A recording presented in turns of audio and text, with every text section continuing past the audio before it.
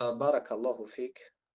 برادران و خواهران اهل توحید، الله سبحانه و تعالی همگی شما را حفظ کند.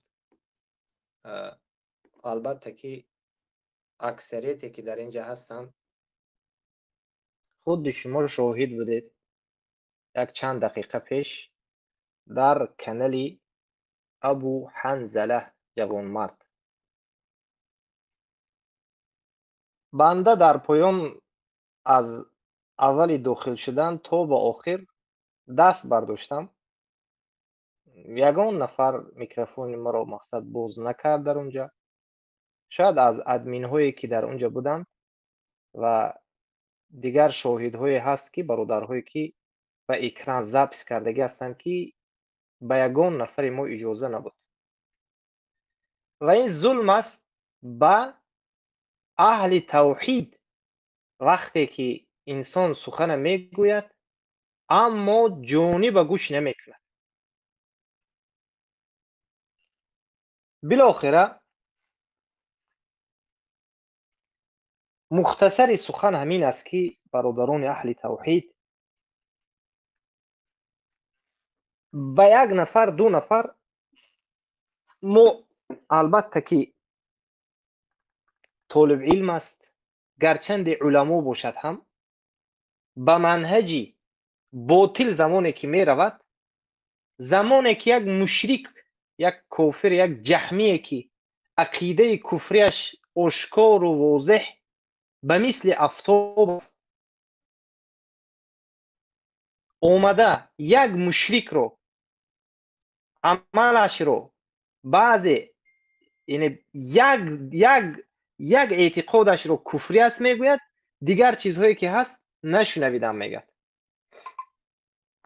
انمی ظلم است در حق موحدین، در حق طالب علم و اهل سنت و الجماعه. این ظلم است. برای چی؟ برای که اون چیزهایی که شما میگوید، اون چیزهایی که از دهن معروف راسخ بر اومد و یا یگانتش قبول نیست، باید معروف راسخ اومده از نو بگوید اون گپاش. این چی احمقی است؟ این چی احمقی است؟ چی جاهلی است؟ و قسم به الله اگر همین ابو حنظله جوانمرد یک کتابی جهاد یعنی 4 مذهب اگر خوانده باشد، بیاید وقت جدا کند در مسئله حجوم، در مسئله مصلحه و مفسده، من از تحدی میکنم به ابو حنظله که بیا یک کتاب مذهب، کدام مذهب باشد انتخاب کن، کدام مذهب باشد، 4 مذهب تمام کتاب هاشه، در مسئله حجوم انتخاب کن. اثباتت میکنم که در مسئله حجوم مصلحه مفسده وجود دارد و تو جاهل هستی. قسم به الله جاهل هستی. خودت چخیلی که میگوی جاهل هستی، لیکن سخن علم ها میزنی، برآمده یک نوع گپ میزنی که به مثل علما گپ میزنی. اما یک جانب جهالت دیگرت همین است که جانب قوم پرستی همین است که با ابو حنظله خطاب من است، بنده ابو حلیمه هستم که معروف راسخه میگد که این اعتقادش کفر است، تکفیرش نمیکند، استادش میگه. اما در مسئله مصلحه و مفسده، در مسئله که شیخ محمد مدنی در اون بارها صحبت کرد، بارها گشته و برگشته تکرار کرده، با دین روز یک 10 دقیقه یک دیگر 13 دقیقه بر اومده صحبت کرد. بله رسول الله صلی الله علیه و سلم از مشرکین یعنی طلب کرد در زمان ضعیف بودنش، اینها گرفتن این مسئله رو، صحابه ها رو روان کرد که به فلان جا روید، از اونها طلب یعنی دفاع چی؟ حمایه کنید ما را. با در اینجا یک کذابی دیگر کرد که ما هم از شما دفاع کنیم گفته. یک تهمت دیگر رو کرد. خیلی البته زاپیسوش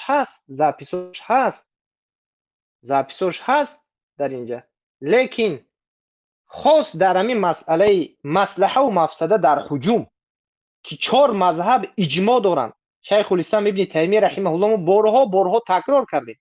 من خواهش میکنم از ابو حنظله که کدام کتاب باشد انتخاب کن، با من همون کتاب انتخاب کرده خود رو از تمام 4 مذهب روان بکن.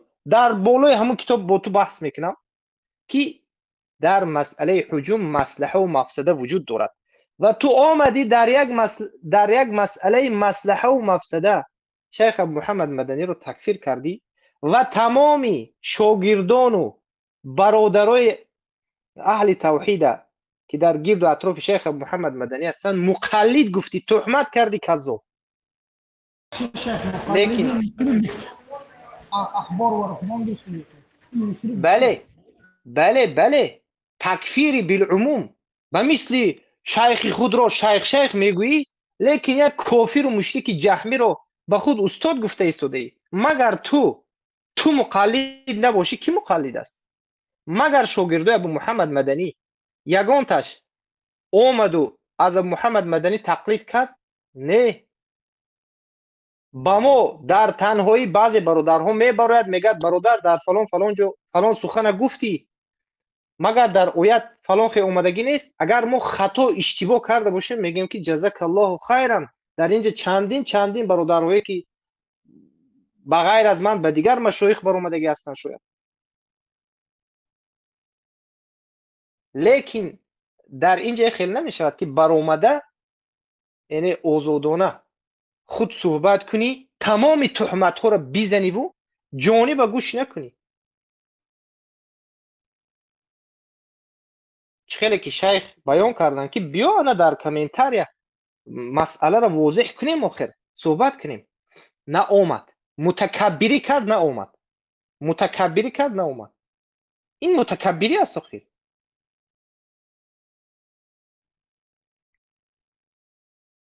چه تکلیف یک برادر وقتی که برادر تکلیف کرد که بیا مسئله رو حل کنیم، بیا در این لایف در همین کامنتاری حل کنیم، نه اومدی، قبول نکردی. تکلیف یک برادرت رو قبول، یک متکبر است. آخر این تکبری هست. لیکن من یک چیزی دیگر تعجب میکنم که اهل توحید چندین مراتبه ما گفته بودیم که برا موقع خود بیان کن و یک کذابی، یک باور کنید، من خاصتا من به دیگرها که من از نوع دیگرها گام نیزم، بنده کو باور کنید من از انمین دعوتگران کذابین کو خسته شده هستم. قسم به الله کو همینا را دیوانه میشم که کذابی میکنن که چندی مراتبه وقتی که دعوت کردیم نه اومد. یک مرتبه بر اومد معروف راسخ گپ زد، زیرا از قوم خودش است. یک بار از کجای پیدا شد برای مشکل ها هم از خاطر بر اومد. یعنی این قوم پرستی میگن برادرو. اینجا این مردم جاهل نیستن، این طالب علم ها برای شما جهلا نیستن که هر کاری که میکنید ما فهم نداشته باشیم که این کارهای شما از کجا سر زده ایستاده است.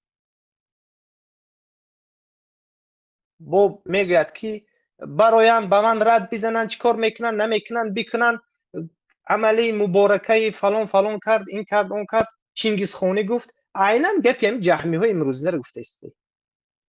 شرم نمیکنی ابو حنظله جوان مرد؟ از الله شرم نمیکنی که عینا همون جهمی هایی که در کانال های خود تمام جهمی ها رو پهن کرده ایستادن، جهمی و ملحدین پهن کرده ایستادن. نخواد گوشی تو همین درجه را کر باشد، چشمی تو همین درجه را کور باشد که تو نبینی بایخورد. لیکن ابو محمد مدنی را از عقبش هستی. در کجا گفته باشد چند بارها گوش میکنی، بارها گشته گوش میکنی. چرا از معروف راسخ بارها گشته گوش نمیکنی؟ چرا کانال در اینجا شناخت معروف راسخ بدون یگان تهمت به تمام عدل به تمام انصاف.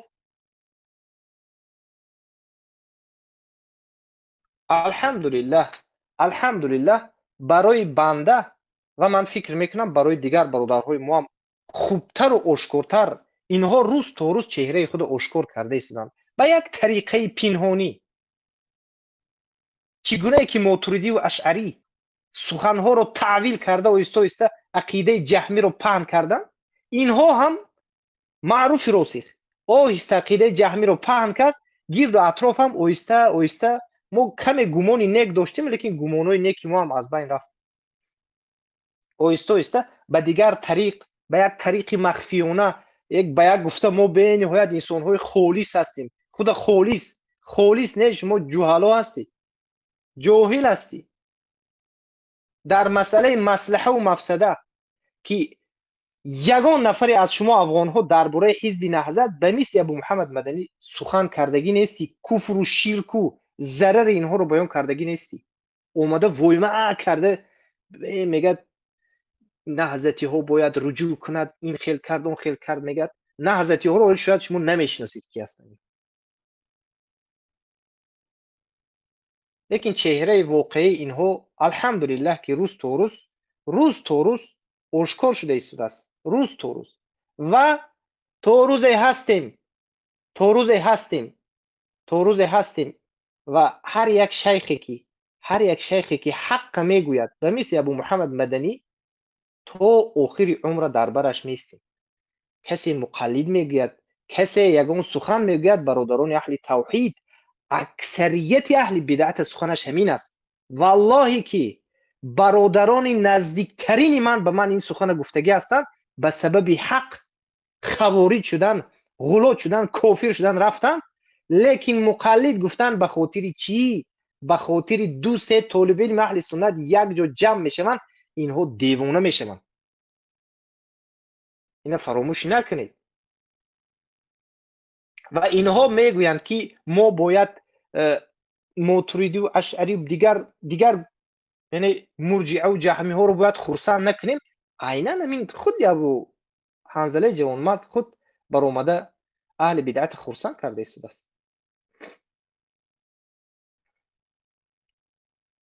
الله المستعان، الله المستعان. یک باور کنید سخنهای میکند. بیا مرحمت، اگر تو اگر دعواگری که باشی که تو مسئله رو حالی نفهمیدی، مسئله رو نفهمیده، برای همون میگیم که یک جاهل است. آخر جاهلی که خودش میگوید انمون عینا همون جاهلی که به مثل همون خودش گفته جاهل است.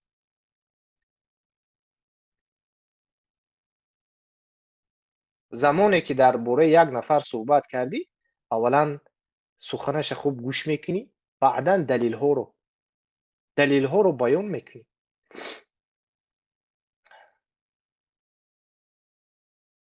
یگان دلیل نه، فقط ما در اینجا دیدیم کفرها بود، این الله المستعان خسته شدگیم از این جهالت این جاهلا. یگان دلیل ندارند. تمام سخن در حق شیخ محمد مدنی گفتند. به ادبی این آن گفت به ادبترین انسان ها شما هستید. برای چی؟ برای چی؟ به عدالت ترین ظالم ترین انسان شما هستید. برای چی؟ برای که در حق شیخ ابو محمد مدنی چقدر سخن ها لندنی و پندنی و مسکوی و پس تمام نام ها گذاشته شد. ما یگان مراتبه معروف راسخه یگان گپ گفتیم که این امریکایی است و فلان و فلان است. تمام موحدین توجیه که گفت که اینها همش فرزندای ملحد هستند، اینها فرزندای گرچوف هستند. مگر ما یگان مراتبه گفتیم که این پدر و مادرش این و اون بود؟ اعوذ بالله. مگر به ادبی رو اول شما یک مراتبه فهمیده جهلا ای احمقا. میگه تمام افغان ها نیست. در اونجا من بودم. ای ابو حنظله جوانمرد، از الله بترس. یک حالت که نبودی نمیفهمی، اولا تو باید سکوت کنی.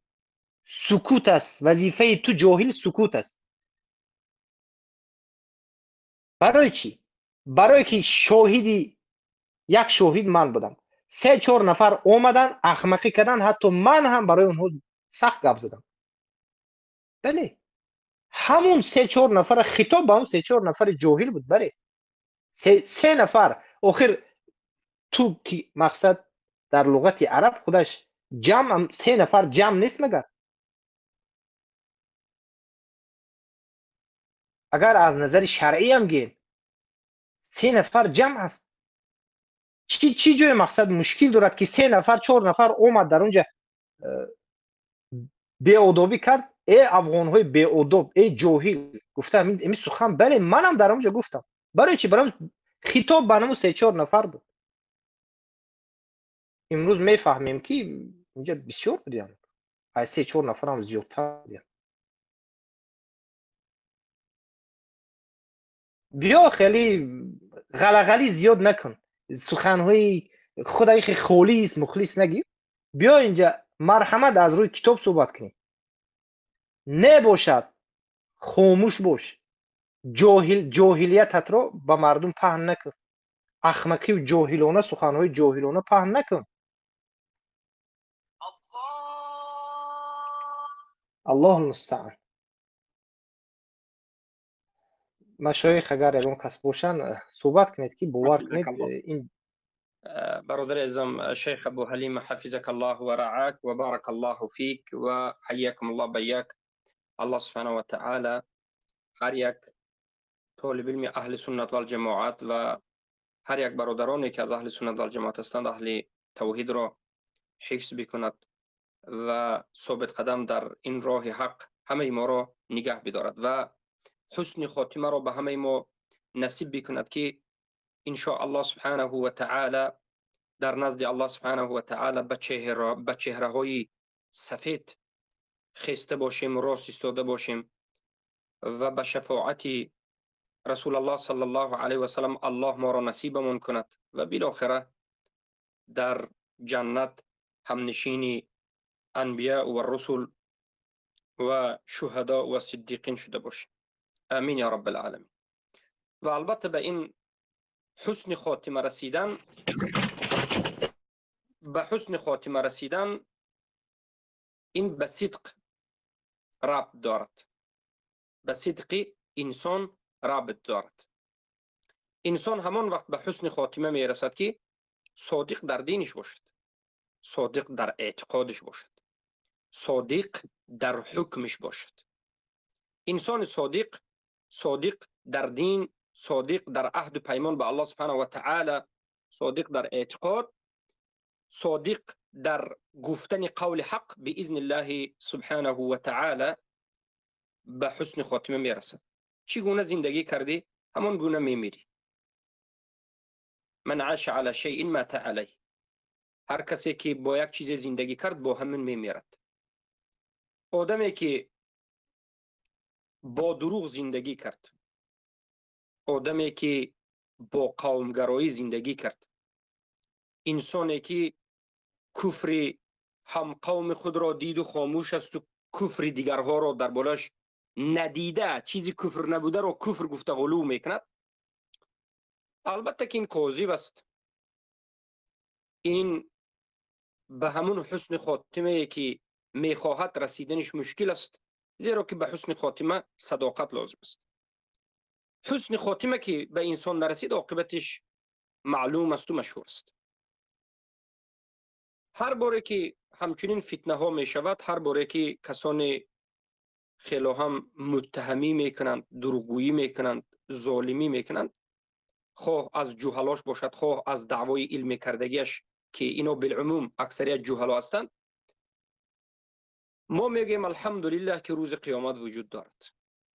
الحمدلله که روز قیامت وجود دارد و از آمدن روز قیامت خیلی هم خوشحال میشویم که روز قیامت وجود دارد. ای کاش روز قیامت ان شاء الله زودتر میشد و میدیدیم. از این فتنه ها، از این مشکلی ها، بسیاری ها خلاص میشدند و در روز قیامت در نزد الله سبحانه و تعالی هممون یک جا می ایستادیم و مسئله ها را حل میکردیم. برای همین ما مختصرا به این جهلا میگوییم به دو جواب. جواب اول: فسنصبر و عند الله تجتمع الخصوم. ما صبر میکنیم و در نزد الله سبحانه و تعالی این خصومت ما و شما جمع می شود و الله بهترین حکم کننده ها هست که در بالای ما و تو حکم میکند. جواب دوم: با این دروغ ها با این تهمت ها، با این قومگراگی ها هرگز هیچ کسی نصرت نیافت، عزیز نشد، غالب هم نشد و نمی شود. و با این تهمت دروغ عقیده ما را هیچ کسی دیگر کرده نمی تواند، نتوانست و نمی تواند باذن الله سبحانه و تعالی. ما در همون راهی که پیامبر صلی الله علیه و سلم گذاشتند، منهج حق، قرآن و سنت با فهم سلف این امت، صادقانه، ثابتانه پابرجا ایستادیم و باز می ایستیم باذن الله. عزت ما در دست الله است. الله کسی را خواست خارو ذلیل میکند، کسی را خواست عزیز میکند. با تهمت و دروغ هیچ کسی خارو یا زاری نمیشد، بلکه عزت در دست الله است. ولله العزت جمیعا. اما باز میگردیم به مسئله که امروز شده است. بعض از برادرها قسمی از صحبت‌های ابو حنظله را ارسال کردند و عجبه، تعجب میکنیم از این کتمان حق، روپوشیدن حق. روپوشیدن حق، کدام حق؟ حقی که راسخ زندیق مشرک شده، کفار مشرکین را مسلمان گفته، طاغوت ها را مسلمان گفته، طاغوت پرست ها را مسلمان گفته، یهود، نصارا، کفار و مشرکین را مسلمان گفتن، با که ندارد گفته. در این باره گپ نزد و این مسئله را کفر و صاحبش را کافر هم نگفت. در نزد اینا بالعموم ما دیده ایستادیم که در اکثریتی که ما دیدیم تا به حال تکفیر عاذر المشرک وجود ندارد. معرف راسخ نه فقط عاذری است، یک خبیث مشرک است، زیرا که طاغوت ها را هم عاقبت نتیجه مذهبش دیدید که مسلمان حکمی گفته گشت است. و ما در اول می دانستیم که هر کسی که کفر به طاغوت ندارد مسلمان گفته می شود. وقتی که گفت همه را این انا همونجا مسلمان گفته کافر شده بود و ما تکفیرش کردیم در اساس قرآن و سنت و مذهب سلف صالح و باز در این تکفیر ما ثابت هستیم. و کسانی که مذهب راسخ دانستند و فهمیدند، سخن راسخ شنیدند، گوش کردند و بعد از این گفتند که نه، این سخنش کفر نیست، راسخ کفر نیست، زیرا که این سخن حق است، گویند اینا هم کافرند. اینها هم کافر. حنظله مسکین، ابو حنظله مسکین از این قصه معرف راسخ هیچ چیزی نگفت. برای چی؟ برای اینکه قوم پرست، برای اینکه ما اکثر طالب علمانی که از افغانستان دیده شدیم در اساس قوم پرستی قوم را اولین درجه میگذارند. قوم پرستی است، در اساس قوم پرستی. بله در مسئله پارلمان گفت که این کفر است، گفت، لیکن معرف راسخ تکفیر کرد یا نمیدونم نکرد، لیکن سخنش همین است که معرف راسخ رو هم در این مسئله تکفیر کرد. والله در همین مسئله تکفیر کرد، اما در مسئله دوم تکفیر نکرد. خیر حوالش به الله است. مهم این است که ما الحمدلله از حق با خبر هستیم. روز به روز چیزی که ما پیشتر میگفتیم، قومگراگی در بین اینها خیلی منتشر است. قومگراگی در بین طالب علمان افغانستان خیلی منتشر است. شما احتیاط باشید، زیرا که در همه مسئله قوم را اولویت میگذارند. در مسئله کفر ایمان هم قوم را از اولویت میگذارند. اینها اکثریتشون تا به حال به خاطر قوم شده کفر هم قوم خود نگفتند، هم قوم خود تکفیر نکردند. این ملتگراگی، این قومگراگی وقتی که ما گفتیم که هست، بسیاری انسان ها از بعضی از برادرهای افغان یا غیر افغان رنجیدند. لیکن الحمدلله که چیزی که ما گفتیم تهمت نبود، دروغ نبود، در اساس تجربه ما بود. ما یک چند سال است که برادران و خواهران عزیز تجربه میکنیم. هر کسی چیزی میخواد بگوید. من چندین سال است که انا همین چیز رو دیدم. من خیلی بسیار دیدم برادران افغان رو که حتی در مسائل دنیوی هم اول افغان رو پیش میگیرند. رفته رفته در مسئله دینی هم اول افغان رو، در مسئله کفر شرک هم افغان رو نمیگویند. یعنی هم قوم خود رو نمیگویند. انا همچنین مریضی قوم زده دارند، مریضی قومگراگی دارند. نه فقط همه، اکثریت دارند. بله و خفه میشوند نمیشوند باذن الله. ما تا روزی که زنده هستیم این سخن را گفته و یک جیل جدید و یک طبقه جدید از جوانهای افغان را ان شاء الله به شاگردی گرفته تعلیم داده به وای میرسانیم که قومگراگی را بس کنند. انا همین قومگراگی در افغانستان سرایت کرده و سبب تمام فتنه ها هم قومگراگی است. اینها وقتی که به ما بحث و مناظره میکنند افغان را اولویت میگیرند. وقتی که بین خودشون بحث و مناظره میگیرند هر یک منطقه خود را اولویت میدانند. مثلا بدخشانی ها بدخشانی را اولویت، قندهاری را اولویت و تا امروز جنگ هایی که در درون افغانستان هم میشد بسیاریش جنگ هایی که مثلا پشتون ها اولویت به خودشون میتیند، تاجیک ها اولویت به خودشون میتیند و انا همچنین چیزها بسیار است و این چیز خیلی ریشه عمیق دارد که باذن الله ما موحدین این قومگراگی را و این یک مریض سرایت کننده را باذن الله آهسته آهسته در افغانستان هم نابود میکنیم. و این سرایت، این مریضی مشکلش همین است که در این بعضی از طالب علما دیده شده است. بعضی از طالب علمایی که دعوای اهل سنت میکنند، دعوای سلف صالح میکنند، حقیقت حال همین است که میبینید که اینها قوم خود را به سر خود طاغوت گرفته هستند، رب گرفته هستند. هم قوم خودشون کفر اکبر کند ما به این ربط نداریم، ما چیزی نمیگوییم. هم قوم خودش عذری باشد عذری را تکفیر نمیکند. هم قوم خودش چیزی باشد نباشد هم قوم خودش که کارش نیست. شما دیدید که تا به حال در مسئله مبشر، تا به حال در درس های ابو عبیدالله متوکل ما گفتیم منتشر نکنند. ابو عبیدالله متوکل پیش از وفاتش توبه کرد، لیکن همون عقیده که دارد، عقیده جهمیگی، در دستاشش در گروه هاش منتشر میشد. تا گروه تا حاضر عبدالرحمن و وارث و محمد انصاری اینا عذری های سخت‌ترین چی میکنن؟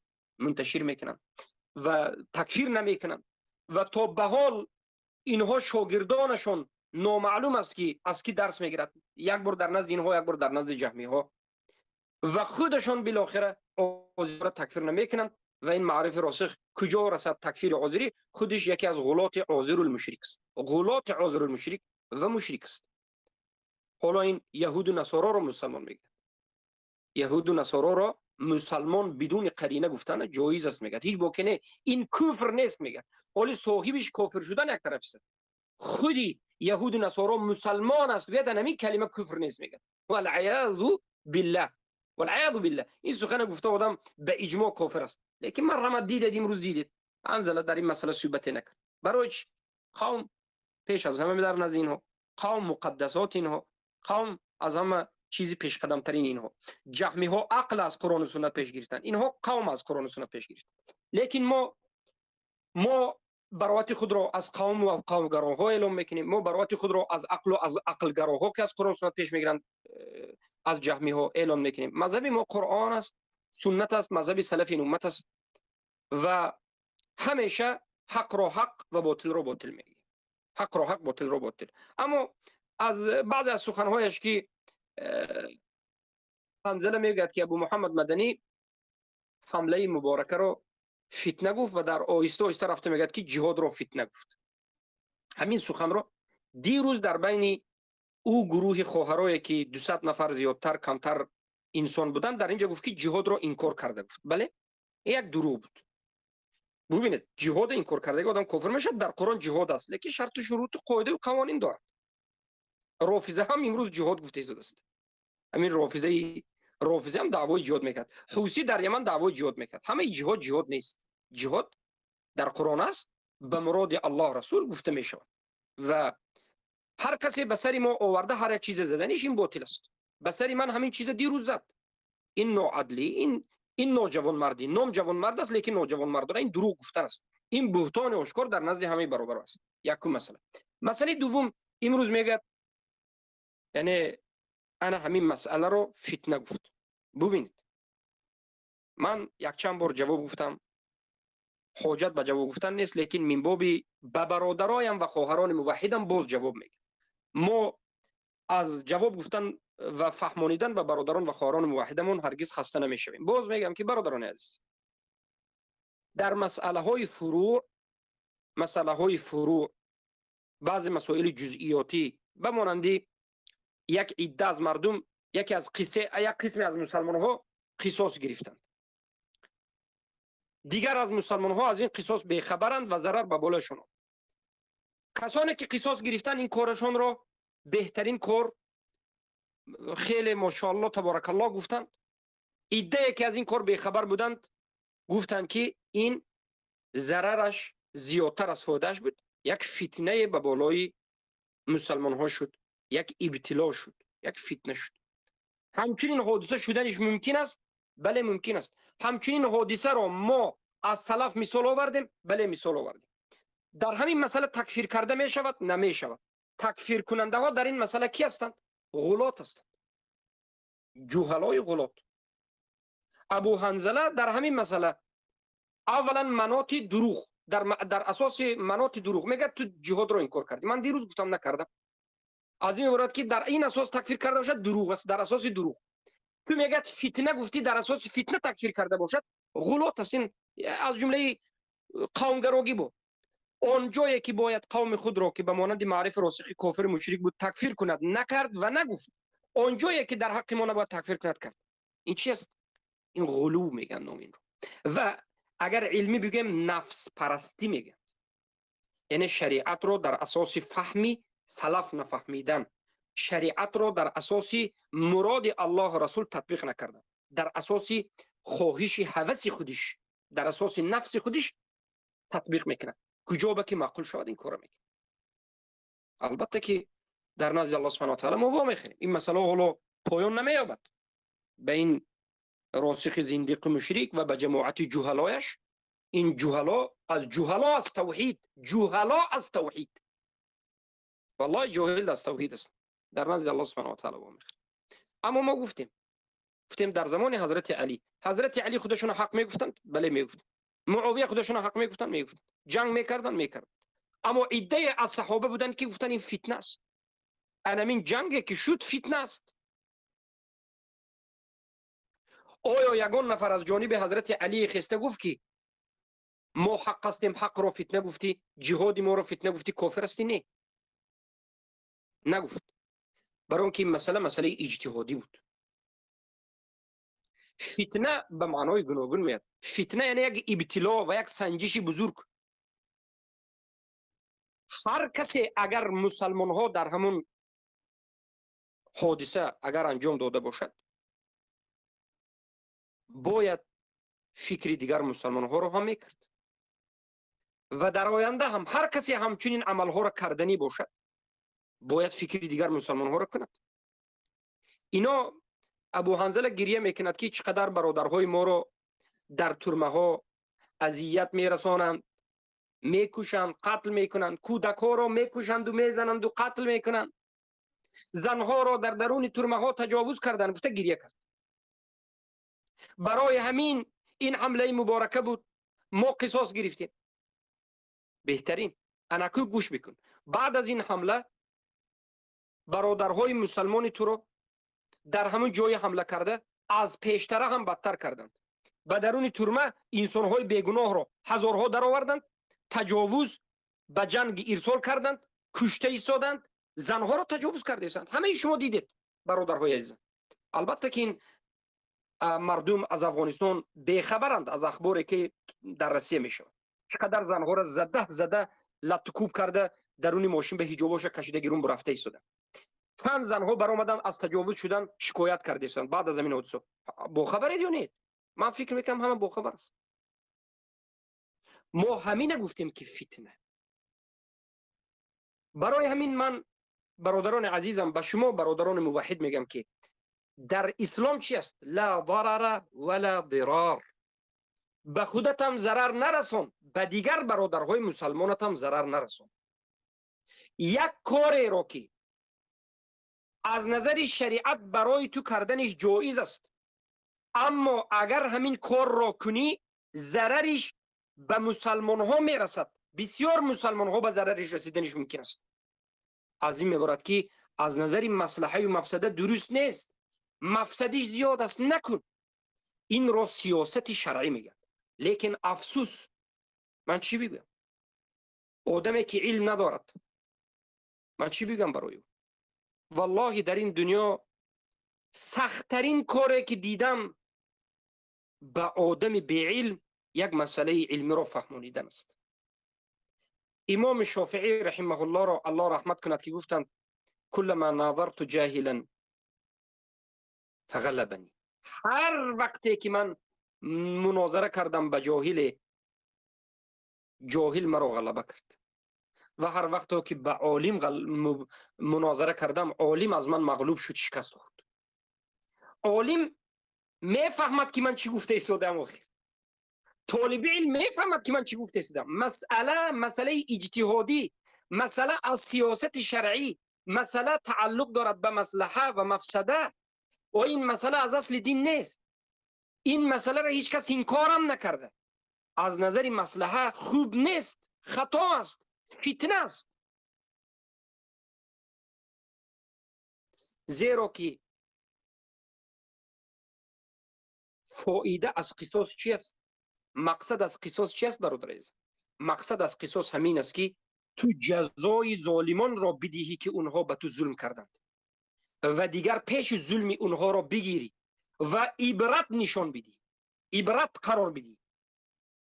از این کار پیش ظالما گرفته شد، عبرت نشان داده شد یا نشد؟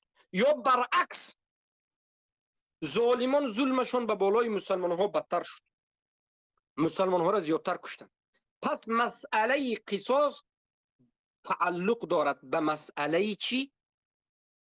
قدرت و قوت. آدمی که قوت دارد، قدرت دارد، بعد قصاص میگه. قصاص آدمی بی قوت و بی قدرت نمی کند، زیرا که مفسده قصاص از حالت بوده 10 برابر بدتر میشه. ما در یاد داشته باشید حضرت علی را مثال آورده بودیم که کشندگان حضرت عثمان را قصاصشان را به تأخیر گذاشتند. در یاد دارید خیلی وقت پیش وقتی که این تهمت ها رو به سر ما کردن گفته بودیم که حضرت علی قصاص حضرت کشندگان حضرت عثمان را به تأخیر گذاشت. حضرت معاویه باشند گفتن نه حالا قصاص میگیریم و جنگ بین اونها شروع شد. سبب چی بود؟ سبب این بود که این محل این وقتی قصاص نیست، زیرا که قصاص مفسدی زیادتر، قصاص رو کمی به تأخیر گذاشتن بود. اما این مسئله هیچ مسئله مناط تکفیر ندارد. یک قصاص رو بگوید که این قصاص فتنه برای این مسلمان های اینجا شد، فتنه در دینشان شد، به ابتلا گرفتار شدند، خطا شد، این نباید میشد و غیره و غیره. این معناش نیست که کسی اومد قرآن را انکار کرد، کسی اومد قصاص در قرآن را انکار کرد. این وقتی قصاص درست نبود گفت، شما قدرت ندارید گفته بود و این کار شما ضررش از فایدهش زیاد است. لیکن این سخنی من رو بار دیگر میگم، اهل فهم، اهل درک، اهل علم، اهل سیاست شرعی میفهمند. و من به شما نباید که ابو محمد کبر میکند، والله این از روی کبر نیست، مجبور هستم که بگویم. همین کسانی که امروز از همین بچه‌ها گپ میزنند افغانستان و تاجیکستان بعضی از مسائل، والله بوی سیاست شرعی را ندارم، بوی سیاست شرعی را نمیدونم. همین علم یک علم خاص است، نامش سیاست شرعیه. والله اگر همین بوی سیاست شرعی را دانستگی باشه. سیاست شرعی دیگر چیز است، جهاد اعلان کردن دیگر چیز است. سیاست دارد، اسلام به خود سیاست دارد. اسلام حالتهای خودش دارد. حالتهای هست که این چنین است و حالتهای هست که این چنین است، مصلحت است و مفسد است و غیره. اما اینا سبب همه فتنه اینها، سبب همه این احمقی اینها، جایی که نباید تکفیر میکنن تکفیر میکنن، جایی که باید تکفیر کنن نمیکنن. یک جای میرن سخن خوارج رو میگن، جای دیگر میرن سخن جهمی رو میگن. همه مذهب های احمقی رو جمع کردن، یک مذهبی نو، دینی نو ساختن. دینی نو اینها مشرک، کافر، یهود، نصارا هم مسلمان گویی هیچ باکی ندارد. این کفر نیست، هیچ مشکل ندارد. دینی نو اینها اگر یک مسئله مصلحه و مفسده را بگویی که از نظر من مفسدهش زیادتر بود، خطا بود، بگویی تو کافری. مسئله مصلحه و مفسده تو گویا انکار کردی قرآن و سنت. از نظر اینها اگر عموم تو بگویی که اگرچه ما به همدیگر اختلاف نظر داریم بیاید ما رو دفاع کنید، گویی از این عبارت که تو امام علی رحمان رو گفتی یا حزبی ها رو گفتی. از کجا این غیب رو میگد؟ از کجا درونی ما رو میگد که من وقتی که گفتم که اگرچه ما اختلاف نظر داریم همدیگری رو ما شما رو مشرک میگیم یا شما ما رو یگان چیزی دیگر میگوید، بیاید به همدیگر ظلم نکنیم، بیاید ما رو دفاع کنید. اینا میگن که تو همین مقصدی تو حزبی ها بود، مقصدی تو امام علی بود. از کجا مقصدی ما رو میگن اینا؟ شاید مقصدی من بعضی از برادرای خودم باشد، بعضی از برادرای موحد خودم و که موحد است لیکن به فتنه گرفتار شده است، موحد است اختلاف نظر کردیم، موحد است لیکن اختلاف نظر کردیم در بعضی از مسائل ها جدا شده است. شاید سخن من بین و این سخن مجمل است، لیکن افسوس، صد افسوس که آدمی که قومگرا هست، آدمی که مصیبت کسلی شرکی طاغوت پرستی هست، یعنی قومش طاغوت گرفتگی است، همیشه در دفاع قومش است، این آدم مراد همین گپای من نمیفهمد. سخنهای من سخنهایی که موضوع علمی است، موضوع که من الان صحبت میکنم موضوع علمی است، سیاست شرعی و غیره. و انا همین پلیدها بودن که ببینید هم مسلکان معرف راسخ در گروهشان سخنهای مدخلی های تاجیک آوره منتشر میکنند. آیا همین حادثه هایی که شد، فتنه هایی که شد بد است؟ والله از نظری که من نظر میکنم بد نیست، بله در اول من فکر میکردم که بد است، لیکن حالا به شما در اولا آیت قرآن میگم که الله سبحانه و تعالی میگه عسى ان تحبوا شيئا، عسى ان تحبوا شيئا وهو شر لكم وعسى ان تكرهوا شيئا وهو شر لكم وعسى ان تكرهوا شيئا وهو خير لكم. حالتهای میشود که تو یک چیزی رو دوست می‌داری در حالتی که این برای تو بد است، و حالتهای میشود که تو یک چیزی رو بد می‌بینی در حالتی که این برای تو خوب است. والله یعلم انتم لا تعلمون. الله میداند و شما نمیدانید. والله در حقیقت همین است. در هر یک اولی بحث مناظره و مناقشه، در هر اولی اختلاف، من میگم این کاری بد است، کاری بد شد، لیکی چی علاج؟ شروع کردن مسلمان لغوی گفتن اینا، شروع کردن مسلمان مجازی گفتن اینا، شروع کردن یهود و نصارا را مسلمان گفتن کفر نیست گفتن اینا، شروع کردن مسئله مصلحه و مفسده را تکفیر کردن اینا، شروع کردن سوره نساء 97 برده خوارج گفته به مذهب خوارجی رفته همه مسلمان را تکفیر کردن همین قوم شروع کردن. همین فتنه از همین قوم برآمده است. سبب چی؟ سبب از جهل است. و ما مجبور هستیم که وقتی که اینها برآوردن، این جهلا برآوردن، رد میزنیم. اینا همیش جاهل هستند، والله جاهل هستند، از سبب بی‌منهجی تعلیم نگرفتن در نزد کدام علما، در کدام به مذهب تعلیم. تا دیروز تحریری، تا زمانی که ما گفتیم که تحریر کفر است، شرک است، این است آن است، بعد از این برآمد یک دو نفریش براءت کرد. اگر ما خاموش میستودیم اینا همون تحریریش که طرفدار میگیریم. خیلی قومگرای بیزیب است، خیلی چرب زبان است و خیلی بازی میکند، اکتیار و ارتیست است. به دین الله بازی نمیشه. این فتنه ها خیر است به خاطر آن که حق واضح شود. آیا همین معرف راسخ که حق واضح می شود؟ به همین منافقی مرض زندیق حق واضح می شود؟ یک مسئله رو 15 بار گفتم نگفتم حق ظاهر می شود؟ در یک مسئله نخود انسان 15 بار 20 بار یک بار گفتم گفت، یک بار نگفتم گفت، دروغ گفتی گفت، نه راست گفتی گفت. این دیوانگی است، این مجنونی است. منافقانی که در زمان رسول الله بودن این خیلی منافق نبود. نگفتم میگفت تمام میستو تا میگپش، یا گفتم میگفت توبه میکرد و پنهان میکرد خودش دروغین، یعنی منافق بود. اما این خیلی منافقه که گوید صداش تسجیل است، بعد از یک ساعت نگفتم گفت، صداش تسجیل است، بعد از این با گفتم گفت. این چی دیوانگی، این چی بازی به دین الله. حالا پیش از این که این مسلمان، حالا مسلمان نیست، این منافق زندیق است، مشرک است، این انسان نیست، این جوانمرد من جوانمرد در نظر دارم، معرف راسخ میگم. جوانمردی ندارد معرف راسخ زندگی. و بالای این خیلی شرمنده هست، بی حیا هست. بی حیاگی دلالت به بی ایمانی میکرد و این چنین به دین الله از بازی کردن نمیترسد. مکر و حیله میکرد.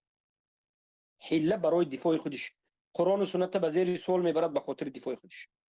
البته که الحمدلله چهره این خوبسا روز به روز آشکار شده است و این خیر است که شما شناسید که قومگرا کی هست، نوجوان مرد کی است، زندیق و مشرک و منافق کی است. سخن گفتن نگفتم گفتن کی است. از 10 سخنش 8 سخنش دروغ بودنش کی است. قومگرا کی است و زنادقه کی است. کی علم دارد و کی ندارد، کی جاهل کی است. این خیر است که جدا می شود، صف جدا می شود. رحمت الله همان وقت به بالای موحدین میاد که صف موحدین از منافقین، از زنادقه، از کذابین، از قوم پرست و قومگرا جدا باشد. اگر این خوبسا همراه موحدین باشند، هرگز به بالای موحدین به سبب این خوبسا رحمت الله نمیاد. ببینید باید اینا شناخته شود.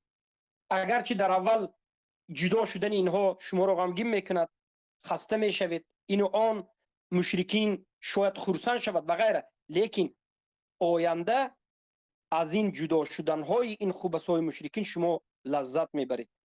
الحمدلله میگید که اینها جدا شده اند، صفها واضحتر شده است. به فریب اینها نروید، به دعوت اینها گوش ندهید، به مجلس اینها ننشینید. اینها اولا جاهلند، ثانیاً قوم پرستند، ثالثاً حیلگر و دروغگو و مکارند، رابعاً بی‌حیااند، سادساً هر وقت انسان را فریب کرده استفاده بردنشان ممکن است. به اینها نه به دعوت جهادشان، نه به دعوت جماعتشان، نه به دعوت حزب تحریرشان، نه به دعوت یگان کارشان گوش ندید. همین معرف راسخ جهادش به دعوت میکند، همین معرف راسخ به جهاد دعوت میکند. همین ابو حنظله جوانمرد به جهاد دعوت میکند. به کدام جهاد دعوت میکند؟ وقتی که مسلمان گفتن یهود و نصارا را کافر بودنش نگفت. وقتی که مسلمان گفتن یهود و نصارا را کفر نگفت و گوینده این سخن را کفر نگفت. به همین ها تو جهاد میری. کدام جهاد؟ جهادی که یهود و نصارا مسلمان است؟ جهادی که مجوس و مشرکین و بت پرست مسلمان است؟ انا همین عقیده همین جهمیه است. برای همین مجاهدین را جهمیه ها چی میگوید؟ میگوید که اینا مسلمان کشند. شما به جهمیه ها میگوید که آخر مسلمان کیست؟ میگوید قبوری مسلمان است. شما خوارجید مسلمان کشید. میگوید حالا قبوری یک طرف است. معرف راسخ یهود و نصارا را مسلمان گفت. من آشکار واضح گفت که یهود، نصارا، کفار، مشرکین، کسی که کفر به طاغوت ندارد، مسلمان گفتن بدون قرینه باک ندارد، کفر نیست، یعنی جایز است. این خوبسا به کدام جهاد دعوت میکنه؟ اینا غیر از نفس خودش، غیر از خودش بالا بردن، غیر از شما را استفاده بردن، غیر از شما خودشون به بازیچه ساختن دیگر کار ندارن. باور کنید این خیلی نمیشد. این والله اگر همین انمین رؤسای به نام جهاد انمین راسخ باشد و ابو حنظله باشد و دیگرها باشد، احتیاط شوید برادر عزیزم. اینا اولا جاهلن، نمیدانند این مسئله چی است.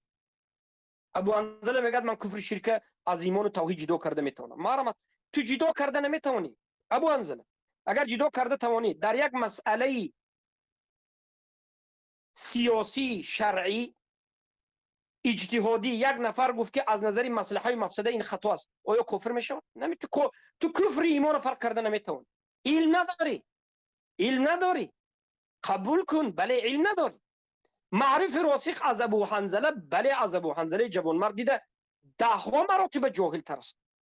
امیر شما امین است، ابو مسلم است، ابو زید است. امیر شما همین است که یهود و نصارا مسلمان بود است، برادر موحدش کافر بود است برای آنکه حمله مبارکه اینها را فتنه گفته است، از نظر مسئله مفسده کافر شده است بریم. اما یهود و نصارا مسلمان گفت هیچ گپ نبود است. ابو محمد مسلمان گفت کافر میشدید برای آنکه شما برآت نکردید. اما یهود و نصارا مسلمان گفت هیچ واقع نبود است. مرامت همین است دین، همین است مجاهدین. مراد این مجاهدین اینا مجاهد نیست، اینا خانه نشین خوبسا هستند. این خوبسا خانه نشین هستند. مجاهد باشند چرا افغانستان مونده گریختند؟ مجاهد باشند چرا افغانستان مونده گریختند؟ ایسته بود در افغانستان. امروز جوانهای تاجیک را موحدین، برادرای موحد صادق ما رو، معرف راسخ ابو حنظله جوانمرد مثلا به جهاد دعوت میکرد. به کجا؟ من نمیدونم به کجا. اگر به افغانستان باشد چرا خودش از افغانستان گریخت و باید برادرای ما رود؟ حالا آنکه عقیده اینا باطل است، یهود و نصارای مسلمان گفت معرف راسخ هیچ باکی ندارد. یهود و نصارای مسلمان گفتند این کفر نیست، گفت جایز است گفت. اما باشد ابو حنظله جوانمرد برآمد این مسئله را هیچ چیزی نگفت. این مسئله گفت هیچ باکی ندارد نرفت. همین است. به همین عقیده جهاد میکرد. یک نفر از بین اینها میخست و گپ میزد، من در بین اینها هم میگفت، راست میگفت دروغ میگفت نمیدونم. یک جوان تاجیک آمد در همین مسئله سخن معرف راسخ قبول کرد، مشرکین مسلمان گفت، یهود و نصارای مسلمان گفت. بعد از یک وقت فهمیدیم که وفات کرده است. به شما سوال که به کدام عقیده همین بچه وفات کرد؟ یک منذر گفتگی بچه بود. وقتی که اومد چقدر بی‌ادبی کرد، موحدین 2 مرتبه 3 مرتبه به الله دعا کردند که قاتلهم الله قاتلهم الله، که اینا چقدر به مسلمان ها می جنگند. در جنگ عقیدوی به ضد عقیده اهل سنت مبارزه میبرند. بعد از 1 هفته 2 هفته به ما خبر آمد که همین انسان نمیدونم تولیکو یا کسی دیگر کشته است. اکو سوال است که در کدام عقیده وفات کرده. یعنی تو میخواهی مردم دعوت کنی به جهاد بری، اما نمیخواهی که در مسئله عقیده تو ما صحبت کنیم. یعنی تو به کدام عقیده باشی فرق ندارد، تو را باید مردم اطاعت کنند. تو به کدام عقیده باشی فرق ندارد، حمله ای تو مبارکه گفته را همه مبارکه گوید. جوان مرد ابو انزله، تو جوان مرد شف، تو صادق شف. امروز صداقت نشان ندادی، شرمندگی کردی. وای بر حال همه علم خونده و دعوت و اینان گفتد. بسم الله برو به سوالی من جواب بگو. معرف راسخ گفت که یهود و نصارا کفار و مشرکین کفر به طاغوت نداشته را مسلمان گفتن بدون قرینه مطلق هیچ باکی ندارد. این کفر نیست گفت. همین خیلی آدم کفر میشد نمیشه، به اجماع کفر میشد. همین عقیده را درست گفتگی به اجماع کفر است. اما افسوس به مذهب جهمیه رفتند و اینا چی میگن؟ وحدت امت میخوان. میگن که ابو محمد مدنی حزب اینان. برادر عزیزم از تاجیکستان همه شما باخبر هستید که به حزبی ها اولین کسی که به این طریقه اهل سنت مبارزه برد کی است؟ به همین افغان برادرهای افغانستانی کی فهمون که استادان اینها تحریری است؟ به شما کی فهمون که راسخ تحریری است؟ کی فهمون که تا دیروز تا 3 هفته پیش از توبه کردن عبدالظاهر داعی از تحریری توبه نکرده بود؟ کی به شما گفت؟ بنده گفت. حزبی ها را کی بیان کرد؟ ما گفتیم. اینا چی؟ حالتشون دیده شدید. جهل، پر از جهل. ما هم البته براعت خود را از این اعتقادهای باطل، از این بازی کردن به دین، از این مسلمان گفتن یهود و نصارا و مشرکین براعت خود ما اعلام میکنیم و از گویندگانش هم براعت خود اعلام میکنیم و به برادرها میگوییم که برادر عزیزم به هر کس دعوتش باور نکن، بخصوص براسخ و هم مسلکانش، بخصوص از همین روزی بارد به ابو حنظله جوانمرد به گفته اونها کار نگیر، در تماس نباش، سوال و جواب نکن، در مجلساش نشین، از گروهاش برا، به دعوت اینها لبیک نگو. اگر به یگانجا دعوت کردند، زیرا که اینا عقیده ندارند، خودشون ولی عقیده ندارند. یهود مسلمان میگوید تو را به جهاد دعوت میکرد، خودش گشت است دور زده. آیا دین فقط همین حمله مبارکه گفتن و جهاد گفتن که کامل میشود؟ مگر عقیده داخلش نیست در این مسئله؟ همین یک بار گریه کنید که برادرای ما همه اذیت و آزار میکشند، خواهرای ما را در درون تورمه ها تجاوز میکنن، گفته گیری به همین تمام است. همه فهمیده ایستادیم که خواهرای ما را همه تجاوز کرده ایستاده است، ما بیخبر نیستیم ای احمق. لیکن تو موحد نباشی، تو چگونه نصرت میدی؟ دو حالت است. کمترین چیز تو لااقل خودت موحد باش، بعد از این نصرت به قدرت ربط دارد. دوم مسئله دوم این است که اینا میگن که نه، موحد گفته نشینید، مرمت بسم الله، مسلمان لغوی میگویی، مجازی میگویی، مسلمان یهود نصارا میگویی نمیگویی فرقی ندارد، رو جهاد کن. میگن نه خیلی نمیشه برادر عزیزم، تو اول مسلمان شو. ما اناکنون فهمیدیم که اینها جهاد رو یک مال قوم خودشون قرار دادند. اینها جهاد یک عبادت اسلام، جهاد کلی بلندترین اسلام، ذروت و ثنامیه الاسلام را این 4-5 طالب علم ها، البته طالب علم ها ما نمیگیم، این جهلا که از افغانستان هستند، این جهاد را مال افغانستان، این جهاد این افغانستان گفتند. افغان ها هر چیز جهاد گویند جهاد میشده است، نگویند نمیشده است. ما میگیم که خوبت به آب میگوی ای احمق، تو رو اول عقیدت درست کن، تو مشرک عقیدت اول نقص کن، تو رو اول یهود و نصارای مشرک گفتن یادگیر، تو رو اول یهود و نصارا مسلمان گوینده را کافر گو، بعد این مسئله بگوز. تو ولی کله مسلمانی بالا به نبرو، تو اول ریشه اسلام، اصل اسلام پیدا کن، بعد کله به میبروی. تو کله اسلام گفته میگردی در حالتی که تو دین اسلام اصلش نداری، اساسش نداری، ریشهش نداری، تو یک جاگیل از خری همسایتم، از اولاغ همسایتم گمراه تری. به تو کی مانده است جهاد؟ تو مشرک یهود و نصارا را مسلمان گفتنش کفر نیست میگوی، تو مشرک یهود و نصارا را مسلمان میگوی، تو مشرک یهود و نصارا مسلمان گوینده را مسلمان میگوی، تو مشرک چیو جهاد؟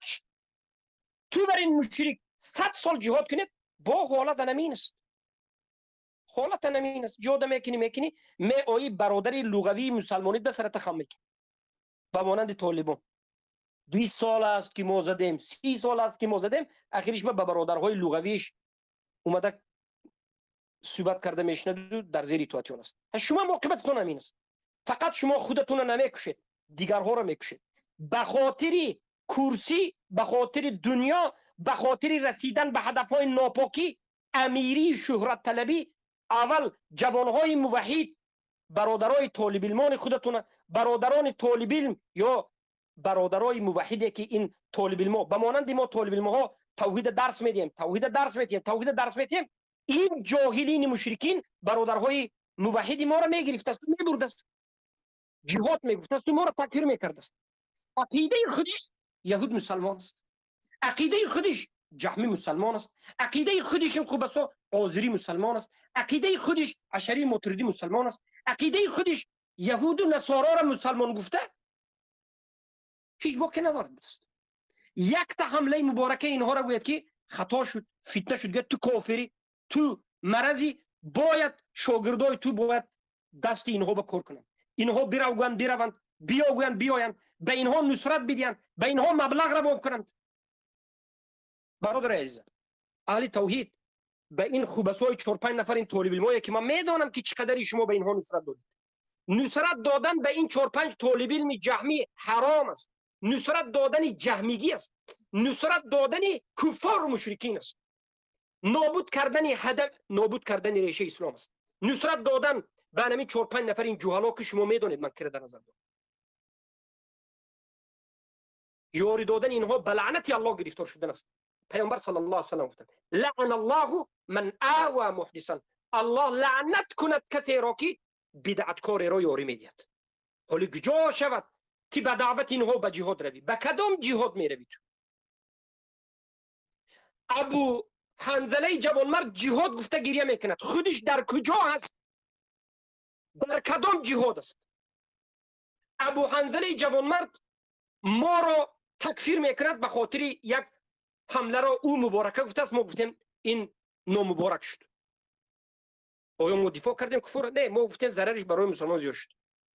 انا همین ابو حنظله که بیخبر از سیاست است، بیخبر از بسیار مسائل است، کفر شرک فرق کرده نتوانسته شده است، کفر ایمان فرق نکرده شده است، مسئله اختلافی فروعیت فرق نکرده تکفیر کرده است. از کجا اینها امام مجاهدین میشن؟ از کجا اینها امیر میشن؟ امیر مجاهدین البته اینها نیست، ابو محمد سعید افغانی است، ابو مسلم است، ابو مسلم منیب است، ابو زید است. اینها امیر بودند. اینها اسخر خونهشون والله گمراه. اینا نام تمامی مجاهدین گذشته هم آینده هم اینا شرمنده میکنه.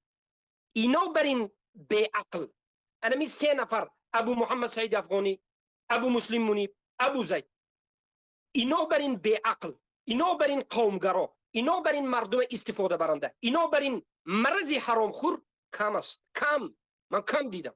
اینا بر این دروغگوی و استفاده برنده. بسیار بچه های تاجیکه میخوان اینو استفاده برند، برادران موحد تاجیک مسلمانی ما را. خودش در یک طرف یوم به زندگی میکند، عقیده شرکی است، عقیده کفری است. تو را از مال و مبلغ نصرت دادنت را میخواد و تو را جانن یگان کار کردنت را میخواد. خودش را میخواد امیرالمومنین کنه. توف به بالای این، توف به بالای این خیلی امیرا. ما به شما نشان میتیم، با قرآن و سنت به شما نشان میتیم که شما هیچ کسی نیستید. شما ارزنده این میدان نیستید. شما غیر از نفس خود، غیر از شهرت خود دیگر هیچ کاری ندارید. از نام جهاد فقط شهرت میطلبد و این معلوم است که بسیاری ها کلمه جهاد دوست دارد و وقتی که یک از جهاد میگه همه دوستش میدارد. اینا از روی همون استفاده میبرد، از روی همون میخورد و زندگی میکنه، دیگر کاری نیست.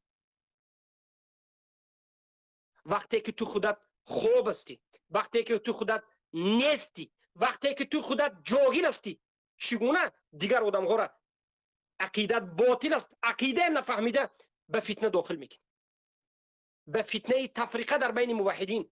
موحدین را تکفیر میکنی، مشرکین را تکفیر نمیکنی، موحدین را فرزندان گربچوف میگویی، یهود و نصارا را مسلمان میگی. همین کار نکرد معروف زندیق، همین کار نکرد، گفت همه این تاجیکا فرزند گربچوف است.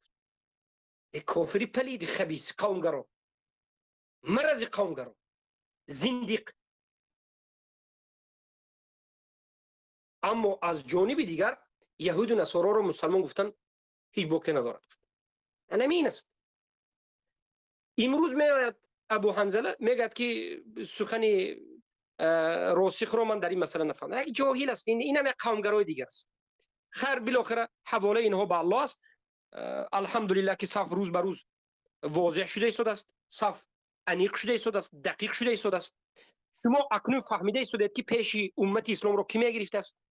اکنون فهمیده استید که در این بین ملت فارس توحید منتشر نشدنش به کی سببگار بوده است، توحید پیش نرویش به کی سببگار بوده است، روی موحدین سیاه کردن به کی سببگار بوده است. انا همین احمقی جاهلا، انا همین جاهلا. یک قسم این جاهلا خودش عالم اعلان کرده است، یک قسم این جاهلا خودش پروفسور اعلان کرده است، یک قسم این جاهلا خودش امیرالمؤمنین اعلان کرده است. امیرالمؤمنین اینها ابو محمد سعید افغانی، ابو باکی بود، ابو مسلم منیب افغانی، ابو زید افغانی، اینا امیرالمؤمنین خودشون اعلان کرده هستند. هر فتوایی که اینا برآوردن دیگران نکرده و کافر است. 4-5 جاهل دیگرش خودش عالم پروفسور بر. اینا غیر از جهل و غیر از کبر و غیر از قومگرایی دیگر چیزی ندارد. ما برات خودمون از اینا اعلام میکنیم، به توف میکنیم به این جهلا. تبا لکم تبا لکم تبا لکم، توف لکم، توف به شما، توف به شما، توف به شما. برات خودمون از شما اعلام میکنیم و بعد از این از همه برادران خواهران خواهش میکنیم که از اینا دور شوند، به علما، به طالب علم ها چنگ زنند، به همراهی اینها به کجای نروید غیر از شکست، غیر از دروغگویی، غیر از استفاده تو و زنت و فرزندت دیگر چیز نیست در نزد این. در نزد همین زندیق راسخ و در نزد این ابو مسلم منیبر زندیق دیگرش، در نزد اینا غیر از استفاده تو به مانند همین خیلی کاغذ استفاده میکند، تو را توف میکند به بالای تو، دیگر هیچ کاری نیست. مرمد ابو منذر دیدی؟ ابو منذر که در کانال اینها برآمد مرا تکفیر کرد، همه شما را تکفیر کرد. معرف راسخ حق گفت، مسلمان یهود و نصارای کفار مشرکین مسلمان گفته لغوی هم غیر لغوی هم میشود. یک هفته نشد مرد. ایمانی او به کی کفود؟ اکنون در روز قیامت به همون ابو منذر کی فایده میدید؟ معرف راسخ میرود فایده میدید؟ ابو مسلم فایده میدید؟ جوان مرد فایده میدید؟ یاری میدید یا نمیدید؟ اینو یاری نمیدید. اذ تبرأ الذين تبعوا من الذين اتبعوا. اینا روز قیامت میره توف میکند به بالای ابو منذر. را کارت کم میکرد. چی به حق ابو محمد گفت قبول نکردی؟ میگه سخن کفریه گفت، یک هفته نگذشت فوت کرد. چه میخل میکرد؟ سخن اینها را میگویی، اینها به چیزی بوده تمیتی، جان تمیتی، حرام، مشرک، به عقیده راسخیه و مشرکیه، به عقیده قومگرایی جوانمردی، قومگرایی میموری، به عقیده خوارجی پروفسوری میموری، در نزد الله تو روبروی الله میشی. کی جواب میده؟ از این خوبسا اشعری و ماتریدی را تکفیر کردن دیدید؟ از این خوبسا آذری قوم خودشون را تکفیر کردن دیدید؟ از این خوبسا تا ما طلب نکردیم شما براءت از تحریر دیدید؟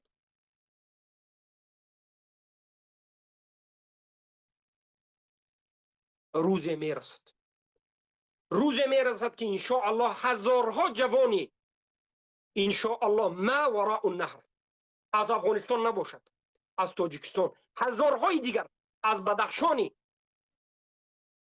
افغانستان، از نمیدونم قندهارش، از هراتش، از نورستانش، از کابلش، هزارهای دیگر از ایران موحدین به پا میخیزند.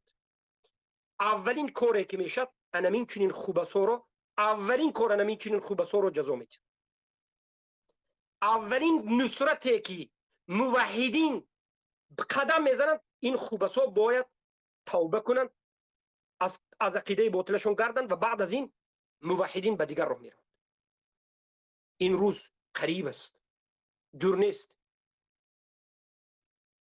لیکن در نزد الله جواب میگید، در نزد الله جواب میگید.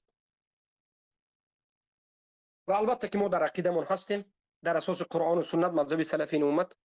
و برادران عزیز، از همه شما خواهش میکنم که از این جهمی ها یک دلیل پرسید، یک قولی سلف صالح رو بیارد که یهود، نصارا، مشرکین، کفر به طاغوت نداشته ها را سلف صالح گفته باشند که کل کفار مسلم لغوی یجوز ان یسمى الکفار مسلما. جایز است که کفار مسلمان گفته شود. همه کفار مسلمان لغوی گفتن درست است، یا مسلمان مجازی. همین سه عباره به سخن واضح کلام سلف بیارد بدون قرینه بازی، همین واضح سخنی نمیخه سلف بیارد. بعد از این ابو حنظله جوانمرد بیارد که در کجا در یک مسئله قصاص مصلحه بگوید که خطا شد، فتنه شد، مسلمانان به ضررش زیاد شد، گوید این کفر بودن به دلیل بیارد. این قومگرایی غلو کرده در از سبب قومگراییش غیر قوم خودش تکفیر میکرد، قوم خودش تکفیر نمیکرد. انا همین است. حفظکم الله و رعاکم. سخن امروزی ما به همین با آخر میرسد. البته که من میخواستم درس بکنم امروز، وقتی من هم تقریبا 1 ساعت وقت دارم، زیرا بعد از 1 ساعت من باز درس قرآن به دیگر شاگردها دارم، لیکن باذن الله در مدت این 1 ساعت میخوام یک درس لااقل در باب چی کرده باشیم،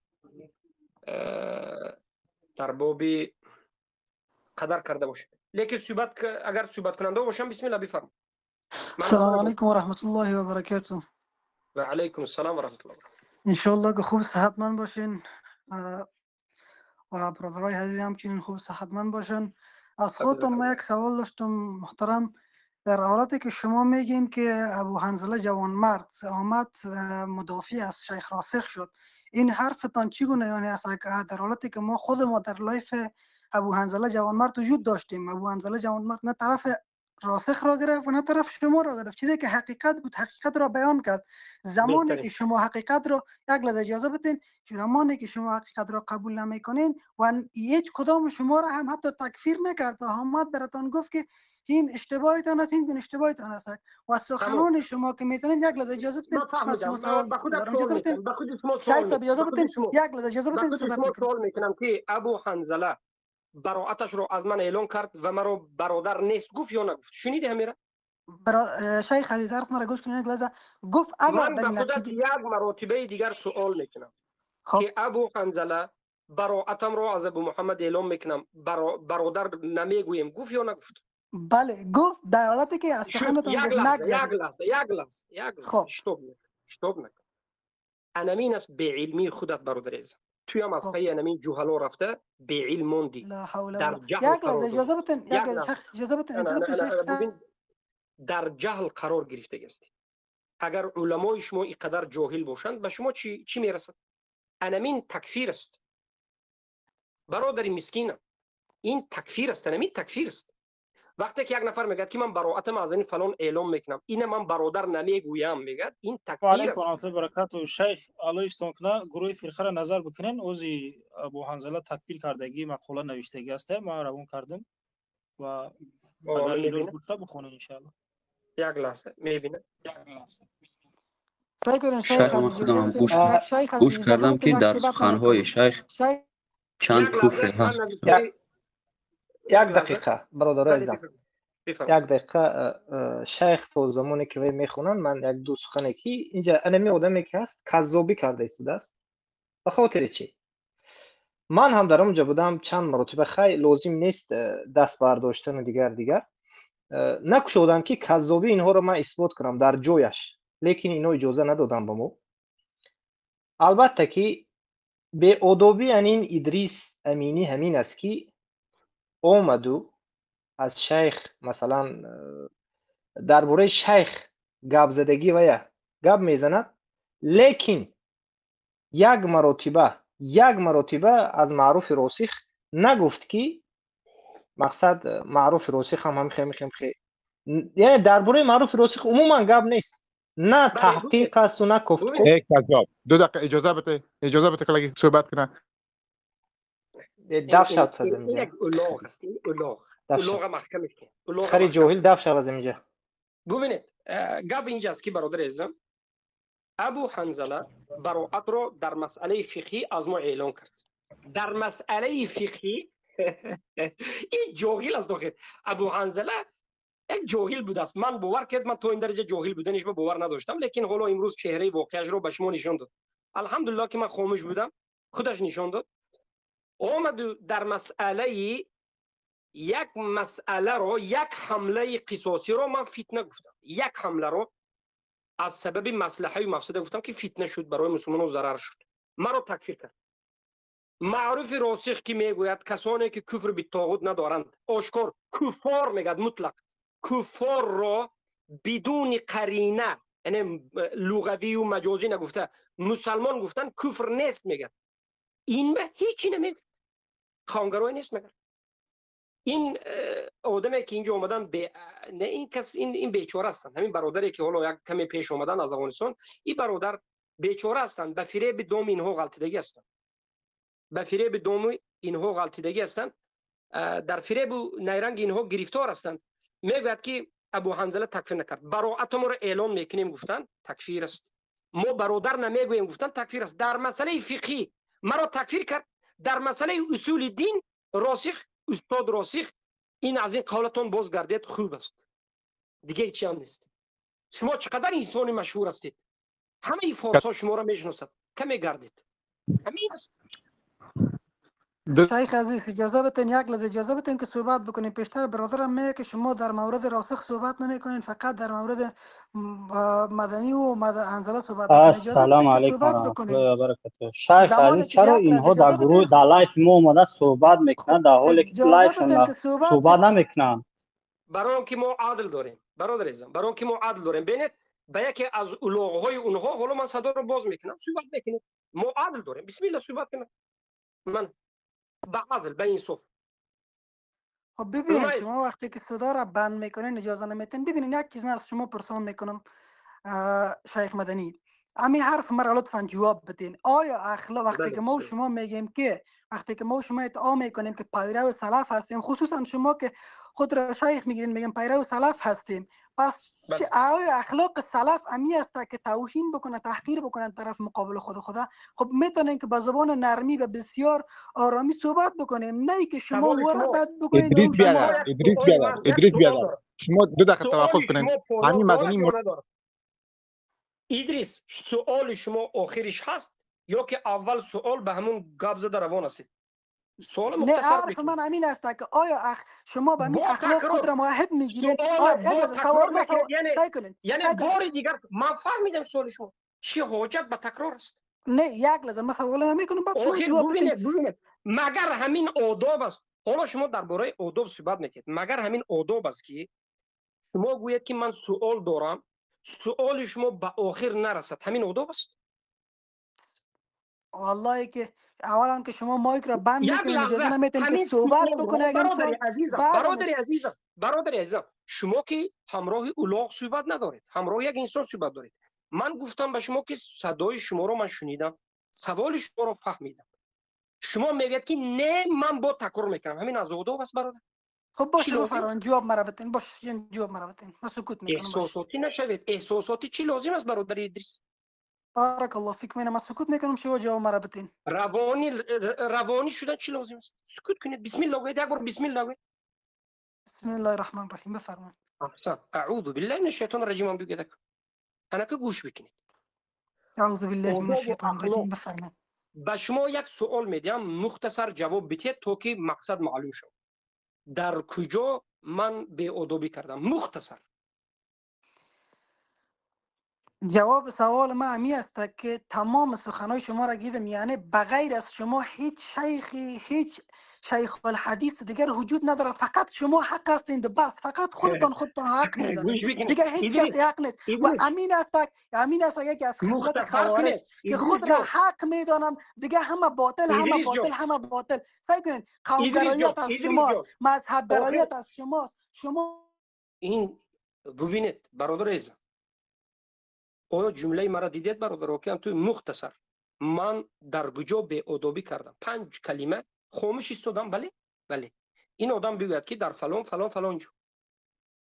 بسیار برادرهای از افغانستان به من اعتراض میکنن که شما بی‌ادبی میکنید. من میگم چرا؟ میگن که صدای ما رو میبندید. اگر من صدای شما رو نبندم، شما 10 دقیقه اگر خاموش نشوید، 20 دقیقه خاموش نشوید، مشکلی عصبی داشته باشید، این مشکلی من است. مگر با برادر ادریس گفتم که یک مرتبه خاموش نشد. در کجا بی‌ادبی کردم؟ والله گفته نمیتواند در کجا بی‌ادبی کردم. فقط من گفته بودم که یگانه شیخ الاسلام من هستم، یگانه شیخ الحدیث من هستم، یگانه شیخ المفسر من هستم، فقط من حق هستم. انا همین بی‌ادبی من بود است. انا همینجا برادرای هستند که از روز اول دعوت 11 سال 12 سال همراه ما هستند. یک مرتبه برادرها اگر همین سخن شنیده باشید که حق فقط ما هستیم گفته باشیم، من شیخ الاسلام گفته باشم، اگر یک مرتبه شنیده باشید، همین حاضر برآمده شما را به الله قسم میدیم، قسم به الله، اگر شنیده باشید و به من نگویید، شما در نزد الله روبروی الله روز قیامت جواب میتید و شما این برادرای موحدین به چی کرده سودید؟ خیانت کرده سید. بسم الله بگویید. لا والله شیخ تهمت است، والله این گونه هرگز نگفته. ما همیشه میگیم برادر عزیزم، انا همین برادر عزیز ما شیخ از ایران، شیخ محقق، من شیخ میگم، استاد میگم. من بعد از برادر به شیخ برادر چی میگم؟ من میگم یک طالب علم اهل سنت است، ما خاک پای علما است. لیکن برادر ما شیخ عزیز به ما فضل کرده، الله حفظشون کند، الله برکتشون تید.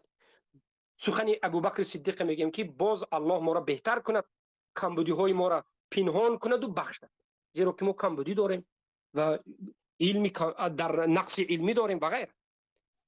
اما در مسئله اینکه ما خود ما را حق میگوییم، بله ما خود ما را حق میگوییم و این حق گفتنم این خیلی نه که من فقط گپ زده روان باشم. من گریم که خودم دلیلی من گریه نیست که برادر عزیزم، ما حقیم گفته من گریه نمیکنم، حمله مبارکه گفته گریه نمیکنم، دلیل میبیارم از قرآن از سنت فهمی سلفین اومد. ما منهج داریم، قاعده داریم، وقتی که سلف نگفتند نگو، گفتند بگو. در کجا سلف گفتند که یهود نصارا کفار مشرکین مسلمان گفته میشن؟ اگر گفته باشند بیار، ما تو بغل ندیدیم، ما میگوییم، ما هم پیروی از سلف میکنیم. نگفته باشند تا جایی که ما گفتیم و برآمدیم، نگفتند، از کجا تو میگویی؟ همین است. این من در هیچ جا نگفتم که من شیخ الاسلام و اینو هستم. از الله بترسید برادر عزیزم، تهمت نکنید، از این سو بیرون نشید. ببینید عزیز دل، من یک چیز براتون میگم. من عزیز دلم خاموش ایستادنش بهتر است. ابو محمد سعید افغانی امیر المؤمنین شده، تاجیکا را به جهاد دعوت کرده، چیکار کردنش معلوم نیست. هستم اینجا، من صداشو باز میکنم برات گاف زند. اینم یک قرات دشنام میکرده باشه، کنی ببینیم چی میگه. بفرما. هستی؟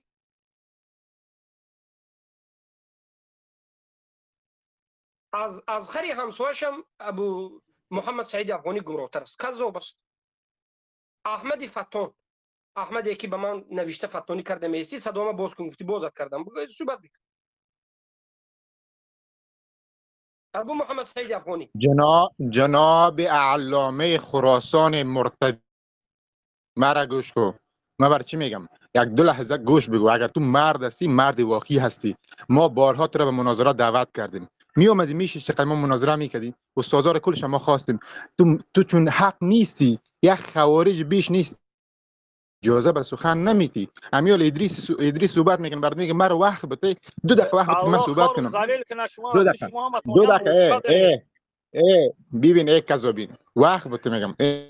انا همین انسان سبب شد که ابو منظور، انا همین سبب شد که انا همین ابو محمد سعید افغانی سبب شد که برادر عزیزم، انا همین سبب شد که انا همین خوارج بر موحدین مسلمان و برادر خواننده مشرکین سبب شد که ابو منظر به فتنه همین گرفتار شده، به شرک، به کفر واقع شد، کافر مرد به سبب همین ابو محمد سعید افغانی.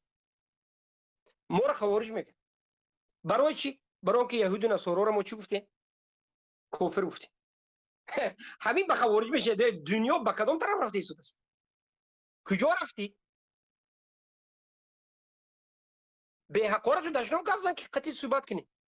دهانت از دهان اولاغ هم بدتر است. آخر به ادبانه صحبت نکن، بیا به ادبانه صحبت کن. ببین یک لحظه اجازه بدین، من حرف آخر خودم حرف آخر خودت طرف دیگر جا میزنی. بیا ابو محمد سعید افغانی، ما به خودت به سوالت جواب دادیم که تو گفتی به ادب هستین، به ادبی هیچ حجت نآوردی. تو گفتی که شما شیخ الاسلام شما بودید. من کی گفتم؟ من در کجا گفتم؟ این یک فکر خودت از حسد است. 2 حسد دقیقه نام حسدی مدنی 2 دقیقه مدنی 2 دقیقه مدنی ابو 2 محمد دقیقه میگم حوصله ابو کو محمد مدنی. جاهل، همین خودت 2 سبب دقیقه شدی 2 یا دقیقه نشدی که یک ای سوال ای جواب ای بده. یک ببین سوال مدنی جواب بده. ابو 2 محمد دقیقه خوب ابو محمد سعید افغانی یک سوال جواب بده. بی ادب ببینه، نه این روانی است. باور که روانی است همین بچه، همین انسان روانی است. ما به ابو محمد سعید افغانی یک سوال داریم. ابو محمد سعید افغانی اگر مرد باشی، فراری نباشی، به تو یک سوال، کسی که یهود و نصارا را مطلق مسلمان گفتنش را باک ندارد میگه، حکمش چیست؟ سوال به جواب ده. بسم الله. من باز کردم. 2 دقیقه گپ نمیزنی.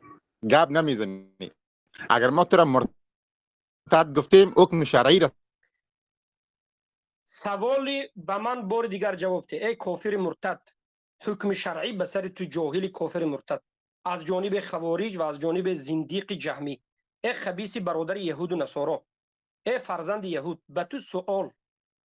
یک نفر میگوید که کفار را مطلق مسلمان گفتن این کفر نیست، حکم همین آدم چی است؟ فراری جواب بدی.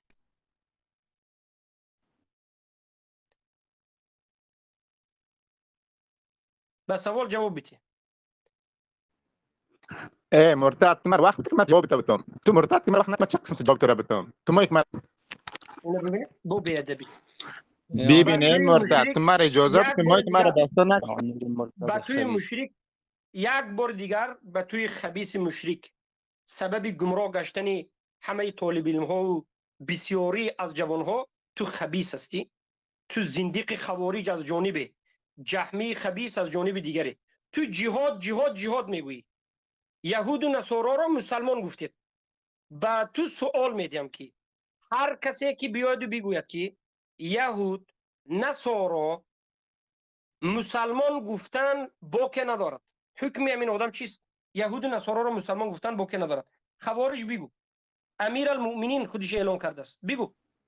ای بچه تو مرا وقت بوده اشتوک مرا وقت بوده که من صحبت کنم امروز به خودگاه سوال سعیس من جواب بده. جواب میتم خب بگذار روانی به سوال جواب میتم بده. جواب از تا موضوع سوال بیرون نشوی.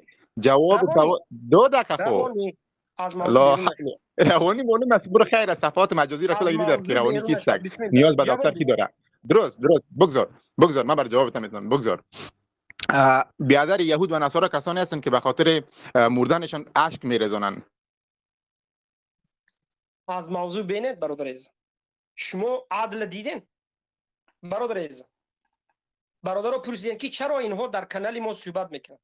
برای که ما عدل داریم، ما میخواهیم که حق ظاهر شود، برای که ما نمیترسیم، برای که ما در عقیدمون حجت داریم، قرآن سنت فهم سلفین امت داریم، برای که ما فراری نیستیم، برای آن که ما مردم استفاده نمیبریم، پولی مردم استفاده نمیبریم، خون مردم استفاده برده خودمان را امیرالمؤمنین اعلان نمیکنیم، برای آن که ما یهود و نصارا را مسلمان نگفتیم، ما جای ترسمون نیست. برای همین هر کسی میخواهد که مثل انسان صحبت کنه بسم الله، اما این منافقین زنادقه مثل انسان صحبت کرده نمیتوانند. من سوال دادم، سوال من واضح بود. هر کسی که میگوید که یهود و نصارا و مشرکین و بالکل مطلق کفار را مسلمان گفتن بدون قرینه کفر نیست، حکمش چی است؟ این مسئله برادران و خواهران عزیز، اینجا 240 نفر است. من خطابم به برادران و خواهران موحدم میکنم، درون این به گمراهش هم از غیر گمراه بعضی هست. برای خطاب من برای برادران موحد است. برای شما خطاب میکنم که اهل توحید، یک نفر بیاید بگوید که یهود، نصارا، مشرکین قریش، بودیست، مجوس را مطلق بدون لغوی بدون مجازی مسلمان گفتن کفر نیست، همون آدمی که یهود مسلمان میگه هیچ باکی ندارد مطلق، یعنی همین شما چی میگید؟ موحدین هستین؟ به من جواب بگین برادر السلام محترم. علیکم و رحمت الله و برکاته. او انسان و کافر علیکم و مرتد از ملت ابراهیم خارج می شود و ملت ابراهیم حفظک انکار الله، کرده بگه. حفظک الله و رعاک. یگان نفر دیگر موحد است؟ السلام علیکم و رحمت الله. و کسی که علیکم السلام.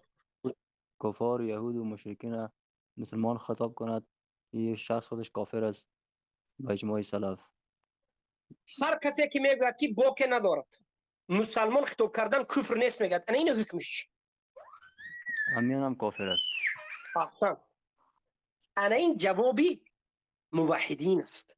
موحد السلام علیکم و برای رحمت الله و برکاته. و علیکم السلام و رحمت الله. بفرمایید برادر. شیخ الله جزای خیرتون تا هر کسی گو کفر نگفتن اینها را کافر ندانستگی اینها را کافر ندونه اونم کافر میشه. او بدتر کافرتر و بدتر زندقتر و بدتر و منافقتر است برادر. حالا انا همین معروف راسخ زندیق آخرین سخنش همین است که کفار را بدون قرینه هم مسلمان که گفت کفر کنست گفت، این کفر نیست گفت. و ما همین گپه که کفر گفتیم و صاحب این قول تکفیر کردیم، به همین خاطر اینها ما را مرتد میگید. فهمیدید؟ یعنی یهود و نصارا را کسی که مسلمان میگوید این کافر است، مسلمان گفتن یهود و نصارا کفر است گوییم، برای همین ما خوارج شدیم، برای همین ما کافر شدیم. والله این سخن آزیری هایی که چند سال پیش بحث و مناظره میکردیم این سخن نمیگفتند.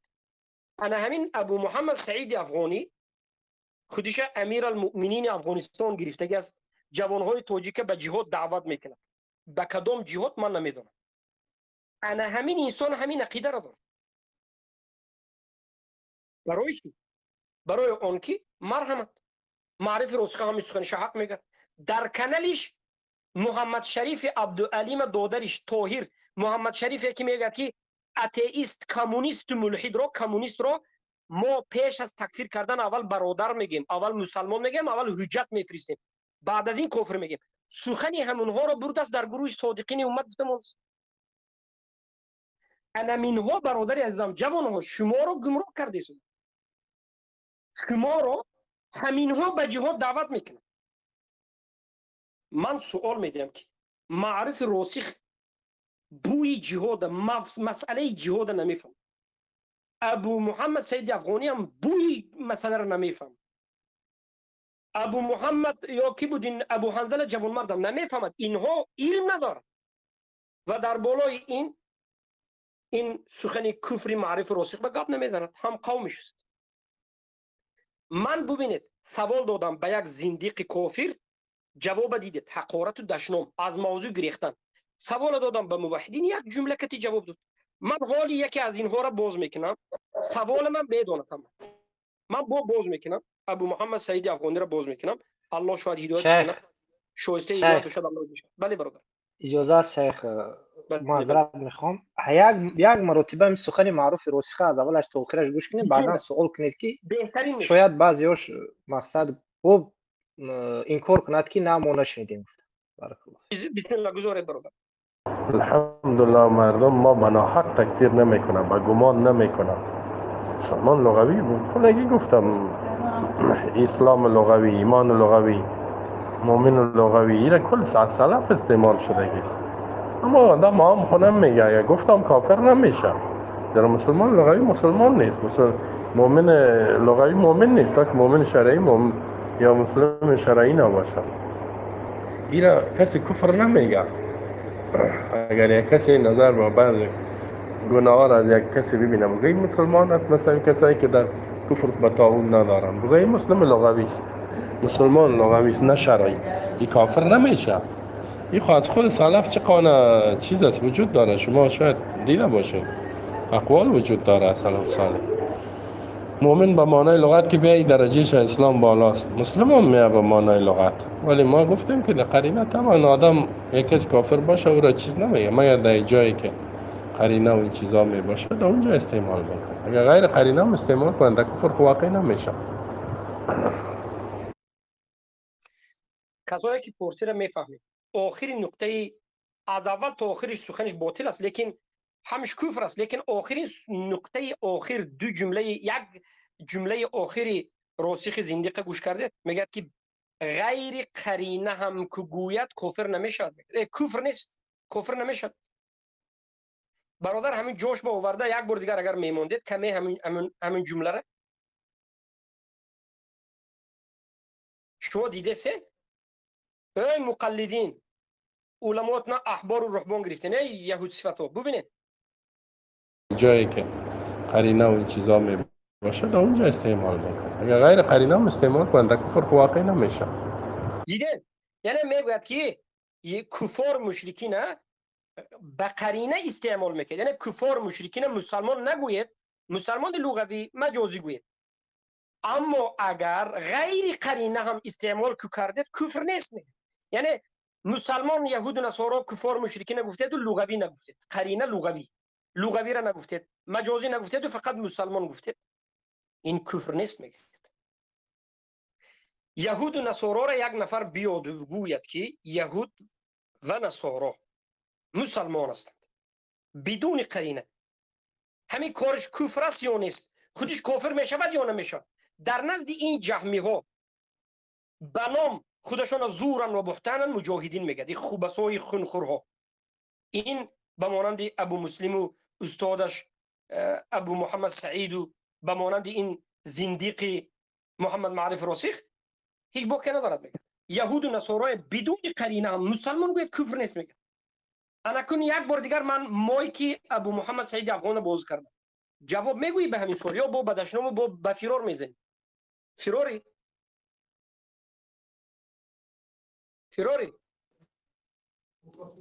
شیخ همین ابو حنظله در کانال خودش پیامک بازی دارد، اگر در اصل جوانمرد باشد بیاید بیان کند. سبحان الله. بیاید مرامت او به نزد خواهرو ما گفتیم که نرود اینجا بیاید، انا حاضر بیاید. شیخ الله دو استان دقیقه کنه مدنی از الله بترس اجازه بده. اعوذ بالله نجسی مشرک. شیخ ببینین به اصل موضوع باز میگردیم. منظور ما بود که یعنی که جهالت حنظله را بیان بکنیم. در همین موضوع این خبیث نجس صحبت نمیکنه. ما صحبت حنظله را میگذارم همینجا، اگر صداش بیا به ما بگین. همین موضوع در همین موضوعی که شما سوال دادید در این موضوع بیان کردگی است، گویا نفهمیده. یعنی که معلوم میشه که این تحقیق نکرده اومد تهمت دروغ میگه. ابو حنظله دروغ میگه. من دیروز به ابو حنظله گفتم که معرف راسخ نمیخل گپا رو گفتین زندیق، چرا این مسئله به گپ نمیزنی؟ من دیروز گفتم گوش بکنید. بگذار وقتی که مشخص و واضح و روشن از خطایی که تو کردی بیان نکنی که برای من خطا کردم که کفر انجام دادم که کفری بود، اینطور بیان نکنی در بین مردم فایده نداره که برای 100 مردم نداری. برای 100 مردم نداری چیکار کنی؟ تو نماز انداختن. بیای از خطاهای خودت که هر کس صحبت کنی اونها رو پنهان کنی، اینطور که نمیشه. اینطور نمیشه که خود حق بگیری و طرف یک دو دقیقه پیش کنم. که در دعواهای تبلیغ خود بیان میکنم که کسایی که هر کسی که کفر به طاغوت نداشته باشد او کافر است بدون شک. او گفته نمیتونه، یعنی فرد نمیتونه هم عبادت غیر الله را بکنه، اطاعت غیر الله را بکنه، یا عبادت تعالی را بکنه. طاغوت کفر به طاغوت نداشته آسمان نیست. اما این واضح چندین بار است که میگه من گفتم هدف من این نیست. اگر من شما تو میگه من اینجا بیان کردیم، اما داری که در دعواهای تبلیغ خود بیان میکنم که کسایی که مسلمان نامنهاد است، نامنهاد شما میفهمید تقریبا 1.5 میلیون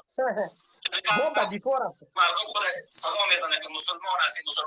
هدف از این کسایی که مسلمان خود میگیره مورد تذکره مسلمان است، هم نماز میخونه، هم شرک میکنه، هم روزه میگیره، هم کفر انجام میده. این هدف این مسلمان ها از این دو نامنهاد است که ما میگم میگم همیشه پس آره خب با مسلمان های نامنهاد. اما اگر راسخ گفتن باشه که نه خیر، کسی که کفر بر طاغوت نداره او مسلمان است، این بدون شک کفری است. بله شک گوش بگین که در اینجا چی گفت. یعنی که در دنیا میگه 1.5 میلیارد مسلمان هست، اما میگه شرک میکنن. ما همونو رو میگه در نظر داشتیم که اینو یعنی که نزد خودشون مسلمان هم. این عقیده این یعنی سخن جهمیه. یعنی هم نماز میخونن هم شرک میکنن. عیناً سخن ابوالغریب خیلی که گفت یک انسان با عمل ظاهریش که مقصد اسلام است ما را مسلمان میگیم، اما یک کفر شرک انجام میدیم و مشرک میگیم. عیناً سخن ابوالغریب. سخن معرف راسخ این مسلمان نماها رو گفته است است میگه. معرف راسخ مسلمان نماها رو نمیگه. از سلف هست. از سلف. بله برادر. عذر جای در کنم. بله اول گفت که من مسلمان نماها رو گفتم، لیکن بعدا گفت که این اصطلاح شرعی است. گفت اصطلاح شریعت است. گفت سخن خودشه. ما بار دیگر گویم شیخ از معذرت خواهی میکنم، ما بار دیگر به ابو حنظله میگیم که مسلمان نما گفتن با ما ضدیت نداره. خودت هم میگویی، منم میگم ادعای مسلمانی میکنن، مسلمان نما هستند، این به هیچ کسی ضدیت نداره. معرف راسخ مسلمان گفتن کفار مشرکین میگه اصطلاح شرعی است. آخرین سخنش همین است که میگه یهود نصارا کفار و مشرکین را بدون قرینه مطلق مسلمان گفتن کفر نیست. بیاید ابو حنظله، حاضر ما میدونیم که همین صحبت‌های ما رو گوش کرده است. ابو حنظله بیاد به این سوال ما جواب بگوید. دیروز در نزد خواهرها رفت، انا بیا به نزد برادرها. این کانال برادرها است. انا اینجا بیایو حالا به همین سوال ما مرد شود یک نفر از برادرایی که از افغانستان هستند و جانبداری که معرف راسخ یا این مسئله به میانه روی کرده میخوان. ما برای اینکه برادرای موحدی صادقی از افغانستان داریم که برای خود اعلان کردن از معرف راسخ به غیره، ما این مذبذبا به این سخن میگیم. ابو حنظله بیاد همین سوال من فقط همین یک سوال به جواب بده، بعد از این صحبت شروع میکنیم. کسی معرف راسخ صداش میگذاره، معرف راسخ در صداش میگه که بدون قرینه هم گفتن، یعنی بدون لغوی بدون مجازی مسلمان گفتن کفر نیست. میگه یهود و نصارا را مسلمان گفتن کفر نیست. گوینده آدم حکمش چی؟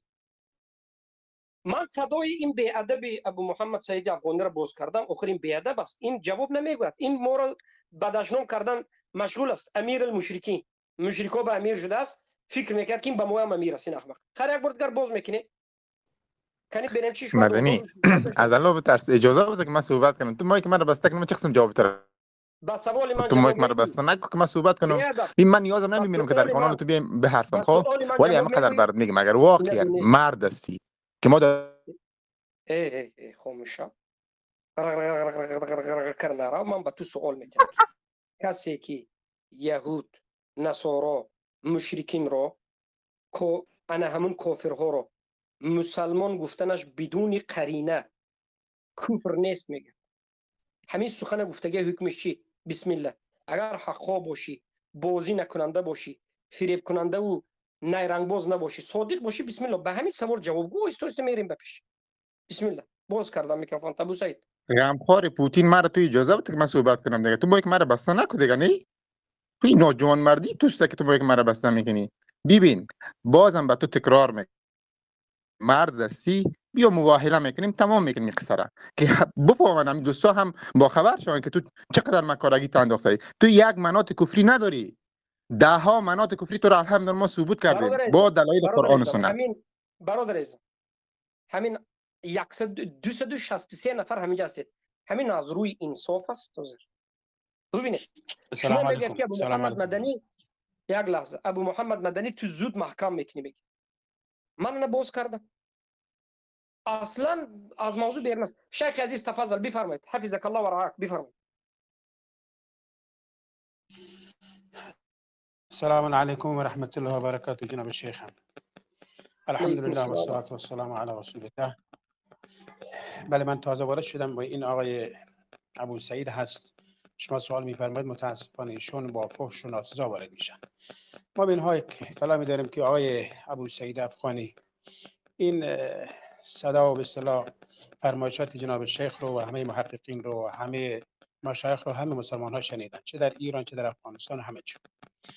شمایی که قبلا بدون هیچی اگر جناب شیخ صحبت میکردن سریع کتاب مینوشت، الان شما لطف بفرمایید کتاب علمی که ایشون نوشتن بیا جواب علمی بدید. چون ما تا جایی که اطلاعات داریم، به اصطلاح نمیدونم اطلاعاتمون ناقص هست یا نیست. جناب عالی کجا درس خوندی؟ استادت کیست؟ چند تا تالیف داری که حداقل بیان مردم بشنون و اون به اصطلاح مسائل علمی شما را حداقل ما ببینیم و واقعا قضاوت بکنیم. تا جایی که ما میدونیم فقط شما میایید و فقط از گفتار آقای راسخ که کفر مطلق هست، در گفتار کفریشون هیچ شکی بین مسلمانان نیست، دفاع میکنید و اندک حرفایشون رو میخواید توجیه بکنید. اما متاسفانه این همه دلایل و این همه تغییراتی که جناب شیخ حفظه الله نوشتند، دیگر محققین نوشتند، دیگر مشایخ نوشتند، متاسفانه شما میایید و چیکار میکنید؟ اینها رو گوش نمیدید. مثل همان است که ختم الله علی قلوبهم و علی سمعهم و علی ابصارهم غشاوه، مثل که بر گوشه ها و چشم ها همه چیز شما اون فهم شما الله رب العالمین پرده انداخت. اینجوری نیست شما میاد فقط وارد میشد و با فحش و با ناسزا و نمیدونم با مسکوی گفتن اینها، این اهانت هست. یک از نشانه های منافق همین است که در بحث فحش میده، در بحث وارد میشه اصلا متاسفانه رعایت نمیکنه. و جناب علی از همونها هستید، شکی در این نیست. و اگر مرد هستید شما بیاید واقعا بیا به صورت علمی یک بحث مشخص بکن از کتاب. جناب علامه ایران گوش کن آقای عزیز، گوش کن برات، گوش کن. علامه نیستم، گوش کن، مؤدب باش، گوش کن، مؤدب باش، گوش کن. آقای عزیز مردم علامه ایران گوش کن. در میان حرف مردم، در میان گوش کن، در میان حرف کسی پریدن این بیادبی هست. گوش کن آقای عزیز، گوش کن یه لحظه. خب داشتیم میگفتیم شما بیاد بحثی رو از کتاب جناب شیخ نوشتن، یه بحث رو مشخص بفرمایید و به صورت علمی جواب بدید. اونجا مشخص میشه آقا مرد میدان کیست، چقدر در چانته خودتون به قول خودتون دارید. این که بیاد در میان مردم اینجا 100 نفر 200 نفر کمتر بیشتر هستن، متاسفانه با حرفهای رکیک و اینها بی‌ادبانه بزنید خوب نیست. جناب آقای ابو سعید افغانی، من نمیدونم مجاهد هستم، من رئیس فلان هستم، شما آقا بیاید ریاست و امیر و نمیدونم امیر المؤمنین رو خودت با علم ثابت بکن. جناب شیخ به صورت علمی وارد شدن، به صورت شخصی وارد نشدن، به صورت ملیتی وارد نشدن، به صورت دشمنی وارد نشدن. به صورت علمی حرفهای آقای راسخ را رد کردن و دشمنی با کسی ندارن. آقا شما بیایید به صورت خیلی انسانیت، به صورت منصفانه، به صورت علمی جواب بدید که آقا فلان حرف بر اساس قرآن، بر اساس حدیث و بر اساس گفته سلف امت اشتباه هست. بفرمایید بیایید اینجا. اینجوری نیست که شما بگید آقا هر چی که خودتون گفتید و بافتید و با فهم خودتون به اصطلاح درست کردید اون درسته. نه عزیز من، شما فهم خودت رو، فهم آقای راسخ رو، فهم دیگران رو که ازشون دفاع میخوام بکنن، فهم به اصطلاح خودتون مجاهدین لقب داد خودتون رو، بیاید عملتون رو، گفتارتون رو با قرآن و سنت به فهم سلف امت مطابقت بدید. بحثی داریم ما نداریم که اگر بیاد نه فلان بکنید فلان بکنید. اینها حرفهای به اصطلاح رکیکتون جایی رو برای شما به اصطلاح باز نمیکنه. چرا؟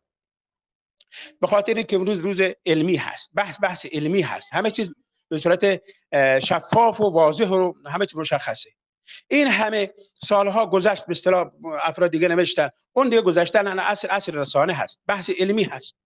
بازم خواهشم میخوام تکرار بکنم، بیا شما یک صفحه دو صفحه فلان بحث رو مشخص بکن به صورت علمی. نمیخواد اینجا بحث بکنید، به صورت علمی بده کتاب. شما که اصلا در نوشتن کتاب که الحمدلله قبلا اندک صحبت میکردن جناب شیخ، شما کتاب می نوشید، تکفیرش میکردید بدون مناط. یکی بعد جناب شیخ همین مسائل که شما جمع آوری کردید که نمیدونم آقا ما چند تا مناط داریم برای علی نعوذ بالله تکفیر جناب شیخ، آقا همه مناط ها رو حضرت شیخ جواب دادن. گفتن که آقا اگر چنانچه اینجا اشتباهه ما استغفار میکنیم، ما توبه میکنیم. اما متاسفانه طرف شما ده ها کفر گفت با مناط های تکفیری که خود سلف ثابت کردن، به اصطلاح کفر گفتید. هم چه بگم، با کدوم نمیدونم کلمه رو استفاده بکنم. نیامد بگه که من اگر چنانچه برداشت شده فلان شده مثل ماها با استغفار و توبه میکنم. نگفتید. چرا؟ چون تکبر جلوی چشمتون گرفته. این غرور شیطانی هست. از این غرور بیا پایین. آقای سید افغانی، آقای راسخ و امثالهم، به خاطر خدا بیایید، نکنید این کار رو. در بین موحدین اختلاف ایجاد کردید. الان جوان‌ها، اکثر جوان‌ها در البته در کشور ما، در کشور خودتون دو دله شدن که چیکار نیست. شما دارید حرفهای دشمن رو، حرفهای دشمنان اسلام رو در قالب اهل سنت و سلفیت میخواد بزنید. اینا متوجه هستن، همه موحدین، همه جوان‌ها، همه محققین متوجه هستن. ای فلان و هی علامه ایران و هی فلان، این چه علامتی؟ این چه حرفایی هست؟ حرفای بسیار بی‌ادبانه هست، در چارچوب ادبیات بحثی نیست. پس خواهش من این هست که شما مؤدبانه وارد بحث بشید، بیاد به صورت علمی پاسخ بدید، به صورت قلمی پاسخ بده. چرا اهانت میکنید؟ تا وارد شما معذرت خواهی میکنم، از شما معذرت خواهی میکنم. حالا به من یک فکری خوبه به سرم اومد. بیاد شما اینجا یک بین ما و بین اینها در میانه باشید و به من هم یک 2-3 دقیقه وقت بدید، به اونها هم 2-3 دقیقه وقت بدید و من از اونها یک سوال دارم با واسطه شما برادر عزیز شیخ بزرگوار. سوال من این است، هر نفری که میگوید که کفار را مطلق کلمه کفار را میگیرد، کفار را بدون قرینه مسلمان گفتن کفر نیست، حکم همین انسان چیست؟ بسم الله، همین سوال را ما میکنیم، یگان تحقیر نکردیم و نمیکنیم. بدون تحقیر ما خواستیم جواب بگویم. بسم الله شما من طلب بکنید که چی میگه؟ بدون تحقیر صحبت کردن نمیتونم. السلام علیکم. اجازه بدید قمری، اجازه بدید خب اجازهش بکنم لطفا مایک بستن میکنین. والله باور کن آقای سید افغانی آقای علامه ایران، شما 2 دقیقه مرا وقت من آقای عزیز، علامه نیستم، بنده خدا من علامه نیستم. اجازه بده من وقت میدم بهتون. جناب شیخ جناب شیخ ابو محمد. آقای عزیز شما چند دقیقه میخواید صحبت بکنید؟ 3 دقیقه‌ای هست، 2 دقیقه جناب شیخ فرمودن. آیا حاضرید بدون اهانت و به صورت مؤدبانه چند دقیقه به شما وقت بدیم؟ شاید بفرمایید بس که سوالی که جناب شیخ مطرح فرمودن جواب بدید. جناب علامه ایران، من به شما پیشترم گفتم ما رو اجازه بدید. ببین اینا بیادبتون ببینید دیگه. نه شما صحبت کنید، جوابش شروع کن. شیخ سلام.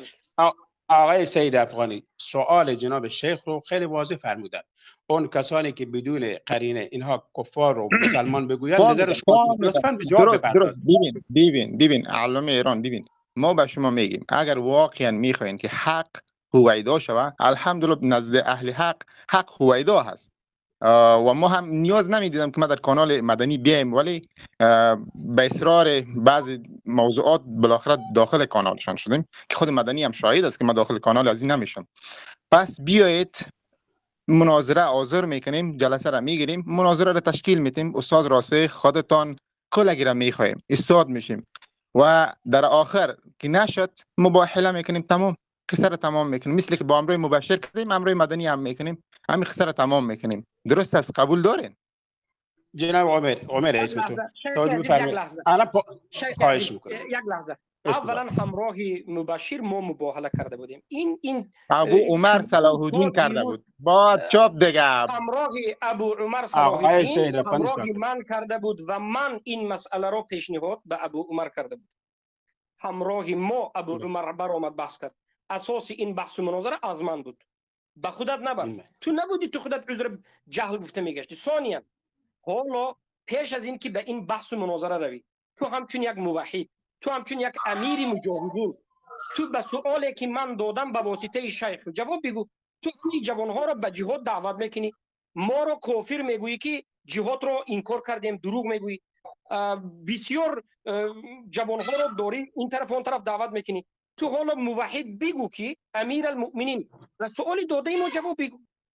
اول جواب بگو، بعد مسئله مناظره رو دیده میبریم. بسم الله جواب بگو به سوالی که من دادم به واسطه شیخ. بسم الله من خاموشم. بگو جواب بگو. بفرمایید آقای ابو سید، بفرمایید. جناب علامه خراسان ابو علامه رو ولش کن. آقا شما جواب جناب شیخ رو بدید. آقای گوش کو مرا وقت بده دیگه. خود تو چرت بکنه، من گپ زدن نمیتونم باز دیگه. آقا شما پاسخ نمیدی، حاشیه میرید عزیز من. حاشیه نرو، حاشیه لا حول ولا قوت بگذار علامه. آقا عزیز من، جناب شیخ سوال فرمودن کسی، آقا بکن خیلی خلاصه، کسی که یک فرد کافر رو مثل یهود و نصارا بدون قرینه مسلمان بگو حکمش چیه؟ خب فهمید. بفرمایید جواب رو. بفرمایید آقای ابو سید. ببینید ما به شما بازم مکد لا حول ولا قوت الا بالله. ببینید الله حول ولا قوت. 2 دقیقه خود 2 دقیقه بیسین که من صحبت کنم دیگه. ما منتظریم. بفرمایید. لا حول ولا قوت الا بالله. تو مقصد بگذار خلاصه. لعنت کنالا چی مسخره داری؟ گپ آخر رود سیا طور مجاهده. بفرمایید. ببین علامه خراسان نمیدونی میخوای بخندی. علامه خراسان نه جواب. جناب شیخ عزیزم، جناب شیخ اینو صداشو ببندید. صدا اینو ببندید بی زحمت. جناب شیخ عزیزم، همه شنوندگان ها بینندگان و اعضا، این آقا جواب نداره، فقط میخنده. خواهش میکنم شیخ محقق ایرانی، یک خواهش دیگر هم از بنده است. الله سبحانه و تعالی همگیتون حفظ کند. بیایید خیل میکنیم. از میکروفون هم رو میبندیم. هیچ خیل نکنیم. 2 دقیقه ما برای شما چی میگم؟ بیاین مناظره. 1 دقیقه. به ادب جاهل. دین روز آمده از ما بعضی چیزا سوال میکرده که امروز گپ زن شید. تو خب کن جاهل احمق. الان اکنون دیگرها خواهش میکنیم که میکروفون هاشو چی نکنن، یعنی که باز نکنید. یگان کس ماند به سوال شیخ با واسطه شیخ محقق جواب بگوید، جواب نگوید، از این میبراید که اینها استاد پرست و قوم پرستیان در همینجا معلوم میشه. دیگر برادرها از دیگر برادرها خواهش میکنیم که یگان نفر میکروفون رو باز نکنه. بارک الله فیک. جزاک الله خیر. جناب سید افغانی، سوال مشخص است از طرف جناب استاد. شما خواهش میکنم به حرفای حاشیه نپردازید، وارد بحث بشید، وارد جواب بشید، نخندید و علامه ایران و علامه خراسان نفرمایید. ما خیلی مؤدبانه میگیم آقا وارد بفرمایید. جواب جناب شیخ در 2 کلمه هست. آیا طرف کافر هست مسلمان؟ بفرمایید. اگر دارید با دلایل بفرمایید. ما منتظریم. تفضل بفرمایید.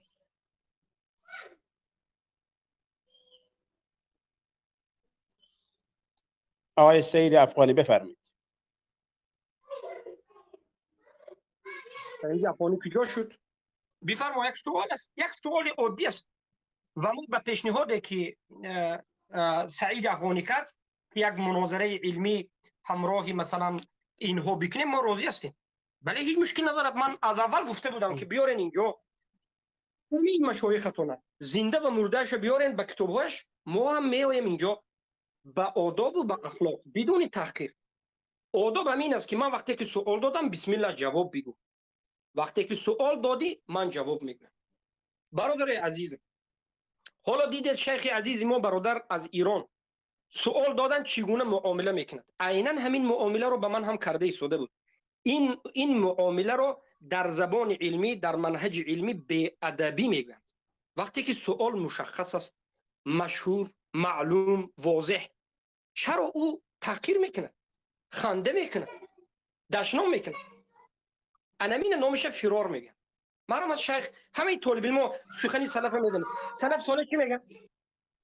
سلف سوال میگن که وقتی که کسی در بحث و مناظره شکست خورد به دشنام و حقارت و تحقیر میرود. بیاید ابو حنظله، انا همین سوال من به ابو حنظله جواب کرد، بیاید معرف راسخ آرام، اگر همینجا به معرف راسخ بیاد آرام بگوید که من خمرات صحبت میکنم، والله به یک مشکلی اگر به من صحبت کرده نتواند، شیخ از ایران هستند، همین سوالی ما را بکنن که کسی که یهود و نصارا را مسلمان گفتنش را کفر نمی داند بدون قرینه مطلق، یعنی اگر یک نفر برای دوگد که یهود مسلمان است، نصرانی ها مسلمانند، بت پرستان مسلمانند، همه قبوری ها مسلمانند، مجوس مسلمان است، گوید همین کفر نبود است. کسی که همین سخن میگه که همین سخن کفر نیست، حکمش چیست؟ انکنون صادق و کاذب دیده، صادق در ایمانش و کاذب و دروغین در ایمانش. من حالا اگر من همین برادر موحد کردم، شما دیدید که در مدت 1 دقیقه نشده 3-4 برادر جواب گفتن. حاضر اگر من بگم که همه برادر و خواهرها جواب بگن، تا فردا همه برادر و خواهرها به دلیل جواب میگن. این مسئله اینقدر مشهور است، اینقدر واضح است. اما ابو محمد سعید افغانی بجای این تحقیر، بجای این بی‌ادبی، بجای این حقارت، بجای این دشنام، نمیشد که ابو محمد سعید افغانی یک جمله بگوید که انا همین کسی که همین سخن میگه کافر میشه. چه مشکلی داره؟ بدون علامه گفتنی و بدون تحقیر. برای چی؟ علامه گفته اینها ما را مسخره کرده ایستادن. برای اینکه نه من دعوای علامگی کردم، نه شیخ دعوای علامگی کرد. ما همیشه خود ما را طالب علم اهل سنت گفتیم. حالا بحث درباره علامه بودن من و نبودن من نمیرود. فکر کن که یک برادری کوچک تو، اگر تو ما را تکفیر کرده باش، فکر کن که یک آدم، یک انسان به تو سوال کرد، به تو فرض است که جواب بگویی. مثلا فرق بین اسلام و ایمان است. جواب نمیگوید. به جای جواب به احترامی، خنده، شوخی، بازی، تحقیر، غضب همه مسلمان‌های موحدین رو برآوردن. و برای چی همین؟ برای اینکه این سخن رو معروف راسخ گفته است. همین سخن معروف راسخ گفته است که هر کسی که یهود و نصارا را بدون قرینه مسلمان گوید، این کفر نیست، همون عمل خودش کفر نیست. حالی آدم که کافر شدنش یک طرف است، کفر به عمل خودی همون عملی که اجماعاً کفر است میگه کفر نیست، صاحبش اجماعاً کفر است، کفر نیست. کفر کتی یهودیت کتی مسلمانی را جمع میکنه. این سخن کی گفته است؟ معروف راسخ گفته. برای همین این قومگرا نمیگه. آدمی که قوم رو پیش از اسلام میگیرد، قوم رو پیش از قرآن و سنت میگیرد، هرگز این نمیگه. اکنون ببینید همین ابو محمد سعید افغانی دعوت کننده به سوی جهاد بوده است. به کدام جهاد؟ من حیرانم. همین معروف راسخی که یهود نصارای مسلمان میگوید نماینده و دعوت کننده از جهاد بوده است. ابو حنظله جوانمرد در گروهش گفته است که حالا الله به من یکی از برادران فرستاد، الله متعال نابود بسازد، نویسته است که احزاب کفری تاجیکستان و کفار مشرکین میگه بیاید از هم دفاع کنیم. آیا من احزاب گفتم؟ من گفتم اگرچه ما اختلاف نظر داریم با هم دیگه. و آیا من گفتم که یک جا شبیم توحیدی کنیم؟ نه، البته من گفتم هر کسی که قدرت و توانایی از دفاع ما را داشته باشد دفاع کند، زیرا که به بالای ما ظلم و ستم و دروغ زیاد است. این سخنی که بارک الله فیک ابو حنظله پایان گوش کردید الله استون کنه با نروا برای صحبت بکنه در این موضوع. الله استون کنه. ابو حنظله به من یک سوال میتیم. من حالا ابو حنظله رو تکفیر نکردم. ابو حنظله میگه کی مرا تکفیر کرد. انا ابو حنظله اومد اینجا. اولا السلام علیکم و رحمت الله و برکاته. ابو حنظله من مایک تو رو باز کردم. ابو حنظله من ابو حنظله رو تکفیر نکردم. تو به حال من گفتم سخنهای جاهلانه بی علمانه است. یک انسان جاهل گوید مگر این تکفیر است؟ ابو حنظله رو باز کردم رفت نمیدونم برآمد موجش نبود. ببینید ما گمان خیر میکنیم شاید شبکیش نبود. من ابو حنظله رو تکفیر نکردم. السلام علیکم و رحمت الله. و علیکم السلام و رحمت الله و برکاته. ابو حنظله خب ما اولا اهلا و سهلا. دیروز گروه خواهرا بود. انا کنیم امروز صحبت میکنیم اگر چه وقتی ما خیلی کم است. سبحان الله. یک صحبتایی که یک سوال اول به خودم. خب صدای معروف راسخ گذارین اینجا برادر محمد شیخ ابو حلیمه هسته؟ برادر صدای معروف راسخ گذار.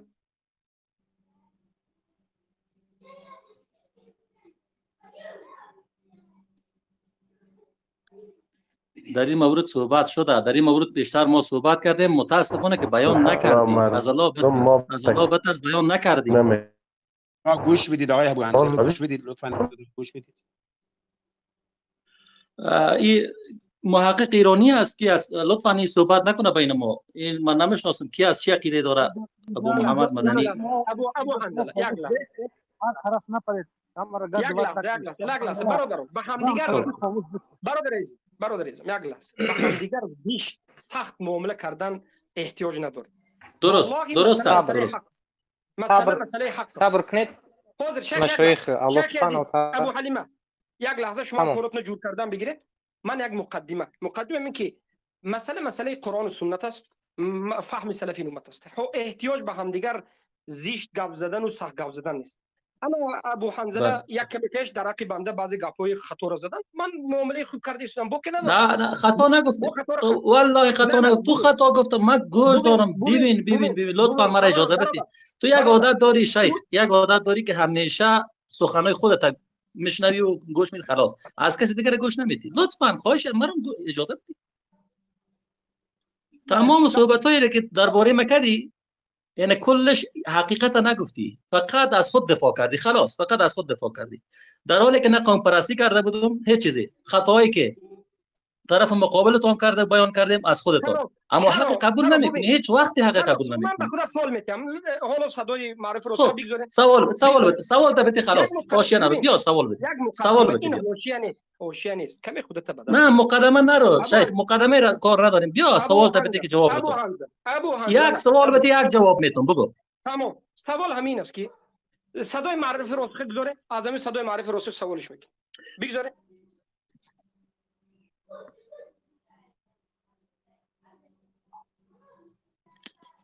الحمدلله مردم ما بناحق تکفیر نمیکنن، با گمان نمیکنن.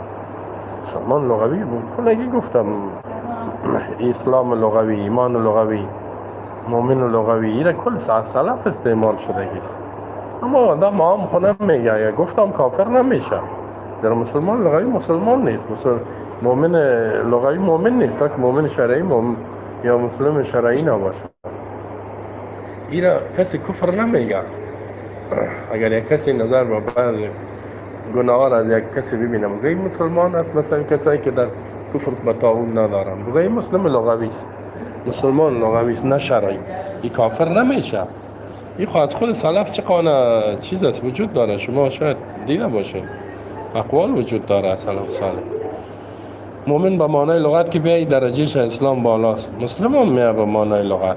ولی ما گفتیم که در قرینه طبعا آدم یکیز کافر باشه او را چیز نمیگه، مگر در جایی که قرینه و این چیزا می باشه در اونجا استعمال میکنه. اگر غیر قرینه هم استعمال کنن در کفر واقعی نمیشه.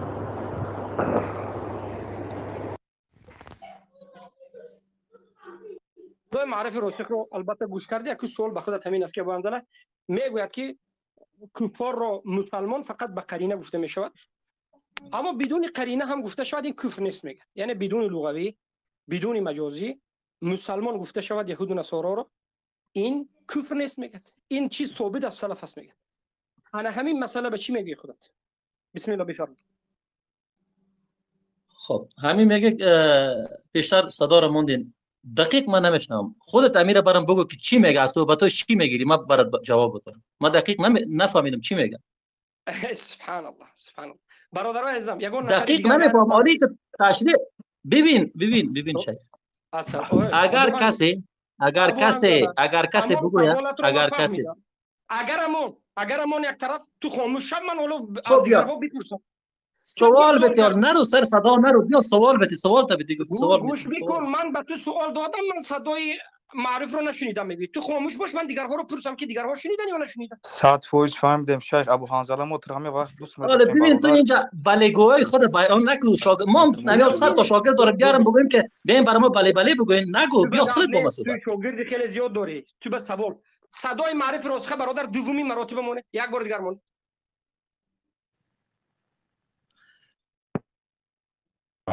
ولی ما گفتیم که در قرینه تمام آدم یک از کافر باشه او را چیز نمیگه. من در جایی که قرینه و این چیزا می باشه در اونجا استعمال میکنه. اگر غیر قرینه هم استعمال کنه در کفر واقع نمیشه.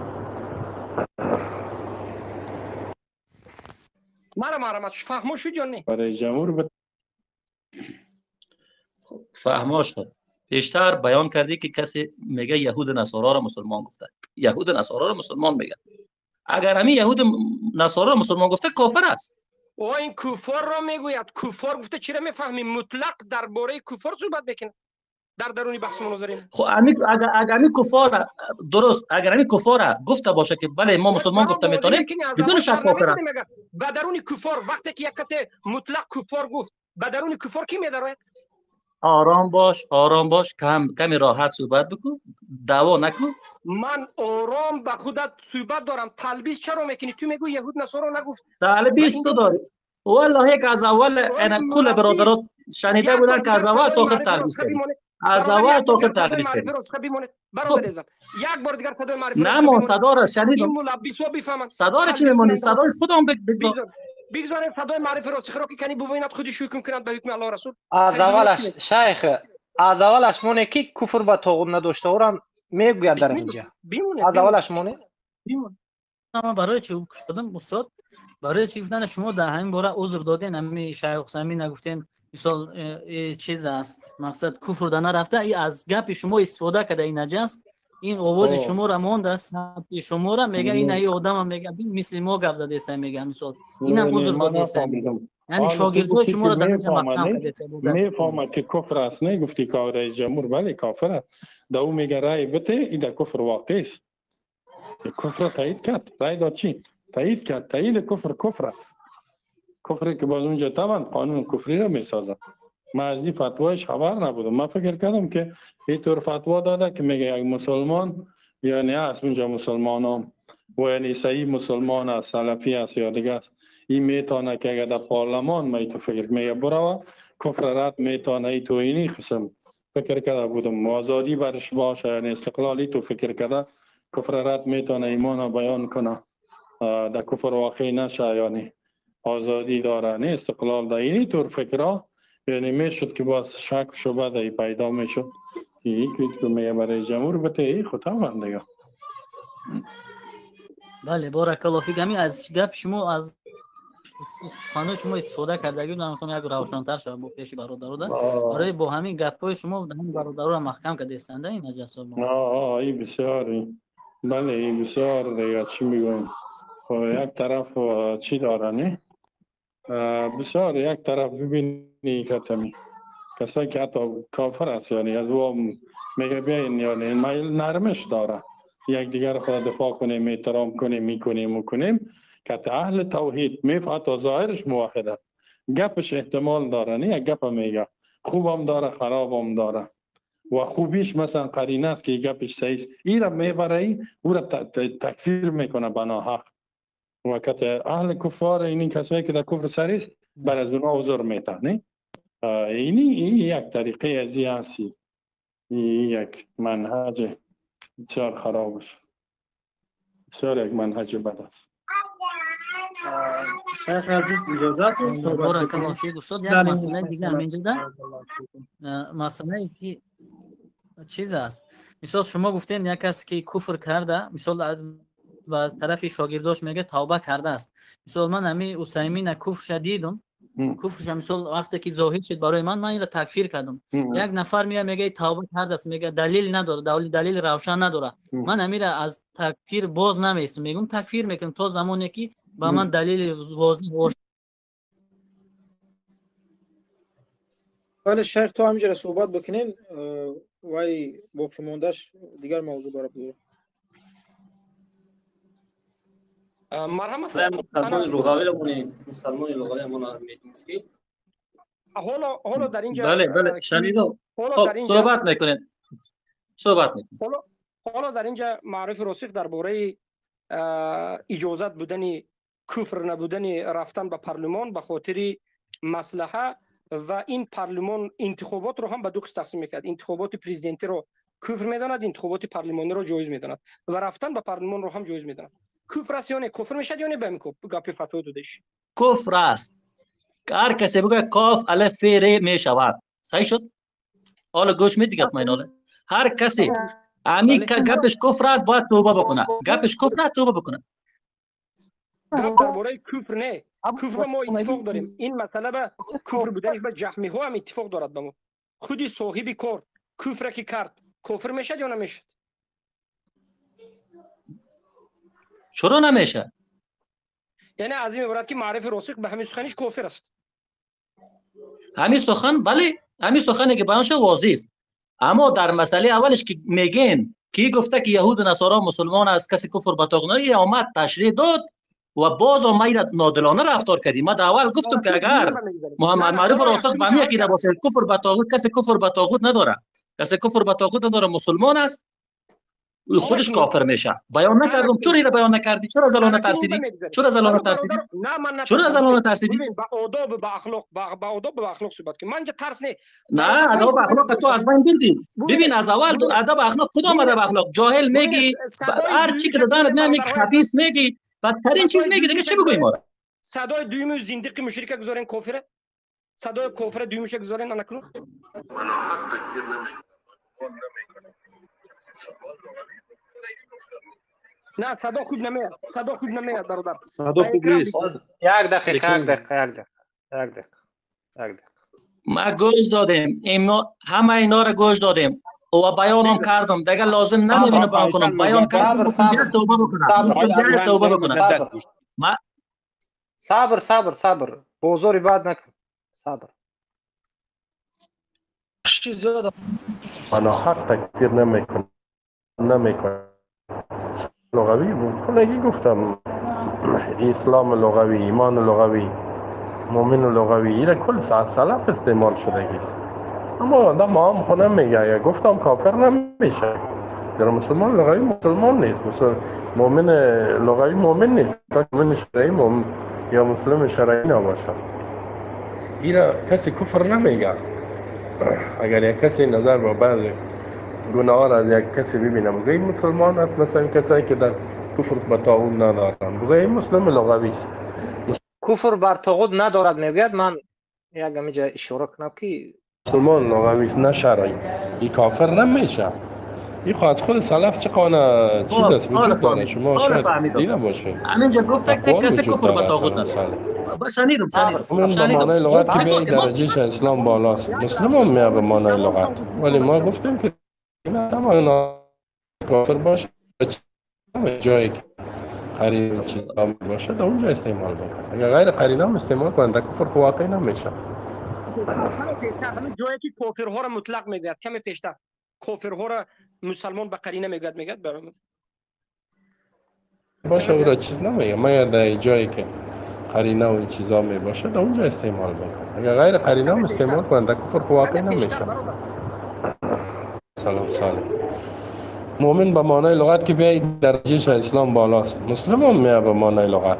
ولی ما گفتیم که در قرینه تمام آدم یک کس کافر باشه او را چیز نمیگه. ما در جایی که قرینه و این چیزی باشه در اونجا استعمال بکنه. اگر غیر قرینه هم استعمال کنه در کفر واقعی نمیشه.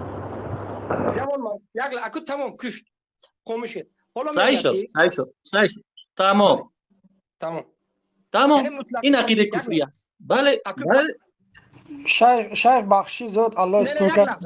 لحظه ما جوان مرد احترام چرا داریم بگذارش خودش صحبت بگه خود جوان مرد صحبت میگه خب من یک بار فهم خب خودم بگم جوان مرد فهم خودم بگم که در همین انسان چی گفتم من چی فهمیدم این گفت که خب کسی بگو فهم بیاید خودت بله کسی بیاید کافر رو یعنی مطلق کافر اینجا همه نمودی کافر زیرا که ما در این بحث بودیم خودت نبودی گپ درباره یهود و نصارا هم رفت آیات ها به یهود و نصارا نازل شده و غیره و این گپ هم از قصهشون هم از سیاقش و هم واضح میگه که کسی که کافر رو مسلمان گفت به قرینه گفته می شود اما بدون قرینه هم اگر کسی مسلمان گفت این کفر نیست.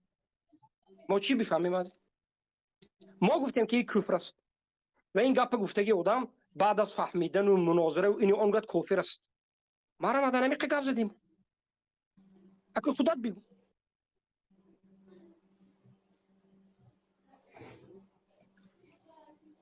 بله صدا است صدا بله بیان کردیم این مسئله را بیان کردم پیشتر بیان کردم گفتم که اینمی عقیده کفری است بیاید برائت میکنیم ازش تا توبه نکنه ما ازش برائت میکنیم اما تو باز دنبال گپ گرفتی حالا ما اومدیم به خاطر از اینکه تو نادلانه باز درباره صحبتای ما کردیم دوباره چی سر ما تکرار کرده میری تو خودت میای خود را بیگناه خطاب میکنی ما برای تو دو کفر واضح خودت گفتیم دو کفر واضح تا گفتیم و گفتم ازت برائت میکنم حالا درباره از اینمی برای ما جواب خوبش دادی یا ندادی یا تلبیس کردی راست بگو تلبیس کردی یا کنه عادلانه جواب دادی واضح برات گفتم که فتنه گفتی تو میگی انکار کردی چی میگی سعی که تهمت تا بالای ما تهمت میزنی الان چی میگی جوان مرد گفته که تو انکار کردی از جهاد ما کجا تو رو گفتیم انکار کردی برات گفتم که انکار کردن نمیتونی تو که این هر کسی گفت تو از یک سنت پیغمبر انکار بکنه کافر میشه از سنت پیغمبر انکار کنه بگم سنت پیغمبر قبول نمیکنم کافر امیر بیان نکردم گفتم انکار نکردی فتنه گفتی با آیات های الله پشت پای زدی با آیات های الله پشت پای زدی جهاد الله فضل میگه تو میگی که نه جهاد فتنه است انا ببین جهاد فتنه است میگی حالا میرم همین سخنات با فراموش نکنه باز لکه من جهاد فتنه گفتم یا نگفتم حالا یک لحظه میرم یکی بگذار خلاص گفتم یکی دیگه چرا دروغ میگی ما احزاب صدا نزدیم نمیگی که حزب فلان بیاین از هم دفاع کنیم باز میگی من نگفتیم نوشتم اون برادر صدای تا دارم حالا صدای تا نشر میکنم بگذار ما صدا نشر کنم بگذار که برادرها بیان صدای تا نشر کنیم میفهمین 20 تا کفریات ما دو تاشو بیان کردیم کفریات زیاد است قبول کن خودت سوال از این میبراید که به دو مناط معروف راسخ کافر است به این مناطی که کفار مطلق مسلمان گفت مسلمان گفتنش کفر نیست گفت و به مناطق دیگر که انتخابات رفتنیش و مناطق سوم که انتخابات درونش پارلمان به نماینده شده در آمدن من باب مصلحت درست گفت به سه مناط معرف راسخ کفر است بله بله بله شیخ بخش یک کی ابو حالا حنظله اینا قوم پرستی است این قوم پرستی است که تو ما قوم پرستی میذاری منافق شما گفت نزنین شاگردای ابو محمد شما صحبت ما با ابو محمد مدنی صحبت میگفتم ما ندارم شما در شأن من نیستید شما صحبت نکنین بگذارین شیختون گپ بزنه شما از شیختون دفاع نکنین ما در اول سخنرانی نگفتم که از الله بترسین از شیخ استاد خود بود نسازین دفاع ناحق نکنین کفر انجام داد بگین کافر هستید ابو انظر اشتوب شرط نیست تو میریم برادر عزیزم من از شما خواهش میکنم گپ نزنید چی لازم است حضور شما برآمده گپ زدن من خودم گپ نیستم قطعی ابو حنظله چی لازم است شما که برآمده با وقتی منم میگیرید وقتی خودتون هم میگیرید وقتی دیگر رو میگیرید عصب دیگر رو خراب میکنید من میدونم که شما برادرها گفتنی زیاد دارید لیکن شرط این آدم همین بود که من از قطعی من ابو محمد گپ میزنم تمام مسئله حل است انا کنون ما مسئله اول نقطه میگذاریم به مسئله من داخل بشیم مسئله اول من ابو حنظله جوانمرد اتفاق کردیم که معروف راسخ به سه مناط کافر است مناط مسلمان ها کافر مسلمان گفتن کفر نیست گفت به این مسئله الان که اجماع است یهود و نصارا اینو تکفیرش کردن اصول دین است و بعد از این مناط دوم انتخابات برفتن در مسئله پارلمانی یعنی نماینده کاندیدات به انتخاب برفتن جایز گفت و خودی کاندیدات هم این باب مسئله جایز گفت که این همیش کفر اکبر است و به سه مناط شما شنیدید که ابو حنظله گفت که بله این کفر است و صاحبش هم کافر است یا نیست گفتم ابو حنظله جوانمرد گفت که بله کافر است ما مسئله اولا به پایان رسوندیم مسئله دوم شروع میکنیم مسئله دوم مسئله من ابو حنظله یکچند دو چیز رو به من نسبت داد. یکم چیز همین که من گفتم که بارک الله فیکم جهاد رو من فتنه گفته باشم. حال زیر همین سخن ابو حنظله گفت. من در کجا فتنه گفتم مطلق جهاد فتنه است؟ ابو حنظله آیا امی حمله که بالای کفار و مشرکین شد تیر جهاد میگه؟ چی میگی؟ ببین جهاد امی حمله که بالای کفار و مشرکین توسط موحدین شد امی جهاد است یا نه؟ بیا من جواب بدم. جهاد سه نموده است. هجوم است، خب دفاع است، قصاص است. جهاد از پس چرا آمدی الاساف بجایزی که خاموش میبودی سکوت میبودی آمدی من حیث ازی که یک لحظه آمدی چرا صحبت کردی با این باره؟ چرا فکر نگفتی؟ بیا جواب بگویم یا نگویم؟ از خود دفاع نکو. من خواهش دارم از خود دفاع نکو. خودت ایجا معصوم قرار نده. خطا کردی کفر کردی بیا اینمی جا بیان بکن. غیر از اون من براحت دارم از ابو حنظله تو گفتی که جهاد فتنه گفت. این تهمت آشکار درست است. صدا رو قطع میکنی؟ صدا رو قطع میکنی؟ کی قطع کرد بازرم اینجا؟ همین صدا مرا چرا قطع میکنین؟ چرا نمیمونی که ما صحبت بکنیم؟ کی قطع میکنه؟ من خودم بیخبر هستم برادر عزیزم. شما چی دیوانگی دارین؟ چرا همین لحظه این پس بازش میکنه قدش میکنه. وقتی ما صحبت میکنم نمیگذاره. ما برای تو میگم بله ما یعنی خطایی تا دیدیم واضح بواه کفر بواه را انجام دادی. کفر بواه واضح از همین پیاده توبه کو و همیشه تو دور انداخته گپ میزنی. اما تو چی میگی؟ تو میگی نه ولی ما تو گفتی نه نمیشه که مسئله راسخ آقای ابو حنظله خواهشاً آرومتر صحبت بکنید. آقای ابو حنظله خواهشاً بیا این چیز است کسی صحبت میکنه میاد داخل میشه. این بیادب نیست. این بیادب نیست. آقا ما گوش میدیم عزیزم. بیادب داره. این خودت شیخ معرفی دادی ابو محمد مدنی. این خودت شیخ معرفی. این شیخی است. مطالب است. این کدام جای چهار تا سخنرانی ها رو میشنوه میاد صحبت میکنه. نگذار صحبت بکنه بین ما. ابو حنظله یک لحظه یک دقیقه خاموش باش. تو دو مناط رو در حق بنده گفتی و بنده رو از همین جهت مثلا گفتی که مشکلی دارد. بیا من اول نقطه اول بروم یا نروم؟ اجازت بده که روم. نقطه اول همین است که خودت گفتی ابو محمد جهاد رو فتنه گفت. همین تهمت به سر بنده است. این جمله به این طرز نیست. یک سخنی که بنده نگفتم از یک سخن دیگرم آورده سخنی مرا به معنای سخن خودت چسبانیده و ساختن این درست نیست. سخنی من دیگر است. صدایت میگذارم. صدایت آره اجازه بده که در گروه خود نشر بکنم. صدایت اجازه میدی صدایت نشر بکنم؟ صدایی که داری اینجا از خود نگو. سخنایت نشر میکنم. همینطوری که صحبتای معرف راسخ نشر کردی همینطور صحبتای خودت نشر میکنی. تو قسم میخوری که من جهاد فتنه است گفتم؟ من نمیخوام گفتم والله بالله تالله. یا من گفتم اینمی حمله مسکو جهاد بود. بله امیر فتنه گفتی قسم میخورم. ببین این حمله مسکو شده. بله من این فتنه گفتم. من این پنهان نمیکنم. این حمله مسکو پس کافر شدی. پس فتنه گفتی کافر شدی.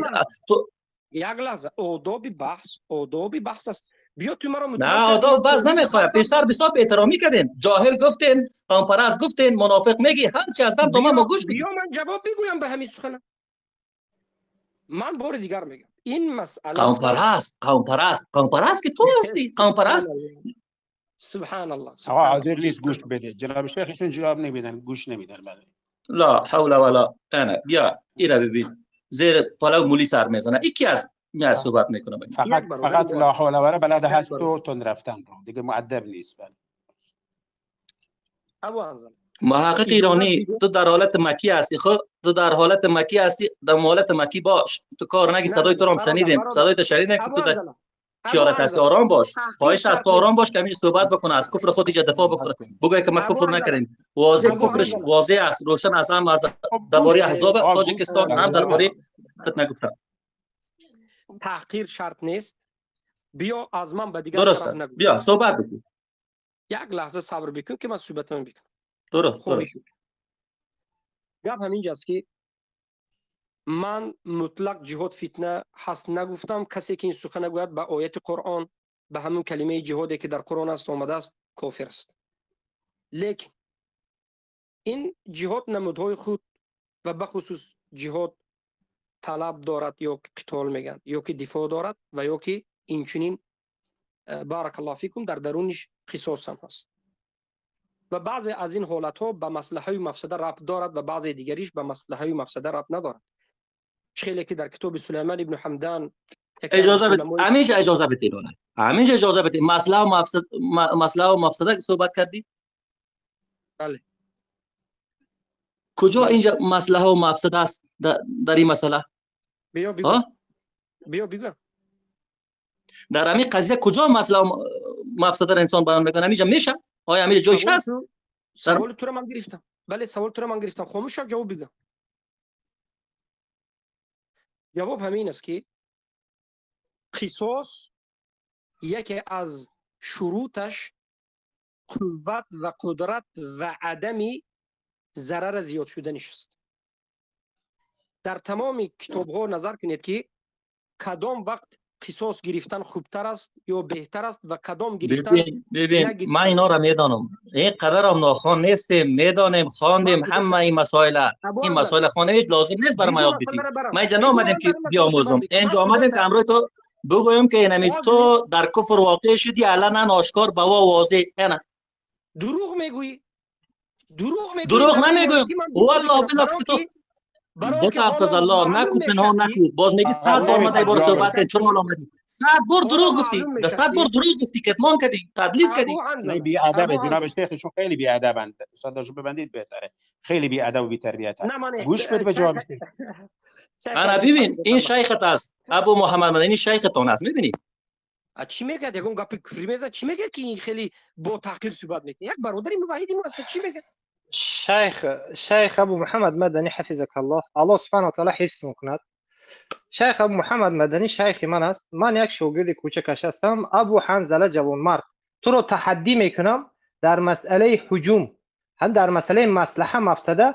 بازم میگویم به تو یک شاگرد کوچک ابو محمد مدنی، بیا تمام کتاب‌هایت رو بیار، با همراهی تو بحث میکنم که اجماع رو ثابت میکنم که در مسئله هجوم، در مسئله قصاص این گونه مصلحه و مفسده رو دیده میشود و گپی زیاد نزن. یک لحظه به من اجازه بدید. انا کنون ببینید ابو حنظله میگوید که ابو محمد مدنی کافر است به خاطر آنکه هجوم در مسکو رو فتنه گفت. ببینید بله من این سخن نگفتم و این هیچ مناط کفری ندارد برادر عزیزم. چرا این مسئله اگر من 100% دانم که همین یگان مسلمان ها کردگی هستند، اگر 100% دانم هم از نظر شریعت این نمودی عمل ها نیاز به نظر کردن مستقبل از مصلحه و مفسده دارد و این به اجماع ثابت است.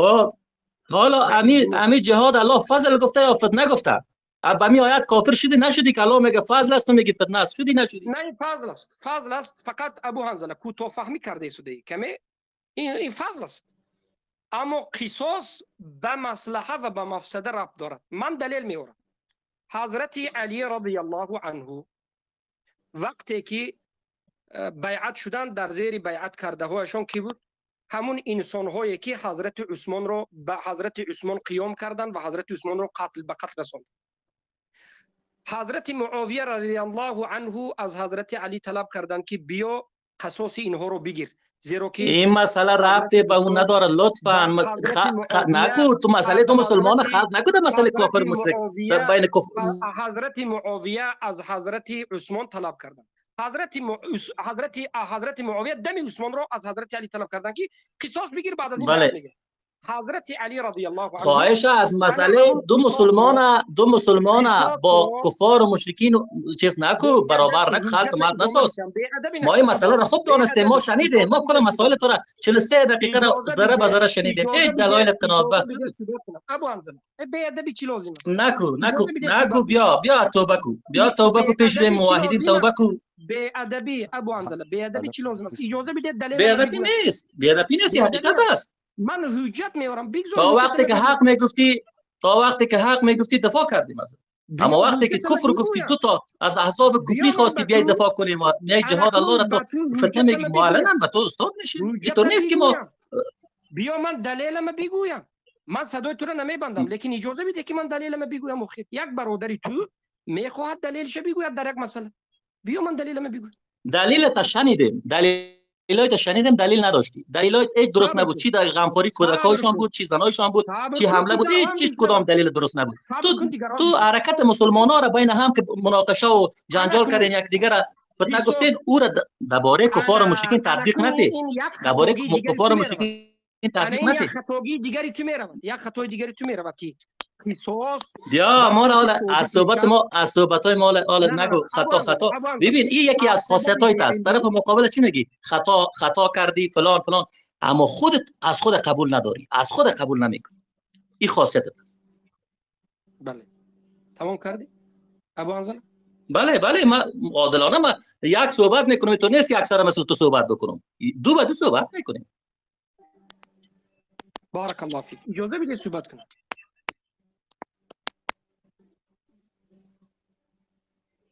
مسئله از این عبارت است که ما میگیم که وقتی که قصاص به سر مسلمان هم فرض شد، یعنی یک جماعت یک نفر کشتند، قصاص اینها فرض است. اگر انا همون جماعت معلوم شد که همینو کردگان، قصاص فرض است. فرض خیلی که قصاص خواه کافر کشته باشد خواه مسلمان، قصاص فرض است. لیکن همین قصاص گرفتنشه از نظر مصلحه و مفسده حالتهاش را تغییر دادن، کمی تاخیر یا زود یا قوه به نظر کردن که اگر این مثلا اگر این کار کردیم چی مصلحه و چی فایده و چی ضرر می آید، به قدرت و توانایی انسان ربط دارد. و این چیز به اجماع ثابت است که قصاص گرفتن خصوصا مسلمان ها از یک حکومت کفری دیگر، این مسئله به ربط مصلحه مفسده ربط دارد.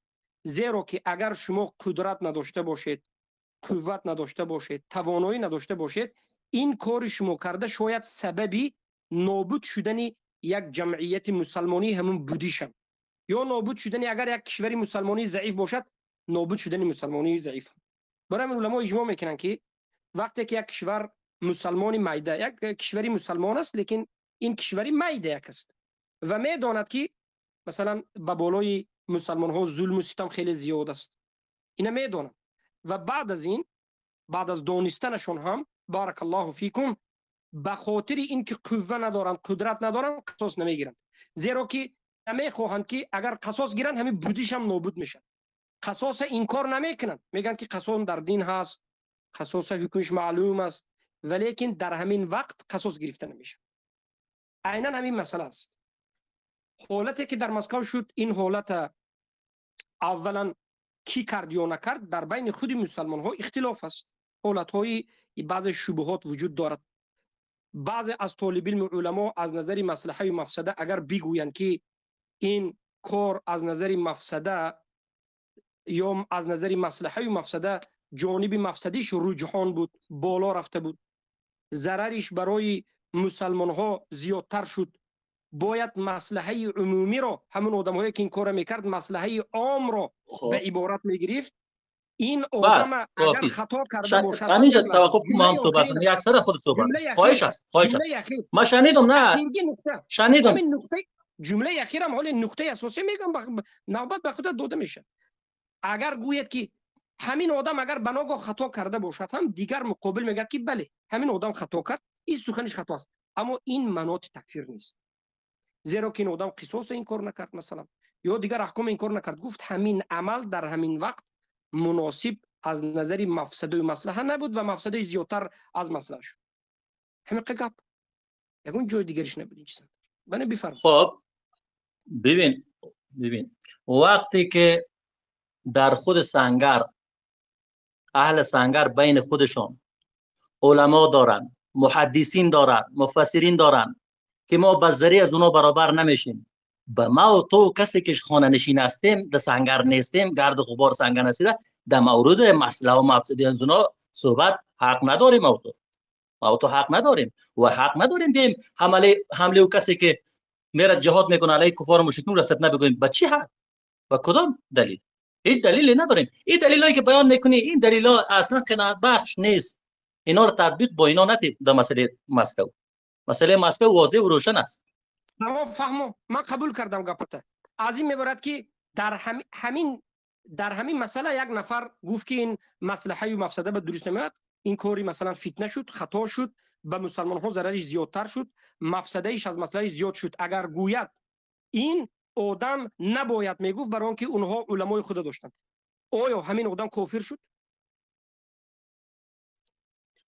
ببین تو فتنه گفتی اینمی حمله فتنه بود و فتنه گفتن جهاد متوجه باش که در یک من منطقه به خودت میگویم این که صورت میگیرد جهاد نگو، موحدین جهاد اهل توحید ببین جهاد میکنن، تو حق نداری که را فتنه بگویی. فتنه گفتی الله او را میگه فضل است، تو میگی فتنه است. آیا تکر با آیات الله نیست و چقدر لکن فتنه به جواب آیات بگم. دیگر قرآن کریم است؟ من مقصدت فهمیدم. فتنه به جواب بگم. برای آن من فتنه گفتم که یک ماه پیش از همین حادثه شدن جون بایدن رئیس امریکا برآمد و گفت که از فلان روز تا فلان روز، از 15 تا 17 یا 20 مارت در روسیه حمله می شود، برای همین احتیاج باشید و مردم امریکا رو گفت که به جمعیتی ها اشتراک نکنید. یعنی اینها خبر داشتن. یک، من از این جهت گفتم که ببینید که اینا خبر دارد، شاید یگان نقشه ها کرده باشد. انا ببین انا می کار تهمت است. انا مثل امی دیگه کسایی که مدخلی و کسایی که از سعودی من ببین انا می گپت است. انا اصل گپ ایجا پیدا کرده، گپت پیدا شد، پیدا شد گپت که تهمت زدی. انا گپ بایدن قبول کرد، گپ کافر قبول کردی علیه موحدین. گپ کافر گپ بایدن. یک لحظه اجازه بده، بیادبی نکن، بگذار من صحبتم بگم. تو من بیادبی نیست. ببین بیادبی نیست، صحبت بکن ما گرفتیم گپ خود رسیدیم که تو چه عقیده داری رسیدیم. ببین بیادبی نکن، این بیادبی آبروی خودت میبرد. بیادبی چی لازم است؟ اجازه بده. تو مرا کافر گفتی در مسئله، ما الحمدلله ما معلوم است در ادب در اخلاق معلوم است. تو سخن خوارج ها را گفتی. یعنی من علمای مجاهد به مخالفت کنم در یک مسئله اجتهادی که اصول دین نیست، من کافر میشم؟ انا میگم به تو را کلگی میزنه، انا میگم به تو را کلگی میزنه که خوارج میگم. ما هر کسی که از این جهاد صحبت کرد خوارج است. بایدن تو کرد، فلان تو کرد، از ایران دستور میگیرن. تکفیر کردی، تو مرا تکفیر کرده، میگویی که تکفیر کردم. بله براءت کردم از تو. مناط ذکر کن. مناط ذکر کردیم به دو دلیل. یکی از کفار خواستی بیاین شما از ما از شما دفاع میکنیم، یک کفر آیات الله را پشت پای کردی، جهاد فتنه میگی. دروغ تو است. نه دروغ نیست، این واضح است، همه شاگردای تو میفهمند. اگر کسی تابع حق باشه حق پیروی میکنه. انا همینجا باور بکن، صد برادر است که همین مسئله فقهی بوده میشه. برادر ما در همون مسکو بودی، ابو حنظله نمیدونه داخل مسکو را. او برادر ما در همونجا، او میگه ساختکاری بود، این میگه این کار در مسکو شی. نه برادر شرط نیست، دیگران داخل شدن شرط نیست داخل نشه. ببین این مسئله را ساختکاری بود گفتن یا نگفتن یا این و آن مسئله اجتهادی است. اگر یک نفر گوید خطا کرده باشد ماکسیموم گناهگار میشه، کافر نمیشه. اما اینها آمده تکفیر میکنن. همین غلو است. یعنی شیخ بارک الله فیکم، یک دقیقه الله استون یک دقیقه کوتاه صحبت میکنم. الله استون کنه همین مسئله را شما فهمونده استین، این انسان نمیفهمه به خاطر چی؟ به خاطر که این انسان همین عمل اصل دین میدونه. کمی پیش در کانال خودش صحبت کرد، همین عمل و همین کار از اصل دین دونست. به همین خاطر این انسان آیا جهاد از اصل دین نیست؟ ای انسان آیا جهاد از اصل دین نیست؟ آخر همین جهاد به خودی شاخه ها دارد. این یکی از شاخه قصاص است.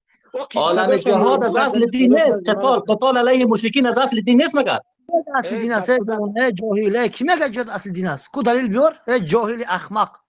انا ببین این شاگردایش از انا ببین، یکیش میگه یکیش تایید میکنه. دوستا شما شاهد بودین. جزاکم الله خیر. السلام علیکم. کی گفته است که جهاد اصل دین است؟ اصل دین اگر اعوذ بالله اجا بیا کجا گرفتی؟ اجا بیا زندیق. تو انبیا را تکفیر کردی به چیز. در بعض انبیا جهاد نبود، بعد کافر بودن و خبیث. نه برادر، سقام نزنید. ابو حنظله یک برادر مسلمان است که کمی غلو کردگی است، نمیفهمد. تکفیر سخنای بد نزنید. حاضر بهش گپ نیست. از سبب بی‌علمی نمیفهمد که چی مسئله اصل دین است، چی مسئله اصل دین است. اگر جهاد اصل دین گفتم این خطا است، لیکن ولی میره این مسئله. برای اینکه کسی که جهاد نرفت این کافر نمیشه، این فاسق میشه ماکسیمم. اصل دین باشد کافر میشه. این ولی اصل دین از اصل غیر دین جدا نمیکنه. لیکن یک مسئله است، مسئله قصاص برادر عزیز، مسئله که به مصلحه و مفسده ربط داره. برادر عزیز، من حضرت علی را مثال آوردم، میگه که این حضرت علی مسئلهشون مسئله کی بود؟ مسلمان ها بود. ببینید وقتی که قصاص فرض شد، مسلمان و غیر مسلمان فرق نداره. فرض انکار کردی کافر میشی. حضرت علی گفتن که حاضرم این کارو نمیکنیم، مفسده داره. حضرت معاویه طلب کرد، انمی قهوده حالت شد. انا کنون ببینید به خاطر قصاص جنگ شد. حضرت علی و حضرت معاویه به همدیگر جنگیدن. بعضی از صحابه فتنه گفتن یا نگفتن. البته این چیزها را بعضی ها میفهمد یا نمیفهمد. ببینید مسئله قصاص به اجماع ثابت است که وابسته به قدرت است. قدرت نداشته باشی یک کار رو کنی ضررش به تو زیادتر باز میگرده و این مسئله به مصلحه و مفسده ربط داره. هر کس از پیش خودش قصاص گفته هر کار کردن به حق نداره. هر کس از پیش خودش قصاص گفته هر کار کردن به حق نداره. ببینید برادر عزیزم، ما یک قاعده داریم، مصلحت العامه یقدم علی مصلحت الخاصه. مصلحه عامه مسلمان ها پیش از مصلحه خاصی یک عده گرفته میشه. حالا همین جماعت یا یک عده از مسلمان ها میگن که ما قصاص میگیریم، آنها باید مصلحه همه مسلمان ها رو در زیر نظر بگیرن، همون منطقه رو در زیر نظر بگیرن. برای چی؟ برای که اونها میخواهند که قصاص بگیرند، عده از علم و رنج خواهر و برادرها را از اینجا جزا قصاصش بگیرند. اما همین کاری کردهشان 10 برابر 20 برابر دیگر مشکلی را در بالای دیگر مسلمان ها سخت میکنند. یا این مسلمان هایی که در رسی هستند اینا یا مسلمان نیستند یا اینا مسلمان نیستند، اینا مسلمانند. اگر اینا مسلمان باشند آیا مصلحه و مفسده رو ما نظر میکنیم یا نمیکنیم؟ ما نگفتیم که در اسلام قصاص نیست، در اسلام این نیست، ما این کار نکردیم و ما بالجمله یگان عبادت از عبادت رو، یگان امر از امر الله رو، یگان احکام از حکم از احکام الله رو فتنه نگفتیم.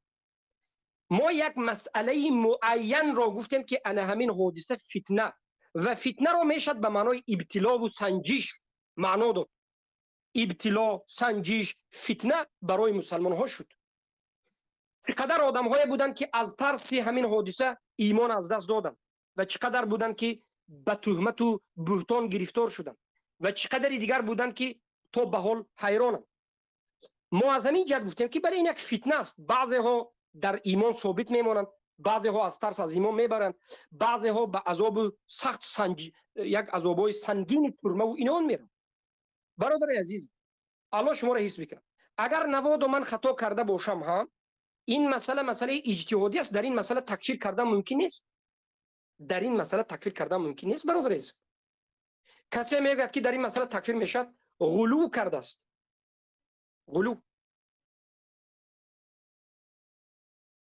غلو کرده است. این غلو است برادر عزیزم. اما مسئله دیگر، مسئله این که جهاد اصل دین است یا نیست برادر عزیزم. کی جهاد اصل دین شد؟ آیا به جهاد، اگر جهاد اصل دین باشد، پیامبر صلی الله علیه و سلم 10 سال یا 13 سالی که در مکه بودند، 1 سالی که در مدینه بودند، 14 سال پیامبریشون جهاد نکردند، از این عبارت که اصل دین به عمل نکردند؟ یا این اصل دین از اصل دین دیگر اصلها دیگر است؟ برای همون در مسئله دین به علم صحبت کنید. جهاد یکی از فرضها و ارکان اسلام است که بعضی از علما به همون ارکان 5 گانه و دوامش به بعضی از دیگر حدیثا که در آورد. کله بالاترین است، اما اصل دین نیست برادر عزیز. اصل دین نیست. کدام وقت انسان کافر می شود، کدام وقت فاسق می شود، این مسئله فرق داره. چیزی که پیشتر گفتم، سبب همه فتنه ها در بین برادرها انا همچنین کسانی که جاهل هستند، از پیش خود کدام عمل خواهند اصل دین میگن، در کدام جا خواهند تکفیر میکنن، در کجا خواهند براءت اعلام میکنه میگن تمام است. انا کنون فهمیدید که در مسئله من خواهش میکنم به تمام ادب از ابو حنظله و دیگر برادرها همین روز روید مسئله قصاص رو خوانید. همه شما خونده میتونید، کتاب دارید. مسئله قصاص آیا مرتبط به مقصد و مسئله است یا نیست؟ حالت به حالت دیده میشد یا نمیشد؟ قدرت به دیده میشود یا نمیشد؟ خب بگذار ما هم صحبت بکنیم. بگذار ما پیشتر ببین، از بس که شما عصبانی میکنین وقت نمیتیم یک نفر حساب از پیشش خلط و مرد بشه. ما به جای بگم که فرض است، فرض الله است، فرض الله است، میگم که اصل دین است. از متوجه آدم شدن نمیتونه به شما صحبت بکنه. از بس که خلط مرکز نمیمونه بس آرام صحبت. عصبانی میسازید، غضب میسازید مردم. یعنی به جاهل میگه، بیادب میگه، نفر غضب میشه. من میگم که این فرض الله است. الله فرموده که کتب علیکم القتال. الله بالای شما کتب چی معنا؟ ای کوریدا. این فرض شده بالای شما جا. ما اینجا نگفتیم که این از اصل دین است که اول کلمه، دوم نماز، سوم روزه، بعد جهاد. نه یا گفته باشیم که در ایمان آمده که به شما به قتال ایمان به. نه این نگفتیم. ما هدفم گفتم فرض شده. فرض است. فرض و تو از فرض الله را گفتم فتنه بگویی. فرض الله را این فرض الله را میگم اصل دینه. گفتم فرض الله را فتنه. ابو انزله برادر سلام علیکم. بله بفرمایید عمران شیخ سلام علیکم و رحمت الله. ابو انزله برادر خیره کما که زر نرم صحبت بکنه ان شاء الله که برادران در پایین هستن و موضوع را بگیرن. وقت به کی دیگه تا نرم صحبت بکنه. جزاک الله خیر. ببینید برادرهای ما به ما گفتن که همین ابو حنظله در همون سخنی که من نبودم در اون سخن، همون سخنی که در گروه خودش گفته، در اونجا هم اصل دین گفته است جهاد رو. انا حالا اینجا هم گفته و میگه که این عیب در سر شماست. شیخ از این چیز باید توبه کنه. اگر نکنه انبیا رو باید تکفیر کنه، زیرا در بعض انبیا جهاد نبود. پس انبیا اصلی نداشتن. پیغمبر صلی الله علیه و آله گفتم ببین شما چقدر در توبه کردن مردم چقدر عاجل هستید. برای اینجا آمدم بیان کردم که از میگم که گفتم که نمی چی از فرض الله است. کتیبه گفته یعنی فریضه فرض شده. بدونی برای چی در دین الله صحبت کردن جایز است؟ برای که انبیا رو تکفیر میکنی. از جهالت تو انبیا اصل دین نداشت. سراسیمه نشو. با آداب با اخلاق صحبت کن. ما گوش داریم. ما میدونیم که اگر این از امروز تا به 100 سالگان صحبت بکنم قبول نمیکنیم. شما را هیچ کس نمیتونه بکنه. هر کسی که انتقاد کرد، اگر معروف و راسخ انتقاد کرد، کسی انتقاد کرد هم زمان چی میکنه؟ تکفیرش میکنه. نه ابو انزل خیر است. حفظك الله. مقصد خیر است ان شاء الله. همیشه حالا یک مسئله دو مسئله که بیاید سختی بد نره، مورو مسئله حل میشه. برادر عزیز آرام شیخ ما صحبت کردیم برای تو. گفتیم که این مسئله که فرض الله را فتنه گفتی از همین بیا توبه کو یکی و گفتیم که از این احزاب ساز از هم دفاع کنیم. از همین امیر گفتیم که توبه کو دلیل گفتی دلیل درست بود. بیان بکو خلاص. یک دقیقه صحبت بکنم. یک موضوع ما کشودم بکنم ان شاء الله. در گروه خودش وقتی گفت اصل بیان کردم، گفت که مگر اصل دین نیست. گفت یعنی که اقرار اصل دین.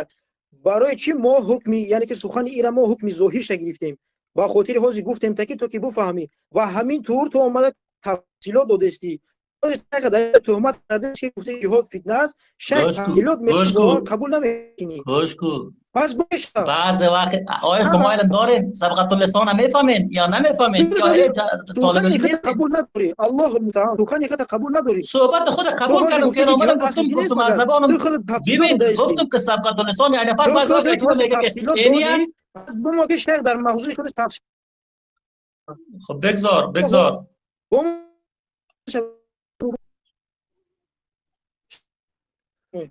بارک الله فیک.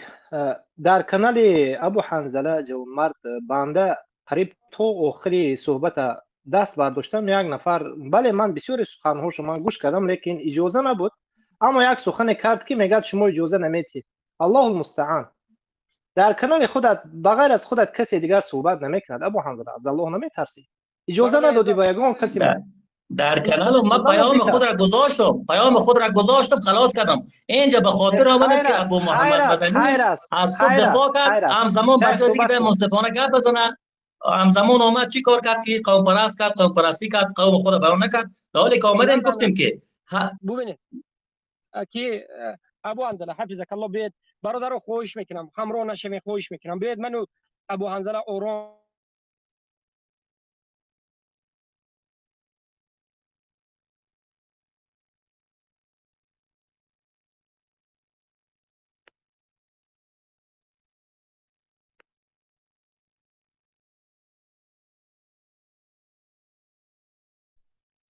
معذرت خواهی میکنم. نیت من کنده شد. این مسئله هم حل میشه برادر عزیزم. یک لحظه نیت کنده شد.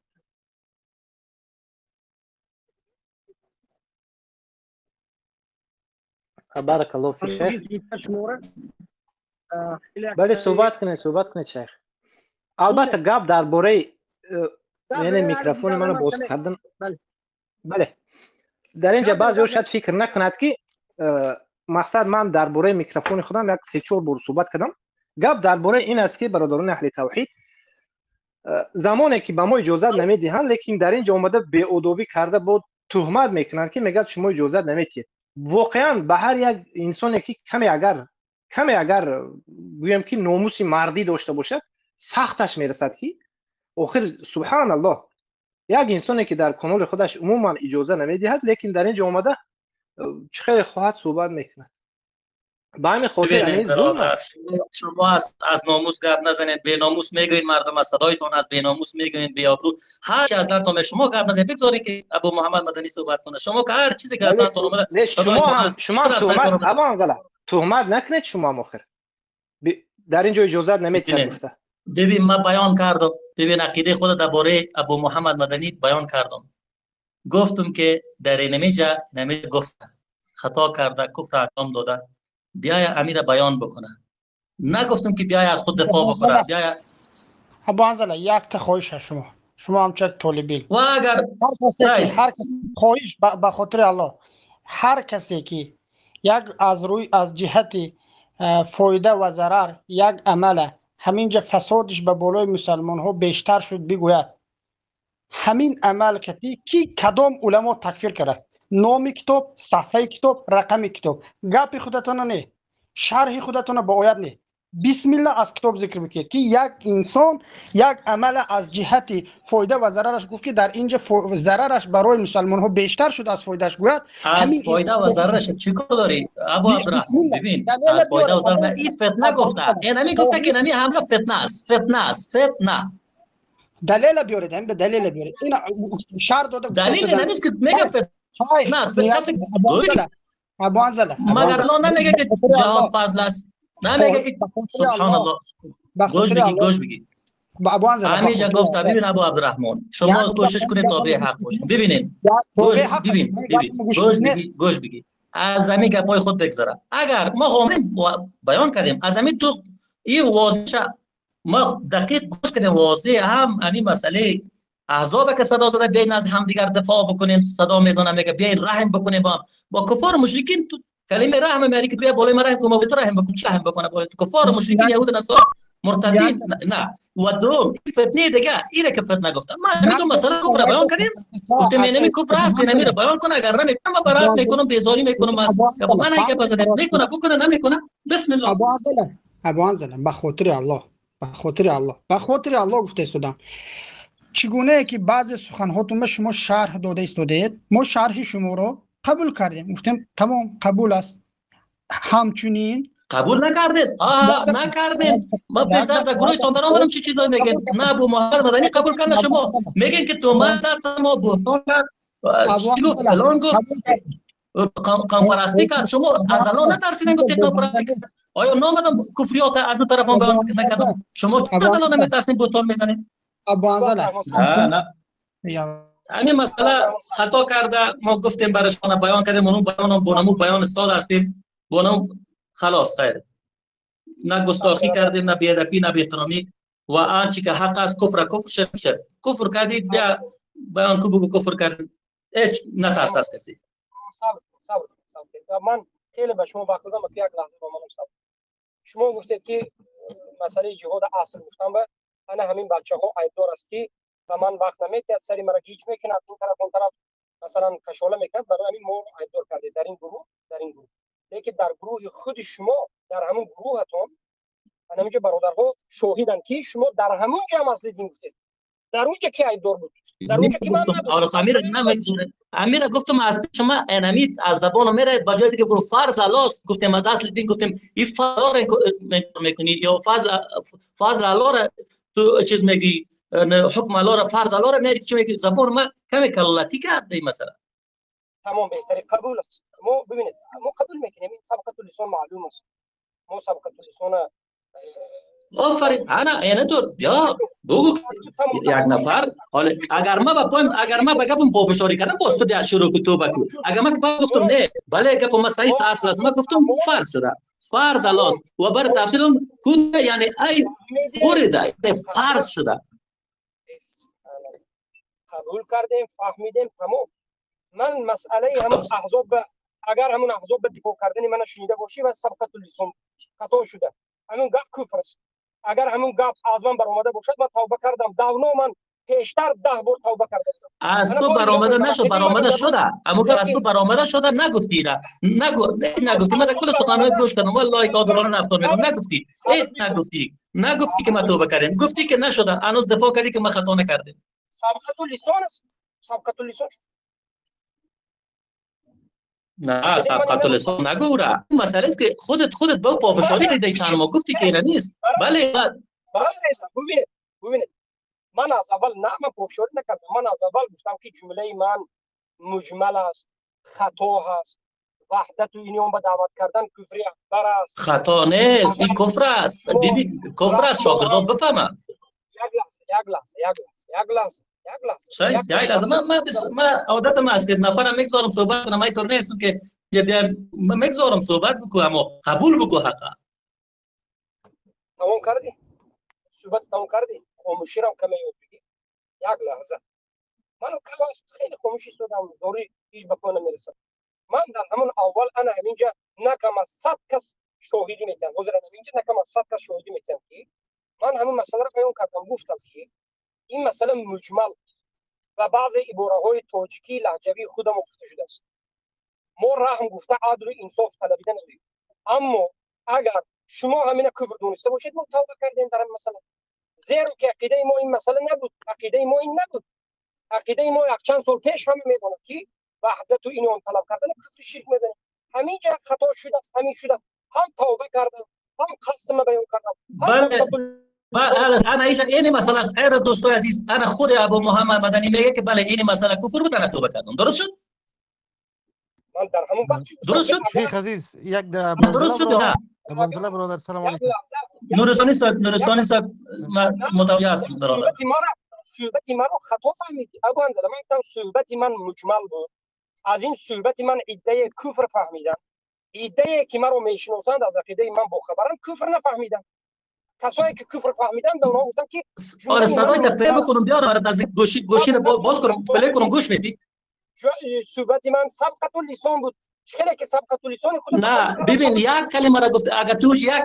ببین چی گفتی اونجا گفتی که ای قوم ما غمخوار نداریم بیاین که از هم دفاع بکنیم بله ما در درون این قوم بیاین ای عذاب ای حزب 24 ای حزب نمیدونم نهضت اسلامی بیاین از هم دفاع بکنیم آیا بله نمیگیره این مسئله است که از کفار و مشرکین کسی از کفار و مشرکین بگوید ای کفار و مشرکین ای مرتدین بیاین از هم دفاع کنیم ای دشمنای الله یا خود دشمنان الله هستند بیاین از هم دفاع کنیم یکی منو میگه با صدای تو قرآنی دت نکرد انا تمام انا خود بیست برادر فهمیدین از کفار مشرکین اگر طلب دفاع کنه کافر میشید تمام خیلی گفتم نگفت این چی منو میگه یعنی همین نگفت است من به تو میگم وقتی که پیامبر صلی الله علیه و سلم از طائف برگشتن ضعیف قدرت باز نرو ببین باز ببین خلق میکنی باز می دفاع میکنی از هر خطایی که بیان میشه می دفاع میکنی نه باید خطاگی منهجی کردی اجازه بده علم نداری اجازه بده من به تو اجازه بده نه خطای منهجی آیا در منهج پیغمبر نیست رحم کردن با کفار رحم کردن با مشرکین منهج رحم کردن با کفار جاهل هستی تو برادر انزله برادر قسمی فهمیده نمیشه تا کارو میکنیم خیلی وقت میگذاریم شیخ هم گپ بزنه 3 دقیقه خود تو 3 دقیقه گپ بزن نه نشد هیچ اصلا نتیجه نمیده قبول نمیکنه هیچ وقت قبول نمیکنه توضیحات خدا میده توضیحات از قرآن و سنت توضیحات شنیدیم نورستانی توضیحات شنیدیم خیلی دیر شنیدیم من قرار وقت ما امروز خصوصی صحبت کردم گفت میان صبح اون برش بگو صحبت کردیم 2 ساعت صحبت کردیم گفت میان در این خطا شده میان بیان میکنم اما نکرد در ویدیوش موجود است شیخ میگه بگو فهمیال بیان کرده میگه کدام ویدیوش نمیگه من کفر انجام نمیگه اگر تو خود چرا این کار میکنه بگو که همین تو واضح بگو دروغ نمیگه نورستانی دور انداخته گپ میزنه میگه اگر شما فهمیده باشید ما فهمیدیم که کفر است ما فهمیدیم سخن کفر جناب انزل است قسمی موضوع فهمیده نمیشه تا کار میکنیم 3 دقیقه شیخ گپ بزنه 3 دقیقه خودت گپ بزن که تو که موضوع روشن شه با فهمیده شو اگر شیخ دلیل پیش کرد و دیدی که مخالفت مسئله را ببین نورستانی صحبت شد صحبت شده در این مسئله، صحبت کردیم. حالا بیننده هایی که ناحق هست که روبه بپاید برادر، همین 400 نفر که در اینجا هستن وقت از یام زایی نشود، یک چیز خویم یاد بگیرن. شیخ همین گپای خدا میاره از قرآن و سنت بیان میکنه، اگر دیدی مخالفت با قرآن و سنت بود ردش بکن، تمام. گوش کردیم گپایش، گوش کردیم درستانه، گوش کردیم صحبتاش. من میگم گوش کردم میگه صحبت میکنم، ما اینجا اومدیم تعلیم گرفتن. ای ابو حنظله 10 minut وقت داته گپ زد، مون شک صحبت از برای الله شام چه گپ دعوت کردی، مون اینا صحبت 10 minut هر چی میگه بگید با صحبت. سبحان الله. ابو حنظله برادر خیلی خود 3 دقیقه گپ بزن، بعد 3 دقیقه بود شیخ ابو 3 دقیقه شیخ گپ بزنه، درست است؟ بله فقط 3 دقیقه صحبت کنم خلاص. درست است شیخ بفرما. 3 دقیقه دیگه مایک خیلی بند بکنید. عمران نورستانی شما وقت نگاه کنید که عدل شود، وقت شما نگاه کنید عمران. بله به ما این مسئولیت نداریم. باشه خیر باشه، من میکنم، مشکل نداره.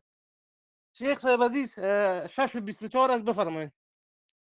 حالا نوبت است برادر، من معذرت میگم صدا پس بودم. بله شیخ صاحب صدایتان از بفرمایید. بارک الله فیکم. ببینید بسم الله والحمد لله والصلاه والسلام علی رسول. خیلی که برادر ابو حنظله رو شنیدید، ابو حنظله میگه که طلب دفاع کردن از کفار میگه این چی رقم است، یعنی این کار میکنه به همین طریقه. من میگم که برادر عزیز پیامبر صلی الله علیه و سلم در بین کفار در قریش در مکه مکرمه زندگی میکردند و بر اومدن روزی از روزها به طایف برای دعوت رفتن. همه میدونید، همه شما میدونید که به طایف برای دعوت رفتن و وقتی که از طایف رجوع کردند و گشتند و آمدند، در همه سنن و مسند وجود دارد که و مکه پیامبر صلی الله علیه و سلم رو داخل کرده، نگذاشتن که پیامبر به مکه داخل شد. گفتن به تو دیگر راه نیست، تو دیگر تمام به مکه داخل نمیشه.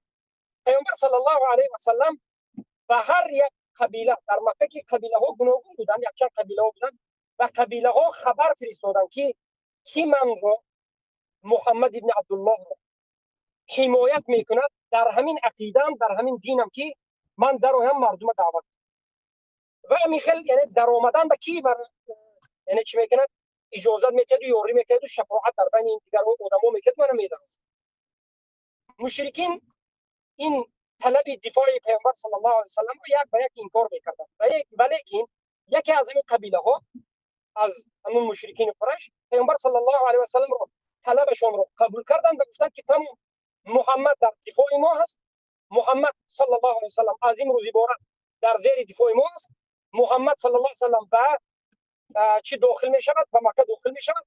هر کسی که به محمد راضی نیست در همین مسئله به مکه داخل شدنش و ما می جنگیم، یعنی ما به او می جنگیم.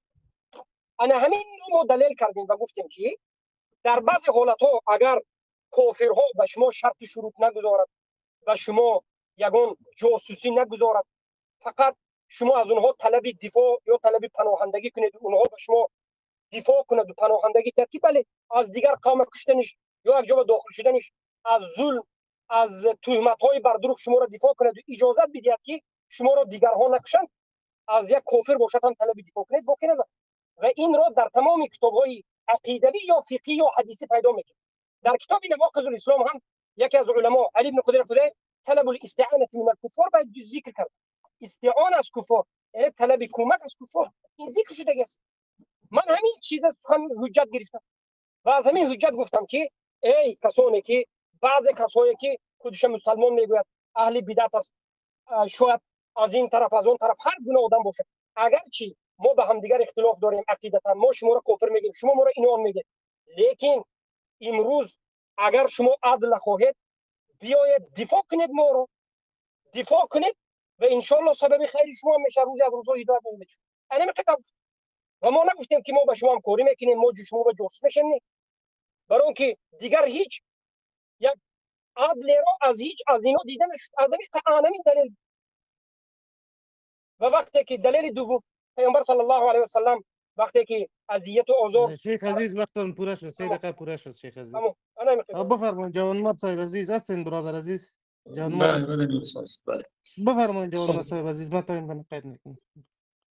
برادرای گرامی، ما باز هم صحبت ابو محمد مدنی رو شنیدیم، با وجودی که پیشتر هم ما اینجا رد زدیم به هر دو طرف عادلانه و منصفانه، بعداً باز ایشان آمدن به جای اینکه تمام صحبت ها رو بکنن، اما صحبت هایی که به خودشان بد تاثیر کرد، اونها رو آمدن ما را خوب تحقیر کردن، خب دشنام دادن که ای جاخل و ای فلان و فلان در گروه خود. یکی و دوم وقتی که ما آمدیم انتقاد کردیم و برات بیان کردیم که فرض الله را، حکم الله سبحانه و تعالی را حکم میشه تو میای فتنه میگی برای کفار و مشرکین، آیا این مگر مخالفت با قرآن نیست؟ آیا این انکار از آیات الله نیست؟ آیا به ضد قرآن گپ نزدی؟ یکی و دیگه کار بیان کردیم، گفتیم که آیا تو صدا نزدی ای قوم ما، ای احزاب، ای حزب نهضت اسلامی، ای حزب 24 بیاین از هم دفاع بکنیم با وجود اختلاف نظر. حالا بیشتر چی میگه با وجود گفتیم اختلاف عقیده ای داره. نه عقیده ای چیز نگفتی، فقط گفتی که با وجود که اختلاف نظر داریم بیاین با هم یک جا با هم دفاع کنیم، از هم دیگر دفاع بکنیم. نه این کسی گفته که متحد شیم، نه این نگفتی متحد شیم، گفتی از هم دفاع بکنیم. دفاع بکنیم یعنی چی؟ تو دفاع را چی میگی؟ دفاع که همین معنیش است که از همدیگر دفاع بکنیم، یکدیگر خود حمایت کنیم. این نمیست دفاع، نمیست. هر کسی کفار و مشرکین به دفاع صدا بزنه و خودش به دفاع کفار و مشرکین نکنه، در کفر و شرکش کس شک داشته خودش کافر میشه. این کفر بواح واضح صریح، این کفر بواح واضح یعنی صریح و روشن است می آمدی و در مسئله فتنه گفتن تو واضح است. آیه قرآن کریم است. گفتم کتب علیکم القتال، بیشتر از پیش شما خطا شد، گفتم این اصل دین است.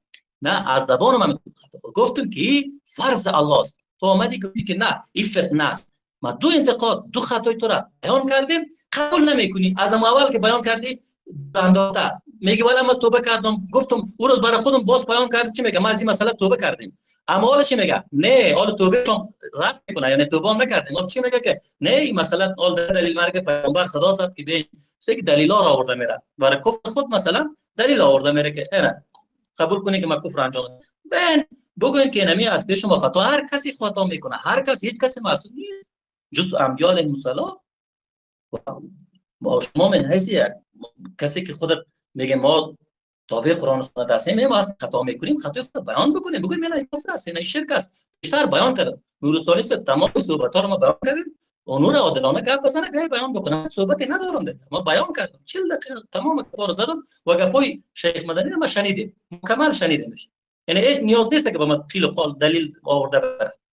دلیل آوردن وقتی که واضح مسئله روشن است، کفر شرک این مسئله واضح است که گفته که بله حمله که به مسکو شد فتنه است و اونجا میگه با وجود اختلاف نظر به هم دفاع کنیم، دفاع بکنیم. خلاص شد. انا این صحبتای ماست نگه خلاص. سه دقیقه پورا شد. خیر وقت خود بزنید برادران. من اینجا فقط یک تایم قید میکنم، دیگه کدام مسئولیت ندارم. شیخ عزیز بفرمایید. ما در موضوع علمی بسم الله والحمد لله. بارك الله فيك. من سخن ابو حنظله جوانمرد رو شنیدم. ابو حنظله جوانمرد تا به حال نفهمیده ایستادند. من در بین همین برادرها 3-4 بار نه 10 بار پیشترم همین تهمت رو به من کسی کرده، 50 بار تکرار کردم که ما وقتی که مسئله مسکو رو گفتیم که این یک فتنه برای مسلمان ها شد و این یک از نظر مصلحه و مفسد خطا شد، این به یک قضیه ربط دارد، قضیه که از نظر شریعت مصلحه و مفسده براش تعلق دارد. این مسئله تعلق بالعموم انا همون جهاد به ندارد این چیز. من اینا 10 بار گویم این آدم از ما قبول نمیکن. حاضر مسئله که اصل دین یا اصل دین نیست گفتن، ما یک بار به قبول کردیم، ما دیگر تکرار نمیکنیم. لیکن من حالا چند صد بار گفتم که این مسئله به همون قضیه، یک قضیه که از نظر شریعت علما اجماع رو نقل کردند که مسئله قصاص ربط دارد به مصلحه و مفسده و به قدرت. قصاص گیری و ضررش زیادتر شود، قصاص دیر میگیری. قصاص گیری و ضررش زیادتر شود، همون وقت نمیگیری. انمی قگاب ما نگفتیم که بالکل این عبادت بزرگ کله بلند اسلام هم تو اومده چی باشد؟ فتنه باشد. کسی که همین چیز به ما نسبت میتید، والله این تهمت به ما هست، این دروغ است و البته که در نزد الله جواب میده. برای همین میگم که سخنی که حالا به من نسبت داده شده است ابو حنظله دروغ است. من نگفتم که این عبادت ریش و بیشش فتنه است، قصاص ریش و بیشش فتنه است. همین یک قضیه معین که ربط دارد به مصلحه و مفسده و این به میشد که یک کس خوب گوید، یک کس میشد که بد گوید. یعنی گوید که خطا شدم اینجا فتنه شد گوید. اگر خطا گوید همین سخنش خطا برایت هم کافر گفته نمیشد. اینجا فقط جاهل ها یا که غلو کرده ها تکفیر میکرد در این مسئله. این مسئله مسئله اجتهادی است. خطا کردن ممکن، بله علمای بزرگ دارند، علمای حق گفتند. ما طالب علم، من مثلا من شخصا همینجا گفتم که فتنه شد تا جایی که خودی بنده دیدم. اگر شما بگویید که تو خطا کردی، بله بگویید که خطا کردی. من اگر خطا کردم گفتم، اما تکفیر کردم به حق ندارد. تکفیر کردن ناحقی، ناعدلی و جماعت را به سر خود گرفتن، خیلی سخت بالا بردن و در اساس جماعت تکفیر کردن غیر جماعت. و علمای جماعت به یگان تا مسئله به مسئله مفسدشون درست نیست گفته که آدم خطا کرده باشد هم تکفیر کردن غلوی آشکار واضح است. مسئله دوم، دفاع کردن از کفار مشرکین و در بعض حالتها کفار مشرکین شما دفاع میکنید یا همراه اونها یا اونها شما را دفاع میکنند. طلب الاستعانه من الكفار. بیاید نواقض الاسلام کی در کتابش است در نزدش. بیاید نواقض الاسلام علی ابن خدیر کشوین. بیاید هر یک طالب علم که اینجا اینترنت بزنید، مکتبت شامله بزنید. طلب الاستعانه من الكفار. با مزه تایم پورا شد شیخ صاحب. اگر میگن 4 دقیقه بگیرم وقت برادر انزله و شیخ صاحب از 4 دقیقه بگیرم که تا که موضوع نه ببین رسانی صحبت همین جا ببین بیشتر صحبت کردیم، بیشتر هم صحبت کردیم، خوب گوش بگیر. تقریبا 40 دقیقه تمام صحبت ها را بشنوم. پیام ما اون عمیق است، عقیده ما عمیق است. نیاز من نمیبینم که قبول کنیم که دیگه اصلا این مسائل نمیخوام بخشم. اون عقیده که بود، اما اندیشه که داشتیم در این مسئله، فهمی که خود ما داشتیم، این فهم ابو محمد مدنی است که او را فتنه گفته و فهم ما عمیق که هر کسی بیای بگه که این حمله بالای کفار و مشرکین فتنه است، جهاد است، ما فهم ما از قرآن عمیق که ما او را میگیم بله این فتنه بگه جهاد کافر است و اون مسئله حزبشان که واضح روشن است. اگر میگه که کفر است توبه میکنه درست، اگر نمیکنه ما همیشه میگیم براءت میکنیم و صحبتای کردیم عادلانه و منصفانه میگیم که ما از تمام صحبت خود بیزار هستیم، براءت میکنیم درباره ابو محمد مدنی. اصلا دیگه نه دفاع میکنیم و نه این حمایت میکنیم، چرا که پیش ما دیگه خلاص است. تمام شد حرفایتون ابو انزله؟ بله جزاک الله خیر. سلام. بفرمایید شیخ عزیز. اولا 3 دقیقه من وقت دارم. من میگم که حفظك الله شیخ عمران، من نیاز به دفاع یگان کسی ندارم، نیاز به تزکیه شما ندارم و از شما یگان مرتبه طلبم نکردم. این چیز گفتن این از روی آداب و اخلاق نیست.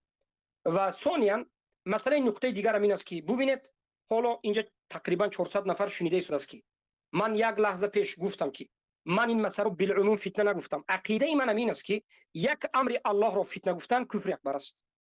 یک عمل مخصوص به اصلش در قرآن آمده چیز به اصلش فتنه گفتن کفر اکبر است. اما در مسئله تطبیقی بعضی از جزئیات، در مسئله تطبیقی مثلا قصاص اصلش در قرآن است، فتنه نیست، اما بعض آدم تطبیق کننده از سبب خطا به فتنه گرفتار شدنش ممکن است. بیاید یک مثال، یک آدم را به قتل رساند. این آدم قوه ندارد، رفت به خانه او هجوم کرد، قپیدن این را هم به قتل رسانیدن. آیا همین قصاص، همین کردن همین آدم اگرچه اصل قصاص در قرآن است لیکن ضوابط داره، شروط داره، من این در نظر دارم. قصاص کسی که بالکل در قرآن آمده میگه قصاص فتنه است، قصاص جایز نیست، کفر اکبر است. اما بعضی از قصاص ها باعث فتنه شدنش ممکن است. بعضی از قصاص ها شرط و شروطش به جا آمدنش ممکن است. بعضی از قصاص ها سبب ضرر زیادتر شدنش ممکن است. این را از نظر مصلحه مفسده به اجماع ثابت است. من این گفته ایستادم که از سبب نفهمیدن مسئله متاسفانه ابو حنظله باز تکرار کردن که من بالعموم یک چیزی در قرآن آمده را فتنه گفتم. ادامه میدم. انا همین خودش یک ظلم به برادر مسلمان است. همین ظلم به من است. من نگفته، من حالا گفته استم که من یک چیزی که در قرآن آمده فتنه گفتن رو کفر میدونم، اما در تطبیق قصاص در قرآن است، فتنه نیست، حق است، حیات است، اما تطبیق کننده شرط و شروط دارد. هر کس قصاص گفته رفته از پیش خودش هر کار کردن باق ندارد. مصلحه و مفسده را باید نظر بگیرد، ضرر و فایده را نظر بگیرد و مصلحه عام تمام مسلمان ها پیش از مصلحه یک عده میایستد. از همین جهت یک کس یک کار، یک قصاص یک کس گرفته رو خطا یا که ناخطا گوید، در این حالت کافر نمیشم. بله شاید من خطا کرده باشم، شاید من در اینجا فتوا یا سخنی گفتم خطا باشم، اما کافر نمیشم، زیرا که من اصل قصاص قبول دارم، اصل آیت قرآن قبول دارم، اصل تمام عبادت قبول دارم. انا همینجا تکفیر کردن انسان یک تهمت بهتان در اساس یک حقد نفسی تکفیر در غلو است. مناط تکفیر این میگوید که جهاد فتنه بود، من میگم که نه، من نگفتم. این میگوید که قصاص فتنه بود، والعیاذ بالله من نگفتم. من همین عمل خودش معین گفتم، یک عملی معین. یک آدم قصاص میگه و میرد شیخ حق صاحب کار عزیز میکنه. وقت پوره شد. بفرما جوانمرد صاحب عزیز. خب جزاک الله خیر. ببینین دو مسئله را یک جای خلط و ملط میکنه. ما آمدیم در مسئله فتنه گفتن حمله مسکو صحبت دارم، این مسئله قصاص داخل میکنه. ما برش میگم که امیر فتنه گفتی حمله را، این حمله را ما قتال میدانیم، این امیر ما جهاد میدانیم، این امیر هم میگیم فتنه گفتی. و مسئله قصاص و علایده است که بیان کردی به خاطر کودکا و زنا و نمیدونم چی گفتین، چوپانایشان و کسایی که باغداری و زمینداری میکنه، اون مسئله قصاصی که بیان کردین او بحث علایده است که خودتان اینجا قبول کردین که بله در مسئله قصاص خطا کردیم. ما در مسئله فتنه گفتن جهاد میگم، حمله کردن، حمله خودم جهادی که صورت گرفته اونجا کجا بود؟ در داخل دیسکوتیک و فحشا و فجور اونجا کفار و مشرکین با هم خلط و ملط بودن، حمله کردن. بیا یک نفر ما را چی بکنه، از گوش هر کدومش بگیره تو بیا این طرف استاشو باغون هستی، تو بیا این کارو کو این کارو کو. در مقابل مسلمان ها چی کاری صورت میگیره که بیان کردم، گفتم که چقدر ظلم میکنه، نه طفل ما را، نه زن، نه ریسفید، چیزی رو کفار مشرکین میمونه. خود این مسئله خطا کردی. خود جهاد تو فتنه گفتی، همین حمله که در صورت گرفت فتنه است. انا از این مسئله میگم، اون مسئله قصاص ده خلط نکن. قصاص نیست. گفتی در مسئله قصاص ما خطا کردیم، نه خودتون مال باز اقرار کردی. مسئله فتنه گفتم به اقرار یک. و در مسئله دومی سمی که گفتی که از احزاب دفاع میکنیم، بود میری باز دلیل میری، باز دلیل میری، دلیل درست نیست، دلیل هیچ اصلا قابل قبول نیست. کفار و مشرکین چطور میتونه که یک نفر متدین بگویه که بیاین ما بالای شما رحم میکنیم، شما با رحم بکنید؟ اما در کجای قرآن گفته که برای کفار و مشرکین رحم بکنید، بالاشان رحم کنید؟ آیا میتونه کسی مسلمان کافر مشرک رحم بگوید؟ هر کسی مسلمان کافر مشرک با رحم بگوید بیا کلمه رحم برش بگوید که چی کار میشه؟ از الفاظ کفری مگر نیست؟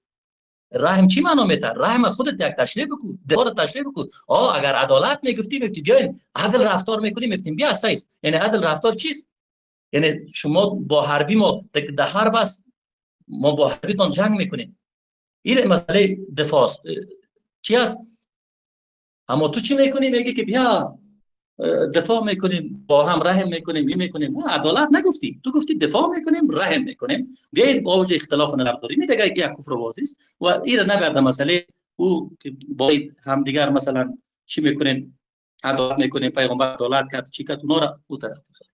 و یکی مسئله فتنه گفتن مسکو هیچ نمیگی، میای باز مسئله قصاص داخل میشی.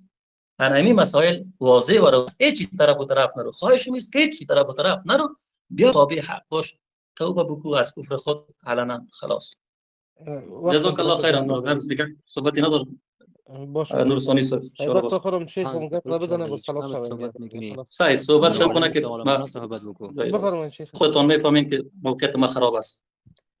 الله همه اهل توحید موحد نفیس بکند. اما بعد من چرا گشته و برگشته قصاص رو گفتم برادر عزیزم؟ زیرا که در اول همه نماینده های انا همون جماعت آمدند و گفتند که ما قصاص میگیریم، اونها خواهر برادرهای ما رو کشته شدند، ما رو کشتیم. ما وقتی که گفتیم که زنها رو کشتن ممکن نیست، اونها گفتند که در قصاص ممکن است. ما گفتیم اگر هجوم کرده باشد زنها رو کشتن ممکن نیست، اونها گفتند که نه، هجوم نه، این قصاص است.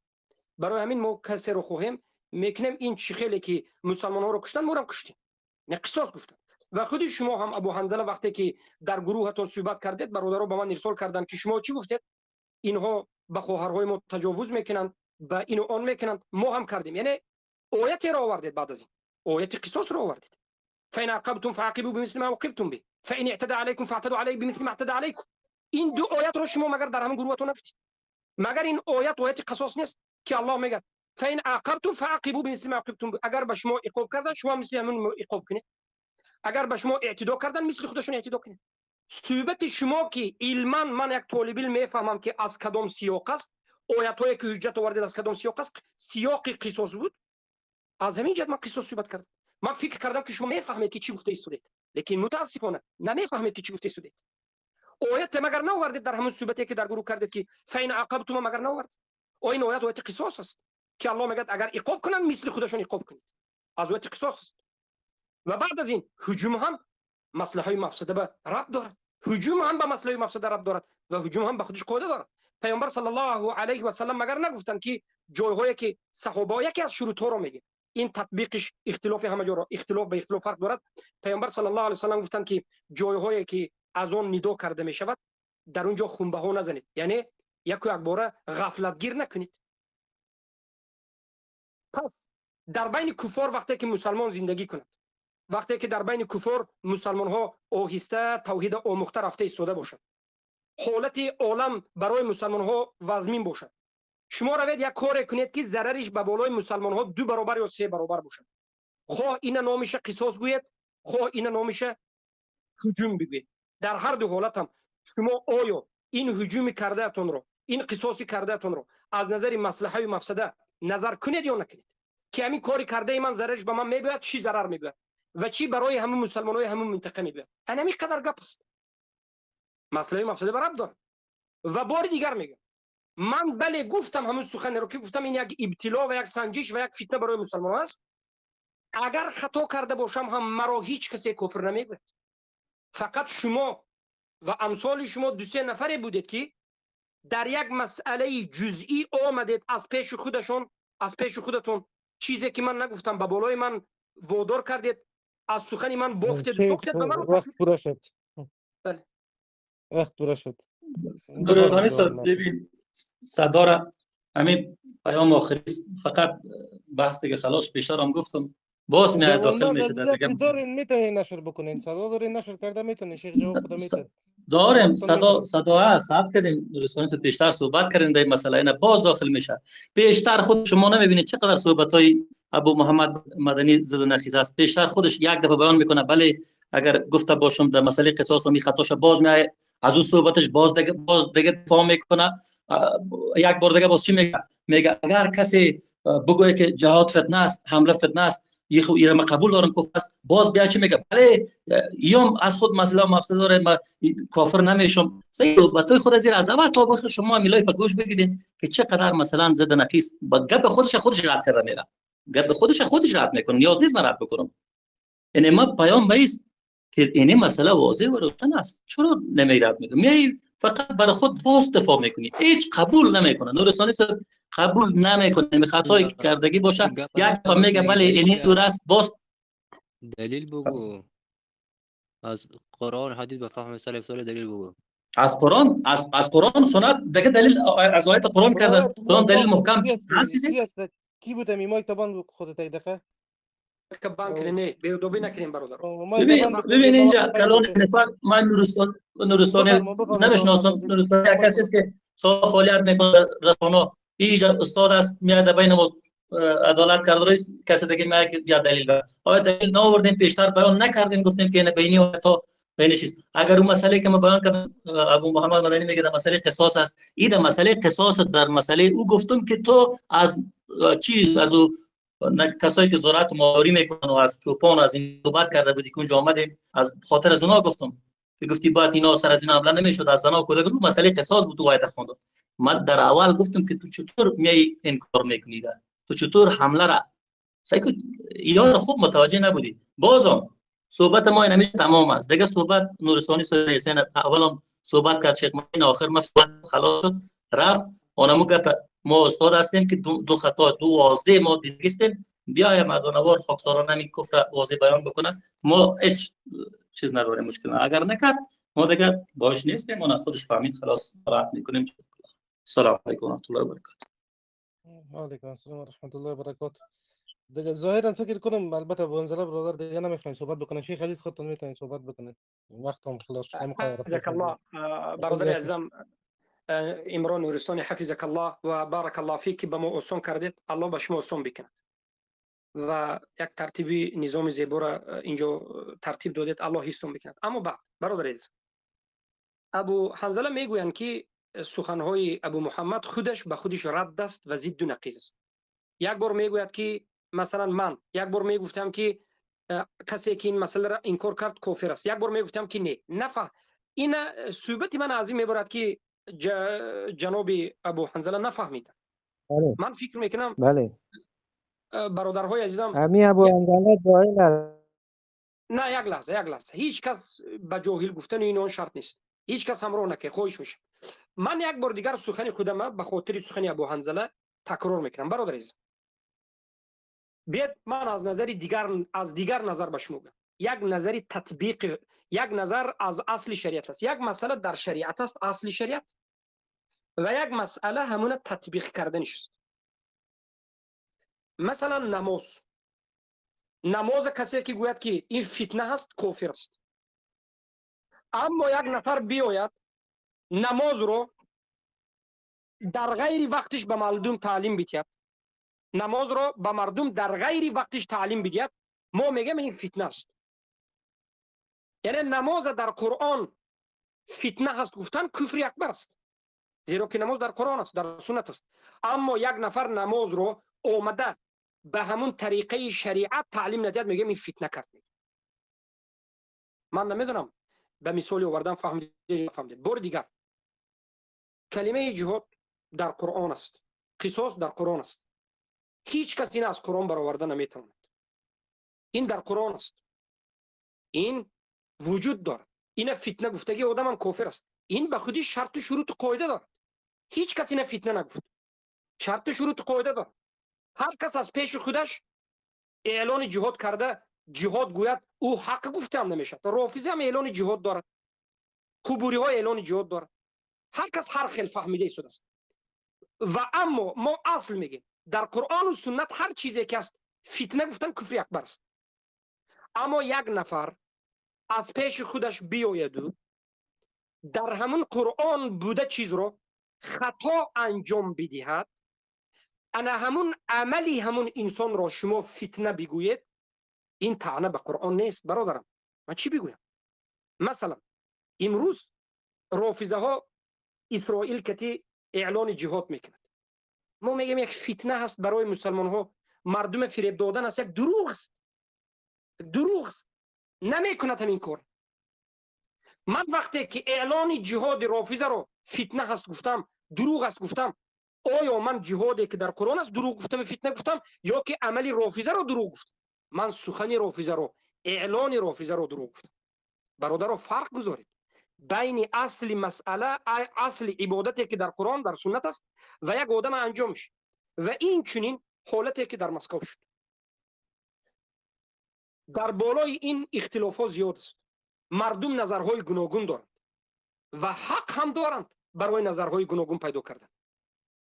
در این مسئله ایده اگر یک جماعت بگوید که ما کردیم این عبادت بود، ایده دیگر بگوید که شما کرده باشین هم نباشین هم این کار شما در همین وقت و زمان درست نبود، از نظر مفسده خطا بود، یک فتنه بود. اگر بگوید آیا در قرآن بوده آیت های جهاد فتنه گفت؟ نه.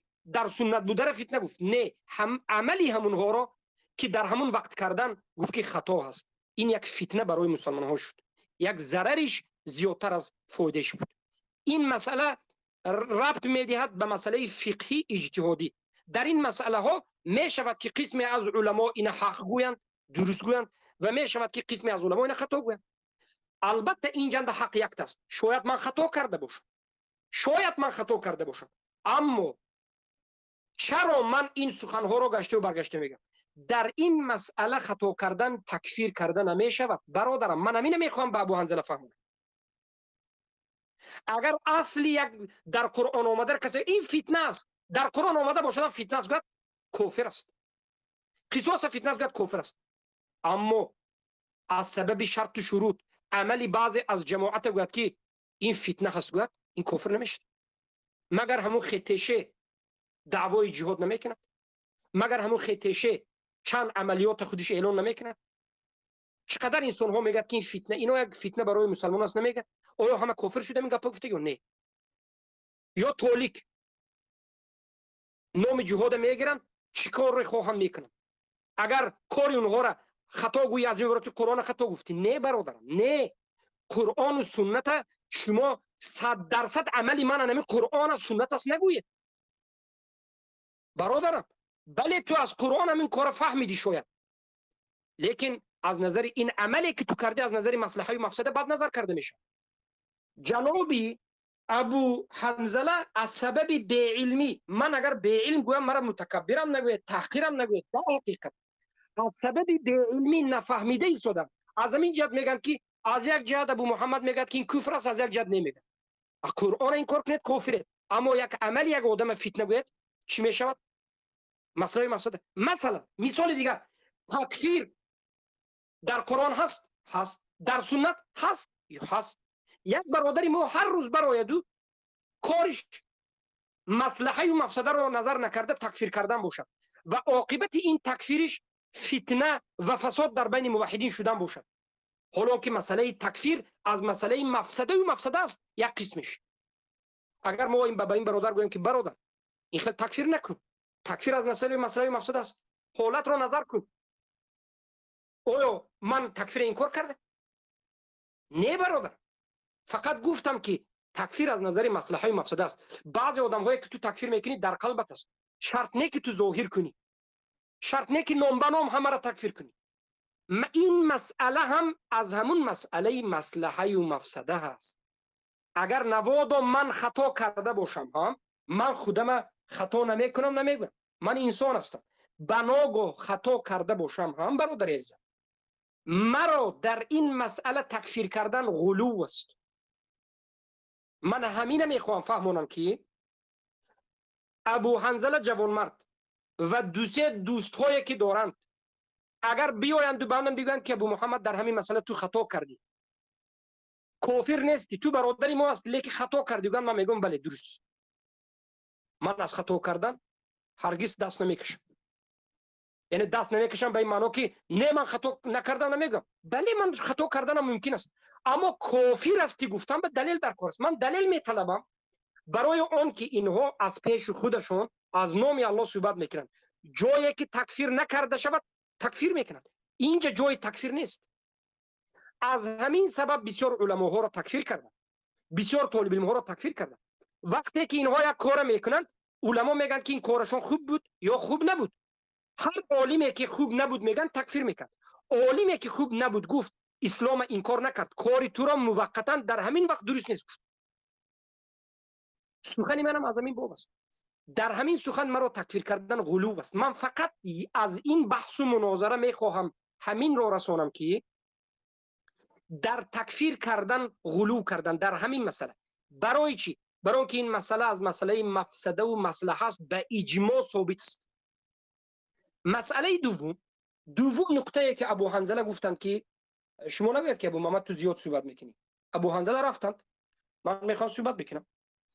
دوم مسئله که اینا گفتند که بیا ما رو دفاع کن، ما تو رو دفاع کنیم و رحم کنید به ما، به هم دیگر رحم کنید. برادر عزیزم بیاد من به این دو جمله قصد خودم و مقصد خودم و دلیلم بگم. اگرچه یک چند بار گفتم، مختصر خیلی مختصر کرده به شما میگم، دلگیر نشود برادرها، دلگیر کننده نباشید.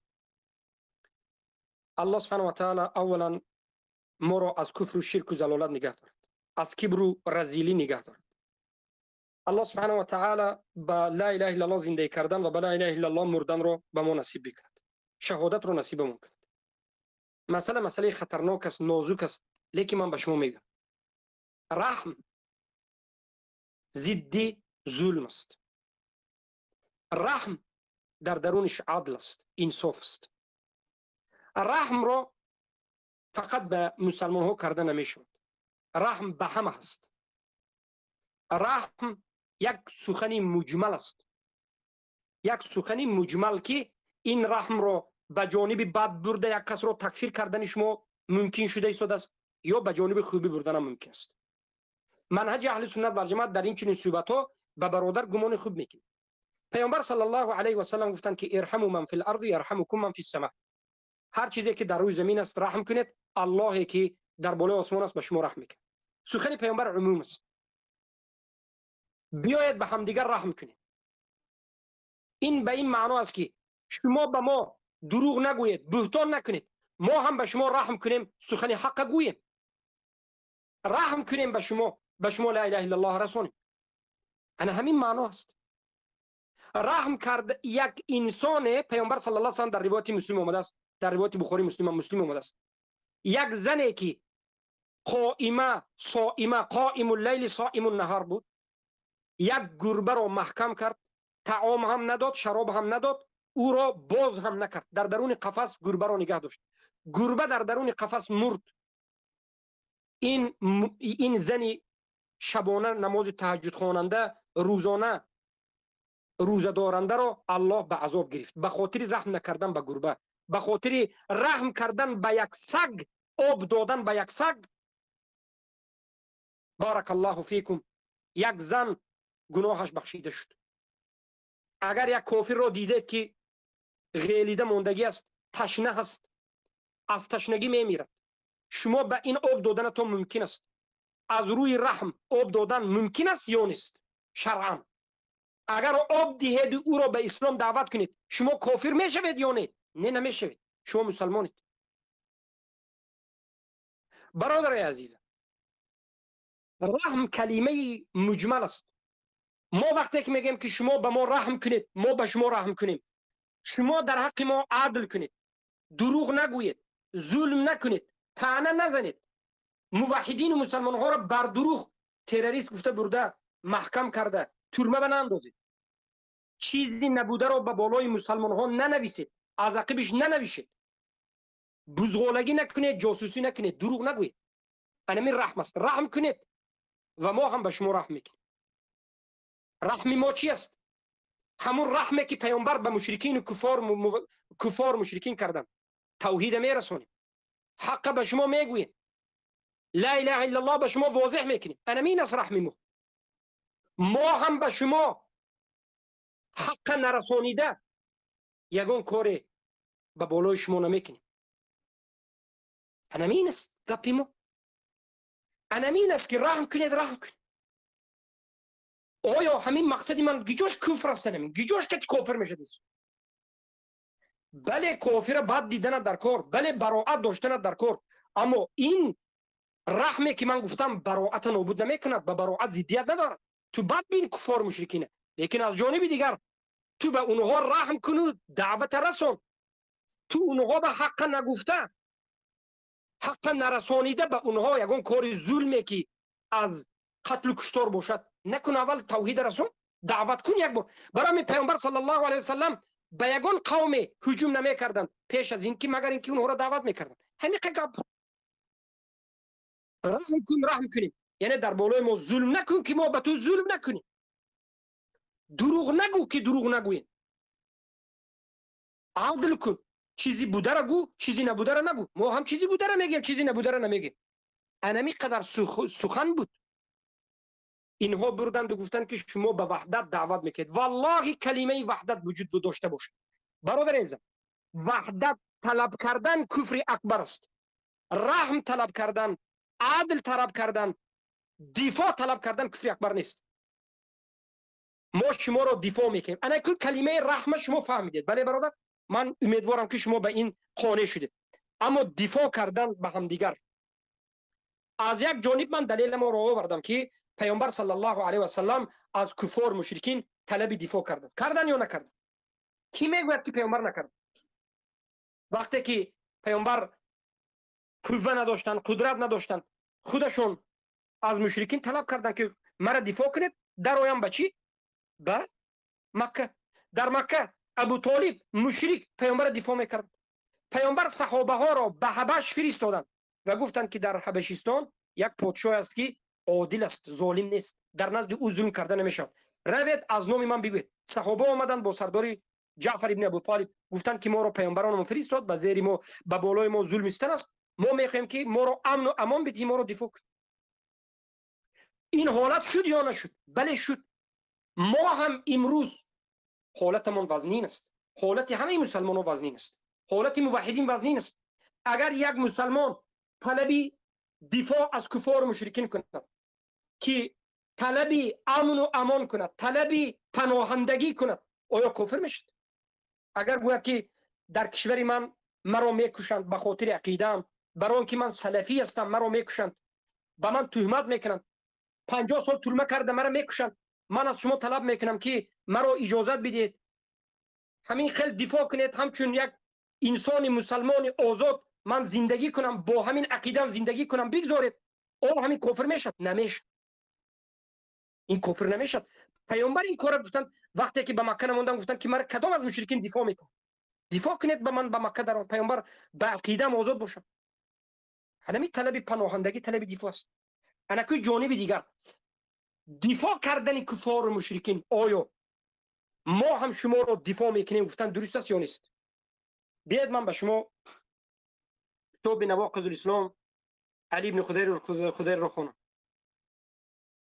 اما ان كانت بدعتهم يكفرون بها مثل ان يكونوا يعبدون غير الله فهؤلاء لو ظاهر الكفار عليهم لا يعتبر ناقض اما ان كانت بدعتهم يكفرون بها مثل ان يكونوا يعبدون غير الله فهؤلاء لو ظاهر الكفار عليهم لا يعتبر ناقضا وإنما يدخلون في مسألة المظاهرة الكفار لأن هؤلاء في الحقيقة كفار وإن تسموا باسم الإسلام يعني ببینید مسئله از چی عبارت است هر کسی که میخواد که مسئله را کامل فهمد به نواقض الاسلام علی بن خدیر نواقض الاسلام علی بن خدیر 23 صفحه است با شکننده هشتم زیرا که به صفحه 18 صفحه است والله به 18 صفحه روید به نواقض الاسلام نظر کنید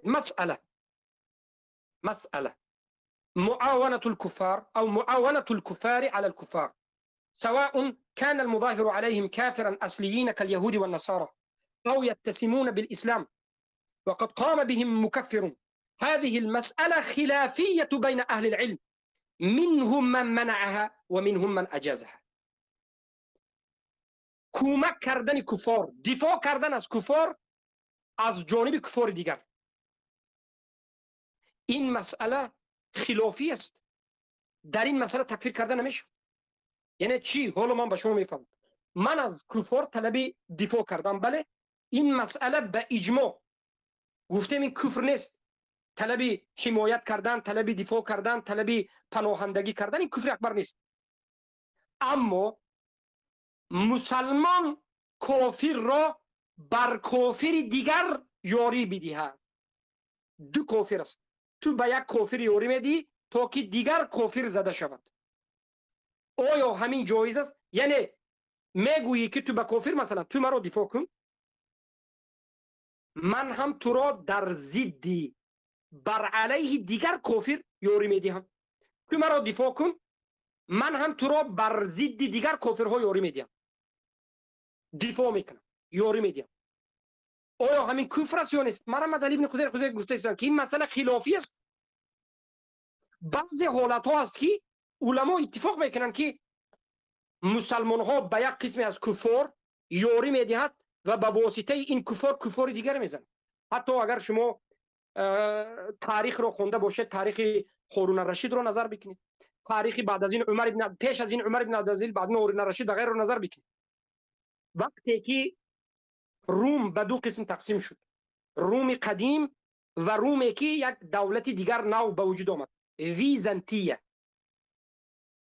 حکومت اسلامی مسلمانی همون وقته به همین رومی هایی که ویزانتیه بودن داگ ور بستن گفتن که ما تو رو یاری میدهیم و دفاع میکنیم تو ما رو یاری بده دفاع بده برای چی برای دشمنی هر دو ما یک است اما تو کافری تو مشرکی برای که او یهود و نصارا بود با اونها پول دادن یاری کردن این یک حکومت نو تشکیل شده کوچک ویزانتیه خیست او روم زد وقتی که روم زده نابود کرد بعد از این مسلمان ها ویزانتیه خودش زدن و این یک پلیتیک سیاست است حالا ببینید مسئله معاونة الكفار یاری دادن کفار علی الکفار بر ضد خود کفار یاری دادن کفار بر خود کفار سواء كان المظاهر عليهم كفارا اصليين كاليهود والنصارى او ينتسمون بالاسلام فرق نداره تو وقتی که یک کافر رو یاری میدهی بر ضد یهود و نصارا باشد یا بر ضد کسانی که خود را به اسلام نسبت میتن ینتسمون بالاسلام کافرها را نصرت میتی بر ضد کسانی که اونها منتسب به اسلام است و قد قام بهم مکفرون، یعنی منتسب به اسلام که قبوری ها بماند.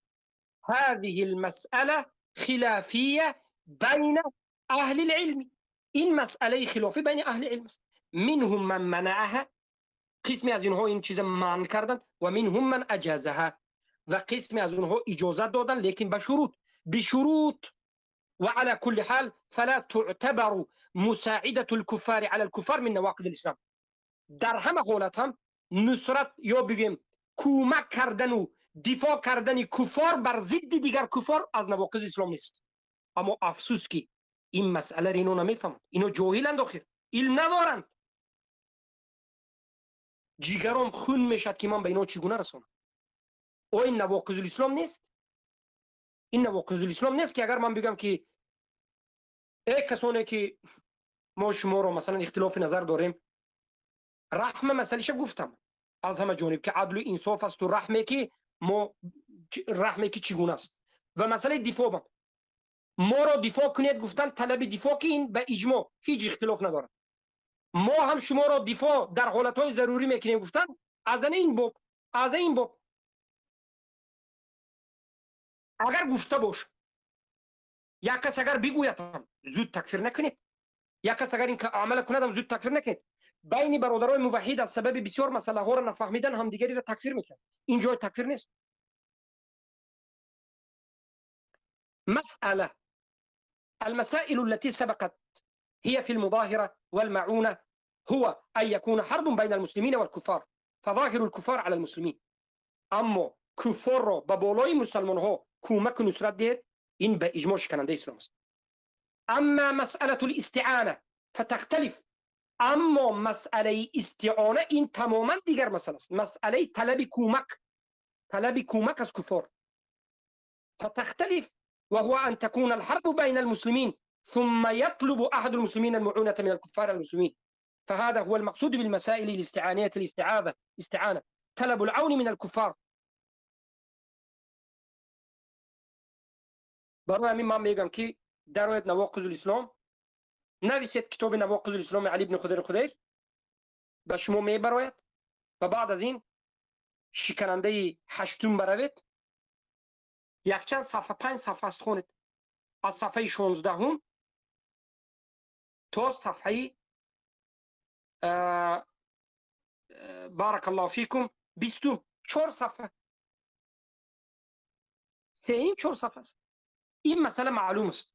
اگر این مسئله هم بگوید که ابو محمد خطا کرد، مالش ابو محمد خطا کرد، اما تکفیر کرده نمیشه.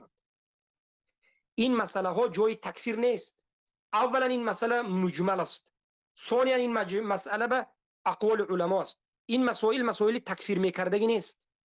برای همین ما میگیم که انا همینها به خاطر احساساتی، به خاطر جماعت تکفیر ناحق کرده ایستادند. از خودشان به بالای من بعض جمله ها را تحمیل کرده ایستادند. تو فلان چیز فتنه گفتی، من میگم که والعیاذ بالله پناه به الله نگفتم، من گوینده همون سخن کافر میدونم، من نگفتم، من یک مسئله تطبیقی را گفتم. انا این مسئله رحم و مسئله دفاع من این گپ گفتم. این مسئله را درجه بالاترینه که گفته میتوانید ماکسیموم، اگر ماکسیموم بگویید ابو محمد خطا کرد بگویید، اما تکفیر نیست. این مسئله تکفیر نیست. تکفیر کننده ها جرأت کردند، به احساسات داخل شدند، از پیش خود در دین الله صحبت میکنند. من 10 بار نگفتم گویم نه گفتی میگم. به خاطر چی؟ به خاطر اینکه اینا خطا کردند. اگر بگویند که بله سخن ابو محمد درست است، اکنون خودشون باید از تکفیر کردهشون توبه کنند. اینا قادر نیست. اینا هرگز به خطای کردهشون تن نمیگیرند. من میگم که مو خطا کردن ممکن است، اما همین مسئله یک کس بیاد بگه که ابو محمد خطا کرد، والله من میگم بوکی نداره، راو خطا کرده باشم مالش، من خطا بگو، اما تکفیر کردم به دلیل بیار. من به خاطر دفاع خود نبرم، به خاطر منهج. آیا از نظر منهج در یک مسئله اختلافی تکفیر کرده میشه؟ آیا از نظر منهج در یک مسئله مصلحه و مفسدت تکفیر کرده میشد؟ نمیشد. اگر من بگویم که بله میشد، از این عبارت که ما به مسئله غلو رفته شدیم. منهجاً اگر همین تکفیر مرا هم نمیکردن من در این مسئله انا همچنین عقیده داشتم. این غلو در تکفیر است، تکفیر بلا مناط است. تکفیر در مسائل مختلفی یا در مسائل اجتهادی است، در مسئله من همین است. اما باز میگردیم به مسئله معرف راسخ. الحمدلله هر یکی شما شنیدید برادرای عزیزم که ابو حنظله در حقیقت جوانمرد است. در مسئله معرف راسخ تا به حال سخنش عمیق نشنیده بود، سخنش گذاشتیم 2 بار 3 بار 4 بار تکرار به 3 مناط معرف راسخ تکفیر کرد. به 3 مناط معرف راسخ تکفیر کرد. به مناط کفار بدون قرینه هم مسلمان گفتن تکفیر کرد. به مناط انتخابات برفتن به خاطر پارلمان تکفیر کرد. به مناط من باب مصلحه پارلمان به درآمد کار کردن هم تکفیر کرد. همه شما شاهد بودید، تسجیلش هم است. خواهش میکنم از برادرها انا همه قش جدا کنید گذارید. اما بله من و ابو حنظله در مسئله من اختلاف کردیم. در مسئله من اختلاف کردیم. من میگویم که یک مسئله قصاص گرفتی یا هجوم کردی، این مسئله در بعض حالات مصلحه و مفسده به ربط دارد، چخیلی که در طول تاریخ همه علما گفتند. مثلا حضرت علی و معاویه یا حضرت بارک الله فیکم حسین خیستنشون، چقدر انسان ها خیستن خودشون حق گفتند. حجاج ظالم تکفیر کردند، سعید ابن جبیر خیستند ضد حجاج ابن ظالم. حجاج ابن ظالم سعید ابن جبیر تکفیر کرده بودند، گفتن این کافر است، به ضد کافر خیستند. لیکن بعض از علما گفتند که انمین کار سعید ابن جبیر در همین وقت خطا بود، از نظر مصلحه خطا بود. نگفتند که سعید ابن جبیر کافر است، نگفتند که جهاد فتنه و این آن، نه، گفتند که سعید ابن جبیر مقصد خوب دارد، دلیل هم دارد، اما وقتی که خست به حجاج ابن یوسف الثقفی هجوم کرد، انا همینجا از نظر مفسده و مصلحه خطا شد. برای چی؟ قدرت سعید ابن جبیر، قوه سعید ابن جبیر برابر قدرت قوه مختار الثقفی نبود، کم بود. قدرت نباشد کم. فهمیدید برادریز؟ خطا میشه. برای من احمد ابن حنبل و همه علما اجماع کردند که یک کافر، یک حاکم کافر شد، طاغوت شد، همان وقت به او خروج کردن فرض است که شما چی باشید؟ قدرت داشته باشید. قدرت داشته نباشید بهترش خروج نکنید. برای چی؟ فتنهش زیاد میشه. شما خروج میکنید، زورتون نمیرسد، او همین مسلمان های بیدگی هم یک چند نفره همه را نابود کرده کشته میپرد. معنای این سخن انکار کردنی کافر بودن او را انکار کردن نه، خروج کردن به یک طاغوت و حاکم بینماز به خروج کردن انکار کردن نه. این چیز ثابت هست در شریعت، اما وقت مناسب لازم است. هیچ کس در این مسئله هیچ کس کافر نمیگه بجز کسانی که از علم بوی نداره. امیدوارم که مسئله ها واضح شد. منم قدر زیاد صحبت کردنم حاجت ندارد. برادران صحبت کردنی باشد بسم الله بفرمایید. برادران صحبت کنید. علیکم السلام و رحمت الله. شیخ اولو معذرت من میپرسم از شما که دخالت کردم در بحث از دیگر برادرها، اما سبب این بود که هم آداب نداشت، هم اخلاق نداشت، هم علم نداشت. اما شما بالای این الحمدلله که صبر کرده، مهربانی شما را دیده، بالا شما را صحبت کردن نمیمونه. یکم دوم که از روی جهالت الله المستعان جهاد را اصل دین گفته. حتی من در جای خچم بودم، منم رفته دست برداشتم نبرداشتم که اصل دین گفته اگر با همین اعتقاد داشته باشد، اگر چیزی گفت گشتم این تکفیر به انبیا میشد، ولی که در بعض انبیا جهاد قتل فرض شدگی نبود. همچنین پیغمبر صلی الله علیه و در ابتدا قتل صحابه تا فرض شدنی یعنی جهاد را جهاد نکرده بودند. چه خیلی اصل دین بود، پس او مسلمان نبودند. کسی اصل دین داشته مسلمان نیست. او انبیایی که با او قتل و قتال فرض نشده بود یا اینکه در ابتدا اسلام پس مسلمان نبودند. اعوذ بالله. این خودش اگر کسی اعتقاد داشته باشه خودش یک کفر الهیده و تکفیر انبیا و چی میشه. البته که تفصیلات دارد. انا بعد اینکه او انسان در همینجا در جای خودش توبه کرد، دو کفر کرد، در اینجا یک کفر، در جای خودش کفر که گفت که همین البته همین مسئله درجه گفتگی رو گفت که جهاد یکی از اصل‌های اصل دین است گفت، اصل دین است گفت. و بعدی با گفت که اگر من قوم پرست باشم الله مرا به ایمان بکشد که ببرد از دنیا. اعوذ بالله، این روزی کفر نیست مگر این چی قسم است؟ این خودش کفر است، این خودش یک کفر است، قسم کفری، قسم اهل بدعت است که فقط این قسم میخورد، نخواه یک واحد قسم کفری بخورد. این چه جهالتی او را دلالت میکنه که انسان علم ندارد، عموما علم ندارد. مثلا اصل دین از دیگر چیز فرق نمیکنه، مگر الله نمیگه ولا تقف ما ليس لك به علم. مگر الله شما را منع نکرده است ما کسی که علم ندارد چرا تو پیروی داری؟ الله سبحانه و تعالی برای تو حرام کرده است بدون علم چه رفتن صحبت کردن. نه علم داری نمیفهمی اصل دین از فروات فرق نمیکنی. در مسئله اصل دین عین تکفیر کردن به زورت کردن، زوره قطعی تکفیر کردی. مرد ورق البته خیلی اینجا آمده خیلی تعلیم گرفتی، لیکن مرد وری باید میفتی که انمی راسخ عینا مشرک کافر چخلی که شیخ ابو حدا در مسئله فروات تکفیر کردی از الله نترسیدی. در اینجا در مسئله اصل دین زبان تا گزیده خورده با استاد گفته این بچه چی است؟ از سبب جهالت تو است، علم که نداری اصل دین از فروات جدا نمیکنی. البته خیلی شیخ همه دلیل رو آوردن در مسئله پناهندگی یا که رحم یا که ظلم نکنه کسی میگه تکفیر میکنه، پیغمبر صلی الله علیه و تکفیر میکنه، اصحاب تکفیر میکنه. چخل که شیخ آورد مثلا در ابتدا پیغمبر صلی الله علیه و خودش امکش دفاع میکرد، از او پشتیبانی میکرد، پناهندگی میکرد. همین گونه چخل که شیخ هم آوردن حبشه رفتن، پادشاه اونجا مسلمان نبود، تا زمان اسلام قبول کردن شه چیکار کرد؟ از اینا دفاع کرد.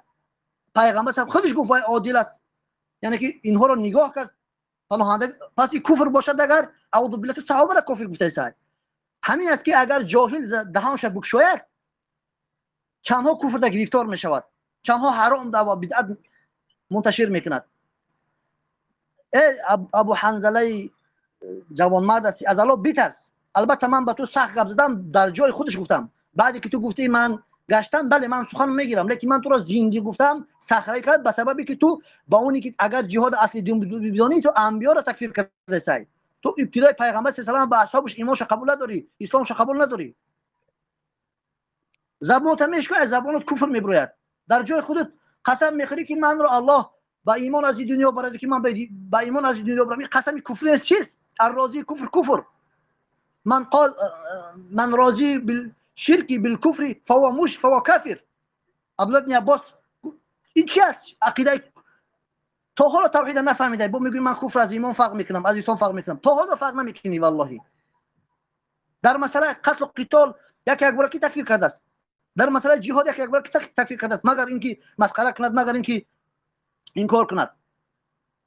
در مسئله قصاص کی یک بار تکفیر کرده است؟ بیچاره نخونده، نه مسئله فروات میدونه اصل دینه، مسئله مصلحه و مفسده اخوف و ضررین همش به حدیث و چی است میگوی اگجا هستی، میگوی برای من دلیل نیار. شیخ حدیث خونده است میگوی قیل و قال تمام، این باید کفری کرد. گفته پیغمبر صلی الله علیه و برای تو قیل و قال میشود. سراسیمه نشو، یک باره سرت خم هم خیلی نرو. ما میدونم تو را زید بدری یا اینکه راسخ هجوم کردن، چخلی که بعضی از یک چند پیش اومده بود خبر که ابو حنظله رو با نزدیکی شاید مقابل ابو محمد جنگ بدوزن و خودت هم در بعضی چیز خودت میدونی ساز تو رو متهم کردن به بعضی چیزی که توبه کردگی. چرا از الله نمیترسی؟ من حقا هستم، من غمخوار هستم، فلان هستم. چی دروغ میگویی؟ تو غلام هستی. این حال من تو یک غلام دیده هستم. از الله بترس. علم نداری علم بگی. ما تو رو احترام میکردیم، طالب علم میفتیم، برادرت میفتیم، به خاطر همون قیم میدونیسی گپ میزدی. صوفیای مشرکای ما رو رد زدی، ماشاءالله ما گفتیم. چرا از خطر رد نمیزنی؟ در فکر دفیق فکر راسخ مشرک است، یک وردش نمیزنی. در پیش بینید انصاری است و فاتح است، یک بار بنام تکفیرشون که ردشون زده. السلام علیکم و رحمت الله و برکاته. شیخ برادر من صحبت داره. میفهم گفتم که کم بعض چیزا از سخنتان چیز نه نبره من او رو میگویم، من تیار هستم که دلیل قطعی بگم او را. من او رو میگویم برای که وای در جای خودش همه گپ گفت، همه چیز رو گفت. من رو حق دارم، الله به من حق داده است که با او خیلی انسان ها جزا من جنس عمل، با او خیلی انسان های بی آداب آمده است شخص با وقت میدید، شخص احترام نمیکند، با وقت میتید گپ چی نمیکند. اینقدر تهمت دلیل میارد میگه قیل قال نگو. گفته پیغمبر صلی الله علیه و آله میگه قیل قال نگو. این چی است برادر ابو لقمان؟ الله شما رسید مگر گفته پیغمبر گفته الله قیل قال گفتن خودش چی است؟ به احترامی نسبت قرآن سنت نیست؟ چرا من با احترام کنم؟ زمان احترام پیدا میکند که از زمین گپاش باید بگرده، باید انم حق شمی است. ما او رو گپی سخت نزدیم. تو زمان وقتی جهاد اصل دین میگوی انبیا رو تکفیر کرده است. تو پیغمبر صلی الله علیه و آله قطعی اصحابش قبول نداری. تو زمانی که جهاد فرسیدن این چی است؟ چی به آدابی است نسبت پیغمبر، نسبت دین الله؟ این خیلی انسان ها همین خیلی جزاش من جنس عمل است. اگر بیاد مثل انسان صحبت کند، همینجا 200 آدم 300 آدم نشدگی است. برادر ابو لقمان معذرت میخوام برای نسبت شما اگر به آدابی شده باشد، همینجا 200 300 انسان نشدگی است. خاموشیم آمده است همینجا گپ زنی نمیمونش کرا با راهبری داره. برادر محقق میگه که تو گپ نزد، تو خیلی نکو. وای تو کی است خودش؟ در زبانش کفر میبرد، میگه که مرا الله از دنیا یا که من از دنیا به ایمان ببرم. کفر نیست مگر؟ میگه بله ما در سخنتان که سخنتان گرفتم برادر عزیز. اولش السلام علیکم و رحمت الله و برکاته و بر کل موحدون در این کانال هستن. ما گرفتم از خاطر که شما گفتین که سید بدری اینا را در این کانال وارد کرده و ابو محمد سعید بوده و در سخنایتان بارک الله فیکم بعض سخنای خود پس گرفتن، از اون خاطر قابل یاد کردن نیست که ادامه دادن و گفتن که یعنی چیز است و شیخ ابو محمد المدنی اون رو هم تاکید کردن و در اون خاطر گفتیم که یک بعض چیزا را آدم دنبال نمیزنن. هدف ما است سبحان الله که کل موحدون یعنی بفهمن که چه وقت تکفیر حق است و عبادت است و چه وقت تکفیر ظلم است و خیانت است بر حق مسلمانان. این هدف کل موحدون در اینجا که حاضر هستند و هیچ کس سبحان الله هیچ کس در حق موحدون در مسلمانایی که یعنی در صف اول هستن یا دوم هستن یا در شبکه هستن گپ میزنن، هیچ کس مخالفینشان نیستن و هیچ کس اونا را در یارم دو نمیزنن و کسایی که در صف میجنگن او را خلافشان نیستن. یک نقاط هست که کسایی که در این موضوع یعنی سخت خود قایم گرفتن و گفتن که نه ما تکفیر میکنیم تا که توبه نکنیم، مثل ابو حنظله.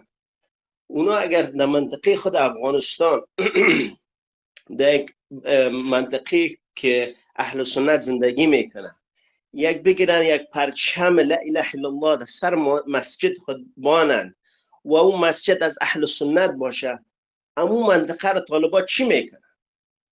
میگیرن هجوم میکنن، کلشان دزگیر میکنن و خانهشان چیز میکنن و سر یعنی دستاندازی سر خوار مادر یا میکنن، مشکلات زیاد خلق میکنن به خود امون منطقه.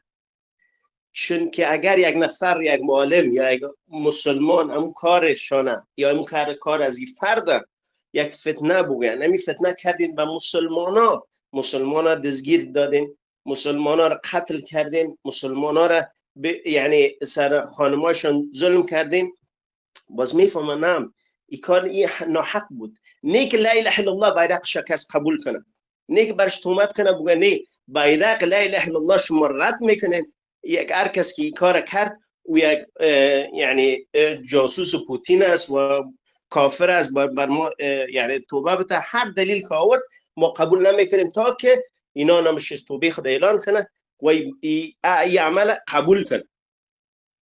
در این نگاه یعنی از اصل و دین هم نیست، مثل شیخ گفته در این نگاه اگر یک عالم خطا کنه مگم در این نگاه حق گفته شیخ، چون که ما دیدیم چقدر مسلمان ها را نمیشسته گرفتن دزگیر کردن و روی میکن در صف اول. دیدیم به نام نمیشسته از او گروه، یعنی دزگیر میکنه، تحقیقات میکنه، بندی میکنه، چیز میکنه، بگیر نمون حالی یک رای پیدا کردن که این کار نمیشسته یعنی ادامه بتن، سر مردم چیز کنن.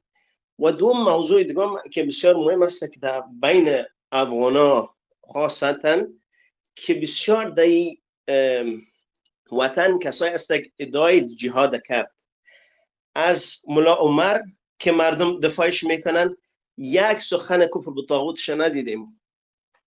یعنی چقدر 5 سال گرفتن حکومتی کردند از 1996 تا 2021 و از ربانی و از حکمتیار از به نام سیف الله میگنش اونا باز کلشان در صف دموکراسی استارت شدن، ادعای جهاد کردن، مثل طالبان، مثل القاعده، مثل جبهه النصره، مثل یعنی حزب الله و مثل حماس. امیال یک فتنه کردن، حماس 1000 نفر کشتن، امیال 2 لک نفرشون کشته شد، 200 زیادتر نفرشون مردمشون داد میزنن، کسی دادشون نمیرسه.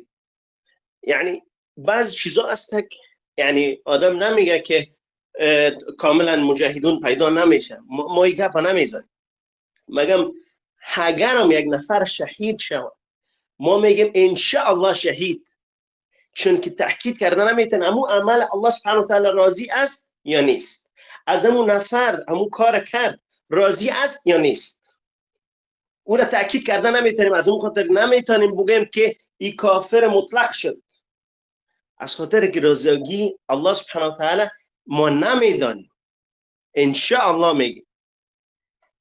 و این بسیار موضوعی است که خصوصا در سرزمین افغانستان بسیار یعنی دفاع میشه در عملیات که میشد و در چیزا که میشد. بله یگان عملیات هست خطا است، یگان عملیات هست که به نفع مسلمان است و این آدم چیز میکنه. گفته شیخ از دوربین مصلحه و مفسده میون، نه از دوربین جماعت خود. درست است هر کس یک جماعت دوست داره، جماعت مگم اصل هدف جماعت باید دیده شود در منهجشان چی است، عقیدهشان اون جماعت چی است.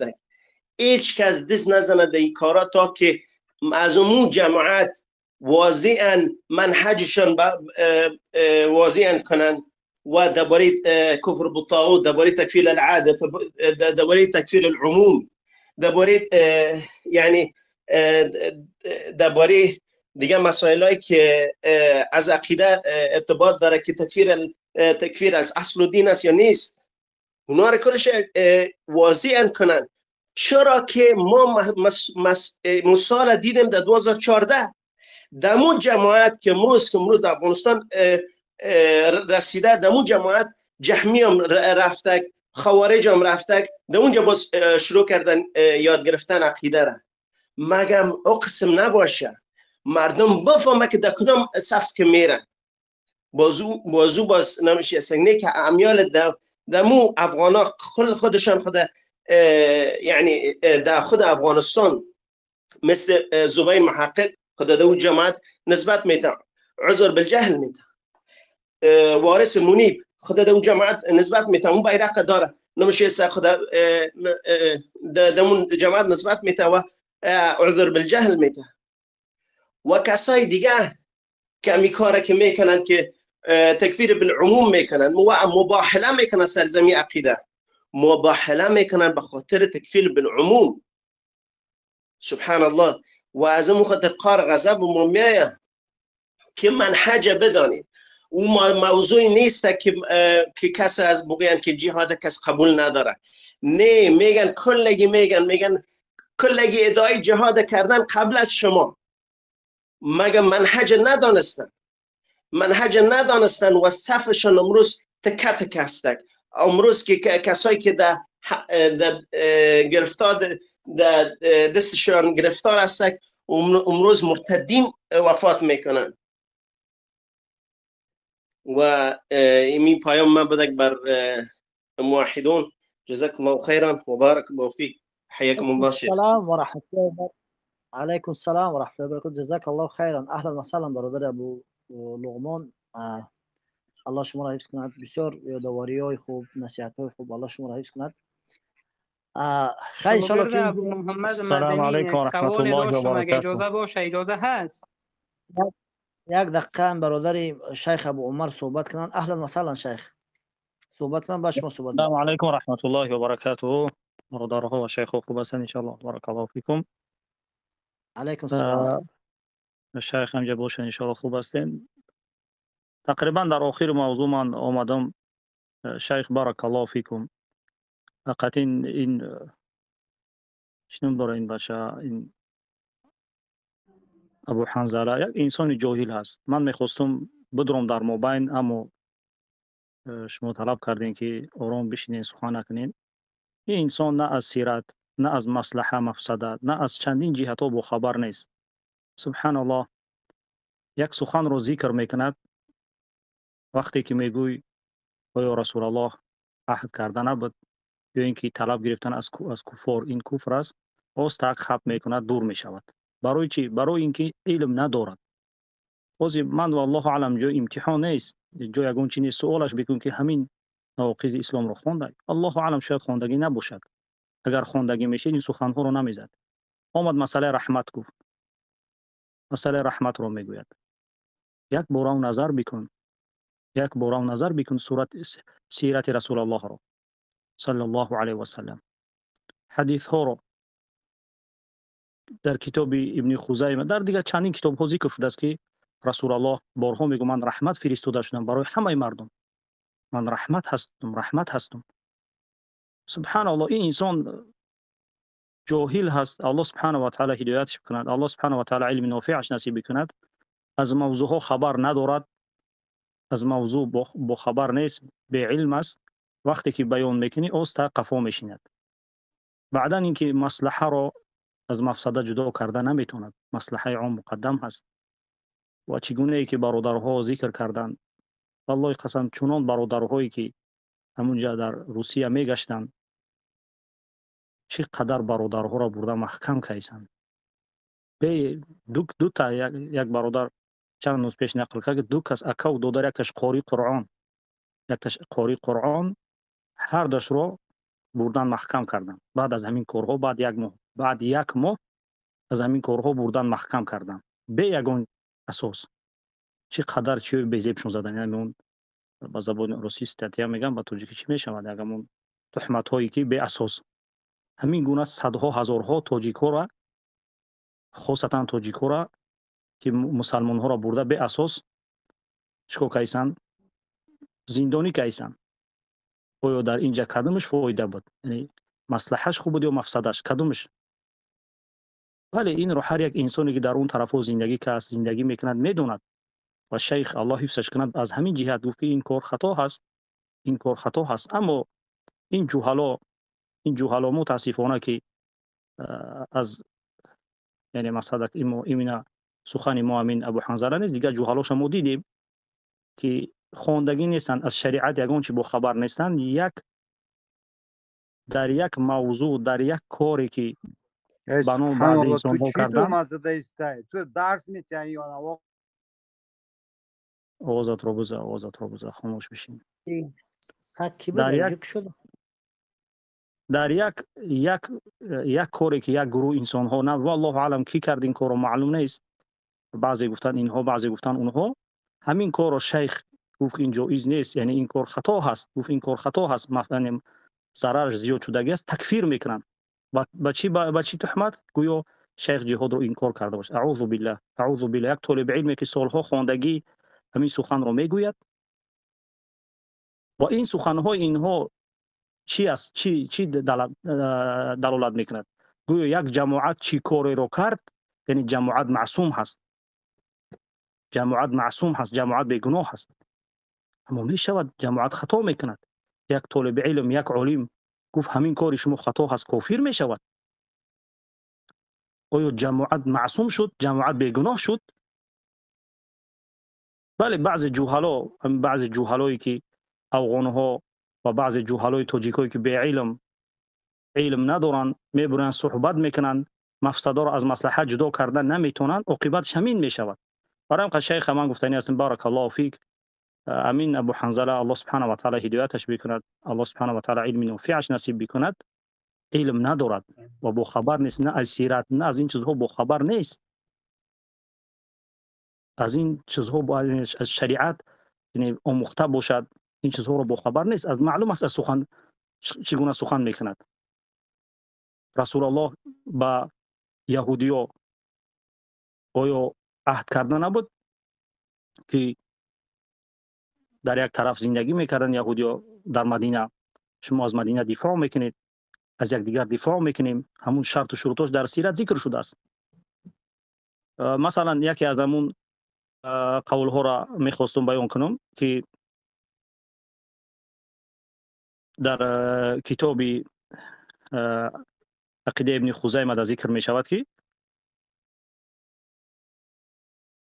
وكذلك ورد أنه جاء بعض المسلمين وقالوا يا رسول الله ألا تدعو على المشركين فقال ما بعثت لعانا ولكن بعثت رحمة. سبحان الله. بعضی مسلمان ها برای رسول الله گفتن یا رسول الله در حق مشرکان دعا نمیکنی؟ چی گفت؟ بلکه من بعثت رحمة. اگر از زبان شیخ همین سخن برآمد، بر همین سخن شما تکفیر میکنین.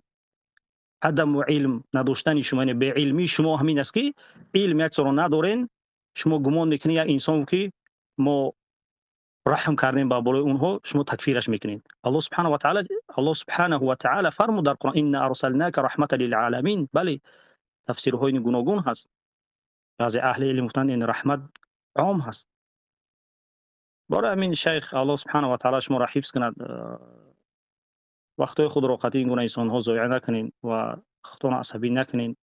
برای انسان ها معلوم هستند، از سخن هاشون معلوم هستند. والله قسم که از بسیاری چیزا با خبر نیست، سخن میکند خودش نمیدونه چی گفته است. سخن میکند خودش نمیدونه چی گفته است. همین نواقض اسلام رو بگیره بخونین، 29 صفحه چه سبحان الله در یک ساعت میخونیش، در یک روز 10 بار در کورشان کتاب میخونی، رو گیره نظر کنین. الله المستعان. بارک الله فیکم. شیخ برادران صحبت کنین، چه گوش میکنیم. السلام علیکم و رحمت الله و برکاته. علیکم السلام و رحمت الله.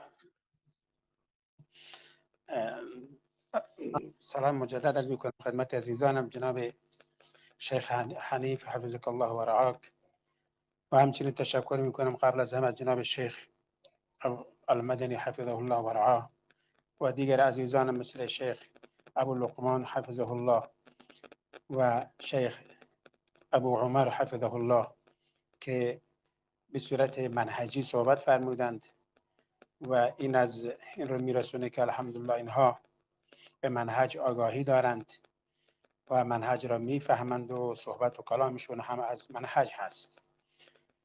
میخواستم یک تبریکی بگویم، بعد تسلیتی بگویم.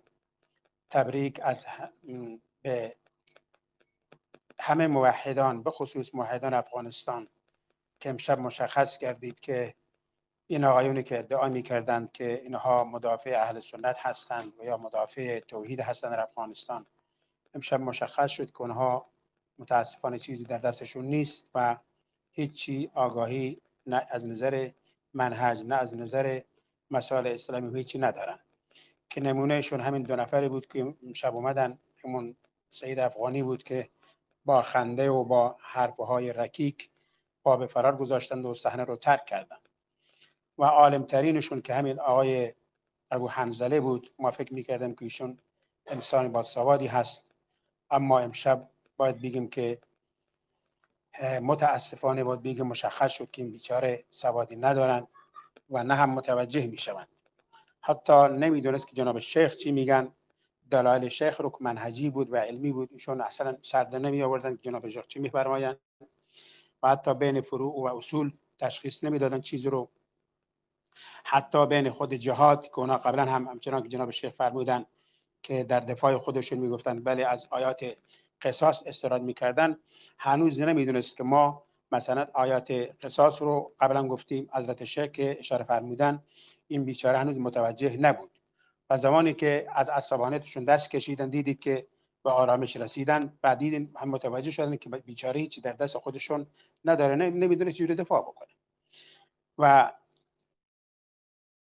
تسلیت میگم به طرفداران این دو آقا که خودشون رو به نام مجاهدین لقب دادن و متاسفم بر مرگ اون جوانانی که بر اساس فتوای این افراد جاهل بیچاره و بیسواد رفتن و جانشون رو از دست دادن به نام داعش و به نام افراد دیگری که مثلا اونها میخوان جهاد بکنن. خب از اینجا مسئله دیگه مشخص شد جناب شیخ عزیزم که افرادی مثل راسخ نمیتونن بیان در صحنه مثلا اینها رو میارن جلو. اما ما در شأن حضرت شیخ نمیدونیم با اینها بحث بکنه، اما الحمدلله فضیلت و بزرگواری جناب شیخ رو میرسونه که با اینها هم کلام میشن و هم صحبت میشن و اینجا بسیار از مثلا اول من ناراحت بودم که ای کاش حضرت شیخ صحبت نمیکردن، ولی بعد مشخص شد و خوشحال شدم که الحمدلله این سخنگوی اینها بود و مشخص شد که آقا هیچی نمیدونه و تمام طرفدارانش دستشون خالیه، هم برای موافقین و هم برای مخالفین مشخص شد و الحمدلله نمایان شد. اینجا هست که ما مجدد میگیم موحدینمون، موحدین افغانستان، موحدین تاجیکستان، موحدین ایران و همه موحدینی که مستمع بودند و در آینده هم خواهند شنید از طریق تسجیل اینها، که این آقایی که میمد فقط حمله میکرد به این بر، حمله میکرد به اون بر، تو نمیدونه فلان و اینها، خودش هم در حدی بود که همون الفبای جهاد رو هم بلد نبود و الفبای اسلام رو نمیدونست. اجازه بدید من یک مثال بزنم که حضرت شیخ هر چی مثال میزدن این بیچاره بی سواد نمیدونست. مثلا میگیم بیایم در مورد یک نماز ما فرایض میدونیم، واجبات میدونیم. اگر کسی بیاد عذر میخوام بگه که طرف میاد میبینه که یکی میاد در قبرستان نماز میخونه یا در مکان ناپاک نماز میخونه، اگر بین آقا بگن شما اینجا نماز نخون، این فورا بیاد بگه شما منکری، شما کافری، شما منکر نماز شدید. آقا شما نگاه کن، مکان رو، شرایطش رو، شروط داره از خودش. همینجوری که نماز شرط داره و اگر چنانچه شرط نماز برآورده نشود نماز فاسد هست و باطل می شود، جهاد هم هاکذا همینجوری هست. زمانی که حضرت شیخ میفرمایند که جهاد بر اساس مصلحه و مفسده رو در نظر داشته باشی که از مسائل اصول فقه هست و این آقا نمیدونه، میاد بیچاره فقط عذر میخوام ما سرصدا با دعوا با مرافی میخواد حرفش به کرسی بنشونه، اما غافل از این که امروز حرف علمی هست، حرف سرصدا کردن و عصبانی شدن و از روی احساسات و دستپاچگی نیست. بله آقای عزیز، شما میگید که شما منکر جهادید، همه ما میشنویم، گوشه گوشه جهان امشب داشتن قشنگ نگاه میکردن، اینجا میشنیدن. آقای جناب شیخ میفرماد که ما منکر جهاد نیستیم، اما جهاد از خودش شرایطی دارد، شرایط با در نظر گرفته بشه، مثل مصلحه و مفسده. شما آمدید آقا 60-70 نفر از روس‌ها کشته شد که خود کار شما هم نبود. اگر می بود چرا مثلا آقا اطلاعات آمریکا یک دو جلوتر یا دو جلوتر گفته بودن که آقا در منطقه شما انفجار صورت خواهد گرفت، پس دست داره در بین شما، یا اون کار اونا انجام دادن، اومدن 50 نفر 60 نفر رو کشتن، اما از اون طرف حدود هزاران نفر از مسلمانان اونجا در خود روسیه با چه مشکلات مواجه شدن، اکثرشون در زندان ها هستن، زیر شکنجه ها هستن، به خاطر کار مفسده شما که اون رو جهاد تلقی کرد. یک عالم اسلام از گفت این کارتون اینجوری هست، اشتباه هست، نتیجه برعکس داره، نتیجه خطا داره. تو میگید آقا شما اصل جهاد منکرید، این را میرسوند که شما بیچاره جاهلید، بی سوادید و بدبختید. بازم من تسلیت عرض میکنم به خانواده‌هایی که بچه‌هایشون بر اساس فتوای این جهلا و این بدبخت‌های بی سواد جانشون رو از دست دادن و یا خواهند داد. پس جوانانی که شما به اصطلاح به فتوای اینها، به حرف‌های اینا میخواید جانتون رو از دست بدید، بیاید قبل از اون صحبت‌ها و فرمایشات علما رو توجه بکنید، اصل اسلام رو بدونید، اساس اسلام رو بدونید، فروعات را از اصول تشخیص بدید، راه مسئله و مفسده رو در نظر بگیرید و بعد حرکت بکنید. اینجا اگر باز هم علما میفرمایند که اگر چنانچه توان ندارید اون توانتون به اصطلاح اون جنگتون حرام هست. میخواستم فقط این مطالبه رو بگم. بازم به موحدین تبریک میگم الحمدلله پیروزی امشب رو و مشخص شدن حقایق بحث علمی حضرت شیخ و دیگر مشایخ گرامی رو. از همه شما عزیزانم تشکر میکنم و شما را به الله بزرگ میسپارم. السلام علیکم و رحمت الله و برکاته. السلام علیکم و رحمت الله و برکاته. و علیکم السلام و رحمت الله و برکاته و بارک الله فیک. اگر اجازت باشد شیخ حنیف کمتر صحبت کنیم. الله استعانت. بفرمایید. سلام برادر اسما شیخ. بله. شما اهلا جزاک الله خیرا. بسم الله و الحمد لله و الصلاة و السلام علی رسول الله و علی آله و من تبعهم بإحسان إلى يوم الدين. قال الله تبارك وتعالى أعوذ بالله من الشيطان الرجيم وقل جاء الحق وزحق الباطل إن الباطل كان زحوقا. الحمدلله که الله سبحانه و تعالی البته حق ظاهر بود برای موحدین، برای کسانی که اهل فهم هستند، اهل توحید هستند، الحمدلله اهل تحقیق هستند. حق معلوم بود، ظاهر بود و الله سبحانه و تعالی بازم یک سببی که ابو حنظله جوانمرد یک سببی کرد که بازم واضح‌تر الحمدلله برای کسانی که در این مسئله یعنی شبهه داشتن و به فتنه دچار شده بودن، الحمدلله که بازم اشکارتر و واضح‌تر شد. و البته ما از اولی بحث، از اولی صحبت تا آخر بودیم الحمدلله. در لایف ابو حنظله جوانمرد هم بودیم، گوش دادیم سخنوش و اینجا البته پیش از صحبت چون ابو حنظله جوانمرد یک چیزی گفتن که یک نصیحت بیان کردن که یعنی یک طوری که یعنی دو طالب علم در یک مسئله اگر جر و بحث کنن باید که نصیحت به طرز خوب، به رفتار خوب، یعنی به تکفیر و به تحقیر و به دیگر نکنن. ما البته با ابو حنظله جوانمرد میگیم که اگر شما انسانی با عدل باشید، اگر شما واقعا عدل رو خوین اگر نظر بکنین، بسم الله به کانال شناخت چهره معروف راسخ داخل شوین. عدلی که بالای معروف راسخ کردیم، اولین کسی که با معروف راسخ صحبت کرد این من بدم، ابو اسماء من بدم که با معروف راسخ صحبت کردم. و عدلی که بالای معروف راسخ کردم، بسم الله داخل شوی نظر بکنید در کجا ما معروف راسخ در مد اول تحقیر کردیم، در سخن مجملش آیا ما مثل این جهلا سخن مجمل به تکفیر کردیم که سبقت اللسان را تکفیر کردیم؟ نه، البته ما سخن معروف راسخ رو سخن مجمل در اول گرفتیم. مسلمان ها گفت کفر به طاغوت ندانند، ولی چگونه با معروف راسخ رفتار کردیم؟ ما معروف راسخ رو باعث یک مسلمان، باعث یک دعوتگر گفته چیکار کردیم؟ از خود دیو سوال کردیم. شما انا عدل داخل چه نظر بکنین؟ این خیلی نمیشود به خاطر قوم شده این گونه نمیشود که ما را بی عدل بگیم، بگید شما عدل نکردید. و امروز واقعا عدلی که شیخ ابو محمد بالای شما کرد، الحمدلله که موحدین نگاه دارن، دیده ایستن که چگونه عدل کردن نسبت شما و شما صحبت کردین. ای خبثای جهلایی که میان از یعنی هم مسلکان معروف راسخ اینجا میان چی میکنن؟ بعد از اینجا حق قبول نکردن میرن در گروه های خودشون فتنه میکنن. چی میگن؟ ابو محمد صدای ما را میزند نمیخواد، ابو محمد حق نمیخواد، ابو محمد دیگر. انا بسم الله چی میگن؟ ابو حنظله جوانمرد به حیث یک بگیم پریستاویتلتون آوردین، بسم الله انا حق ظاهر شد. بعد از این چی میگن؟ این قدر عدلی که ابو حنظله یک کس صداش نزد تو از اولی بحث تا با آخر صحبت کرد و برآمد رفت. الله سبحانه و تعالی هدایت کند ابو حنظله رو. ما میگیم ابو حنظله واقعا جاهل بوده است.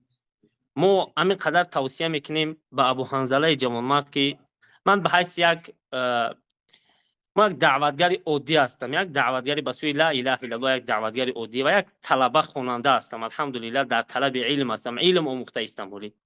همین قدر من از همین منهجی که از اولی صحبت معروف راسخ که از اولی همین سخن کفری که از زبان معروف راسخ اومد، البته سخن مجمل، اولین شخصی که بود من بدم تا به همین روز در هر یک صحبت های طالب علم، در هر یک ردیه ها، بحث، مناظره الحمدلله اشتراک دارم و از هر یک حجت دلیل با خبر هستم. همین قدر توصیه میکنم برای شما که شما رجوع بکنین به این مسئله، رجوع بکنین، چنگ بزنین به همون کانالی که ما برای شما گفتیم شناخت چهره معروف راسخ، به همون کانال داخل شده و بسم الله یک تا حجت ها رو نظر بکنیم که ما معروف راسخ رو در کدام اساس تکفیر کردیم. و یکی از بهتان های دیگری شما همین است، تهمتی که شما زدید سر شیخ ابو محمد و سر شاگردان شیخ ابو محمد که گویا که ما معروف راسخ رو این سخنش کفتیم و شوریدیم از صحبت‌هاش و از درس‌هاش که یعنی همچون قصد گیریم از معروف راسخ. گویا که معروف راسخ در مسئله مسکو شیخ ابو محمد رو خطاش بیان کرده باشد و ما هم باشیم که همین کارو کردیم. ما میگیم که سبحانك هذا بهتان عظیم، این یک بهتان، یک تهمت بزرگ است. این یک تهمت بزرگ است. از الله بی‌ترسین، رجوع کنین به الله سبحانه و تعالی به این تهمت و بهتانتان.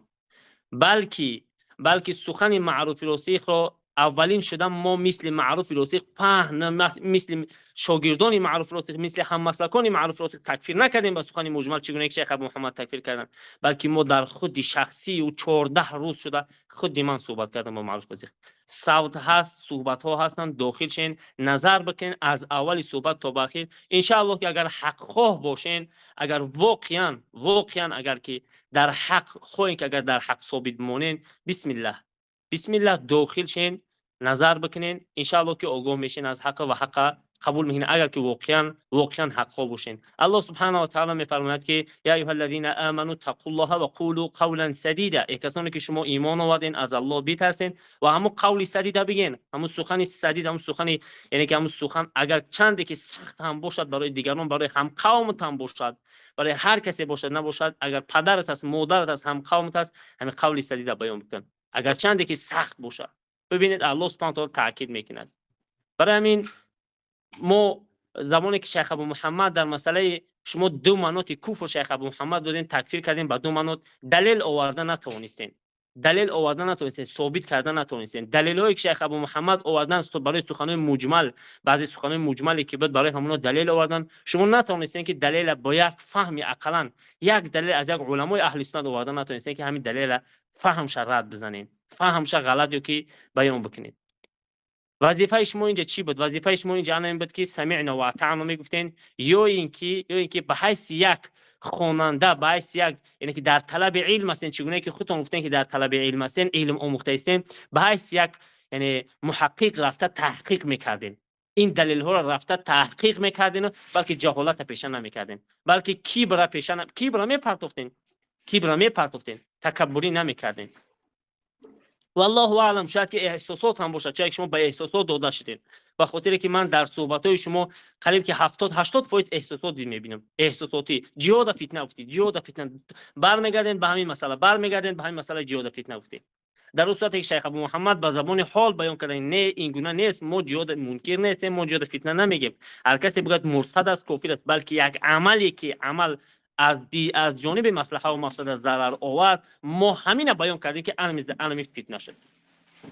و از خود شما دلیل پرسید، نه تنها از شما، ما تا با امروز از همون روزی که شیخ ابو محمد در این مسئله تکفیر میکنن تا با امروز دلیل پرسونیم، هیچ یک دلیل آوردن نمیتواند که می سخن کفر باشد و تکفیر بکنند به همین سخن. و امروز هم از خود شما دلیل پرسونید، شما دلیل آوردن نتونید برای مثلا از این عبارت که این مسئله مسائلی نیست که انسان در این مسئله تکفیر کرده شود.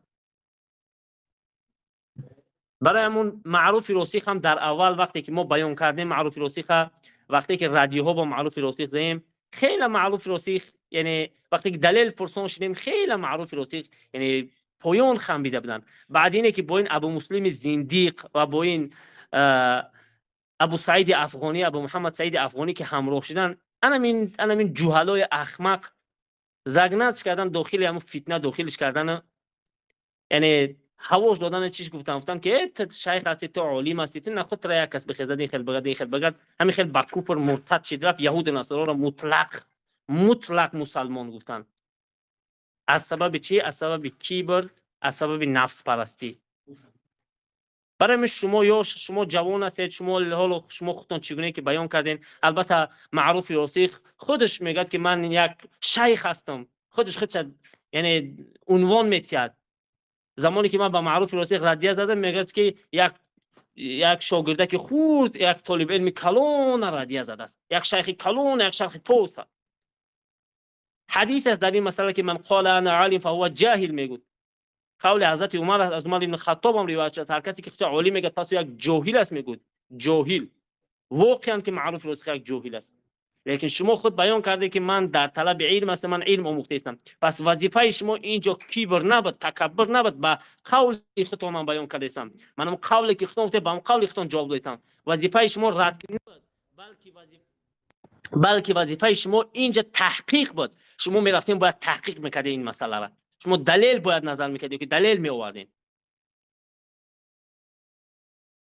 این یک توصیه، یک نصیحت من همچون یک دعوتگری لا اله الا الله به سوی توحید، همچون یک خواننده ای که الحمدلله در طلب علم هستم، در جستجوی علم هستم، الحمدلله که از منهج اهل سنت در سخن مجمل، از منهج اهل سنت در سخن سبقت اللسان در اصل دین الحمدلله آگاه هستم و استادمون الحمدلله تعلیم دهندمون در این مسائل اصل دین سخن مجمل که چگونه که ما تعلیم گرفتیم از شیخ ابو محمد مدنی از همون روز که تا به این روز الحمدلله که تعلیم گرفتیم میفهمیم. برای ما در اول شده تحقیق میکنیم، تکفیر نمیکنیم با سخن مجمل سبقت اللسان که لغزشی یک طالب علم یک علما.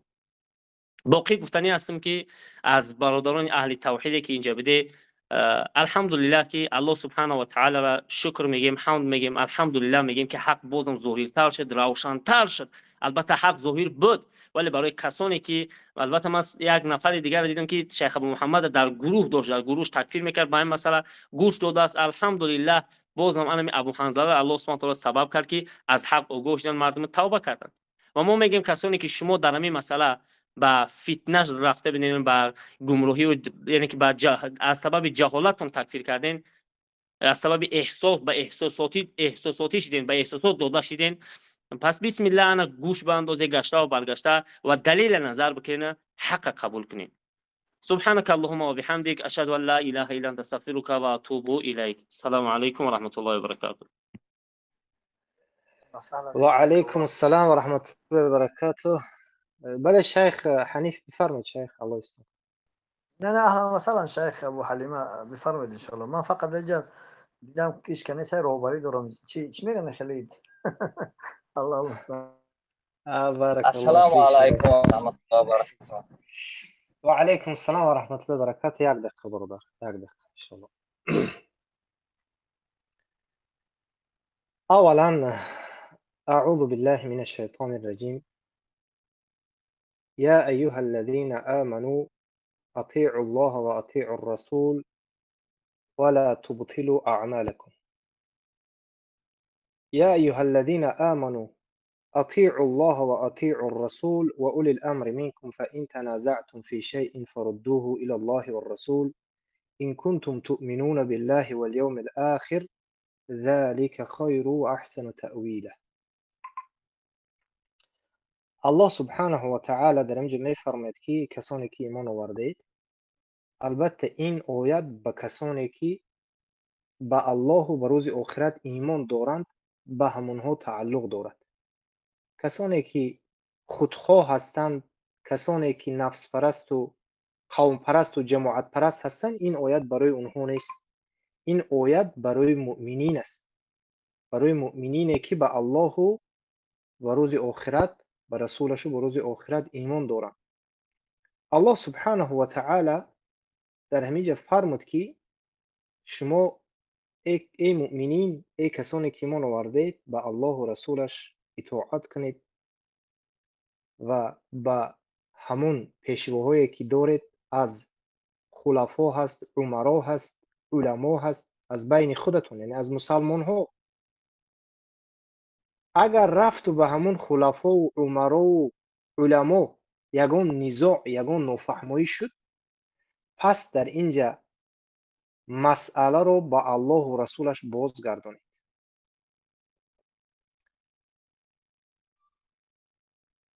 این برای شما بهترین تعویل است. اگر شما به الله و به روز آخرت ایمان داشته باشید، اگر شما به الله و به روز آخرت ایمان داشته باشید. الله سبحانه و تعالی در این آیت شرط گذاشت که هر کسی که به الله و به روز آخرت ایمان داشته باشد در دیگر آیت فرمود که و مختلفتم فیه من شیء فحکمه الی الله، که در زیر همین آیت در تفسیر ابن کثیر نظر کنید، همین آیت رو هم از سوره شعراء آوردگی است. شعراء که شورا آیتی والله اعلم دهم یا که 11 باشد، شاید اشتباه نکنم. اگر شما یک مسئله رو اگر اختلاف کردید، حکمش به الله، فحکمه الی الله است، به سوی الله است و یگان کس حق ندارد که یک مسئله که در شریعت الله سبحانه و تعالی چی از جانب یک شخص و چی از جانب یک جماعت خطاگی و کمبودی است، یگان نفر حق ندارد که آمده بگوید که من جماعت هستم، تو شخص هستی، تو حق نداری که به من سخن بکنی. پس اگر کسی که این دعوا رو کند، به حدیث جواب بگوید که رسول الله صلی الله علیه و سلم فرمودند که الدین النصیحه، دین نصیحت است. لمن؟ برای کی؟ لله ولکتابه ولرسوله ولائمه المسلمین و عامته. این دین برای الله، برای کتابش، برای رسولش و به پیشواها و به عامه مردم. از این میبراید که این ابو حنظله جوانمرد میگوید که به سوی شیخ که میگه شما حق ندارید گپ زنید. میگه مایلش شیخ است، دیگر علما هست، کسی باشد نباشد، کی به شما از قرآن و سنت رخصت داد که گپ نزن که صدها علمایی هست که نصیحت به عمرا و مجاهدین میکنند.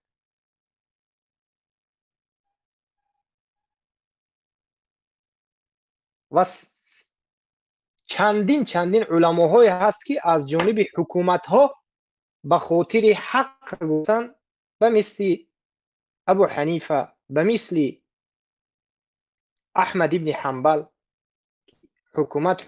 حکومت معتزلی بود، معتزله ها بود، تکفیر کرد احمد ابن حنبل. به چی حالت گرفتارش کردن؟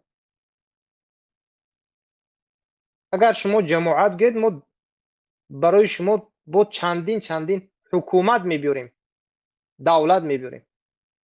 یعنی من به این چی گفتنی هستم که نصیحت برای همه هست، برای چی جماعت هست، برای چی عالم و طالب علم و مردم عامه.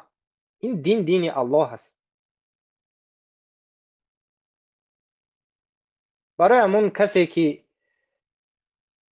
متعصب است، مقلد است، یک قوم پرست است، شاید جماعت پرست است، از این گونه انسان ها، این گونه سخن ها برآمدنش ممکن است که فقط سخن من سخن است و سخن تو سخن نیست، در حالی که نه یک دلیل است، نه یک حجت است، نه یک قرآن است، سنت است، نه یک قول علما.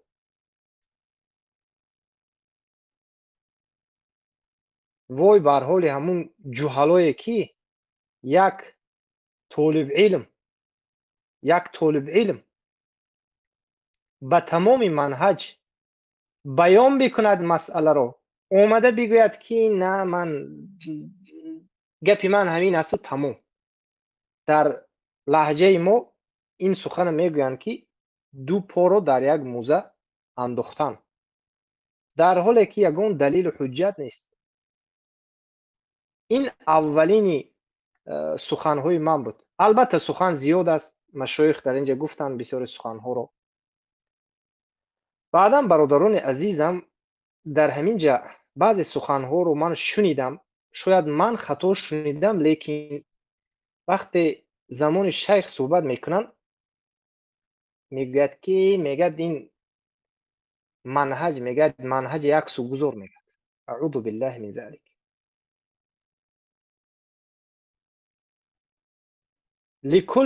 لكل نبي جعلنا شريعة ومنهاجا، بود عالم شرعة ومنهاجا. به تمام پیامبران شریعت و منهج، تمام پیامبران به شریعت و منهج آمده هستند. الانبیاء اخوة و دینهم واحد. و یعنی انبیاها همش برادر بودند. دین اونها در مسئله یکتاپرستی، در مسئله توحید یک بود، اما در شریعت هاشون مختلف بودند. بله در شریعت هاشون بعضش از بعضش فرق میکنه، لیکن منهج چی لازم؟ این منهج یک سو گذار گفتن این کلمه خودش کفر است. یعنی اعوذ بالله. من شخصا من سخن از نظر قرآن و سنت منهج یک سو گذار گفتن این کفر است، کافر می شود انسان. زیرا یک زمان از یک خوارج برادرها یک پیوست کرده بودن خیلی در تکفیر اونها به درجه گویم که رکورد گرفتگی هستن. من از اون بیچاره مسکین پرسیدم که مصدر شریعت ما چی است؟ میگه نمیدونم. خیلی سرچشمه شریعت ما چی است؟ میگم نمیدونم. توجیکی گپ میزنه، توجیکی رو نمیفهمد، لیکن در میگه من فلان ابن تیمیه و فلان علماها رو من چندین کفرهاش میدونم. اگر روزی این امت روزش به انمی گونه جهلا بماند، هلاکت امت از همینجا سرشدگی هلاکت امت از همینجا است. برای چی؟ رسول الله صلی الله علیه و سلم چی گفتند در حدیث؟ گفتند که اونها علما ان الله یقبض العلم انتزاعا. الله سبحانه و تعالی علم قبض میکند، یعنی آهسته یک بار قبض نمیکند. و انما یقبض العلم بقبض العلماء. الله سبحانه و تعالی علم رو قبض میکند با چی؟ با قبض کردن علما. بعد مردم چیکار میکنن؟ انمین گونه جهالا رو برای خود رؤسا قرار میدهند. فافتى بغیر علم، بدون علم ندارد، منهج نمیفهمد. منهج چی لازم است؟ میگه اعوذ بالله. بدون علم فتوا میدهد، از پیش خودش کسی را خواهد تکفیر میکند، کسی را خواهد تفسیق میکند، کسی را خواهد متهم میکند بدون یگون دلیل. فضلوا و اضلوا، یعنی خودش هم مردم رو هم خودش هم گمراه میکند. برای همون است که شما همیشه هر یک چیز وقتی که گوش میکنید دلیلش نظر کنید. الحمدلله که امروز یک روزی بود که حق آشکار و واضح بود برای ما، لیکن در اینجا بعضی انسان هایی که شاید همون علم دلشون گرفته گشته بودند و نمیتوانستند به کدام راهی برآیند، لیکن یک امکان برای اونها پیدا شد. الله سبحانه و تعالی هدایتشون کند. خیلی هم در کانال هاش مقصد تهمت های رو زد که در مسئله معروف راسخ یک سخنهایی رو گفت، اما استاد گفته، لیکن در باره شیخ خیلی هم صحبت، خیلی هم براعت کردم و فلان این و اون. برای همون ما چی گفتنی هستیم در اینجا؟ همین گفتنی هستیم که هر یک سخنی که از کسی می براید از همین جهمی های زنادقه، شما نظر کنید به حجتش. حجت ندارند همینها، نه منهج و نه حجت. و من یک نقطه دیگری رو که البته که بنده از سالهای 2010 این چیزها رو من مشاهده میکردم، لیکن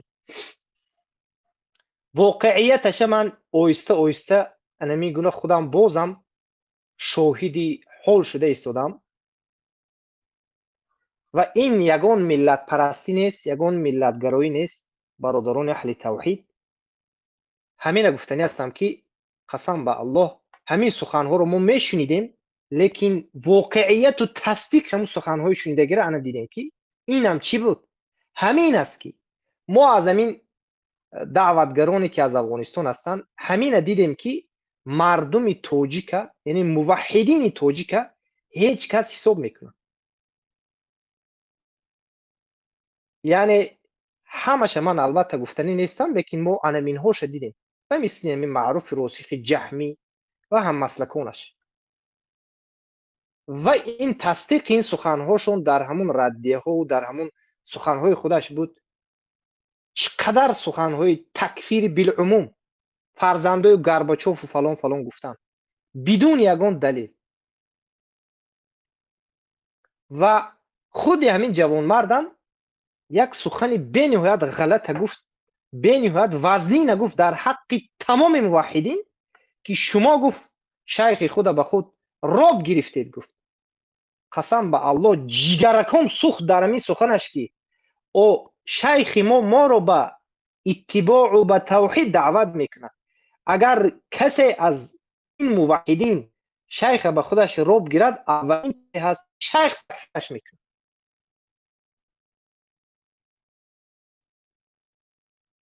لیکن شیخ حقیقی کی است؟ تو جاهل احمق حقیقی کی است؟ در همین صحنه که یک چند دقیقه پیش گذشت،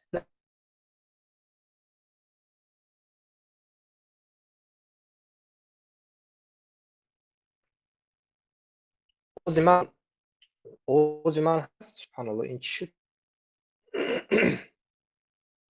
بالاخره اوز من میره و دوزم. بله شیخ. بارک الله فیک. بالاخره سبحان الله خیلی هم تهمت هایی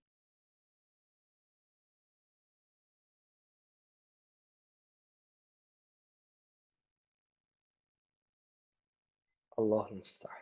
میچسبد اخی جان آوازتون. بارک الله فیک. در من اینجا کمی ضعیفی کرده است اینترنت هم، والله علم. بالاخره سخن بیت اینه که با آخر میرسونیم که همین قدر تهمت و همین قدر در شأن موحدین تکفیر بالعموم میکنن، به این یگان جواب نباید بیتین. اونها خاموش میستودند، باز آمده از ما طلب میکردن بدون یگان دلیل از کفر توبه کن. اعوذ بالله. از شیخ یعنی شیخ بین با واسطه شیخ تمام موحدین تکفیر کردن. اینو شما هم از استاد خود به مثل یهود احبار و رهبان گرفتید. اینها به این سخنهایشون البته که امروز توبه نمیکنن از این سخنهای خود، البته روز قیامت هست. روز قیامت به کجا میرود؟ نه معروف راسخ، نه اون جماعتش، نه این کسانی که در گرد ما شاگردای زیاد داریم میگن فخر میکنن. شما جهلا هستید، شاگردای شما هم جاهل است. البته این تحقیر نیست، واقعا همین واقعیت همین است. یک سخنای در همین جره خودش چندین سخن کفر گفت. اعوذ بالله. کسی منهج میگد، منهج چی لازم است؟ میگد پس برای او منهج او کی است؟ معروف راسخ است، جماعتش هست، نفسش هست، کی است؟ عقلش هست. اعوذ بالله.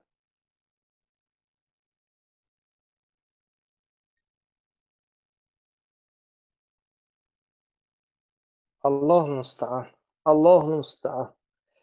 بالاخره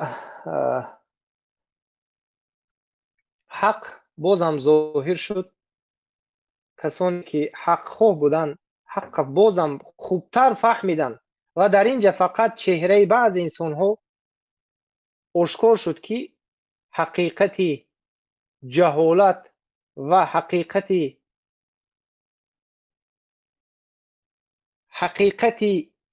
قوم پرستی در بعض انسان ها الحمدلله که بازم ظاهر شده است.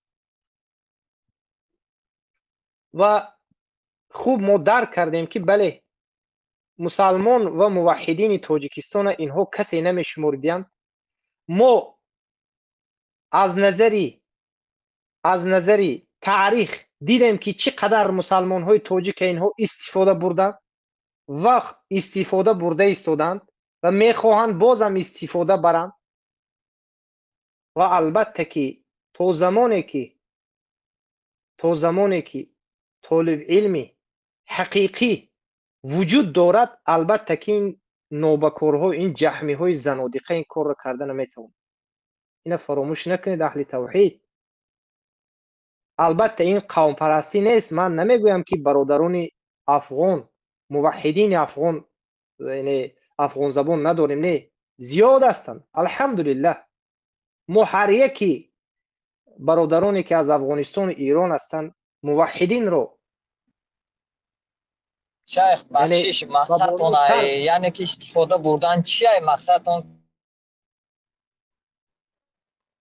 با بالای سر خود میگیریم هر یک موحدین از کجایی نباشه. لیکن انسانی که بله استفاده بردن چی است؟ استفاده بردن منهج فهم، بعدا میفهمی چی است. منهج یک مرتبه آموز، سیاست شرعی را آموز، بعدا میفهمی چی است. باز من با دو کلمه گپ به تو گویم، تو نفهمی، تو به امروز نفهمیده باشی، چگونه میفهمی؟ چگونه بفهمونم به تو؟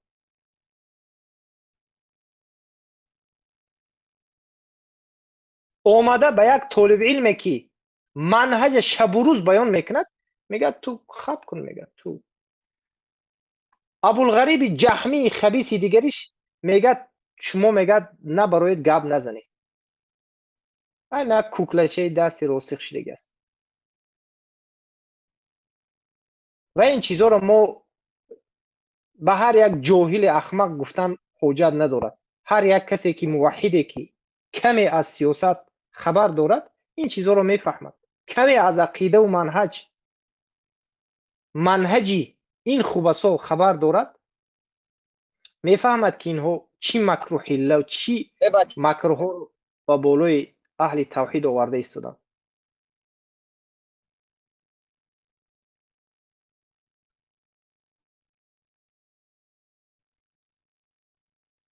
ماند من کنی چی میگوید؟ بله میکروفونش رو باز کنید. چی میگوید؟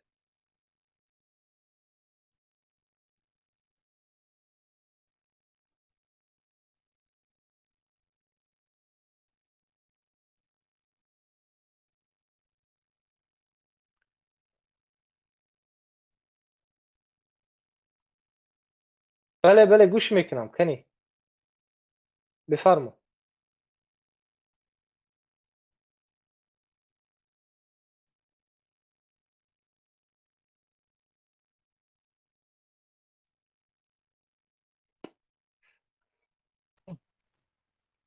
ای بچه یا مون گاب زنیم یا کم که برور دست کنیم اون گروه گوش کنیم نه مون گاب زنیم. شیخ مشوق بخشش این قابل گوه دف شو عجب برامده دف میشمی دف بشو بخیر مون چه خبر دارم چی یک جوهله که هست کو مایلش نمیدوند به این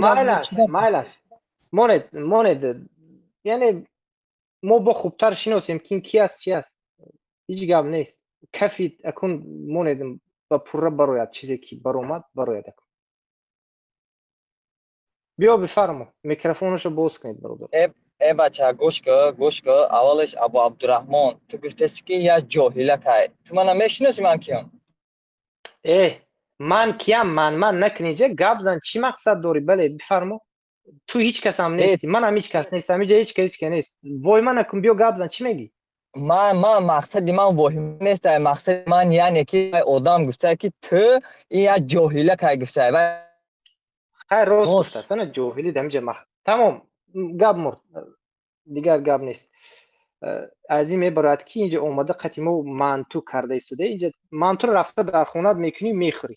اینجا درباره شریعت و درباره منهج و درباره دین نه درباره نه شما ایجا باید شما را گوش کنن.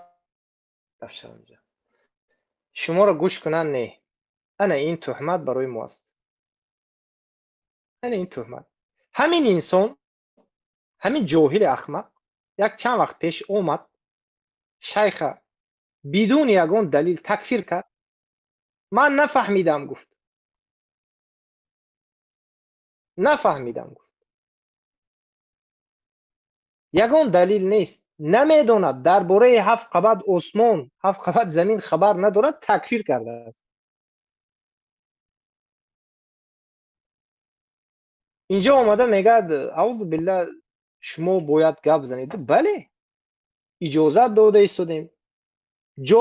جاهل میگن چیکار کنیم؟ علم و مذاکره از عقب ما گشته چیکار میکنیم؟ ما گپ میزنیم. بله در دین الله سبحانه و تعالی گپ نزنیم و مثل شما غلام شده گشتن گیریم به هر کس آخر. چیکار کنیم؟ انمی غلاما که عادت کرده هستن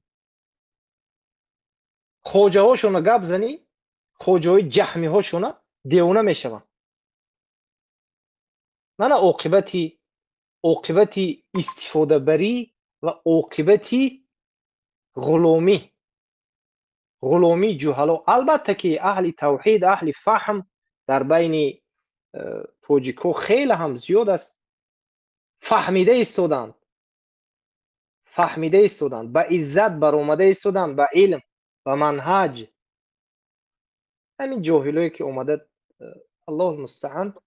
شیخ ابو حلیمه الله استون شیخ عزیز اگر همین خواهش مرا اگر رد نکنین شیخ عزیز یک بار دیگر همین اجازت بتینه و همین اخیران بارو مقصدش چی میخواد چی گفتنی است همین یک بار دیگر و بسیاری برادرها خواهش کردن همین چی میخواد مقصدش بیان بکنه تمام. اگر از همین مقصدش بیرون برومد جاهل مفتی این گفته همین نبود که مسئله زمین عثمان اومده گپ زد. همین نبود شیخ ابو عبدالرحمن الله استون. بله همین بود که همین بود. همین آخر وقتتون به همین چی صرف میکنی؟ یک جاهل حاضر همین لا اله الا الله پرسید میداند یا نمیداند؟ این خودش چی گفته است؟ این مست پس نیست؟ این سالم العقل است؟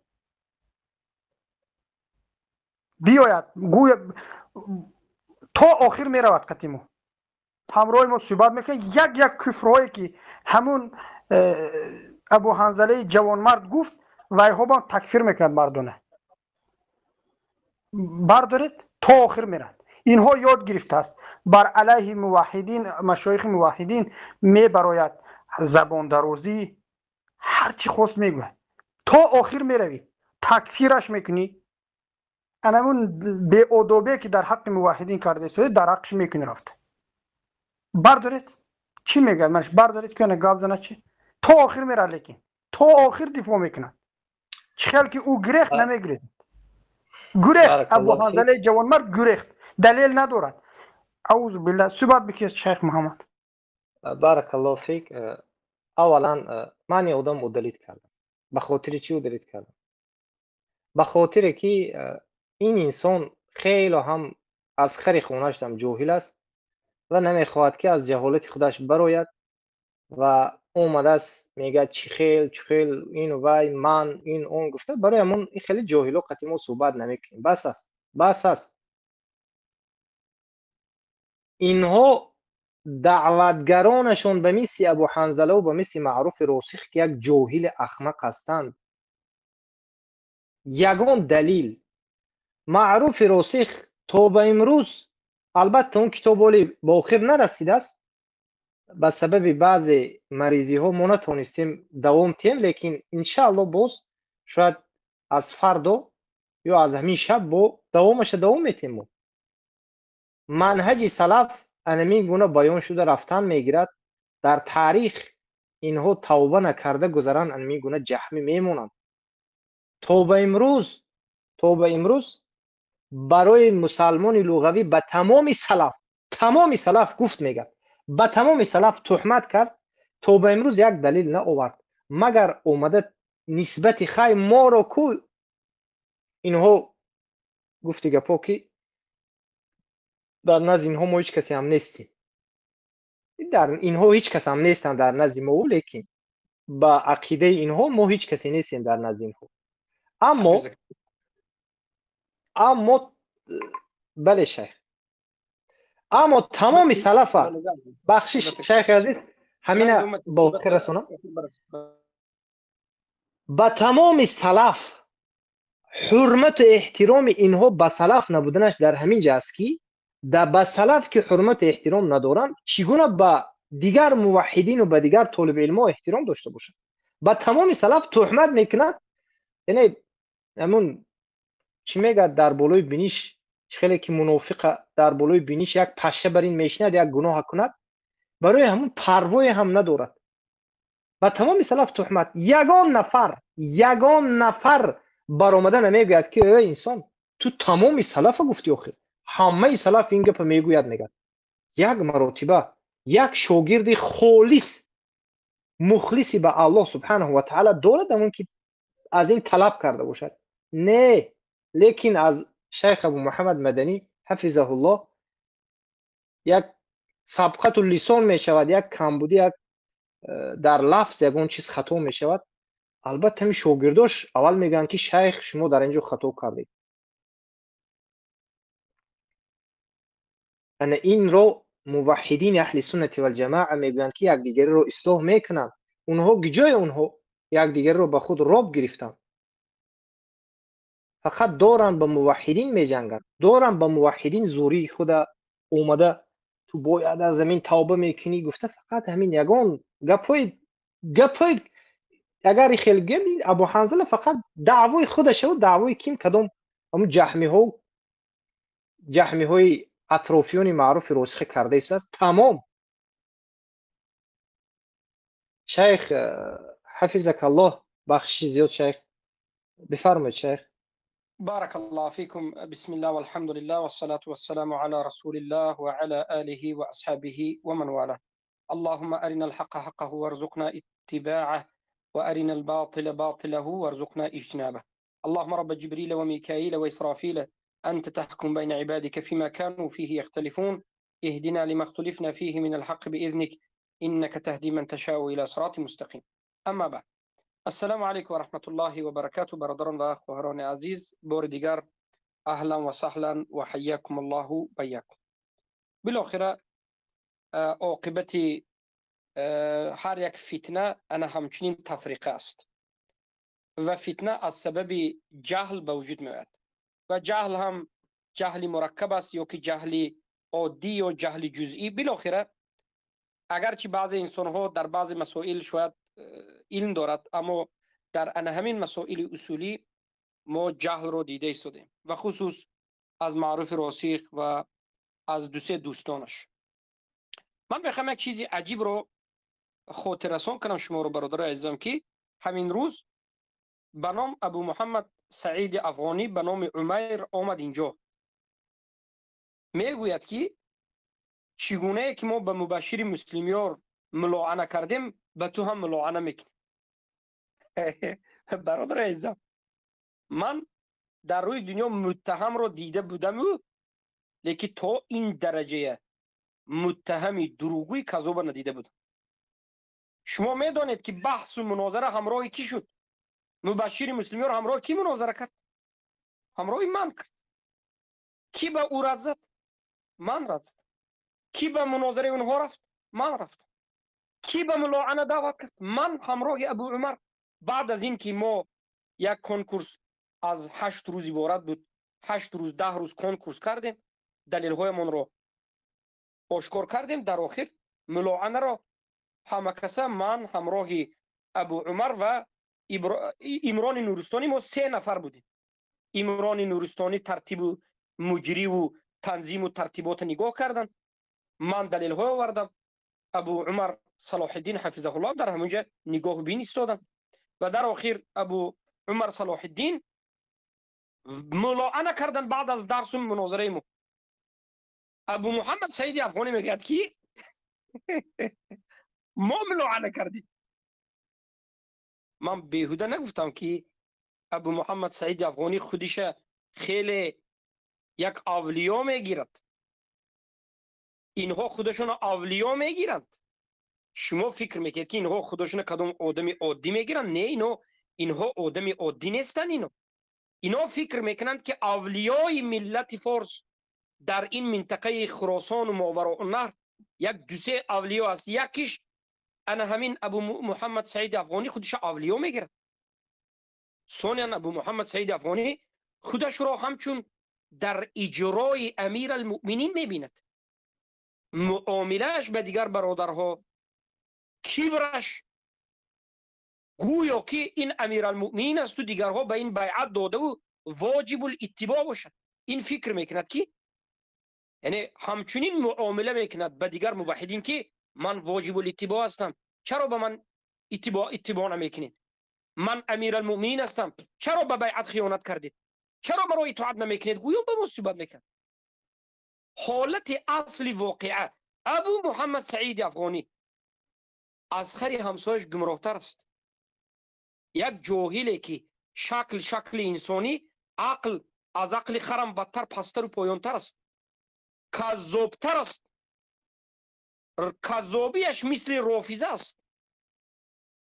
اگر گوید که نه برادر غلو کردی، گوید بیارید مناظر یک سخن شما، میگد که قسم به الله من یگان وقتی نگفتم و نگفتم، لیکن گفتگی است. ابو محمد سعید افغانی کذابیش مثل رافضه، همون طریقه و منهج رافضه که دروغگویی میکند. کبرش از رافضه هم بدتر است. کبرش به مانند کبری صوفی های قبوری ها، سردارهای صوفی قبوری میشد که به مانند همین است. خودش را همچون امیر المؤمنین خراسان کبیر فکر میکند. اما اصلی واقعه یک گمراه، یک جاهل، یک زندیق، یک مشرکی خرابکار بیش نیست. خیلی مشرک است. مشرکیش همین است که مسلمان گفتن کفار را که معرف راسخ گفت طرفداری کرد. مشرکیش همین است که ابوالغربا آمد و گفت که سلف صالح کفار را مسلمان میگفتند مطلق. اینا در گروهش منتشر کرد و انا همین حق گفت. کتاب شرکی ابوالغریب برآورد، در گروهش رکلام کرد، در همون صفحاش موند. همه کفار مشرکین استاد صادقین. ابوالغریب که یک مشرک دیگر است، اونو هم منتشر کرد. این از یک چند مناط کفر است و این مرتد زن طلاق است. ابو محمد سعید افغانی زن اگر داشته باشد، به زن ابو محمد سعید افغانی رسانید که ای زن تو موحده باشی، این شوهرت کافر است، مشرک است، این مرتد است، به این زندگی کردن حرام است. زندگی شما عاقبتش اگر همین خیروات زنا است. جزای ابو محمد سعید افغانی استتوبه است، توبه. 3 روز مهلت میتید توبه کند، محکم میکنید. زیرا که فتنه را این خبیث کیها شروع کرده بود.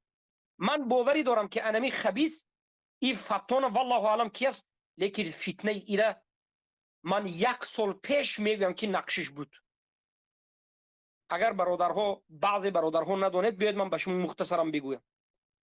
برادرهای اهل ایما، برادرهایی که در ایما درس داریم، ایده از شما باخبرید. آیا همین در ایما گروه را جدا کرده درس خاص باید معروف راسخ ظاهر داعی باید یک گروه خاص درس تیندو درس ما حضور نیافته باید درسی افغان ها جدا شود کرده بود یا نکرده بود؟ سلام علیکم و رحمت الله و برکاته. من بدم شیخ عزیز، من اونجا قطشون بدم و علیکم السلام. در همون کانال شما ادمین هم داشتم و من اونجا ادمین هم داشتم که بعدا وقتی گفتند که معروف راسخ حتی وارث منیب هم خبیثی همی ابو محمد سعید افغانی همی وارث منیب به استاد میگفت اونجا زندیقه. بله من بر اومدم نصیحت کردم، غضب کرد لیکن گپا به یک عذاب قبول کرد. بعد از این غضب کرد لیکن کمی قبول کرد. بله حق باید بگیم. بعد از این وقتی که من زبیر محقق و وارث منیب سخنش رو شرکیات و کفریاتش رو در همین تلگرام جواب گفتم، آیا همین بود اومده به ما ضدیت کرد یا نبود؟ مسئله محقق بود. کی بود این زبیر محقق؟ برادر شما بودین. بله حقم بود. بله همین بود. همین بود. در اون مثلا به ما ضدیت کرد. ما گفتیم که عبدالظاهر داعی مسئلهش در مسئله العذر بالجهل و عذر المشرک منهجی نیست، بیان نکرد. معرف راسخ بیان نکرد. برای همین گفتم خیلی نکن، تو موحد نباید این کار کنی.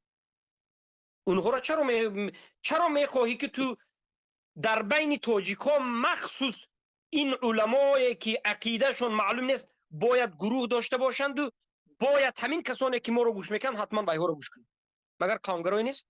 من در همون وقتش گفته بودم که از کدام خاطر این کار کرده شده؟ تو اگر مقصدت منهج باشد که از نظر منهج این کار درست نیست. یکم بار من حتی در یاد داشته باشد سخن احمد ابن حنبل و قصه ابو داوود را آوردم. این بعد از شنیدم بله گفت. بعد از این زبیر محقق به یک عذاب قبول کرد. این گفت که زبیر محقق این خیلی نگوین، این برادر ما از سلفی است. و من گفتم این عیناً عقیدش وارث منیب است، شما را فریب داده. وارث منیب زبیر محقق میگوید که یهود و نصارا به جهل عذر نیست، یهود و نصارا تکفیر نکنید عذر المشرک میشوید، اما جاهل باشد کافر نیست. اما مشرکای قبوری که خود را به اسلام نسبت میدهند در اینها جهل عذر است، تعویل عذر است، خطا عذر است. هر کسی که اینها را تکفیر نکند عذر المشرک گفته نمیشود. در مسئله مشرک منتسب عذر المشرک را تکفیر کردن خوارج گفت. ما سخناش موندیم رد زدیم. اولین کسی که به همین سخن ما راضی نشد کی بود؟ مرحمت ابو محمد سعید افغانی. در مسئله عذری بودن اینها رد زدیم. عقیدش به صدای خودش آمد خیلی زد و خورد کرد، لیکن در آخر با تن داد. اما در قلبش انا همچنین مشکلی ها به وجود آمد. و انا همین انسان اولین انسانی هست که در مسئله حادثه مسکو از سخنهای ما فتنه را شروع کرد. از روز اول معروف راسخ هم دیوانه کرده نمین است، دیگر و دیگرها را هم دیوانه کرده ایستادگی نمین است. یک انسان جاهل دیگرها را کنترل، یک انسان جاهل همه را کنترل میکند. الله المستعان. مگر همین درست است از نظر شریعت که یک انسانی که جاهل است به تحقیر، به تهوین همه را همچنین صحبت بکنه؟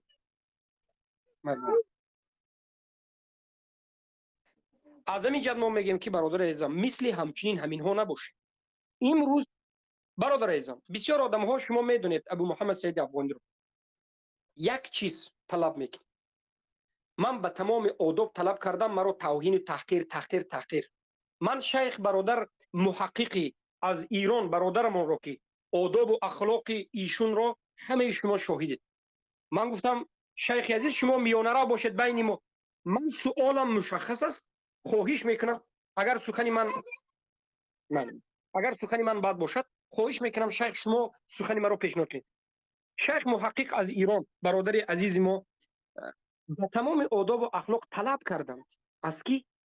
از ابو محمد سعید افغانی. ابو محمد سعید افغانی برادر رو هم مسخره دارد میکرد، علامه گویا میخندد.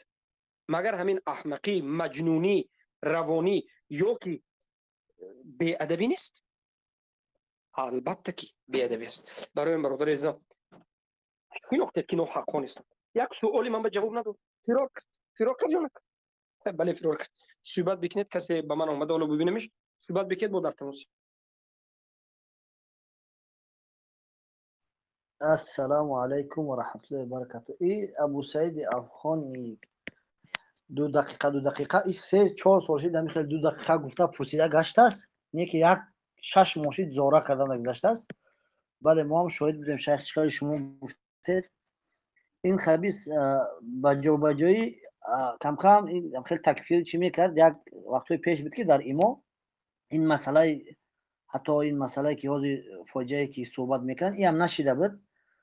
وقتی که با بعضی بچه‌ها مثلا کشاکش شده بود این همونجا تکفیر میکردن شما را، دیگر برادران ما را مثلا که بجا میکنن، لیکن میکنن. من در اومدم همونجا این ابو سعید افغانی است چی است 2 دقیقه همین انسان در همونجا ایستاده و اینها تکفیر دارن، ما را تکفیر کرده ایستاده است. کذاب هم 6 تا خیلی یکی بالاش دم شیخ حنیف گفته که شیطانی اثر کرد، در همون 6 تا گپا ما نسخه داده ایران قچی بالی بالی گفته است. بعد من گفتم که از من میترسه که گپ تو داد، من تکفیر نکردم، من این خیل کردم. گفته یک دفعه با بعدی فوجیه شیدگی رفتم اونجا بود، اونجا که خیلی شیخ خطا کرده است، ما تکفیر نمیکنیم. گفت یعنی این بجای آدما رو جمع کرده، سایت جای این بود، یعنی گروپ اینها بود، خود همین راهبر بود اونجا.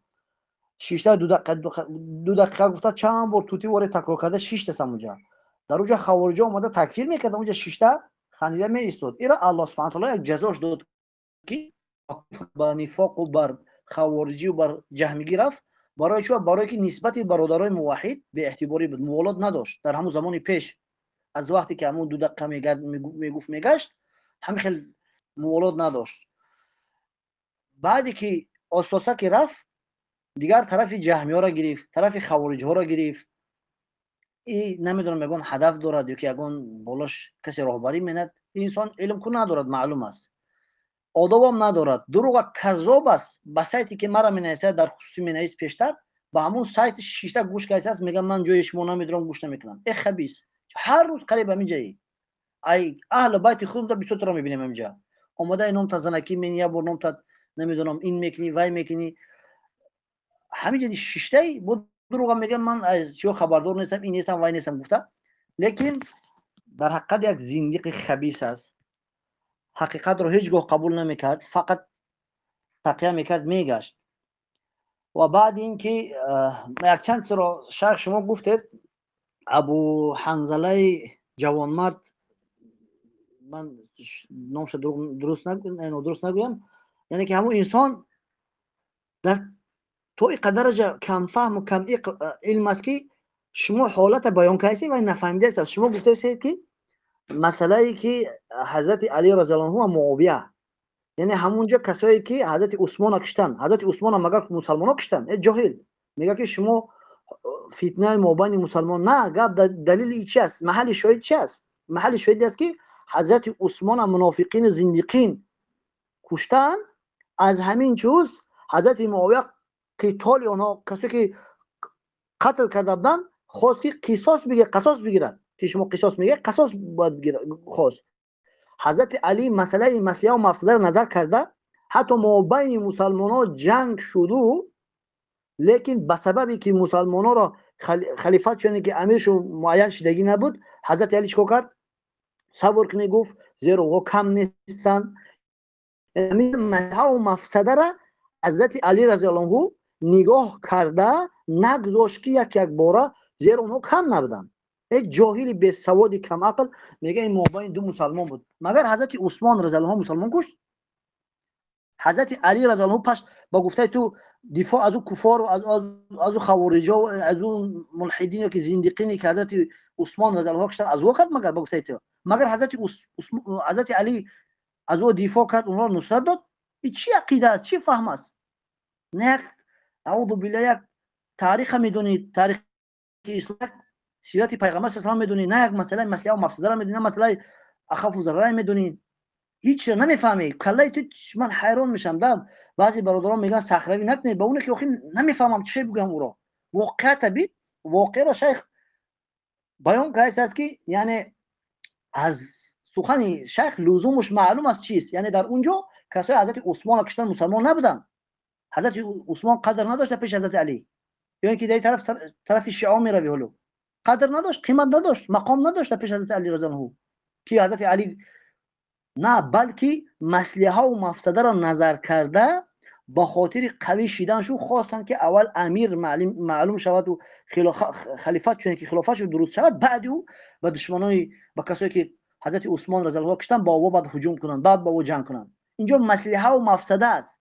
حالا در این مسئله دلیل زیاد هست، من فقط چه که شیخ بیان کردن و نفهمید. میگه این مسئله مسلمان است، دو مسلمان است. میگه ای جاهل، کمتر یک کتاب بگی بخوان بس از گوش کردن.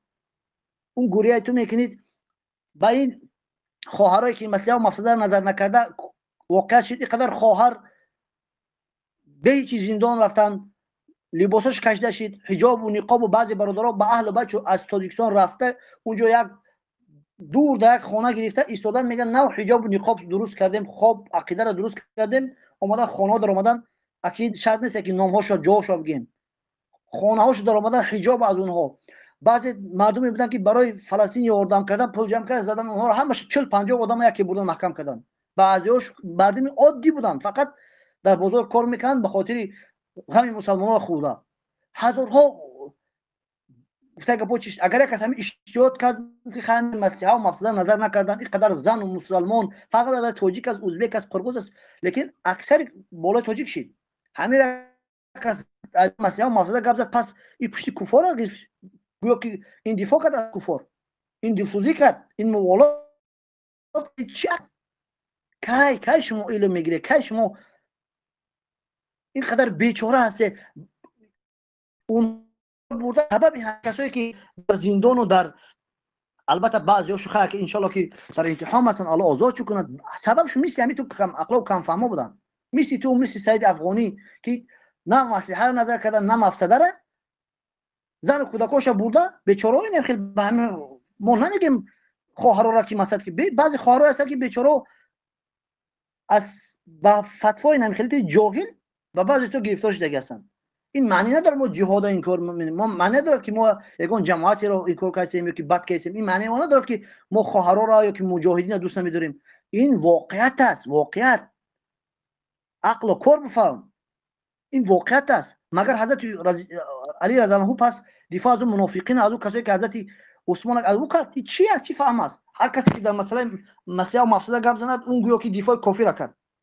دفاع کافی را میدونی کی دارد راسخ دارد که لبو چسبیده چخیلی من گفتم وزور تکفیرش کردی زورا کرده کجده میسی سنبقه چخیلی که راسخه کجده آورده در اخیر رفت تو را من خیلی کجده باور که هر خیلی گفته هستن این همی کافر ها این کفر است این کفر است. چرا تو کفر میگوی کافر نمیگوی شب شب ابو محمد بنامش براءت و تکفیر معین تکفیر کردی و گفتی نترسیدی کو از الله نترسیدی چرا راسخ ترزه لباد میلرزن.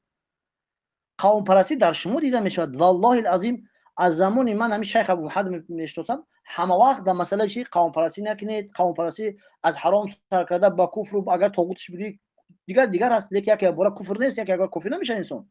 اگر کس بگه افغانو بدن تاجیکا خوب یا که تاجیکا بد یکی بار کفر نمیشه این چیز شما سلامتی خوب نیست. چه که حضرت صحابه را زمان پیغمبر صلی الله علیه و آله ابوذر غفاری طعن زد یک پیغمبر کفرش گفت مگر شما چی یک بار هم چه یا قومی گفتن همه انبیا گفتن یا قومی گفت هزارو آیات میویم مشرک بود کافر بود یا قوم الله را بشناس الله را عبادت کرد هزارو قول از ابراهیم سر کرده تا هود و تا نوح و تا پیغمبر صلی الله علیه و آله حتی هست کی میگه اگر یا قوم گفتی کافر میشه کی میگه ملت پرستی است یک بار مردم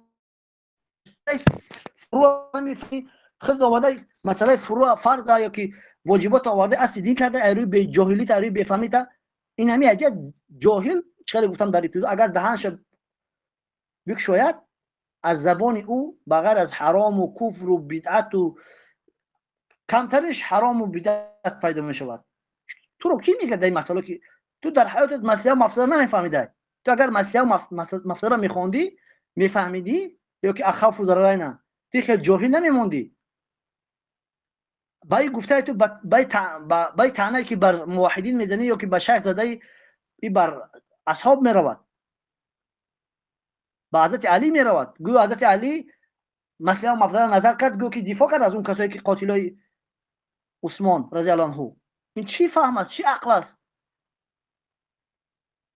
یک کس عملی بعد یک کس انکار کرد معنی بودیم که میگه که شما اون فاجعه را گفته که نادرست است یعنی که اول که شیخ نگفته است که جهاد یا که استشهاد بالاخره دیگر این مسئله چنگیز خان شیخ اول منهج عمومی پیغمبر صلی الله علیه و آله بیان کردن گفتن که در وقت هجوم ایرا امام شافعی رحمه الله در کتاب امش میاره ابن تیمیه میارش در زیر آیات سوره بقره 190 بر نظر کنید ابن جریر طبری میارش اجماع در حدیث آیات است قول حضرت عبدالله بن عمر است که زن و کودک و کشتن حرام است در وقت حمله وقت قصاص دیگه مسئله است. اما اگر نظر کنی کوریا به حمله مونده اگر چی رفتی نکس خطا کرد چخیل شیخ گفت معنی ندارد که وای دفاع من از کفر، همه کفر را دفع کنن، ما پروا نداریم، برعکس پسند میشیم. اما یک چیز شریعت حکومت، اگر تو بگی که کسی اگر زن و کودک کفر را گفت که کشتنش این دفاع است یا که دلسوزی است، پس پیغمبر صلی الله علیه و آله منع کردن، پس عبدالله بن عمر منع کردن، ابن جریر طبری منع کردن، ابن تیمیه منع کردن، امام شافعی اجماع تمام مسلمان ها میاد، نمیگه اجماع علما و سلف و دیگه خلاف، بلکه میگه اجماع مؤمنین مسلمین است که زن و کودک و امثال اینها را کشتن در وقت حمله حرام است، معنی است.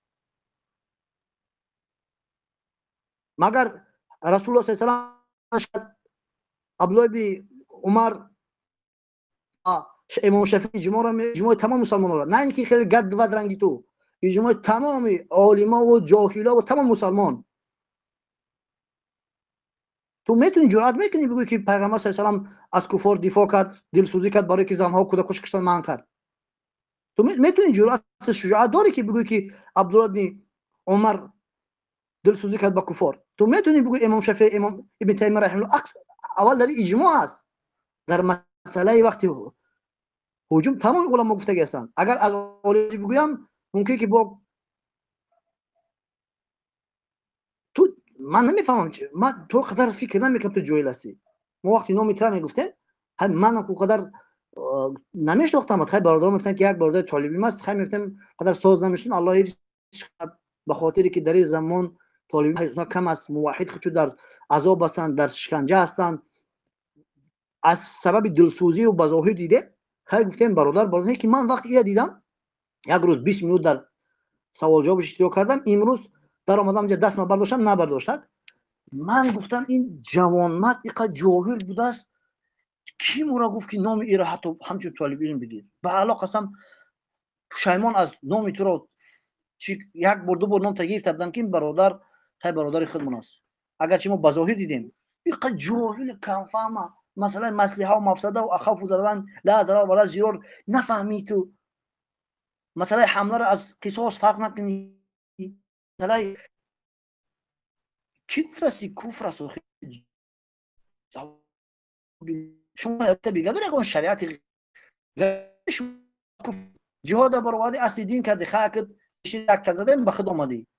اگر هیچ نمیگفتیم همه را کافر میگه، تو انبیا و تو همه را جهاد اصل دین گفتن خودش لزوم میگه خودش بین هر گپ سخت است. البته یک از وقتی گفتن سراسیمش گفت سخرش نمیکنیم، لیکن نگاه که دلسوزی و غمخواری ما را که تو بعد بگردی با وقت دادیم که همین چی بگرد.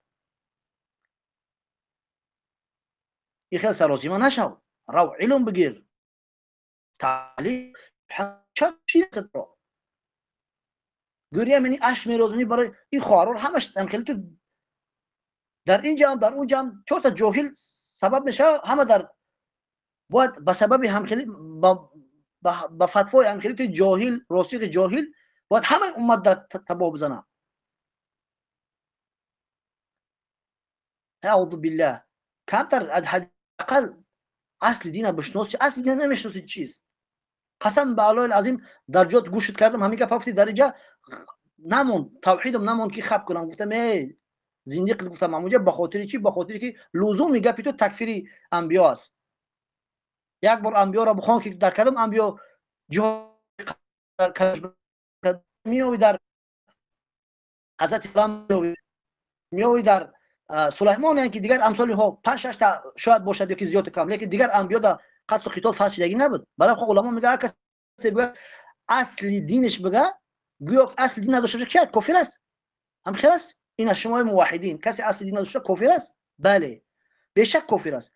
در زمان آدم سرکرده و ابراهیم دیگر نظر کنید جهاد قتل قتال در اکثرش نبود. اگر کسی قتل قتال نداشت کافر شد. ما بایی گفته ما این کار نداریم قتل قتال را. در زمان پیغمبر ما شریعت ما فرض است چیز. کسی این کارش میکند کفر است. کسی مجاهد بد میبینه ما ایران گفته گپو که ما را از چیزا الحمدلله که بیزاری اعلام میکنیم مجاهد حقیقی را. نه همه مجاهد همه جنگ جهاد است ده بار، نه همه مجاهدی که ادعا میکنن مسلمان و موحدن. لیکن تو اگر جهاد اصل دین بگوی پس اون انبیایی که در وقت قتال نبود و ها اصل دین نداشتن. الله المستعان. دیدی لزوم میگه تو چی است؟ تکفیر به انبیا میشود. اگر تو جهاد اصل دین بگوی رسول الله صلی الله علیه و آله در به بعض قولا 13 به بعض قولا 17 سال ابتدایی که اسلام بود قتل قتال فرض نشده بود و اکثری انا اصحابی که ایمان آورده بودن قتل قتال نداشتن. حتی نماز برای نماز گپ است، اگرچه بعضی اصل گفتن بعضی نه، لیکن در نماز به سببی که با اصحاب نبود در حبشستان مونده بودن تا نرسید چون نماز فرضش با او فرض نشده بود. اگر او اصل دین نبود حتی در بالای نماز گپ است، اگرچه بعضی علما گفتن، لیکن در بالای جهاد مگر کسی تو مثل کسی غلو نکرده باشه در جهاد اون نمیگه گپا. اگر کسی گفته باشد هم خیلی به خاطر گفته باشد برای نصرت اصل دین است، یکی مقام بزرگ است، یکی از یعنی بزرگترین قلای بگد ما میگیم ماشاءالله بارک الله فیکم درست میگوی. اما اگر بگوی اصل دین است وای لزوم گپی تو تکفیر به انبیا هست، با پیغمبر صلی الله علیه و آله است، ابتداش است، با اصحاب او است. برای همون به علم صحبت نکن. و دیوم که در مسئله غیر اصل دین یک بار تکفیر کرده نمی شود. باباش گوش که تعلیم بگی اصل دین هر چی که اصل دین است یک بار انسان اگر رفت مگر اکراه جهلش تقلیدش یعنی که بالاخره دیگر عذر نمی شود. اما در مسئله غیر اصل دین تفصیلات دارد. یک بار کسی تکفیر حق ندارد. رفته و از طرف خوارج از طرف جهمی شده رفته به سبب بی علمی تو. اگر یک کس حاضر بیاد در جهاد رفته سبب باشد به خاطر یک شبهه یا که یک جهل داشته باشد هیچ حق ندارد او کافر بگن. هیچ حق ندارد. ترک جهاد یک باره وقت انکار نکند مسخره نکند بالاخره دیگر نکند کافر نمیشود. تو میگویی که هر کس یک سنت هم انکار کند و کافر از جهاد دوست بیسته. کی گفت از ترک جهاد کافر میشه؟ بله انسان میتونه از نفاق اصغر براد با اکبر اساس، لیکن جهاد گفتنی در طی طلبات است، شروط است، ارکان. تو نخواه جاهل باشی که مثل همین ابو سعید افغانی گپ بگو یا که تو جاهلی هستی. من فکر میکنم استاد باشی لیکن تو از جاهلتر میتوی.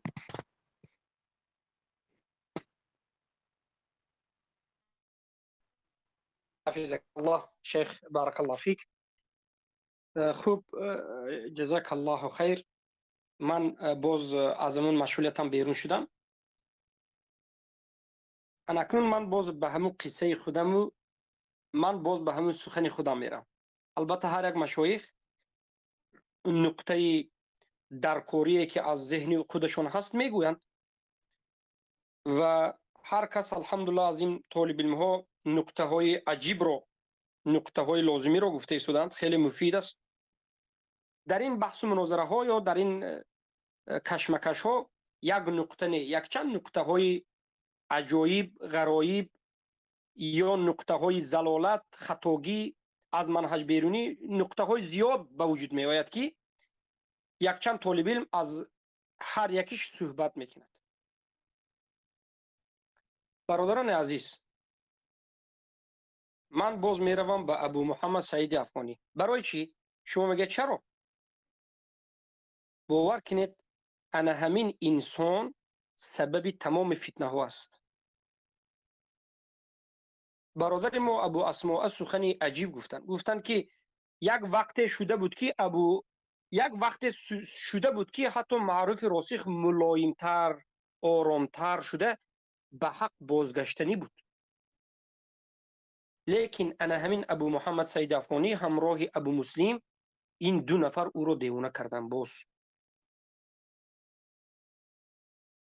در اول معرف راسخ کمی خاموشتر و آرامتر گشتنی بود، از این سخنها نگفتنی بود، عقب گشتنی بود. اما انا همون ابو محمد سعید افغانی لایف را آغاز کرد، روشن کرد، پخش مستقیم کرد. به عقل 4-5 جهمیه که از تاجیکستان است، جهمی های تاجیک آورد، صادقین امت گفت، زد و خورد سختر کرد. این مریض در حقیقت این مریض است. خبیثترین انسان در درون همه این فتنه انا همین است. از اول این فتنه را کیها میخواست که در بین ما و در بین دیگران فتنه باشد و بخصوص من را، برادرایی که در این طرف هستند، اهل توحید، این مشایخ را، منهج دعوتی ما رو خیلی غضب میکرد. حتی حالتهاش بود که ما در ایما درس داریم، این گروه خودش رو باز کرده میگفت ما فلان روز درس عقیده میکنیم، مشایخ ما دیگر است، این است آن است. یعنی کجای بدبین بود که من بدبینی این را 1.5 سال قبل فهمیده بودم، علامت های بدبینیش بود، لیکن دعاش میکردم که الله هدایتش کند. من حیران میشدم که چرا بدبینی میکند به ما، لیکن اکنون فهمیدم که این قومگرایی رو زده. این میگه چرا باید فقط ابو محمد مدنی حق باشد. یک نفر دیگر امروز برآمد، دوستی ابو محمد سعید افغانی، ادریس، میگه شما خیلی عیب دارید، شما بی ادب هستید. میگه به من گفتم بله ما بی ادب هستیم، بله بی ادب باشید. یکی از بی ادبی ما رو بگویید، مگر مشکل است؟ فلان بی ادبی، فلان بی ادبی، فلان بی ادبی، 10 بی ادبی نه، 3 بی ادبی رو بگو، 3 بی ادبی کردم رو بگو. والله من اگر کسی رو بی ادب بگویم به من وقت بدهد و بگوید که بیا به من بگو بی ادبیت رو، نفس نکشیده 3-4 بی ادبیش میگویم. اگر من یک کسی بی ادب گویم و به حجت باشم. اما این تهمت و دروغ بودنش رو ببینید. شما بی ادبید میگه، من میگم بله چرا بی ادبم؟ یک نمونه بیارید، مثال بیارید. میگه که شما شیخ الاسلام شما بودید، علامه خراسان شما بودید، حق همیشه شما بودید. برادر عزیزم، من آیا خودم رو شیخ الاسلام فقط من هستم گفتم، یا من خودم رو یگان مراتبه شیخ الاسلام اول گفتم یگان مراتبه؟ اینها خیلی غضبشون می اومده است از همین لقبی که برادرها به من دادن. گفتند شیخ، برادری ما شیخ. گفتند یک چیزی عادی است، یک چیزی ملا، شیخ، طالب علم، همیشه چیز. خودتون رو علامه خراسان میگید، من در کجا خودم رو علامه خراسان؟ شما میگید که فقط حق من هستم میگوید، من در کجا حق فقط من هستم گفتم؟ یعنی ببینید یک سخنهای رو میکنند که در چارچوبه عقل نمی ایستد. آخر من این چیزها رو نگفتم، برادرها همه میدونن، مشایخها همه میدونن و این برادرها شاهد هستند که چندین بار خطا کردیم، از خطاگیمون گشتیم. ما یک انسان هستیم، ما یک طالب علم هستیم، ما اعتقاد داریم که غیر از رسول الله صلی الله علیه و سلم دیگه همه خطا میکنن. پیامبر صلی الله علیه و سلم فقط در جانب دین معصوم بودن، فقط در جانب دین، نه دنیا، نه دنیا، دین. در جانب دین، رسانیدن دین، تبلیغ دین خطا نکردن. پیامبر صلی الله علیه و سلم معصوم بود. برادران عزیز، ما در کجا این چنین دعوا کردیم؟ در کجا گفتیم که ما فقط حق ما هستیم؟ برعکس سخن ابن القیم الجوزی رحمه الله را گشته و برگشته من به برادرها میگم که ای برادرها، شما فکر نکنید که حق خواه فقط ما هستیم. شما فکر نکنید که حق فقط ما هستیم. شما فکر نکنید که دفاع کننده حق فقط ما هستیم. نه، غیر از ما بسیار کس است که حق خواه است، بسیار کس است که دوست دارنده حق است، بسیار کس است که دفاع کننده حق است. ما این چیزا نباید فکر کنیم که فقط ما هستیم. از ما بهتر و افضلترها وجود داره. برای همین چیزی که ما نگفتیم به سری ما آورده زده، بعد از این بی آداب گفتن، این در حقیقت خودش بی آدابی است. یک طالب علم اهل سنت رو بر دروغ بی آداب نامش رو برآوردن و بی آداب گفتن، این خودش بی آدابی است. دومین بی آدابی همون ادریس همین است که سوال رو میگه که به من اجازه بده سوال رو بدهم. من اجازه دادم که سوال رو بدهم. سوال ادامه، سوال پایان نمیرسد. سوال تبدیل به رد، تبدیل به نصیحت، تبدیل به دشنام میشد در آخر. سوال این است که انا این مسئله به چی میگویی؟ ها یا نه؟ دلیلت بیار، گوش کن من جواب دهم.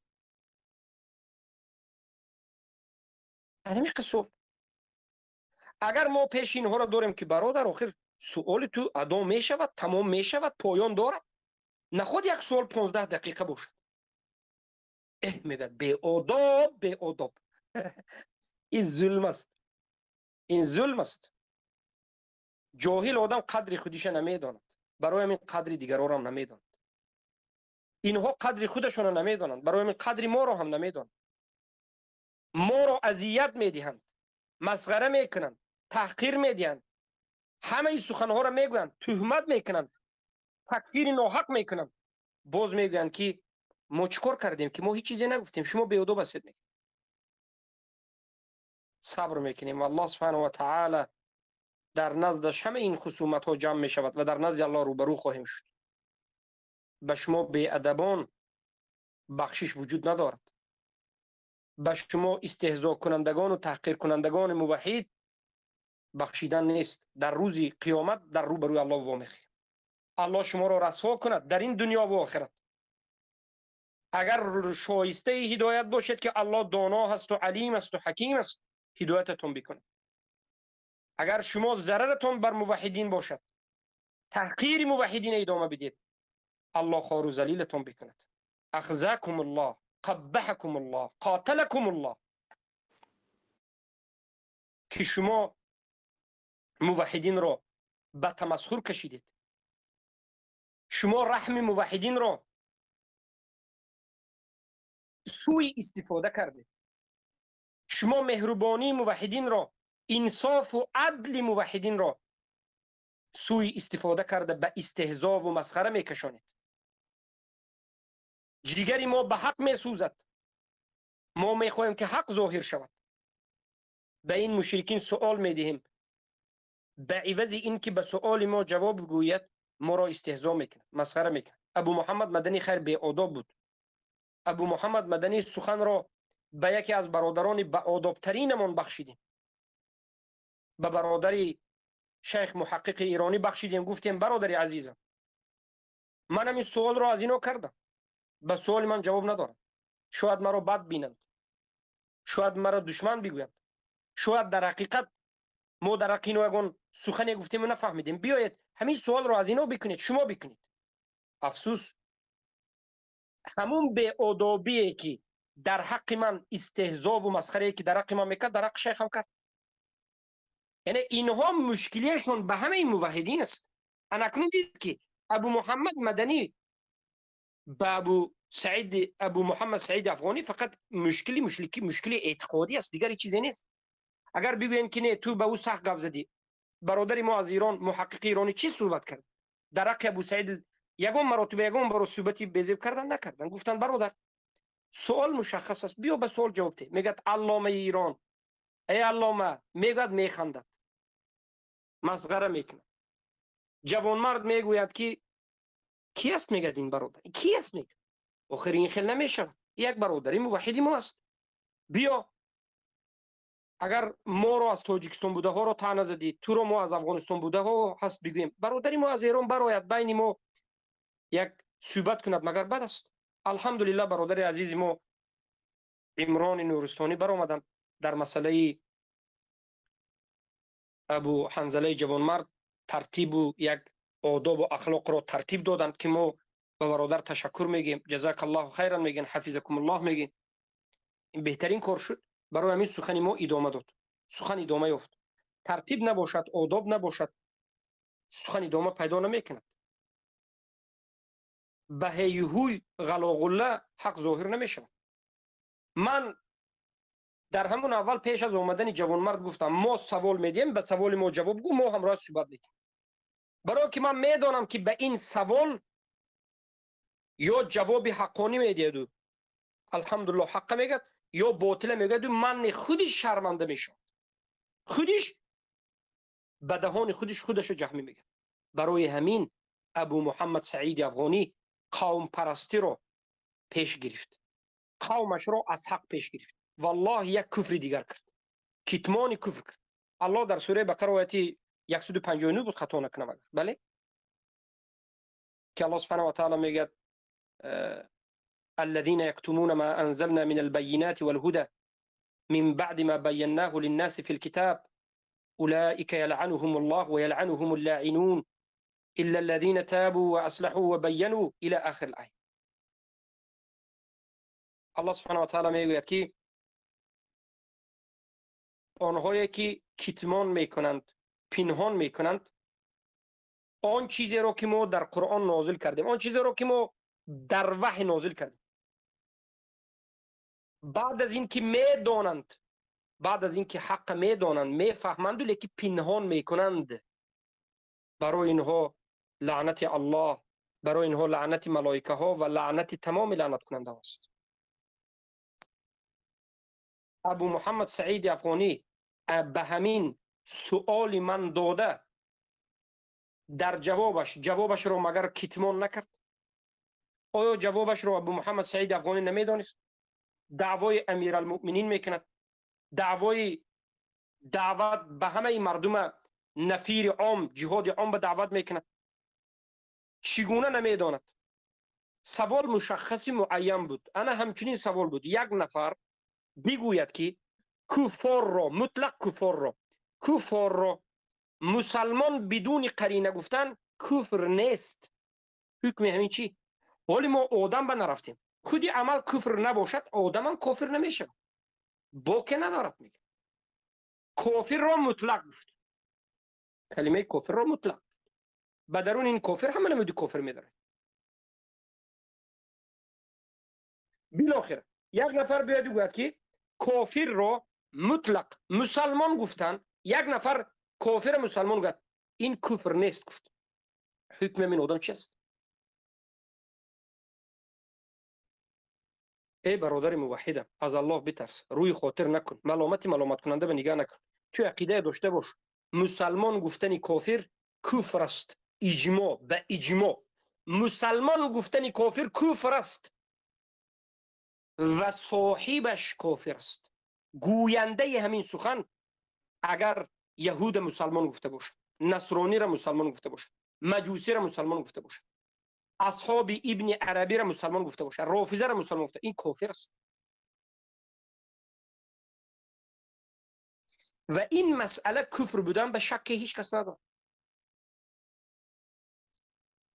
این کسی که دعوای بزرگواری میکند، صادقین این امت میگد، تاجیکا را به جهاد دعوت میکند، خودش امیر مجاهدان میگیرد، سردار و راهبلد و این آدم به همین سوال ما جواب نداد.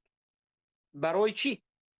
من مرتد گفته گاب میزند، علامه گفته گاب میزند، مسخره میکند، ها مسخره، مرا هم و برادر ما، برادر محقق ایرانی رو هم مسخره میکند. مگر آداب نیست؟ بله برادر، بله کامنت نظر بکنید.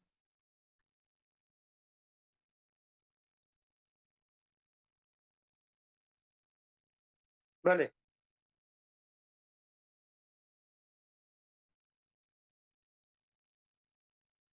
ببینید، با میگد که نوشته است که در کامنت شما اول بروید بچگک ابو اسما رو بفهمانید، بعد من الحمدلله ما استادانی داریم از اهل سنت که ما رو بفهمانند. مرمت قومگرایی نیست.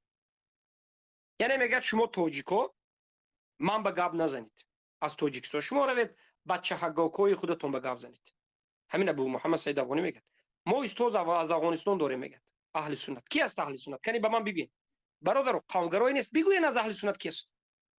من چرا درباره افغانستان گپ میزنم؟ برای که من قومگرا نیستم.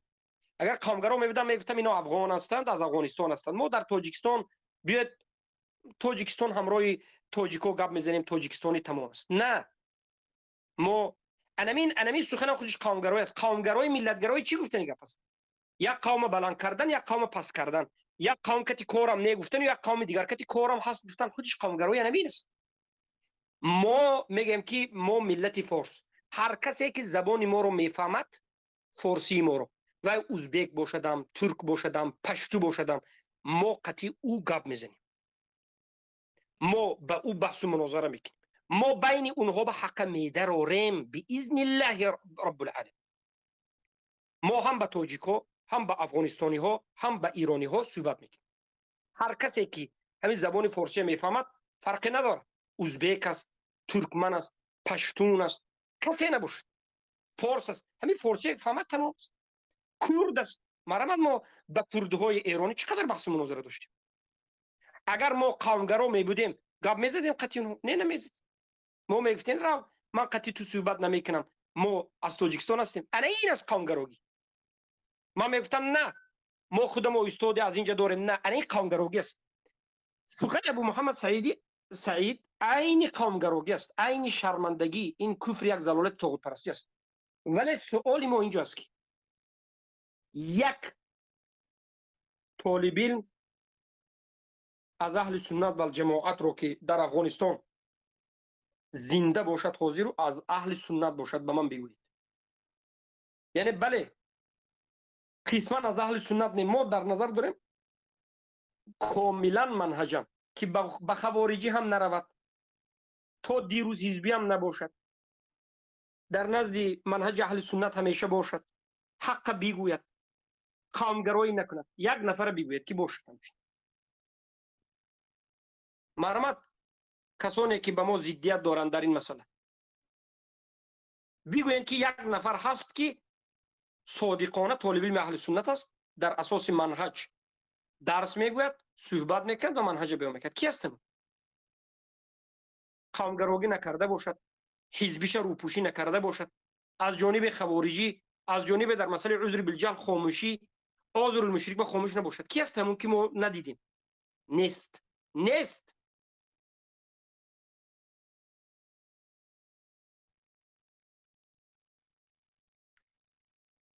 ایل ندارد. از سبب بیعلمی این بیعلم ها رو انا همین به مانند ابو محمد سعید افغانی کنترل میکنه. معرف راسخه کی کنترل میکند؟ ابو محمد سعید افغانی، ابو مسلم، ابو زید. کی کنترل اینها را؟ همین همین بچه ها کنترل میکند. آدم های بیعلم طالب علم ها را کنترل میکند. تو میگه اینو بگو، اینو بگو، نباشد این آن، یا تهدید میکند یا شانتاژ و منتاج. ما با خبریم از شانتاژ و منتاج اینو، اگرچه ما بعضی سخنها رو نمیگیم، ما میدونیم که اینها را شانتاژ و منتاج.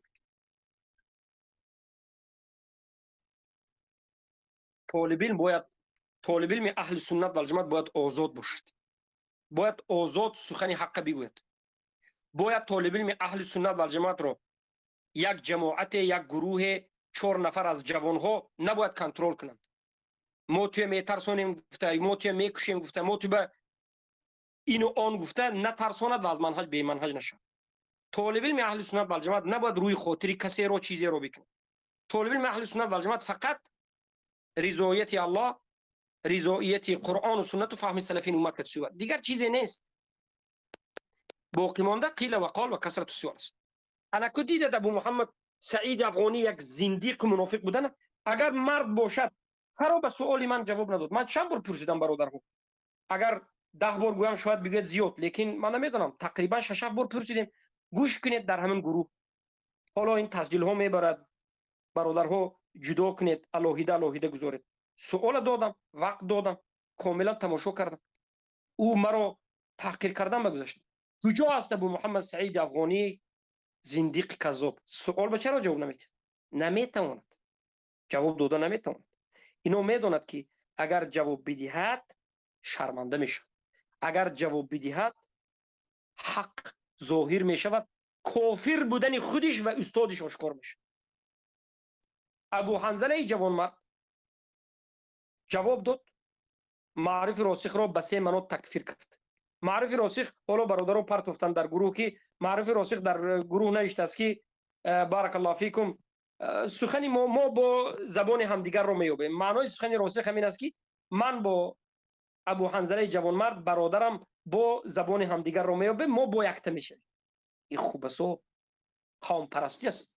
اگر جوانمرد بدون آشکار توبه کردن معرف راسخ به معرف راسخ یک شود، اگر ابو حنظله جوانمرد بدون توبه کردن راسخ از این عقیده و سخنش که خودش سخنش شنیده فهمیده گفت، شما دیدید که ما ابو حنظله 3-4 مرتبه تکرارا گذاشتیم، خودش شنید بله فهمیدم گفت، تکفیرش کرد. بدون توبه معرف راسخ ابو حنظله به او در پنهانی گپ یکتا کند، اینم به کفر امنا روزی شده است، اینم باز به منافقت می رود، اینم باز به قومگرایی می رود. اگر ابو حنظله شرعاً کار کردنی باشد در گپش می ایستد، معرف راسخ باید در بین مردم توبه کند. از این کفرش معرف راسخ در بین مردم توبه کند. اما معرف راسخ کذابتر از مار است. کذابتر از مار است. مار از مار دیده کذابتر است. این آدم از روباه دیده روباهتر است. از مار دیده پوستش عوضتر میکند. من باوری دارم که ابو حنظله میگه که نه این مرا تهمت کردن، دروغ گفتن. ابو حنظله میگه بله تهمت کردن. ها تمام. قومگروها کار همین خیلی حل میکنن. نه آواز صدای خودش است. ما چه خیلی تهمت کرد.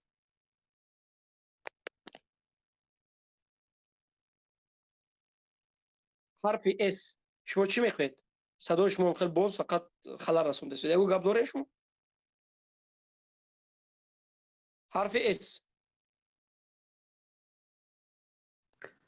ادمین ها محکم کنید. ما کتنا محکم بکید لاقل. خوب ابتدا گردنت رو میزنیم، بعد همسرت و دخترت رو کنیز میگیریم. در هر جای دنیا که باشی پیدایت میکنیم انشاءالله گفته است. ببینید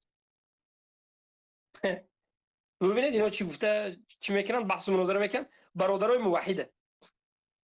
تهدید اینها فقط برادرای موحد است. مشکلی اینا امین است.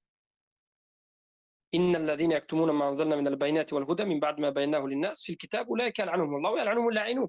ابو محمد سعیدی افغانی به لعنت الله گرفتار شد، به لعنت ملائکه ها و به لعنت لعنت کننده ها گرفتار شد. یک مرد ملعون است. ابو محمد سعید افغانی ملعون است. برای چی؟ برای اون که یک عقیده واضح و آشکاری که از اصل دین مسلمان است پنهان کرد به خاطر قومگرایی. اکنون برادرای عزیزم قومگرایی را دیدید؟ اینا گفتن شما قومگرایید. ما اگر قومگرا باشیم تمام علمای تاجیکستان را رد میزدیم. ما اگر قومگرا باشیم تمام آذری تاجیک تیت تو پیت تو پارو چور میکردیم. ما اگر قومگرا باشیم حزب نهضت پارو رش و گشش میکردیم. کدام اهل بدعت در تاجیکستان مون که ما رد نزده باشیم؟ کنی به من بگویید کدام اهل بدعت در تاجیکستان حالا هست که ما قومگرایی کرده به اونها رد نزده باشیم؟ یک مثال بیارید. نیست. ما صادقانه الحمدلله به دینمون چنگ زدیم، صادقانه بیان کردیم. پیش از اینکه به افغانی ها بگوییم در تاجیکستان همه فرقه های باطلی کفری شرکتی روبرو شدیم، تکفیر میکرده و تکفیر کردیم و حق رو بیان کردیم. اینا چی؟ قومگرا کی است؟ انا اینا است. درباره آذرالمشرک گپ نمیزند. قومگرا معرف راسخ است. قومگرا عبدالظاهر داعی است. چرا درباره محمد، چرا درباره عبدالرحمن فاتح گپ نمیزند؟ چرا درباره محمد انصاری گپ نمیزند؟ چرا مسئله آذرالمشرک کافر بودنش نمیگوید؟ به خاطر که قومگرا. به محمد انصاری گفته است که ما به تکفیری که تو را کرده ما ربط نداریم. چرا؟ برای که قومی خودش است. اینا قومگرا نباشند. کی قومگرا است؟ قومگرا هستند. ما اینها را به ظاهر دیدیم، گفتیم خیر شاید این جهلا روزی از روزها منهج فهمت آهسته آهسته بیاد. اینها فکر کردن که خاموش ایستادن ما از ترس ما است، خاموش ایستادن ما از حجت نداشتن ما است، احترام ما از احمقی ما است. نه، شما احمق هستید که احترام ما را احمقی فهمیدید. احترام ما در اساس منهج بود. صبر کردیم که شما را انسان گفتیم، شاید روزی از روزها میفهمد گفتیم. اما وقتی که جهالت، خباثت، تحریری، مذهبی عقلانی تحریری را با پیش بردین، از قوم خودتون از کفریاتش دست نمیکشین، قوم خودتون تزکیه میدین، از دیگر قوم غیر افغان برای اعلام میکنین، از ایرانی یا از تاجیکستانی، از افغان خودت نمیگویی. این صفت نه فقط در این جهمی ها، حتی در همون آذری جهمی ها هم است. مثلا عبدالرحمن فاتح ما را شب روز تکفیری داعشی میگفت. یک روزی از روزها همین بنزدیکی از عبدالرحمن فاتح درباره ابو مصطفی درویشزاده پرسیدم. گفتن که من ابو مصطفی درویشزاده چی بود؟ گفت رحمه الله انسان بهترین بود، همسایه من بود، من او را نمیشناسم. آخر همون مگر به همین جماعت بیعت کرده بود؟ همه میدونن در همون جماعت بود. چرا قوم خودش را رد نمیکنه؟ دیگران را داعشی گفته تکفیر میکنه. اینها داعشی گوید هم قوم خودش نمیگوید، اینها آذری گوید هم قوم خودش نمیگوید. البته این سخن من به ان همین جهمی ها ربط دارد، نه به موحدین. موحدین صادقین کایها براعت خود از این خوبسا، از این بازیگرها، از این بازیگرها اعلان کرده هستند. اینا به احساسات موحدین، هم افغان، هم تاجیک، هم ایران، همه اینا بازی میکنند.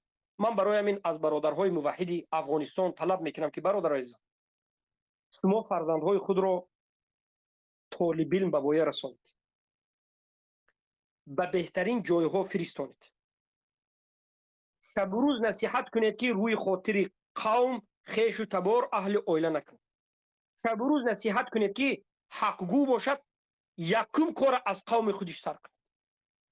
انشاء الله اگر ای موحدین انا همچنین فرزندها را تربیه کردید به علم، به منهج، تنها به خاطر رضایت الله، انشاء الله خیر بزرگ در بین شما به وجود می آید.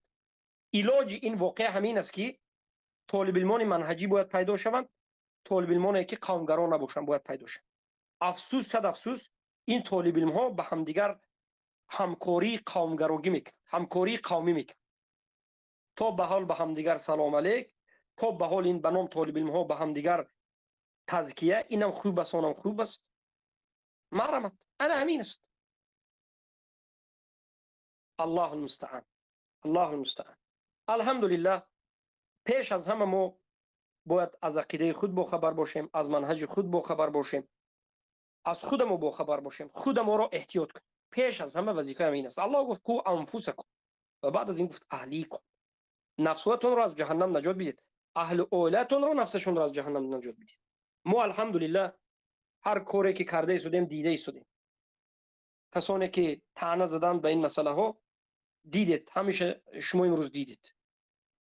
لیکن اناکنون شما باز دیدید که ابو محمد سعید افغانی به یک سؤال ما جواب داده نتوانست، فرار کرد. هر کسی که مطلق میگد که کفار را بدون قرینه مسلمان گفتن کفر نیست، حکم این آدم چی جواب نگفت. هر کسی که به ابو محمد سعید افغانی صحبت میکند بسم الله همین سخن را، همین سؤال را از او بیچاره مسکین بکنید، از جاهل مرکب بکنید، الله هدایتش بکنه، شایسته هدایت باشد، نباشد الله ضررش رو فتنهش رو از بالای موحدین بردار. حفظكم الله و رعاکم. لیکن الحمدلله بالعموم مفید بود، بالعموم فهمو بود. انا شما هم فهمیدید که تکفیری که ما تکفیری که راسخ زندیق جهمی رو کردیم تکفیری نفسگرایی نبود است، از جهل نبود است. شما دیدید که ابو حنظله هم تکفیر کرد. شما دیدید که ابو حنظله هم معرف راسخ رو تکفیر کرد. من از برادرها خواهش میکنم که همون سخن ابو حنظله رو گیرید به گروه منتشر کنید تا که مردم فهمند که این در نزد هر یک آدمی منهجدار، در نزد هر یک آدمی به عقل، کارهایی که معرف راسخ میکرد کفر است. همه میداند اینه.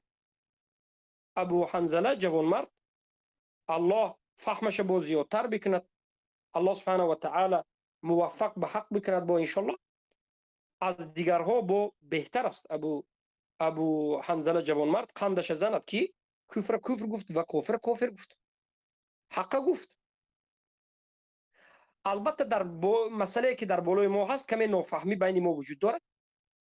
ان شاء الله روزی از روزها امیدوار هستیم که الله سبحانه و تعالی ابو حنظله جوانمرد رو الله موفق میکند به فهمیدن این مسئله که چندین بار ما گفتیم این مسئله جزئی است.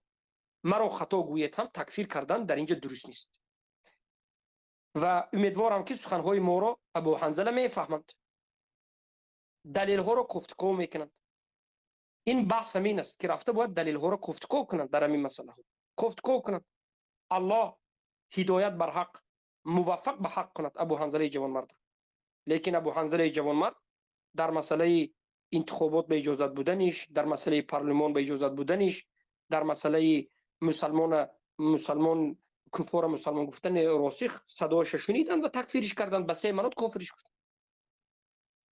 از این میبارد که معرف راسخ در حقیقت مناط کفری ظاهر است به همه. مرحمت ابو حنظله هم دیدند بده گفت در نزد ابو حنظله همین کفر است، آخری نه هیچ کسی این کار کرده نمیتونه. آدمی که صادق است این کار کرده نمیتونه. اما ابو محمد سعید افغانی که صادق نیست او این کار کرد یا او هم این کار نکرد. او جواب داده نتوانست. او میتوانست که جواب بگوید. او میداند که این کفر است لیکن نمیداند. به خاطر کبر باشد یا شرم داشتن باشد همین چیزا جواب نداده است. او میداند که این کفر است لیکن بیچاره ابو محمد سعید افغانی خودش را به یک درون فتنه انداخت که از این فتنه برآمدن بدون توبه هیچ علاج نیست. بدون قبول حق دیگر برآمدن نمیشد. چقدر حق قبول نکردن گرفتی به گمراهی غوطه زدن میگیری. تا امروز مثلا ابو محمد سعید افغانی یک چند مشکلی کفر داشت، امروز یک کفر دیگر، یک لعنت دیگر به بالاش اضافه شد، حق پنهان کرد. سوال دیده و دونسته مسخره بازی کرده جواب داد. حق انمین است. از باطل کسی که روی نمیگرداند، حق قبول نمیکند و از حق روی میگرداند، روز به روز از او باطل دیده شدن میگرد، باطل به غوطه زدن میگرد. براش خیر نبود که بازگرد. بله، بازی کردن به شریعت همین است. و کلام سلف رو فراموش نکنید که ما به شما گذاشته بودیم. سلف صالح میگن که هرگاه دیدید که بعضی از مردم در دینشان نجوا میکنند، بین همدیگر صحبت میکنند و در بین مردم صحبت نمیکنند و پیچیر میکنند، پیچیر راست میزنند، پنهانی صحبت میکنند و کفر و شرک آهسته میپوشانند، بدانید که اینها سرکننده زلالت، سازنده زلالت، تأسیس دهنده زلالت است. والله این سخن رو ما برای چی میگیم؟ اگر حالا ابو حنظله جوانمرد رود به راسخ زندیق پنهانی صحبت کند، بین خودشان با اتفاقی کنند، مرمت سخن سلف ما گذاشتیم در این گروه است. اینها تأسیس در زلالت تأسیس دادنش شروع میکنند. برای همین برادران عزیز، آن چیزی که ما عقیده داریم همین در بین شما آشکار گفته شدیم. آن چیزی که عقیده من هست ما میگوییم. ما در پشت این پخش مستقیم عقیده دیگر نداریم. ما به هیچ کس پنهانی دیگر گپ نمیگوییم. عقیده پنهانی با نداریم. از این گروه برآمده باز رفته به یک کسی دیگر علاهیده نه این خیل بود اون خیل بود نمیگوییم. عقیده ما در ظاهر نمی خیلی که در بین شما ظاهر است، در گروه نباشدم، در ظاهر نباشدم، در باطنم، در پنهانیم، انا همین خیل است عقیده ما به یگان مشرک شده، به یگان کافر شده، تنها به تنها حیله‌گری کرده، بله کفر شما هم درست است تو، لیکن سخن وی هم درست است تو، کفر شما هم کفر نیست تو، هست تو نمیگوییم. ما یک کس در بین مردم کافر گفته خودش با آمده، بله شما مسلمانت نمیگوییم. ما کسی را که کافر گفتیم از هوا و هوس هم نمیگوییم و ما اعتقاد داریم که تکفیر کردن در اساس هوا و هوس این کبیره است. تکفیر کردن در اساس گمان کبیره است، کبایر گناه است. تکفیر کردن در اساس گمان حرام است و عجله کردن در تکفیر بدون مناط این صفت جهلا است و ما هرگز کسی را هم بدون مناط تکفیر نمیکنیم. معرف راسخ را ما به شما 10 بار بیان کردیم که ما بدون مناط تکفیر نکردیم. انا ابو حنظله جوانمرد هم تکفیرش کرد. انا همین مناط صدای معرف راسخه میمونم. یک بار نفهمیدی، 2 بار، 3 بار، من صبر میکنم. 10 مراتبه صدای معرف راسخه به خودت میمونم. تو اگر اینیش قبول نکنی دیگرش میمونه. در نزد ما 10 سخنی معرف راسخ این اکتیار وجود دارد. اکتور وجود دارد. میگذارم خودت شنو قضاوت کن به حکم شریعت. نکردی خودت منافق میگوی. انا محرمت گوش کرده با حنظله تکفیرش کرد و رفت. برای آن که ما تکفیر را بدون مناط نکرده بودیم، از هوا و هوس هم نکرده بودیم، این تکفیر را مجبوری به خاطر شریعت کرده بودیم. پیش از این تکفیر ما به معرف راسخ وقت دادیم، نصیحت کردیم، حجت رساندیم، همین کار کردیم، قبول نکردیم. ما هر دفعه که نصیحت کردیم معرف راسخ بدتر سختتر شد. میگوید که من همه فارس میشناسند. من شیخی کلان. چخیل من شیخی کلانه شما اومده گپ میزنید؟ همه فارس مرا میشناسند. شما چی بنا میگین که معرف راسخ شیخی کلان است؟ میگن بدتر شد. شیخی کلان احمق است، میبخشید، یک جاهل است. آخر همین جهمی هم در نزد پیروای خود شیخ کلان بود. ابن ابو داود شاگردش تمام مسلمان ها را به زیر دستش در آورده، حکومت مسلمانی را زده گرفته بود. سلف نگفتن که این شیخ کلان است، شاگردش حکومت به دست گرفتگی است، چند میلیون مسلمان ها را همیشه دست به گرفتگی است. نگفتن شیخ کلان، نگفتن، تکفیر کرد ابن ابو داود. ما تکفیر سلف صالح ابن ابو داود گذاشتیم و اینها یک عقیده جهمیگی دیگر دارن که تکفیر بالعین قبول ندارن و این عقیده یک خطرناک دیگر است. برادران عزیزم احتیاط شوید. میگویند که جهل عذر نیست، مشرک کافر است. میگویند که عذر مشرک بله کافر است. اما یک آدم معین شرک کند تکفیر نکن. اما یک آدم معین عذر المشرک باشد، حجت رسیده باشد، تکفیر نکن. جهمی را میگن که جهمی ها کفار است، اما یک آدم معین جهمی باشد او را تکفیر نکن. میگن آدم معین جهمی را به عینش تکفیر نکنید.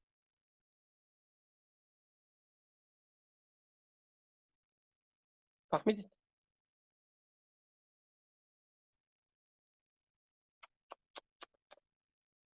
حالا که ما به شما مثال آوردیم که وقتی که البته تکفیر شرط و شروط خود دارد، وقتی که بدون اکراه یک نفر کفر کرد فهمیده و دانسته، البته کافر است به اختیار خودش. جهمی ها هم تکفیر هم. بالاخره برادران و خواهران عزیز، الله شما را حفظ بکند، به شما برکت بدهد. انا همین بود صحبت امروزه ما که خیلی طولانی شد و اگر کسی را از برادرای موحد، برادرای ما یکی از طالب العلم رنجانده باشند معذرت خواهی میکنیم، فتنه شرط نیست. و از نام دیگر برادرها هم از این برادر مهمان ما از ایران برادر شیخ محقق معذرت خواهی میکنیم که شیخ را به درون بحث کشیدیم و ابو محمد سعید افغانی در حقشون به احترامی و تحقیر و بیادبی کردند، یا ابو حنظله هم همچنین بیادبی و تحقیر کردند. ما معذرت خواهی میکنیم. این بحث است، این مناظره است. طرف مقابل وقتی که انصاف نداشته باشد، عدل نداشته باشد، همچنین تحقیر میکند. برای همین ما از مشایخ خواهش میکنیم که روح افتاده نباشید، خفه نباشید، غمگین نباشید، محزون نباشید. الله شما را حفظ کند، به شما برکت بدهد. پاسبانان حق، پاسبانان لا اله الا الله، پاسبانان منهج همیشه صادق در منهج باقی بایستید. صحبت بنده با همین تمام است. سبحانك اللهم بحمدك اشهد ان لا اله الا انت استغفرك و اتوب الیک. در اول ببینید من این کانال رو این رو من روشن کرده بودم، این شبکه رو، به خاطر اینکه خواستم بارک الله فیکم درس رو شروع بکنم. امروز درسی 67 حلقه بود از بارک الله فیکم قدر، آخرین حلقه ها، و 31 بود یا 30 بود از اصول فقه درس کردنی بودیم که آخر همین صحبت شد و این صحبت ها هم مفید است. الحمدلله چقدر برادر و خواهرها استفاده بردند. الله سبحانه و تعالی همه برادران و خواهران موحدی که اینجا هستند الله حفظشون بکند، برکتشون بدهد و ما از فتنه به الله پناه میبریم. اللهم اننا نعوذ بك من الفتن ما ظهر منها و ما بطن. از کبر و غرور، از رذیلی، از اخلاق بد، از تهمت و بهتان کردن به کسی به الله پناه میبریم. الله این اخلاق رذالت را، اخلاق بد را از ما دور کند، به ما حسن الخلق، حیا، مردی، صادقی را به ما نصیب بکند که ثابت قدم در این راه باشیم. مشایخ و برادرها صحبت کردنی باشد، بسم الله، نوبت به شما داده میشه.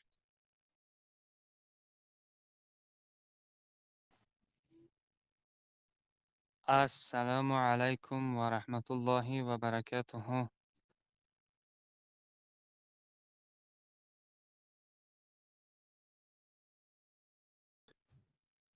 وعليكم السلام ورحمة الله وبركاته. برادر خوب هستید، سلامت هستید انشالله. اگر یگان استادا باشن یک سوال داشتم. جزاکم الله خیرا. الحمدلله اخی جان. شیخ و همین جان.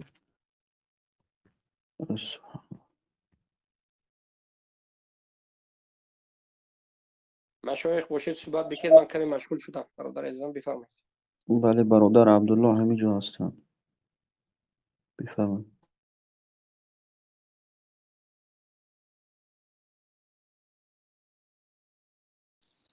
السلام علیکم و رحمت الله و برکاته. شیخ عزیز، الله سبحانه و تعالی جزای خیرتون تهد. الله صبرتون تهد. اینقدر تهمت ها و ناحقی در بالاتون، و از الله سبحانه و تعالی میخوایم که جنت الفردوس برایتون نصیب بکنه. بارک الله فیکم اهل توحید. امیدوارم که امروز باز یک بار دیگر برای هر یک شما، یعنی عدل این مشایخ برایتون عیان شد که چگونه عدل داریم و از گفته هایمان نمیگریزیم. یگان مشایخ از گفتهشون نگریختن و گفتهشون هم این کار نکردن، فقط اگر مجملا بود مفصل بیان کردن و اگر کفر را اثبات کردن هر زمان توبه کردن به، یعنی همه این مشایخ تیار هستند که الحمدلله باید هر یکی من شما شکر الله را بکنیم که الله سبحانه و تعالی چنین طالب علمان و مشایخ حقگو رو برای من شما نصیب کرده است که یعنی مردانوار در سخنشان می ایستند و اگر خطا باشد باز می گردند، اگر خطا نباشند در همجا می ایستند و در اساس قرآن و سنت به فهم سلف امت اثبات میکنند. و یکی از مشکلی های ابو حنظله جوانمرد این است که ترک کردنی یعنی این مجموعه بود. یعنی اگر خیرخواه می بودند به این امت می ایستادند تا آخر. و من در حیرت موندم، من در آخر من نفهمیدم که گپ چی شده ایستاده است. در اول قصاص انکار کرد، قصاص از این قصاص است، گفته انکار کرد، گفته تکفیر داشتن. در آخر آمدن گفتن که اینجا مسئله قصاص نیست. آیا شما فهمیدید که چی گفتن؟ گفتن اینجا مسئله قصاص نیست. اگر مسئله قصاص نباشد چی مسئله بود؟ چی مسئله بود که شیخ رو تکفیر کردید؟ بارک الله فیکم. و در مجموعه که خودشون صحبت داشتن، در یعنی لایف خودشون، پخش مستقیم خودشون، هر کسی که شیخ رو گوش میکنن یعنی دلیل هاشون این بود که گویا که ما به خودمون شیخ رو رب گرفته باشیم. این تهمت به موحدین است. این تهمتی است که شب و روز بر ما آذری ها، جهمی ها، از اشعری ماتریدی ها، از حزبی ها میزنند که میگویند شما با شیخ یک عقیده دارید، از این میبرد که شما شیخ رو میپرستید. والعیاذ بالله. این 1400 ساله که چند صد هزار صحابه، تابعین، تبع تابعین که همه در یک اعتقاد بودن، آیا یگان کسی رو میپرستیدن؟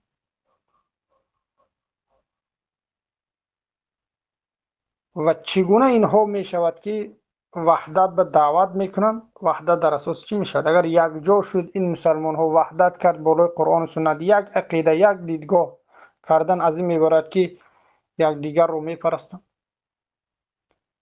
این تهمت های بیجا است. این از موضوع بیرون است. و بی‌ادبی ابو حنظله را من در حیرت موندم که چقدر انسان بی‌ادب.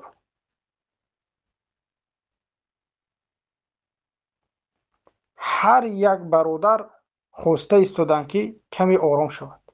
برادر عمران نورستانی هم الله شکر کند، شیخ محقق ایرانی هم، همه خواسته ایستادن که کمی آرام شود.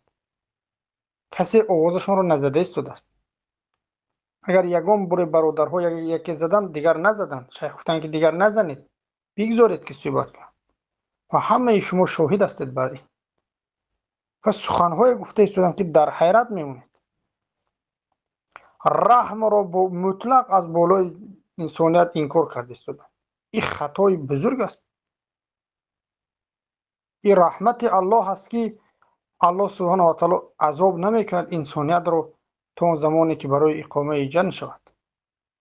و پیامبر صلی الله علیه و سلم را الله گفت که رحمت برای عالمیان فرستاده، هم به انس هم به جن، هم به کافر هم به مسلمان. دعوت شیخ الاسلام ابن تیمیه میگن که اهل سنت ارحم الناس بالناس،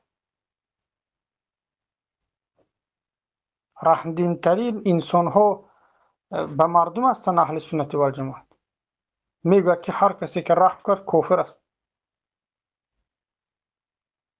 یا که در حالت احساساتشون بلند شود سخنهایشون رو درک نمیکنن. چی من در و علیکم السلام و رحمت الله و برکاته. یک دقیقه. من در حیرت در این هستم که چرا اونهایی که به این مشایخ ما استادان ما زبان درازی میکنید، بی ادبی میکنید، در برابر حق گفتنشون، اگر ناحق گفتن بی ادبی، ما بی ادبی نمیگیم، اگر بیایید سخت صحبت کنیم، اگر باطل گفته شد، اما در برابر باطل گویندگان مهربانی شما درجه عالی است. کسی برآمده نمیگه که تو چی گفته ایستاده؟ این گستاخا، این جاهله که حاضر آمد آوازش رو بستیم، یعنی کدام برادر از اینجا حذفش کردن، در شخصی برادرها باز همون طعنه عذری های دیگر کرده ایستاده است.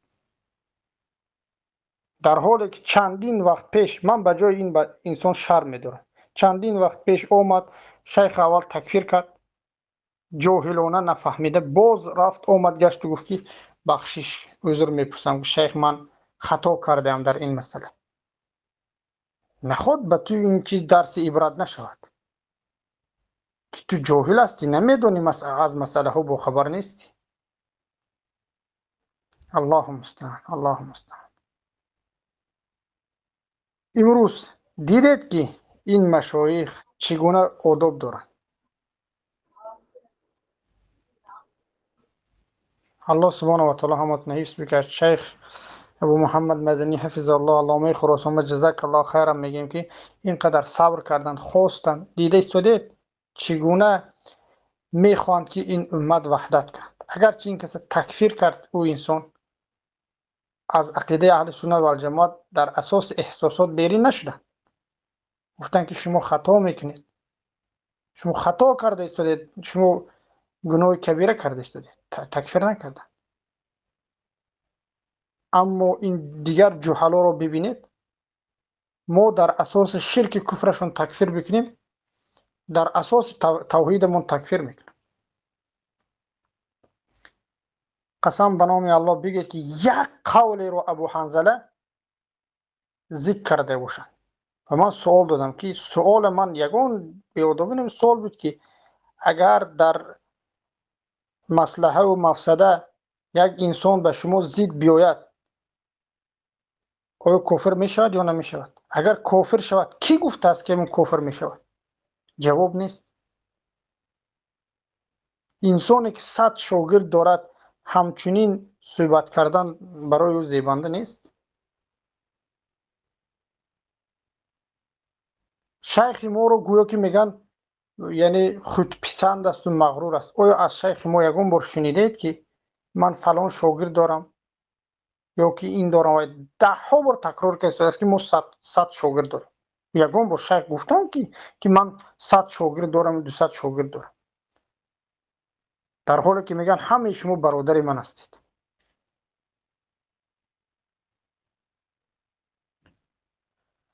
الحمدلله، الحمدلله. در او این پخش مستقیمی که خودشون داشتن. کفر اکبر گفته شدن، میگن که اگر من قوم پرستی کنم الله به دعا میکنم که من کافر جانا میگیرم. او قوم پرستی اگر کردید یک بار کافر نمیشید اگر طاغوت نگرفتید، اون طرف حق، یعنی در یکون بعضی مسائل به طرف قومتون کشیدید. در کجا آمده است که نواد و شرک کردیدم من الله مشرک گفته دعا میکردید؟ اراده کفر این والله کفر اکبر است، انسان از ملت اسلام خارج میکنه.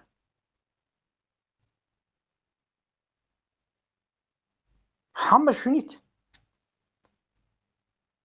من نمیدونم به این سوال چی جواب میتن. باز آمده سبقت اللسان میگوین، نمیدونم.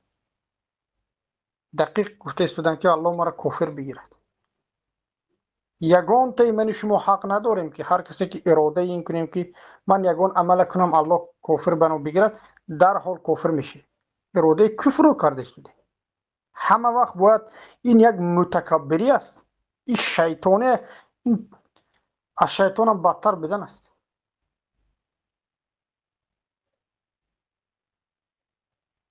شیطان هم متکبر کرد، از برای اینکه کفر کرد از اینکه توبه کنه توبه نکرد.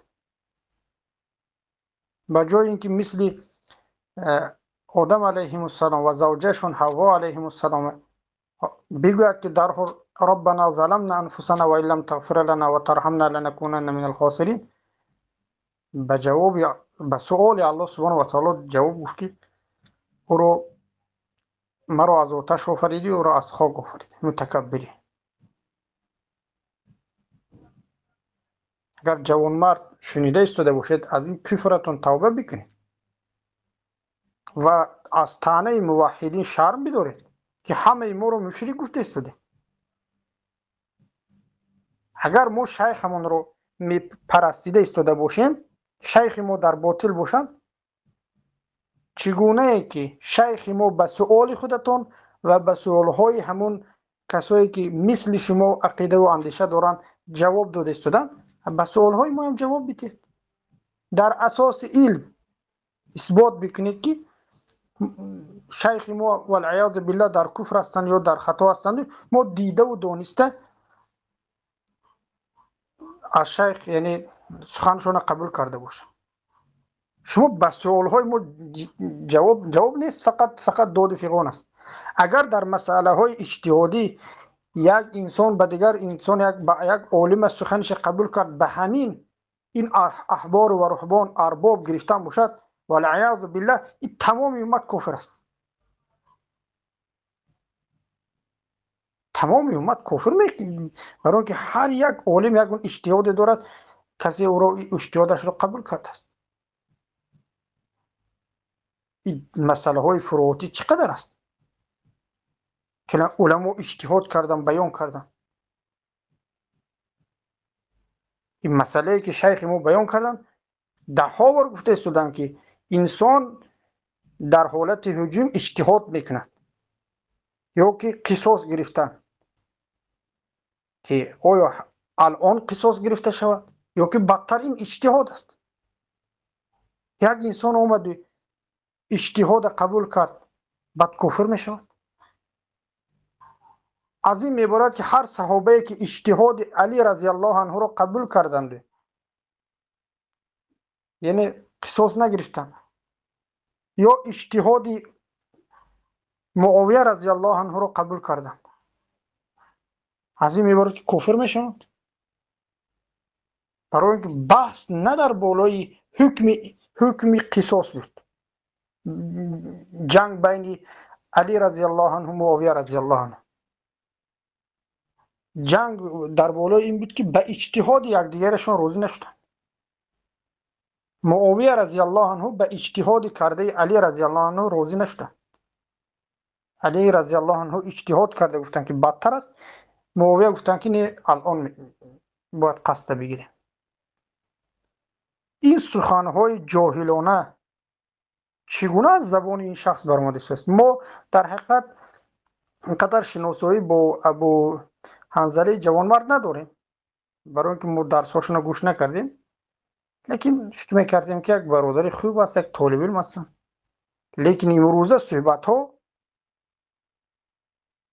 ما رو اینقدر وادار کرد که ما طالب علم گفتن به زبان نگشته ایستاده است.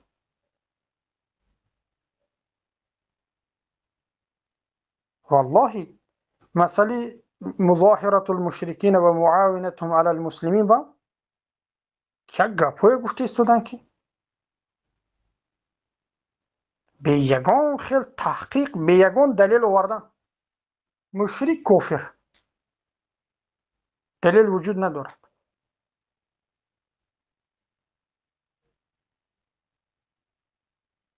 عهدهایی که پیامبر صلی الله علیه وسلم با کافرها، با اهل کتاب کرده بودند.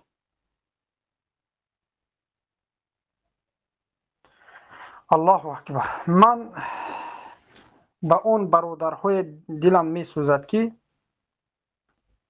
وقت خود رو صرف کرده از اینها رفته درس میگیرند. چگونه از این انسان درس میگیرید؟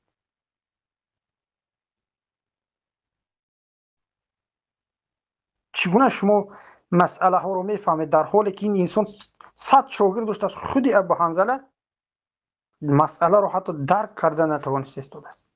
در آخر اومده در اول چیزی که به خاطرش گریه کرد. والله ابو حنظله در کانالشون به خاطر ان همون خواهرهایی که از دست کفار کشته می شود گریه کردن. گفتن که ما قصد او را بگیریم، این فتنه است، مگر ما قصاص کنیم اونها رو.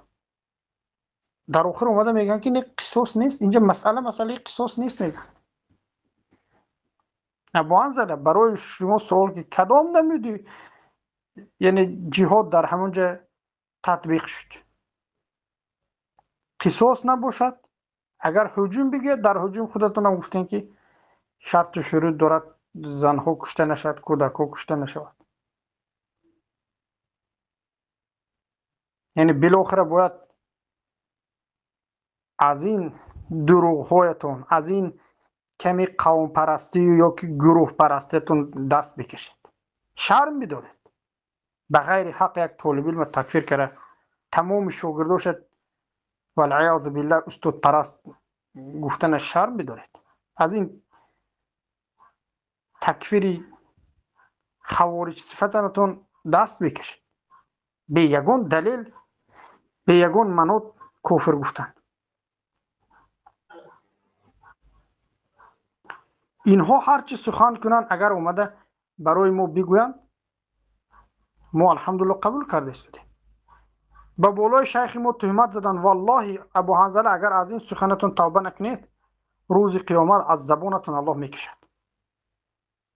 در اول سرکردن سخن در همون لایف که خودشون امروز داشتن پخش میشد که میگوین که این تکفیری یعنی تکفیر راسخ همون وقت آغاز کرده باشیم که گویا که ما بعد از اینکه در همون یعنی مسئله 43 دقیقه به یعنی این راسخ زندیق زدیت کرده باشد به همین خاطر، در حالی که والله الله خودش شاهد است که گواهی میدم در نزد الله که شیخ ما گفتن که همون محمد معرف راسخ گپشون اینگونه نیست. شاید همین ذکر کردن استثناء رو فراموش کرده باشند.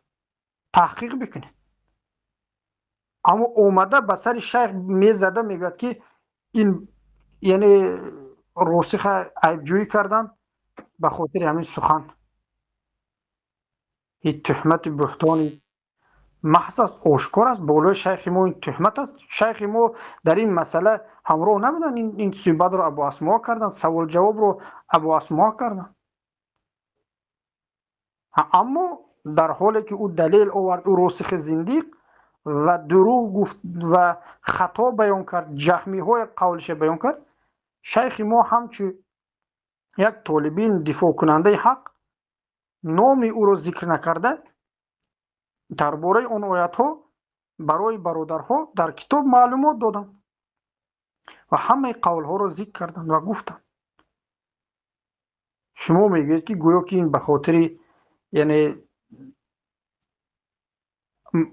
محمد معرف رسیخ بر علیه شیخ مو چیزی گفته باشد و به همین خاطر دیگر مو ضدیت کرده باشد. شما میگوید که یعنی چندین سال پیش رو اینها میکوید. تمام ما چندین سال پیش رو نمیکویم. محمد معرف رسیخ برآمده بگوید که وارث منیب کافر است. وارث منیب تزکیه داده است. زبیر محقق کافر است بگوید. محمد انصاری کافر است بگوید. عبدالرحمن فاتح کافر است بگوید. اثبات کند که آذری نیست. اثبات کند که به عینش آذری ها رو تکفیر میکند. بعد فهمیده میشد که او از چندین ساله کفریات شرکیات گفتگیش دست کشیده است و کذاب است. راسخ میگه که من هیچگاه آذری نبودم. در نزد ما ثبتش وجود دارد آذری پلید بوده است و دروغگو است. ما یگان بار ندیدیم که به عینش این خبیث یگان آذری رو تکفیر کرده باشد. خبیثی محمد معرف راسخ خوارج صفت از یک طرف جهمی نجس شیخ ما رو به یگان منات کافر گفت و همه ما رو کافر گفت. چگونه که امروز ابو حنظله همه ما رو تکفیر کرد. کنی اون عادل میخواست یک بار ابو حنظله برآمده پرسید که شاگردای شیخ به خاطر چی کافر است در مسئله اجتهادی قبول کردنش، در حالی که مسئله مسکو رو شما نمیدونید، با خبر نیست که در اونجا چی گذشته استوده است. بولای این والله در همون روسیه هم امروز این پوتین پلید فقط انسان‌های اکثر انسان‌های نمازخوان برده زندان کرده است. به خاطر همون 100 و چند است 200 و چند است انسانی که مردگی شاید ده ها هزار انسان حاضر در زندان است، تاگ مونده عذاب داده استوده است که مردم دیده استوده است. این چقدر خواهرهای ما در اونجا در کوچه ها مونده، خونه نداده استوده است، آزار اذیت زندان کرده، 10 سال 20 سال برده تجاوز کرده استوده است. کنی او دفاع کننده و گریانده ها بیاید کنی اکنون دفاع کند چی؟ میگوید که شما ترامپ قبول کردید کافر است. آخر سخن یک کافر یک گپ اومده بگوید او اثبات شود سخنش، همه ببیند که اثبات شد، او را اگر قبول کردید کافر میشوید. یک خوارجی دیگر است، یک احمقی دیگر است. تکفیر بالای تکفیر به یگون اینو حدی ندارد که یک کسی هست که نه ابو حنظله را بدارد که اینقدر از خوارج ها هم گذشته رفته استوده است در تکفیر.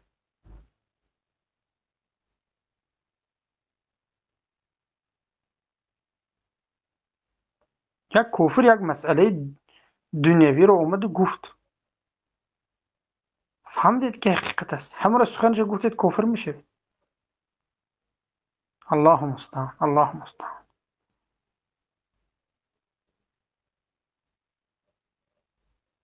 می بایست که ابو حنظله از بحث نمی گرفت، مردانه جواب میداد در اساس علم. من گفتم تو گفتین کتاب میکشد، صفحه کتاب میکشد، میگفت که شما کفر را دفاع کنید یا کفر شما را دفاع کرد کافر میشوید. انا قول علما انا دلیل. از این من آیت سلف چنین فهمیدن. یگان دلیل شنیدید؟ نشنیدید. این یک مسئله که یعنی دعوا داشت. دوی مسئله اجتهاد کرده، یک این چیزی که حمله حاضر جایز است جایز نیست، این حمله کردگی ما برای ما ضرر شد گفتن، به همین خاطر تکفیر کردن. یک دلیل از یگان کتاب یک قلم صوفیان نوشتگی نوارد که یگان دلیل آورد بگه. بجوز داد فقه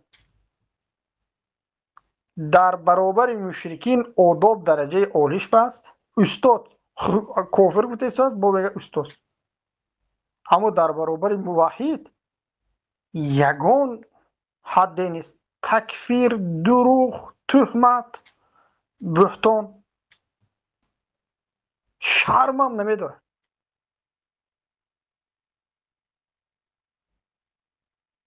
چی نمود خواست برادر محقق اول میگه که من نمیشم. تو از کجا میدونی را علم دارد ندارد نشناسی تو را تنه زده استودی نمیشناسه میگه. بعد اومده میگه که تو در وقت مکی هستی. این حسد بینید، کینه بینید، در حالی که در نزد اینها توبه برادرها یا که لغزش زبانی بیانی کردن موحدین قبول نیست. توبه یک کس دیده و دونسته قبول نکردن گمراهی نیست، مگر در نزد 400 انسان یک لغزششون به شرم داروندن، در حالی که گشته برآمده بیان کردن که مقصد من این نبود. این شرم داره، این شرم داریم. بخو از الله شرم بداریم. روز قیامت انشالله همه یعنی جزای اعمالش میگیرد. و بدونید که اما یقینا ما امروز یک بار دیگه ثابت شد که الحمدلله استاد ما کفر نکرده، کفر نگفته.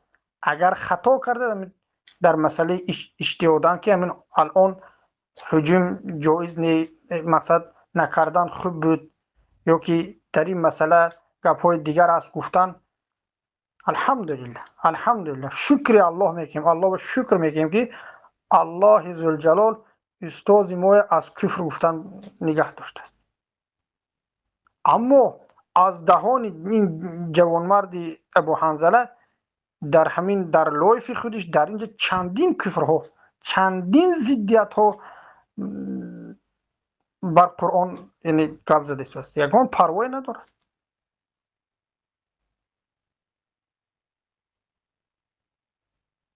پروایی ندارد. این رنگ معتزله ها نه به فکرم میگد همه مشرکین دلیل رسید نرسید و با عقل شناخته میشد، جزا داده میشد. رحمت الله فراموش کرده. الله مستعان. الحمدلله الحمدلله که بعض انسان ها شاید در دلهایشون شبهه به شبهه اینها گرفتار شده بودن که گویا که شیخ ما کفر کرده باشد. امروز باز یک بار دیگه علما در اساس علم اثبات شد که کفر نکردن. یگان دلیل ندارم به جز داد فیقان، به جز تهمت های قوم پرستگی، دیگر هیچ چیزی ندارم. نگاه بکنید. عبدالرحمن فاتح مردم مشرک کرده است. انصاری و محمد انصاری مشرک کرده است. وارث منیب مشرک کرده است. دیگرش مشرک کرده است. اینها به دهانشون آب گرفته. کنی غمخوری این امت، کنی غمخوری. اگر غمخور باشید کنی برآمده یک مردم به بیان میکنید. چقدر انسان هایی که اینها گوش کرده کفر شرک اینها با روزی شده است. یک صحبت بکنید با آنها، بیان بکنید، مردم به تکفیرش بکنید. این گونه وجود ندارد. چرا؟ منافقین هم رحم پیامبر صلی الله علیه و سلم، رحم صحابگان میدونست و مشرکین هم همچنین میدونستم که همین محمد صلی الله علیه و سلم با اصحابشون رحم دل هستند. اگر یک مقصد اومده عذرخواهی کند، یگان چیز بگوید، یک باره جزاهای سخته میتن بیان میکنن، میفهمونن. با بالای توکه شما با بالای استازانی ما حمله میکنیم. ما دیگر اجازه نمیتیم. ما والله این تهمت هایی که میزنید جگرهای ما میسوزه. استاد ما است، برادر ما است. الحمدلله برای ما حقش بروز گفتن. جوانمرد روسیخ عبدالظاهر والله همینجا بیاد با شیخ صحبت نکنم، با همین شاگرداشون صحبت بکنیم. فقط در اساس کتاب صفحه رقم صحبت میکنیم، از هوا نیست. بعد میبینیم که کی هوا و حواس پرست است و کی یعنی تابع قرآن سنت است. آیا بعد میبینید که بعد احساس میکنید که در همین پوست هایتان که استاد ما برای ما قرآن و سنت یاد داده است یا که خودش پرستیدن یاد داده است. یک بیاین که اینجا یک وقت گذاریم یک صحبت بکنیم که بعد میبینید شما و ما از سبب جیم استادن شما فکر میکنید که هر روز تانه میزنید، هر روز تهمت میزنید، هر روز شخص پرست میگید. شما یک از این به بعد انکنون میبینید که هر یک شما کتی هر یک سخنتون به صحبت میکنیم در اساس علم. میبینیم که شما جواب داده میتونید یا نمیتونید، یا که فقط سلا هست که همون جلکه هست تمام رنگ صوفی ها زیبا زیبا گاو زدن است، از علم بوی ندارید.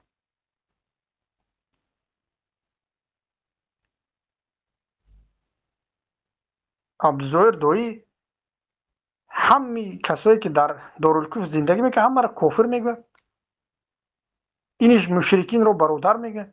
کنی علمونه برآمده یک صحبت بکنین چی ببینیم چی علما اثبات کنین که همون کفر است. علما اثبات کرده که عبدالظاهر دایی در این مسئله در خوارج برفتگی است. چرا یک بار برآمده نگفت این اصل دین نیست مگر؟ اما در فروعات در چیزی که علم نیست جرأت خیلی بلند است. جرأتشون از جهل اومده چی چیز چی میخواد بگوید ابو حنظله خودش نفهمیده شده است. از الله بترس که ابو حنظله این آه مسلمان ها موحدین نگیردد که شما تانه شما ما به خاطر الله صبر میکنیم و در نزد الله وا میخوریم که کی در حق بود. ما اما یقین داریم در اساس علم که شما در گمراهی هستید، تکفیرت خطا است. این چندین کفرایی که کردی والله توبه کن به این کفرات.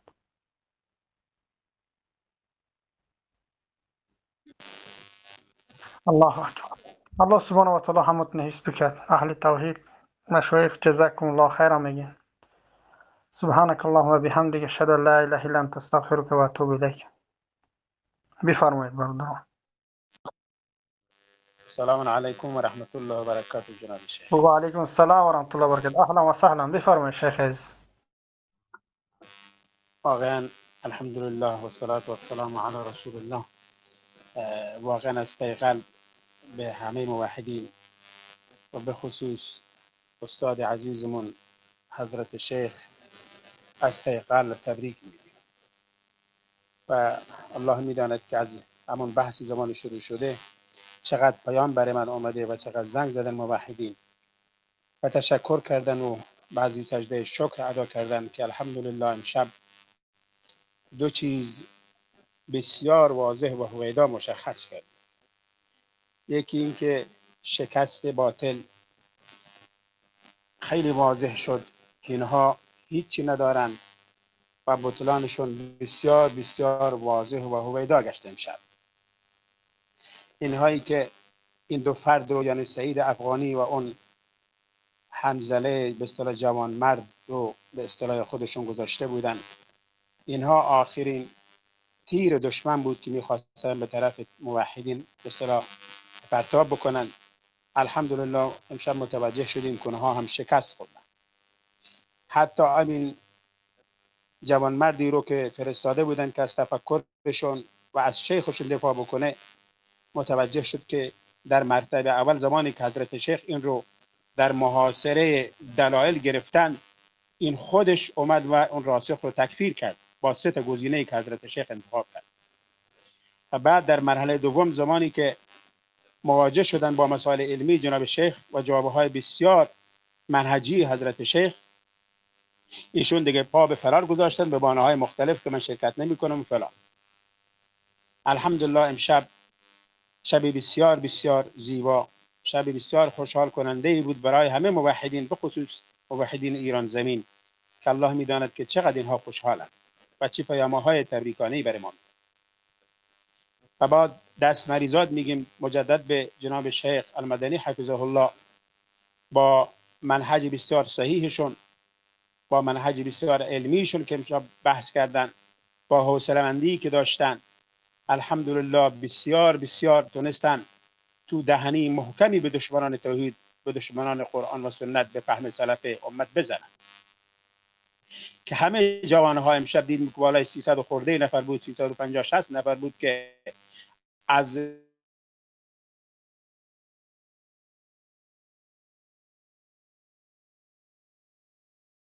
گوشه گوشه جهان داشتن گوش میکردند و این حقانیت حق را، پیروزی حق را متوجه شدند و شکست باطل را از گوش خودشون و از چشمای خودشون شنیدند. جای بسیار تشکر و قدردانی از رب العالمین هست. امشب یکی از اون فریادهای 100 ساله گذشته، 200 ساله گذشته ای که موحدین اهل سنت فریاد میکشیدند، امشب صدای فریاد اونها شنیده شد. صدای فریاد حقانیت علمای اهل سنت و جماعت در طول تاریخ 400 500 ساله و 600 ساله رو امشب الحمدلله و شبهای گذشته به خصوص امشب شنیدند همه کسانی که طالبان حق بودند که حق پیروز هست و باطل رفتنی است. قل جاء الحق و زهق الباطل ان الباطل کان زهوقا. امشب واقعا نقطه عملیش رو دیدیم. و نکته عملی دیگری که الله رب العالمین فرمود که ان الله یدافع عن الذين آمنوا ان الله لا يحب كل خوان كفور.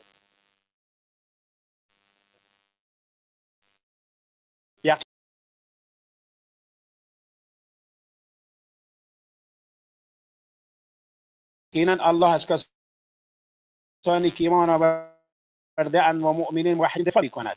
امشب دیدیم دفاع حق. قلب تبریک میگم و تبریک برادران موحد ایران زمین رو به تک تک شما عزیزان عرض میکنم که اینها از من خواستند که به جناب شیخ عزیزمون و به دیگر مشایخ گرامیمون و همه خواهران برادران موحدمون برسونید. این رو وظیفه خودم دونستم که مجدد وارد بحث بشوم و این تبریک و خوشحالی اینها را به شما عزیزان منتقل نمایم. باز هم جناب شیخ عزیزم تبریک میگویم، مشایخ عزیزم تبریک میگویم. الله شما را در پناه خودش حفظ بفرماید. دیگر عرضی نیست. شب شما بخیر. السلام علیکم و رحمت الله و برکاته. حفظك الله ورعاك شيخنا العزيز وبارك الله فيك. الله سبحانه وتعالى هر یکی ما و شما را در حق در راه صراط المستقیم نگه بدارد. بارک الله فیکم. بفرمایید مشایخ. الله حفظتون میکند. همه شما را الله حفظ بکند. السلام علیکم و رحمت الله و برکاته.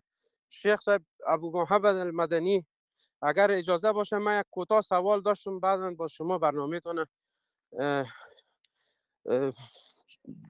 پیش ببرین انشالله. اگر وقت باشه به سوال من کوتاه یک سوال دارم شیخ محترم.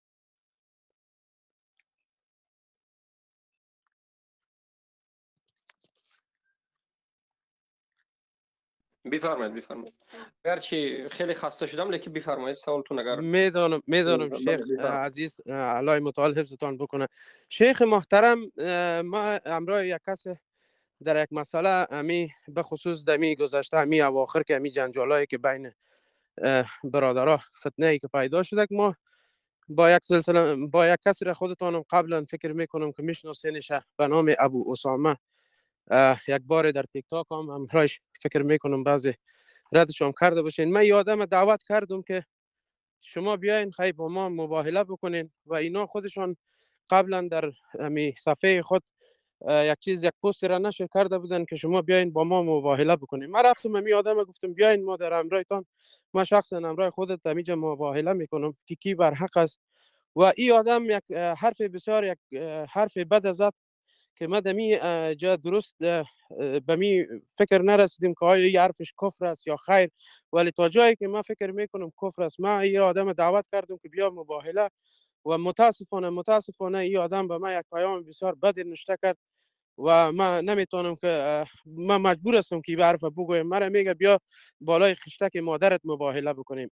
آیا این حرف شیخ محترم این کفر صریح نیست؟ همین سوال ما بود. جزاک الله خیرا. حفظك الله برادر عزیزم. الله شما را حفظ بکند، برکتتون بدهد و به همه اهل توحید صبر بدهد، به غربا صبر بدهد. البته که یک از دو حالت بیرون نیست.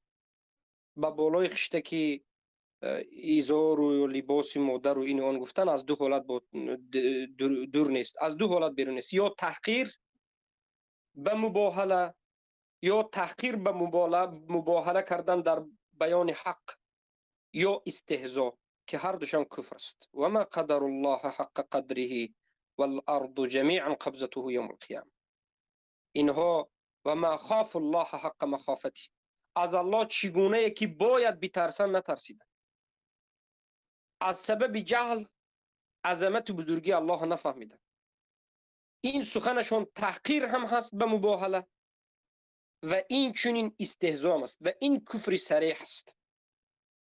وقتی که حق و باطل در عین اوج بین همدیگر مناظره هست، خود اینها دعوای مباهله کرد، شما راضی شدید و بعد از این استهزاء و مسخره میکرد. کفر است، این چنین آدم کفر است. اما یک عده فکر کردن که این شریعت در دست اونهاست، چیکار خواهند میکنند؟ خواهند استهزاء میکنند، خواهند تکفیر میکنند، خواهند کسی را به قتل میرسانند، خواهند حکم قتل میدهند، خواهند چی خواهند میکنند؟ یعنی اینها خودشون را از دیگران بالاتر دانستند. از سبب جهل به مانند یهود شدند که یهودی ها خودشون را از دیگرها بالا گرفتند و بالاخره عاقبت را دیدید. اینا هم همچنین هستند.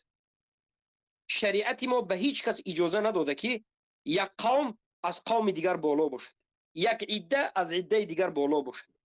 به یک عده تحقیر، پسزنی، بی‌ادبی اجازت باشد، به عده دیگر نباشد. این چیزی نیست. شریعت ما برابری است برای همه مسلمان ها، برای همه موحدین. برای همین این بی‌ادبان و احمقان در اینجا، انمون کسی که ابو سامه که به شما گفته است، این سخنش کفری صریح است، کافر است. توبه کند. اینا ببینید انا همچنین بیاداب هستند.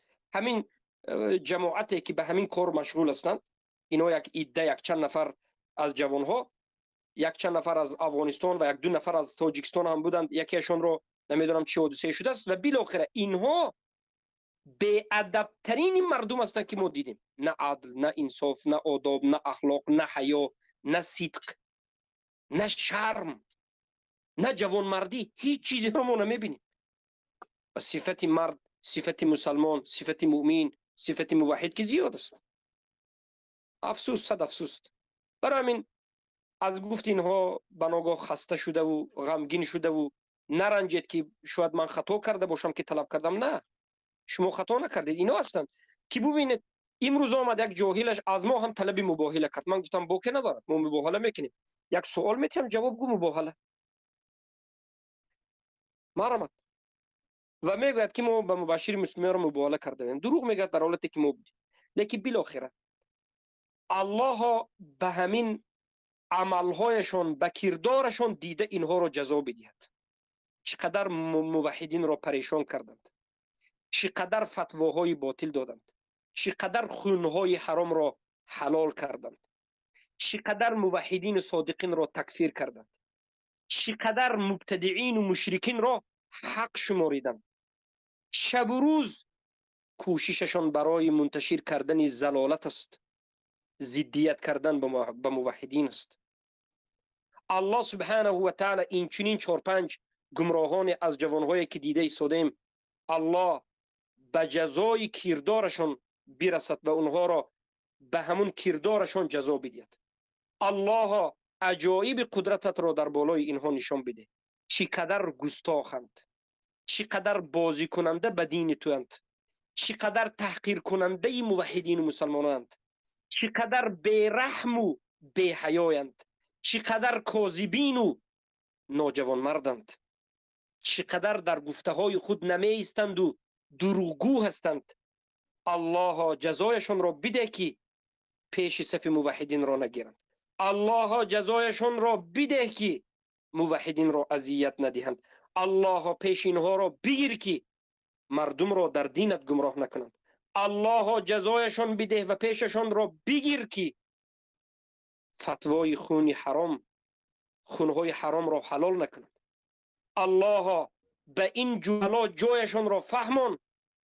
ما قدرت و توانایی نداریم، غیر از تو ذات احد کسی نداریم. الله به کردارشان جزای مناسبشان را بده. عجایب قدرتت را در بالای این بازی کننده ها به دین نشان بده. این کسانی که کفر را میبینند و کفر نیست میگویند، کفری ندیدهشان را کفر میگویند، موحدین را پریشان میکنند، به شبهه گرفتار میکنند. ای الله، به اسم اعظمت تو را سوال میکنم. تو حی هستی، تو قیوم هستی. ای الله، تو حی هستی، تو قیوم هستی. تو اول هستی، تو آخر هستی. تو منان هستی، تو بدیع السماوات والارض هستی. تو اول هستی، تو آخر هستی. ای احد الصمد، ای الله، به این نامهای اعظمت از تو سوال میکنم که حق را ظاهر کن. موحدین را پایبند و پابرجا ثابت قدم در حق نگه بدار. علم نافع و فهم نافع را به اینها نصیب بکن. ظالمان و طاغوتان و کفار و مشرکین که میخواهند که منهج حق اسلام نابود شد، الله خار و ذلیلشان بکن. خودت گفتی که یریدون لیطفئوا نور الله بافواههم والله متم نوره. الله نورت را کامل کن، نورت را روشن کن، نورت را واضح کن، حق را، لا اله الا الله را واضح کن. که این مشرکین از ان همین نور لا اله الا الله، از توحید، از حق ناخوش هستند، به دهانهای کثیف خود پوشیدن میخوند. الله، این اهل بدعت، این اهل رذالت، این اهل جهالت، این گستاخان، این غرور و مغرور شدگان، این دروغگویان و بازی کنندگان به دینت را جزایشان را بده. ضررشان را از بالای موحدین بیرون بکن. ماها است که به موحدین تحقیر میکنند، ماها است که دروغ میگویند و به دین تو بازی میکنند.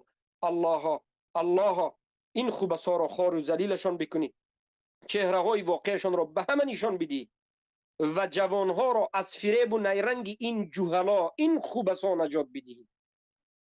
سبحانك اللهم بحمدك أشهد أن لا إله إلا أنت أستغفرك وأتوب إليك. اللهم إننا نعوذ بك من الفتن ما ظهر منها وما بطن.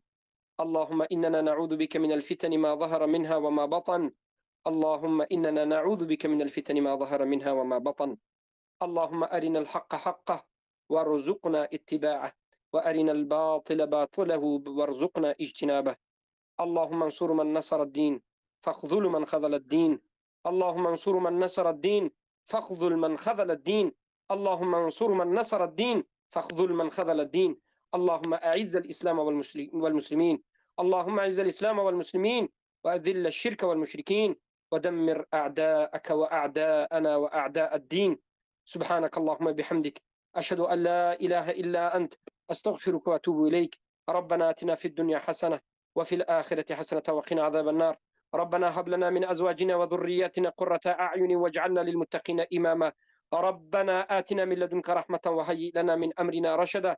ربنا فاغفر لنا ولإخواننا الذين سبقونا بالإيمان ولا تجعل في قلوبنا غلا للذين آمنوا ربنا إنك أنت الغفور الرحيم برحمتك يا أرحم الراحمين. اللهم أحسن عاقبتنا في الأمور كلها وأجرنا من خزي الدنيا وعذاب الآخرة. اللهم ارزقنا حسن الخاتمة. اللهم ارزقنا حسن الخاتمة. اللهم ثبتنا بالحق. اللهم وفقنا باليقين والصدق. اللهم وفقنا بالثبات والحق واليقين والصدق وحسن الخاتمة يا غفور يا رحيم يا حي يا قيوم برحمتك يا أرحم الراحمين. السلام عليكم ورحمة الله وبركاته. با همین من فکر میکنم مجموعه را میبندیم. برادرها یکی از شما این تسجیل رو خاموش کند که انا همون تسجیل به او رود، همه این تسجیل شده به او رود. کی میکند برادرها هستین؟